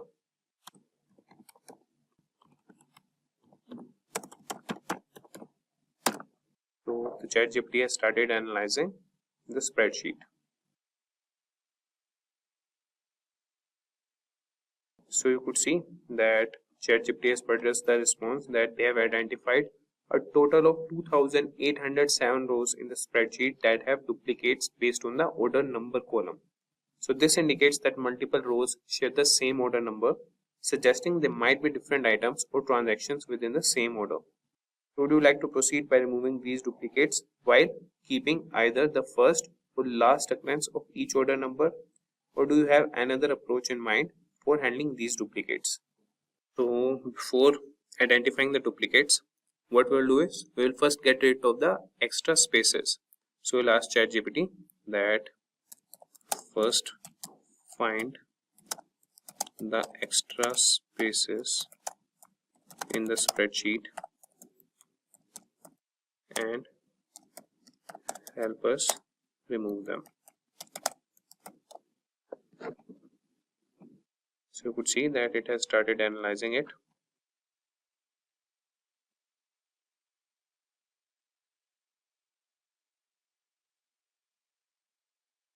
So he is asking us that would you like to proceed with any further cleaning or data manipulation? Yes, we want to proceed further with data cleaning only. And now we will treat all the blank cells if there are any. Now treat all the blank cells if there are any. So the spreadsheet contains blank cells in the following columns with the respective counts of blank entries. That is, address line 2 has 2521 blank cells, then the state. So depending on your preference or the requirements of your data analysis, we can treat these blank cells in several ways, such as filling them with a placeholder value that is not provided using a specific value that makes sense for data. That is, example, a default state or territory, but potentially leaving them as if blanks carry meaningful information in the context of your data. So what we will do, we will provide a placeholder. Provide a placeholder instead, that is not provided or not applicable. Okay.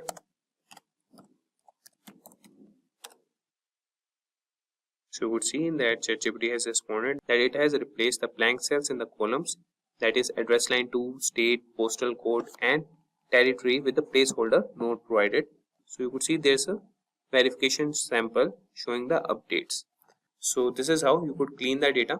And now with ChatGPT, you can quickly identify and eliminate duplicates in your Excel spreadsheet using built-in functions and formulas, saving your time and effort. So that would be done by the ChatGPT, and you can download the Excel file from the ChatGPT only. After that, you can just ask him that provide me the output or the resulted spreadsheet. So if we talk about now data analysis and visualization, let's delve into that. So Excel offers powerful tools for analyzing and visualizing data, and ChatGPT can help you make the most of them. So for this also we'll write a prompt to the ChatGPT, and we'll write, for example, we'll write, please create a pivot table and a corresponding chart to analyze sales performance by region.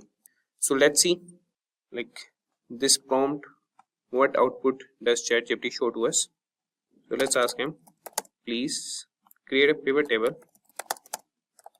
and a corresponding chart to analyze sales performance by region.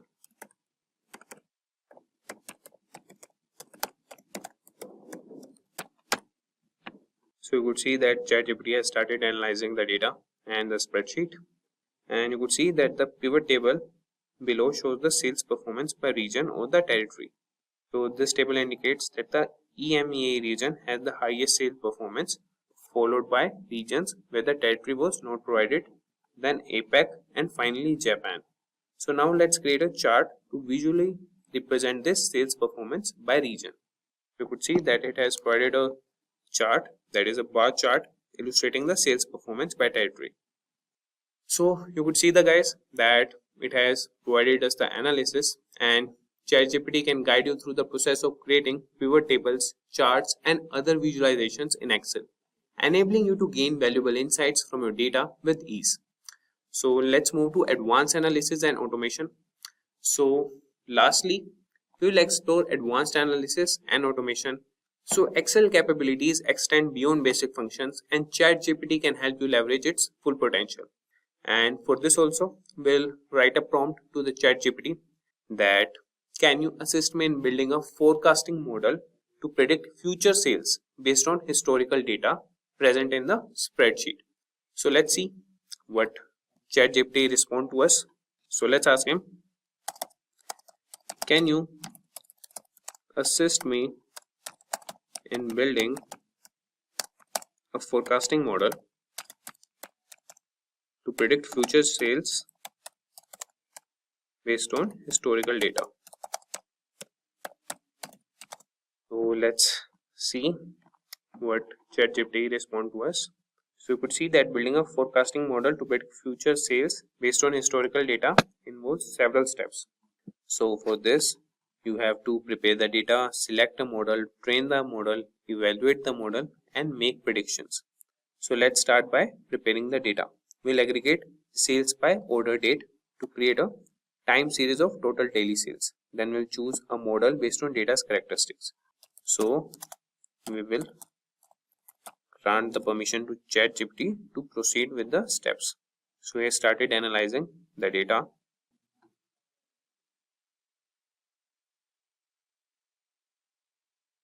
So you could see that the data has been prepared into a time series of total daily sales. And before choosing a forecasting model, it's helpful to visualize the sales time series to understand its characteristics such as trend and seasonality. So ChatGPT has plotted a daily sales data, and then he has given the visual trends and the possible seasonal patterns. And the next steps would include testing for stationarity, model selection and parameter tuning, model training, and then forecasting. So you could follow all these steps with the help of ChatGPT and could create a forecasting model. If you want, we can move to the next step. So you could provide a prompt to the ChatGPT that move to or proceed with next step.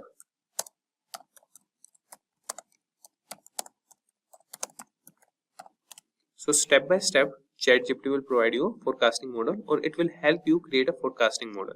As you can see, it has started analyzing it.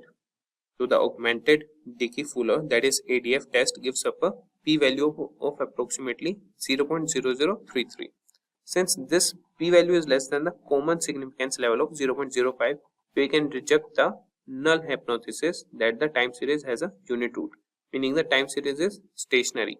So you could see that he is asking us, shall we proceed with the SARIMA model parameter selection? Yes, here is the model parameter selection. So you could select any based on the trends and the bar graphs plotted by the ChatGPT.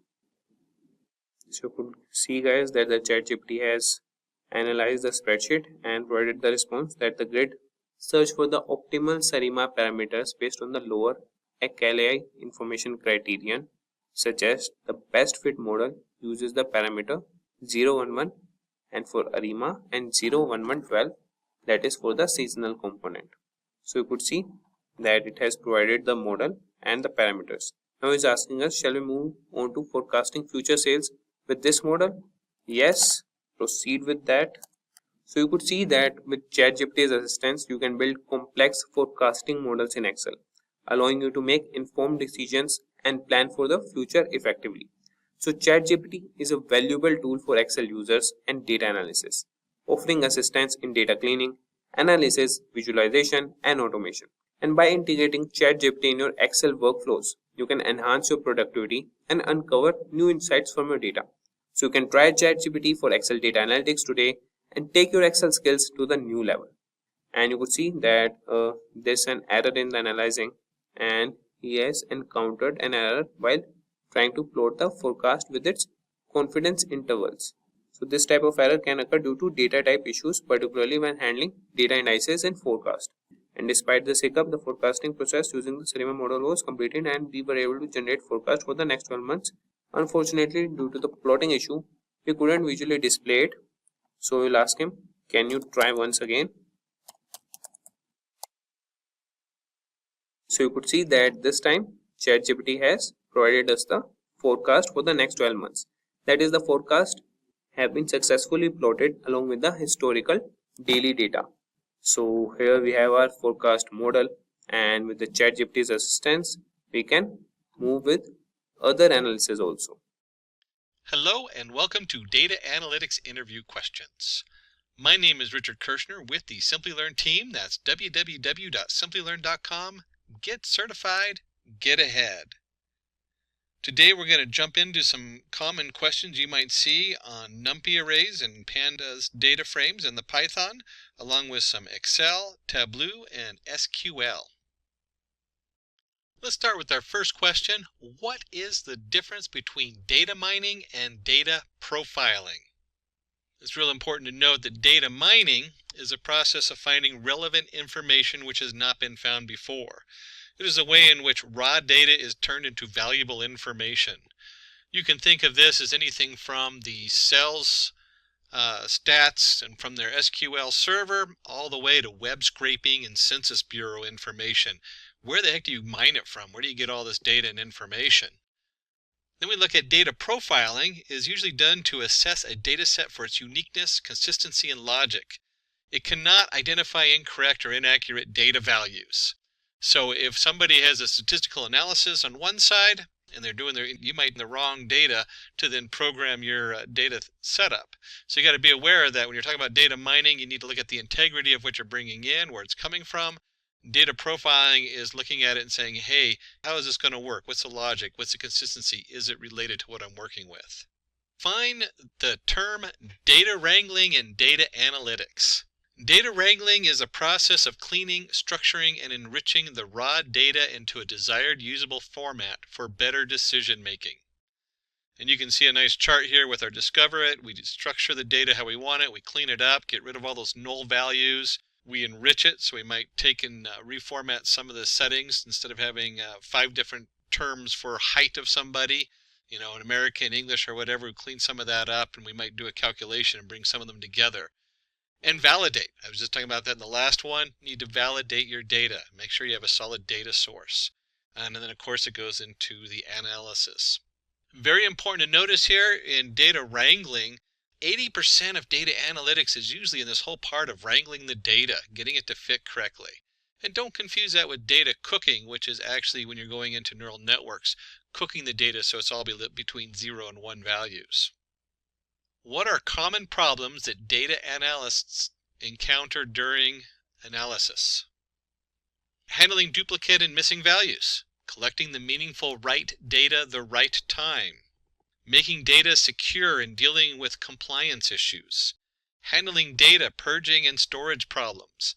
Again, we're talking about data wrangling here. 80% of most jobs are in wrangling that data and getting it in the right format and making sure it's good data to use. Number 4, what are the various steps involved in any analytics project? Understand the problem. We might spend 80% doing wrangling, but you better be ready to understand the problem, because if you can't, you're going to spend all your time in the wrong direction. This is probably the most important part of the process. Everything after it falls in, and then you can come back to it. 2, data collection, data cleaning. Number 3, 4, data exploration analysis, and 5, interpret the results. Number 5 is a close second for being the most important. If you can't interpret what you bring to the table to your clients, you're in trouble. So when this question comes up, you probably want to focus on those 2, noting that the rest of it does, 80% of the work is in 2, 3, and 4, while 1 and 5 are the most important parts. Which technical tools have you used for analysis and presentation purposes? Being a data analyst, you are expected to have knowledge of the below tools for analysis and presentation purposes. There's a wide variety out there. SQL Server, MySQL, you have your Excel, your SPSS, which is the IBM platform, Tableau, Python. You have all these different tools in here. Now, certainly a lot of jobs are going to be narrowed in on just a few of these tools. Like you're not going to have a Microsoft SQL Server and MySQL Server, but you better understand how to do basic SQL polls, and also understanding Excel and how the different formats for column and how to get those set up. Number 6, what are the best practices for data cleaning? This is really important to remember to go through this in detail. These always come up because 80% of most data analysis is in cleaning the data up. Make a data cleaning plan by understanding where the common errors take place and keep communications open. Identify and remove duplicates before working with the data.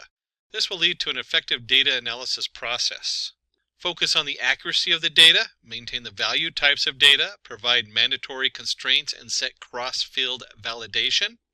Standardize the data at the point of entry so that it is less chaotic, and you will be able to ensure that all the information is standardized, leading to fewer errors on entry. Number 7, how can you handle missing values in a data set?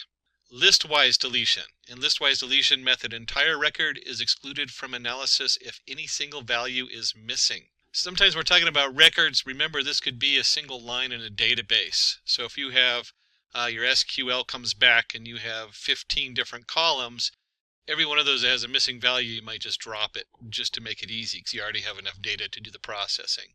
Average imputation. Use the average value of the responses from the other participants to fill in the missing value. This is really useful, and they'll ask you why these are useful, I guarantee it. If you have a whole group of data that's collected and it doesn't have that information in it, at that point you might average it in there. Regression substitution. You can use multiple regression analysis to estimate a missing value. That kind of goes with the average imputation input. Regression model means you're just going to actually generate a prediction as to what you think that value should be for those people based on the ones you do have. Multiple imputation. So when we talk about multiple inputs, it creates plausible values based on the correlations for the missing data, and then average the simulated data sets by incorporating random errors in your predictions. What do you understand by the term normal distribution? And the second you hear the word normal distribution, should be thinking a bell curve like we see here. Normal distribution is a type of continuous probability distribution that is symmetric about the mean, and in the graph, normal distribution will appear as a bell curve. The mean, median, and mode are equal. That's a quick way to know if you have normal distribution, is you can compute mean, median, and mode. All of them are located at the center of the distribution. 68% of the data lies within one standard deviation of the mean. 95% of the data falls within 2 standard deviations of the mean. 99.7% of the data lies within 3 standard deviations of the mean. What is time series analysis? Time series analysis is a statistical method that deals with ordered sequence of values of a variable of equally spaced time intervals. Time series data on a COVID-19 cases.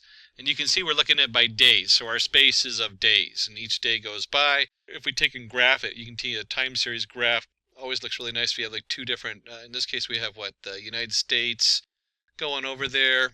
I'd have to look at the other setup in there, but they picked a couple different countries. And it's time sensitive. The next result is based on what the last one was. COVID's an excellent example of this.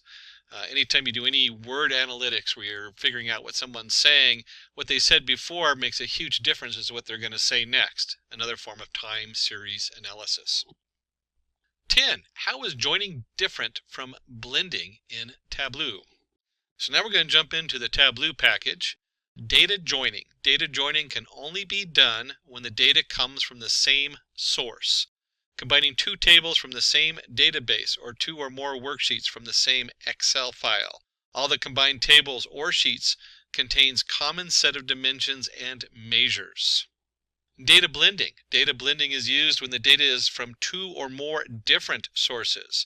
combining the Oracle table with the SQL server, or two sheets from Excel, or combining an Excel sheet and Oracle table. In data blending, each data source contains its own set of dimensions and measures. How is overfitting different from underfitting? Always a good one. Overfitting. Probably the biggest danger in data analytics today is overfitting. Model trains from the data too well using the training set. The performance drops significantly over the test set. Happens when the model learns the noise and random fluctuations in the training data set in detail. And again, the performance drops way below what the test set has. The model neither trains the data well nor can generalize to new data. Performs poorly both on train and the test set. Happens when there is less data to build and an accurate model, and also when we try to build a linear model with a nonlinear data. In Microsoft Excel, a numeric value can be treated as a text value if it precedes with an apostrophe. Definitely not an exclamation. If you're used to programming in Python, you'll look for that hash code and not an amber sign. And we can see here, if you enter the value 10 into a field, but you put the apostrophe in front of it, it will read that as a text, not as a number. What is the difference between count, count A, count blank, and count if in Excel? We can see here when we run in just count, D1 through D23, we get 19. And you'll notice that there is 19 numbers coming down here. And so it doesn't count the cost of each, which is the top bracket. It doesn't count the blank spaces either with the straight count. When you do a count A, you'll get the answer is 20. So now when you do count A, it counts all of them, even the title cost of each. When you do count blank, we'll get 3. Why? There's 3 blank fields. And finally, the count if. If we do count if of E1 to E23 is greater than 10, there's 11 values in there. Basic counting of whatever's in your column, pretty solid on the table there. Explain how VLOOKUP works in Excel. VLOOKUP is used when you need to find things in a table or arrange by row. The syntax has 4 different parts to it. We have our lookup value, that's a value you want to look up. We have our table array, the range where the lookup value is located, column index number, the column number and range that contains the return value, and the range lookup. Specify true if you want an approximate match or false if you want an exact match of the return value. So here we see VLOOKUP F3 A2 to C8 2, 0 for prints. Now they don't show the F3. F3 is the actual cell that prints is in. That's what we're looking at is F3. So there's your prints. He pulls in from F3. A2 to C8 is the data we're looking into. And then number 2 is a column in that data. So in this case, we're looking for age. And we count name as 1, age as 2. Keep in mind this is Excel versus a lot of your Python and programming languages where you start at 0. In Excel, we always look at the cells as 1, 2, 3. So 2 represents the age. 0 is false for having an exact matchup versus 1. We don't actually need to worry about that too much in this. 0 or 1 would work with this example. And you can see with the Angela lookup, again, her name would be in the F column number 4. That's what the F4 stands for, is where they pulled Angela from. And then you have A1 to C8, and then we're looking at number 3. So number 3 is height, name being 1, age 2, and then height 3. And you'll see here it pulls in her height 5.8. So we're going to jump over to SQL. How do you subset or filter data in SQL? To subset or filter data in SQL, we use where and having clause. And you can see we have a nice table on the left where we have the title, the director, the year, the duration. We want to filter the table for movies that were directed by Brad Bird. Why? Just because we want to know what Brad Bird did. So we're going to do select star. You should know that the star refers to all. In this case, what are we going to return? We're going to return all title, directory, year, and duration. That's what we mean by all. From movies, movies being our table, where director equals Brad Bird. And you can see he comes back and he did The Incredible on Ratatouille. To subset or filter data SQL, we can also use the where and having clause. So we're going to take a closer look at the different ways we can filter it here. Filter the table for directors whose movies have an average duration greater than 115 minutes. So there's a lot of really cool things into this SQL query, and these SQL queries can get pretty crazy. Select director sum duration as total duration, average duration as average duration from movies, group by director having average duration greater than 115. So again, what are we going to return? We're going to return whatever we put in our select, which in this case is director. We're going to have total duration, and that's going to be the sum of the duration. We're going to have the average duration, average underscore duration, which is going to be the average duration on there. And then we, of course, go ahead and group by director. And we want to make sure we group them by anyone that has having an average duration greater than 115. These SQL queries are so important. I don't know how many times the SQL comes up, and there's so many different other languages, not just MySQL and not Microsoft SQL, but in addition to that, where the SQL language comes in, especially with Hadoop and other areas. So you really should know your basic SQL. Doesn't hurt to get that little cheat sheet and glance over it and double check some of the different features in SQL. What is the difference between where and having clause in SQL? Where clause works on row data. In where clause, the filter occurs before any groupings are made. Aggregate functions cannot be used. So the syntax is select your columns from table where what the condition is. Having clause works on aggregated data. Having is used to filter values from a group.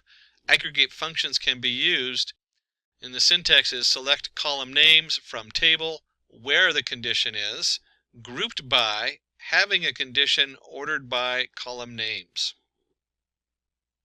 What is the correct syntax for reshape function in NumPy? So we're going to jump to the NumPy array program. And what you come up with is you have, in this case, it'd be numpy.reshape. A lot of times you do an import numpy as np, reshape, and then your array, and the new shape. And you can see here as the actual example comes in, the reshape is A, and we're going to reshape it in 2, 5 setups. And you can see the printout in there that prints in 2 rows with 5 values in each one. What are the different ways to create a data frame in Pandas? Well, we can do it by initializing a list. So you can import your pandas as PD, very common. Data equals Tom 30, Jerry 20, Angela 35. We'll go ahead and create the data frame, and we'll say pd.dataframe is the data, columns equals name and age. So you can designate your columns. You can also designate index in there. You should always remember that the index, in this case, maybe you want the index instead of 1, 2 to be the date they signed up, or who knows, whatever.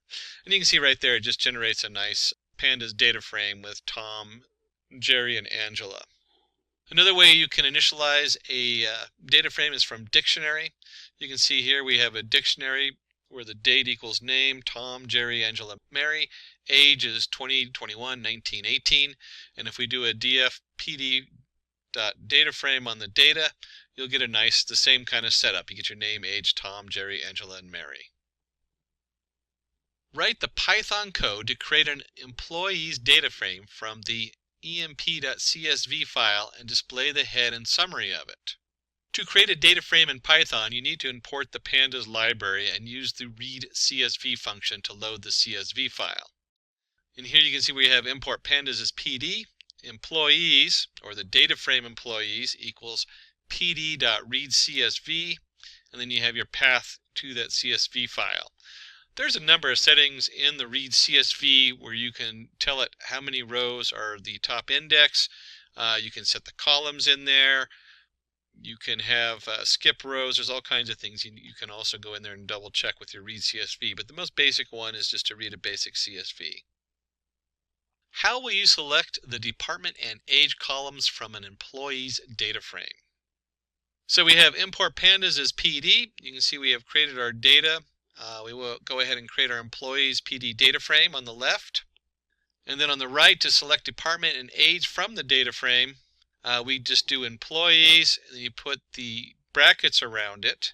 Now, if you're just doing one column, you could do just department.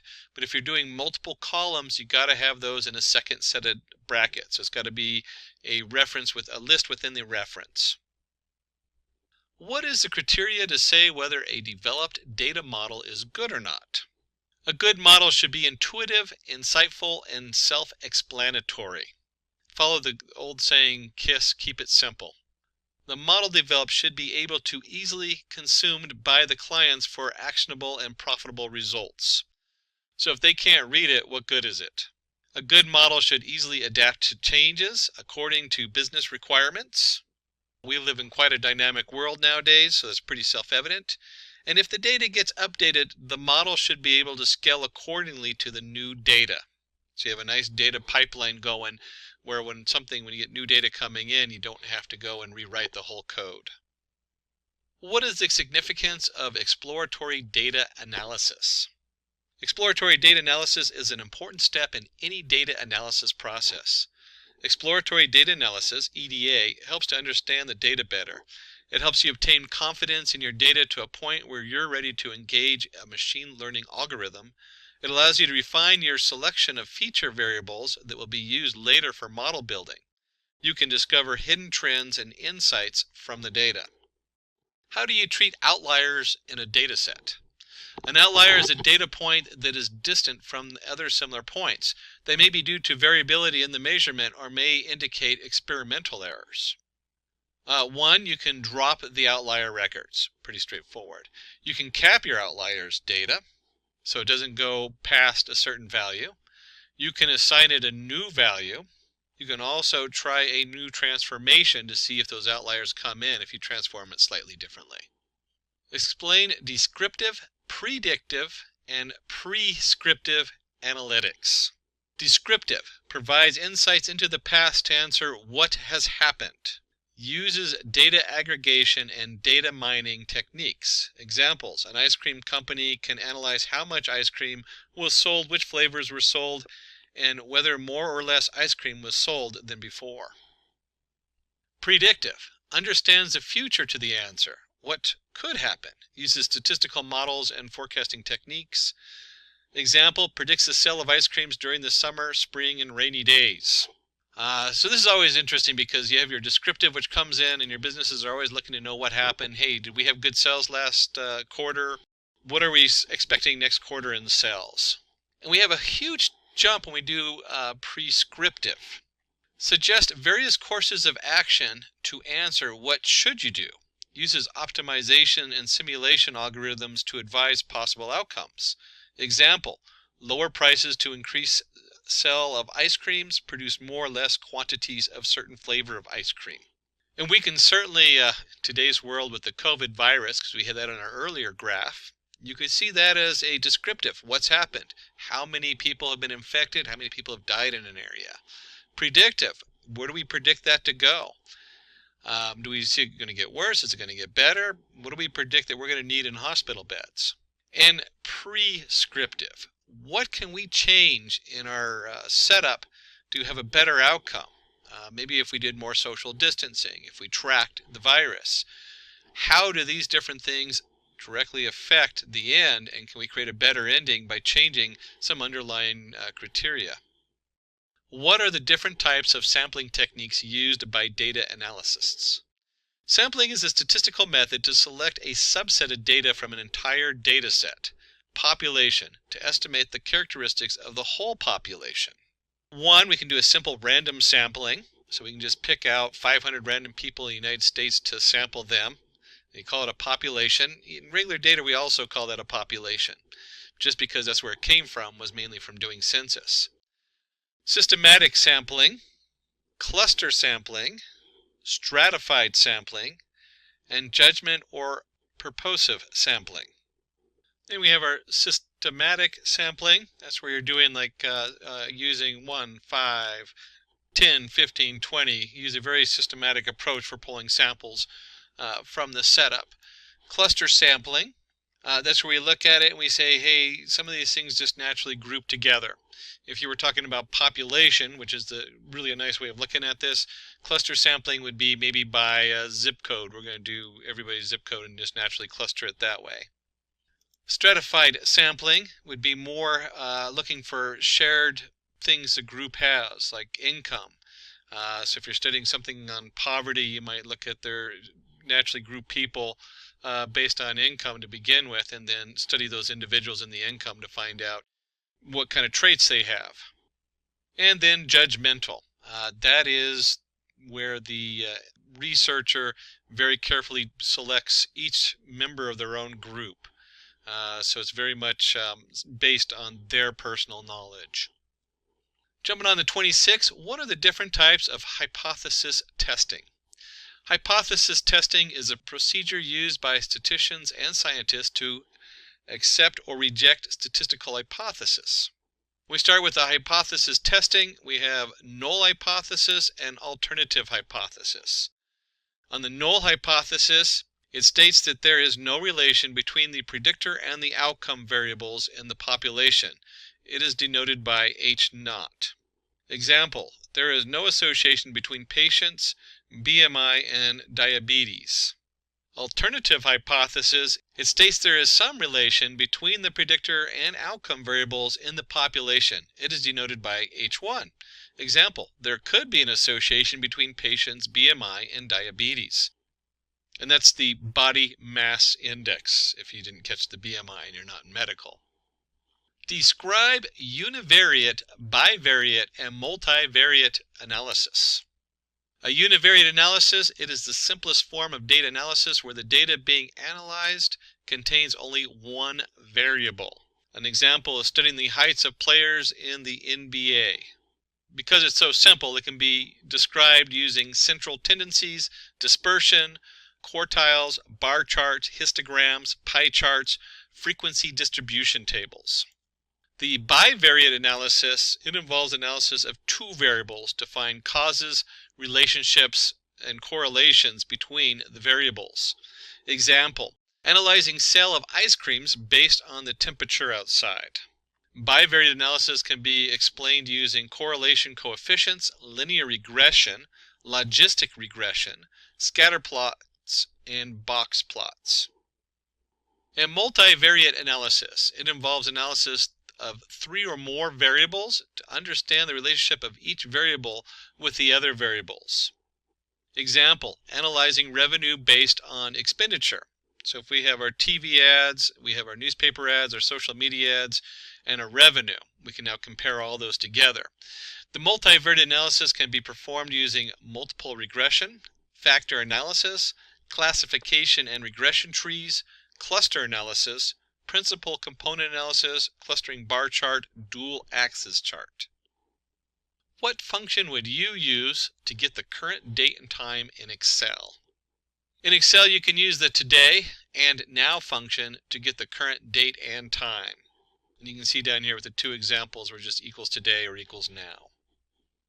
Using the SUMIFS function in Excel, find the total quantity sold by sales representatives whose names start with A and the cost of each item they have sold is greater than 10.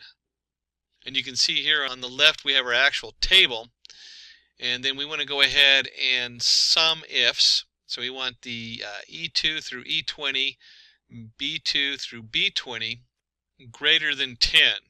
And this basically is just saying, hey, we're going to take everything in the E column and we're going to sum it up, but only those objects where the D column is greater than 10. That's what that means there.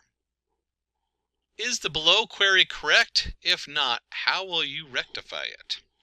Select customer ID, year, order date as order year from order where order year is greater than or equal to 2016.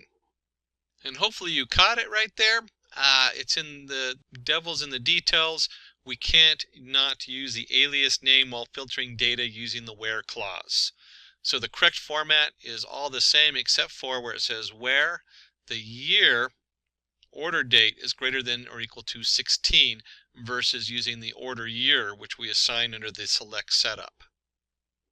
How are union, intersect, and except used in SQL? The union operator is used to combine the results of two or more select statements. And you can see here we have select star from region 1. We're going to make a union with select star from region 2. And it basically takes both these SQL tables and combines them to form a full new table on there. So that's your union as we bring everything together. When we look at the intersect operator, returns the common records that are the result of the two or more select statements. So you can see here we select star from region 1, intersect, select star from region 2, and we come up with only those records that are shared, that have the same data in them. And hopefully you jumped ahead to the except. The except operator returns the uncommon records that are the result of two or more select statements. So these are the two records, or the records that are not shared between the two databases. Using the product price table, write an SQL query to find the record with the fourth highest market price. So here we have a little bit of a brain teaser. They're always fun. And the first thing we want to do is we're going to go ahead and if you look at the script on the left, we really want the fourth one down. So we're going to select the top 4 from product price. But we're going to order it by market price descending. SP ordered by market price ascending. So what we do is we take the top 4 of the market price ascending, and that's going to give us the 4 greatest values. And then we're going to reverse that order and do descending. And we're going to take the top one of that, which is going to give us the lowest value, which will be the 4th greatest one in the list. From the product price table, find the total and average market price for each currency where the average market price is greater than 100 and currency is in the INR or the AUD. So INR or AUD, India Rupee or Australia dollar. You can see over here the SQL query. If you had trouble putting this together, you might actually do some of it in reverse. And you can see right here where the average market price is greater than 50. Remember, we use having, not where, at the end because it's part of the group. So group by currency, because we want those two currencies. And we want the currency India Rupee, the INR or the AUD. And as you keep going backwards, we're actually going to be selecting the currency, the sum of the market price as total price, and the average market price as average price. So there's our select. It's going to come from the product price, which is just our table over there, and then we have where our currency is in. And like I said, you can put it together however you want, but hopefully you got to the end there. So this question will test your knowledge in Tableau, exploring the different features of Tableau, and creating a suitable graph to solve a business problem. And of course, Tableau is very visual in its use, so it's very hard to test it without actually just getting your hands on. And if you can't visualize some of this and how to do it, then you should go back and refresh yourself.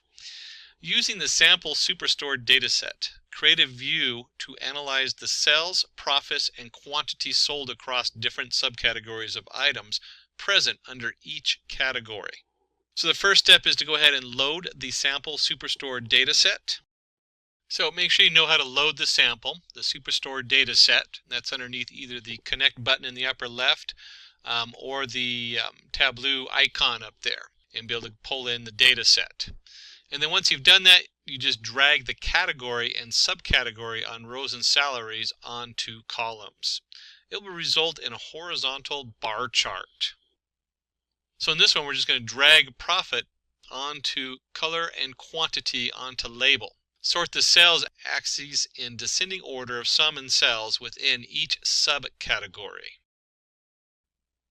And if you're at home doing this, you'll see that chairs under furniture category had the highest sales and profit, while tables had the lowest profit.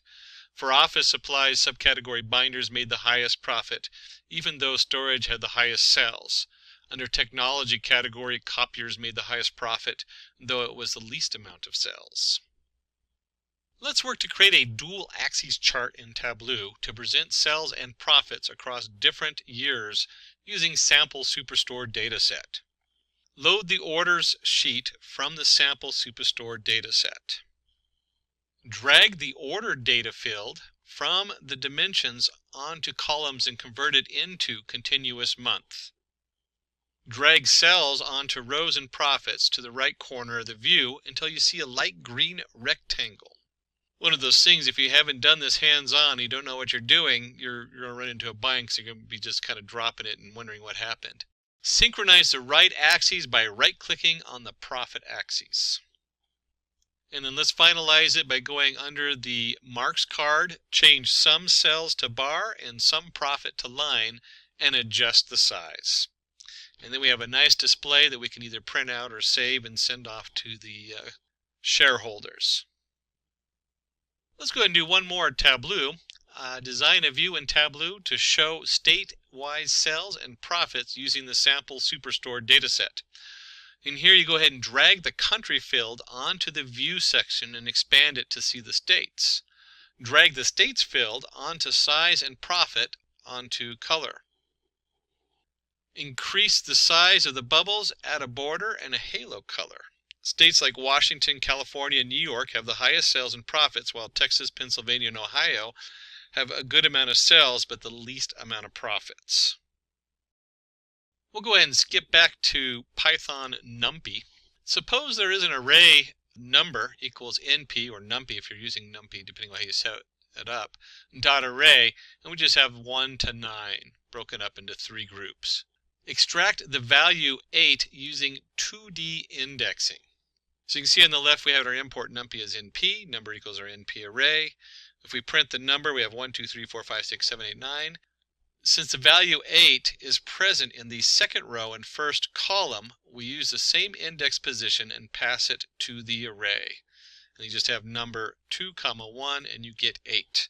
And remember, we're in Python, so you start at 0, not 1 like you do in Excel. Always gets me if I'm working between Excel and Python, where I just kind of flip, and usually it's the Excel that messes up because I do a lot more programming. Suppose there's an array that has values 0, 1, all the way up to 9. How will you display the following values from the array? 1, 3, 5, 7, 9. So first of all, we go ahead and create the array, np.arange of 10, which goes from 0 to 9, because there's 10 numbers in it, but we don't include the 10. We print it out. The first thing you want to do is, what's going on here with 1, 3, 5, 7, 9? Well, if we divide by 2, there's going to be a remainder equal to 1. And then from Python, remember that if you use the percentage sign, you get the remainder on there. So the remainder is 1. And then you have your NumPy array, and then we just want to do a logical statement of all values that have a remainder of 1, and that generates our nice 1, 3, 5, 7, 9. There are 2 arrays, A and B. Stack the arrays A and B horizontally. Boy, these horizontal vertical questions will get you every time. And in NumPy, we go ahead and we've created 2 different arrays over here, A and B. The first one is your concatenate, np.concatenate A and B on axes equal 1. That is the same as hstack. And in the back end, they're still identical. They run the same. That's all hstack is, a concatenate axes equals 1. How can you add a column to a pandas data frame? Suppose there's an IMP data frame that has information about few employees. Let's add address column to that data frame. And you can see on the left we have our basic data frame. You should know your data frames very well. Basically it looks like an Excel spreadsheet. As you come over here, it's really simple. You just do df of address equals the address once you've assigned values to the address. Using the below given data, create a pivot table to find the total cells made by each sales represented for each item. Display the cells as a percentage of the grand total. So we're back in Tableau. Select the entire table range, click on Insert tab, and choose Pivot Table. Select the table range and the worksheet where you want to place the pivot table. It will return a pivot table where you can analyze your data. Drag the cell total on the values in sales rep and item onto row labels. It will give the sum of the sales made by each representative for each item they have sold. And finally, right-click on Sum of Cell Total and expand Show Values as to select Percentage of Grand Total. Real important just to understand what a pivot table is. We're just pivoting it from rows and columns and switching this direction on there. And finally, we have our final pivot table, and you can see the values, roles, and sum of total sale. So we're going to go ahead and take a product table. This is off of an SQL, so we're going to do some SQL here. And we're going to use the product and sales order detail table, find the products that have total units sold greater than 1.5 million. And here's our sales order detail table. So we have a product table and a sales order detail table, two separate tables in the database. And what we're going to do is put together the SQL query. We want to select PP name, sum, SOD, unit price as sales. And then we have our pp.product.id from production product as pp inner join, sales.sales order detail as SOD on pp product ID equals SOD.product ID group by pp.name, pp.product ID having a sum of SOD.unit price greater than the 150 million there. That's a mouthful. And again, these SQL queries, they start looking really crazy until you just break them apart and do them step by step. And what we're looking for is the inner join and how did you do the group by. That's really what they know. How do you do this inner join? This comes up so much in SQL. How do you pull in the ID from one chart and the information from another chart and the sum totals on that chart? How do you write a stored procedure in SQL? Let's create a stored procedure to find the sum, the squares of the first n natural numbers. So here we have our formula, n times n plus 1 times 2n plus 1 over 6. And you can see from the command prompt or the setup you have, depending on what your login is, the command is create procedure square sum 1. Declare our variable at n of integer as begin. And then we're going to declare the sum of integer.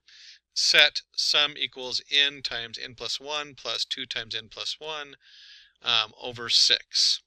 And then, of course, we can go ahead and print those out. Print first cast ampersand n, or our variable, as a variable character 20 natural numbers. Print the sum of the square is cast the at sum as variable character 40 end. And then we do the output, display the sum of the square for first 4 natural numbers. We have execute square sum 1, and then we're going to put in 4, and you can see here where it brings up the first 4 natural numbers. Sum of square is 30. Write a store procedure to find the total even number between two user-given numbers. A couple of things to note here. First, we go ahead and create our procedure. You have your two different variables, the n1, n2.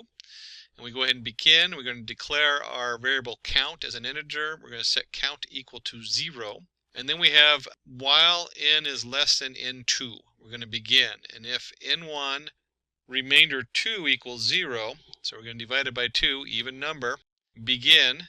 We're going to set the count equal to count plus 1. We're going to print even number plus cast n as a variable character 10 for printing. Count is plus cast variable count as variable character 10 end. Else print odd number plus cast variable number 1 as variable character 10. And then we go ahead and set the increment our variable 1 up 1. So they'll go from n1 all the way to n2. And it'll print the total number of even numbers. And you can see here we went ahead and executed it. We're going to count the even numbers between 30 and 45. And you can just see it goes all the way down to 8. What is the difference between tree maps and heat maps in Tableau? Now, if you've worked in Python and other programmings, you should automatically know what a heat map is. But a tree map are used to display data in nested rectangles. You use dimensions to define the structure of the tree map and measure to define the size or color of individual rectangles. Tree maps are a relatively simple data visualization that can provide insight in a visually attractive format. And again, you can see the squares over here. This is our tree map over here with each block also has its information inside of its different blocks. A heat map helps to visualize measures against dimensions with the help of colors and size to compare one or more dimensions and up to 2 measures. The layout is similar to a text table with variations in values encoded as colors. In heat map, you can quickly see a wide array of information.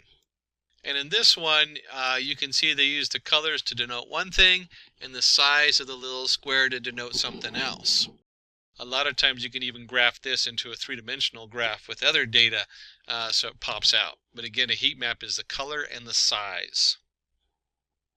Using the sample superstored dataset, display the top 5 and bottom 5 customers based on their profit.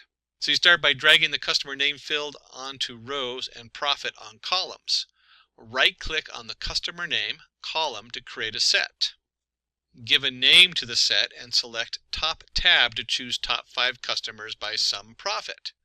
Similarly, create a set for the bottom 5 customers by sum profit. Select both the sets, right-click to create a combined set.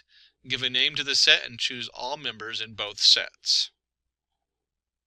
And then you can drag top and bottom customer sets onto the filters and profit field onto color to get the desired results. As we get down to the end of our list, we're going to try to keep you on your toes. We're going to skip back to NumPy. How to print 4 random integers between 1 and 15 using NumPy. To generate random numbers using NumPy, we use the random integer function. And you can see here we did the import NumPy as np random arrangement equals np.random integer 1 through 15 of 4.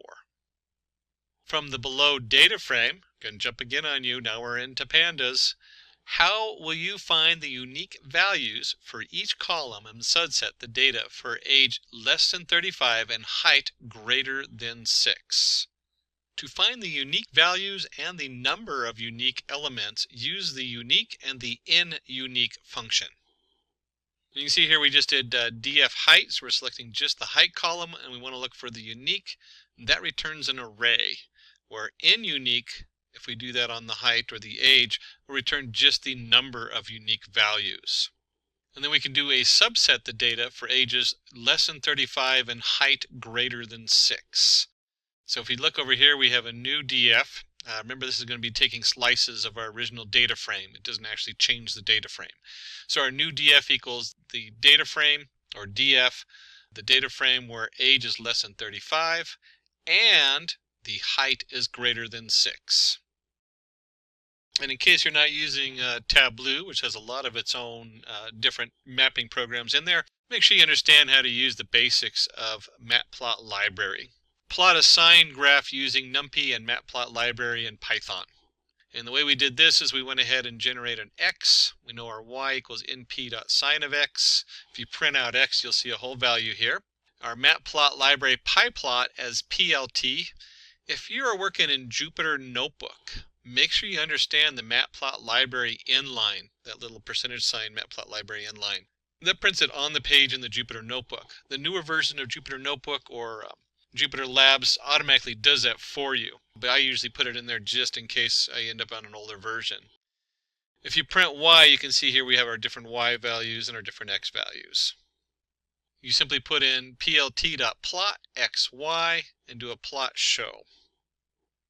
And before we go, let's get one more in. We're going to do a pandas using the below pandas data frame. Find the company with the highest average sales, derive the summary statistics for this sales column, and transpose these statistics. That's a mouthful, and just like any of these computer problems, break it apart.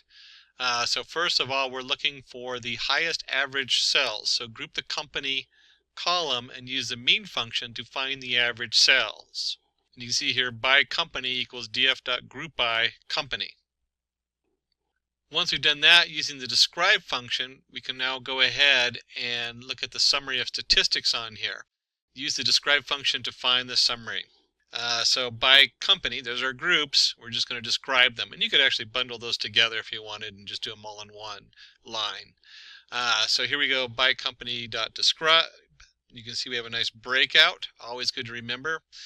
Whether you're using any of the packages, whether it's Tableau or Pandas, in Python or even R or some other package, being able to quick look and describe your data is very important.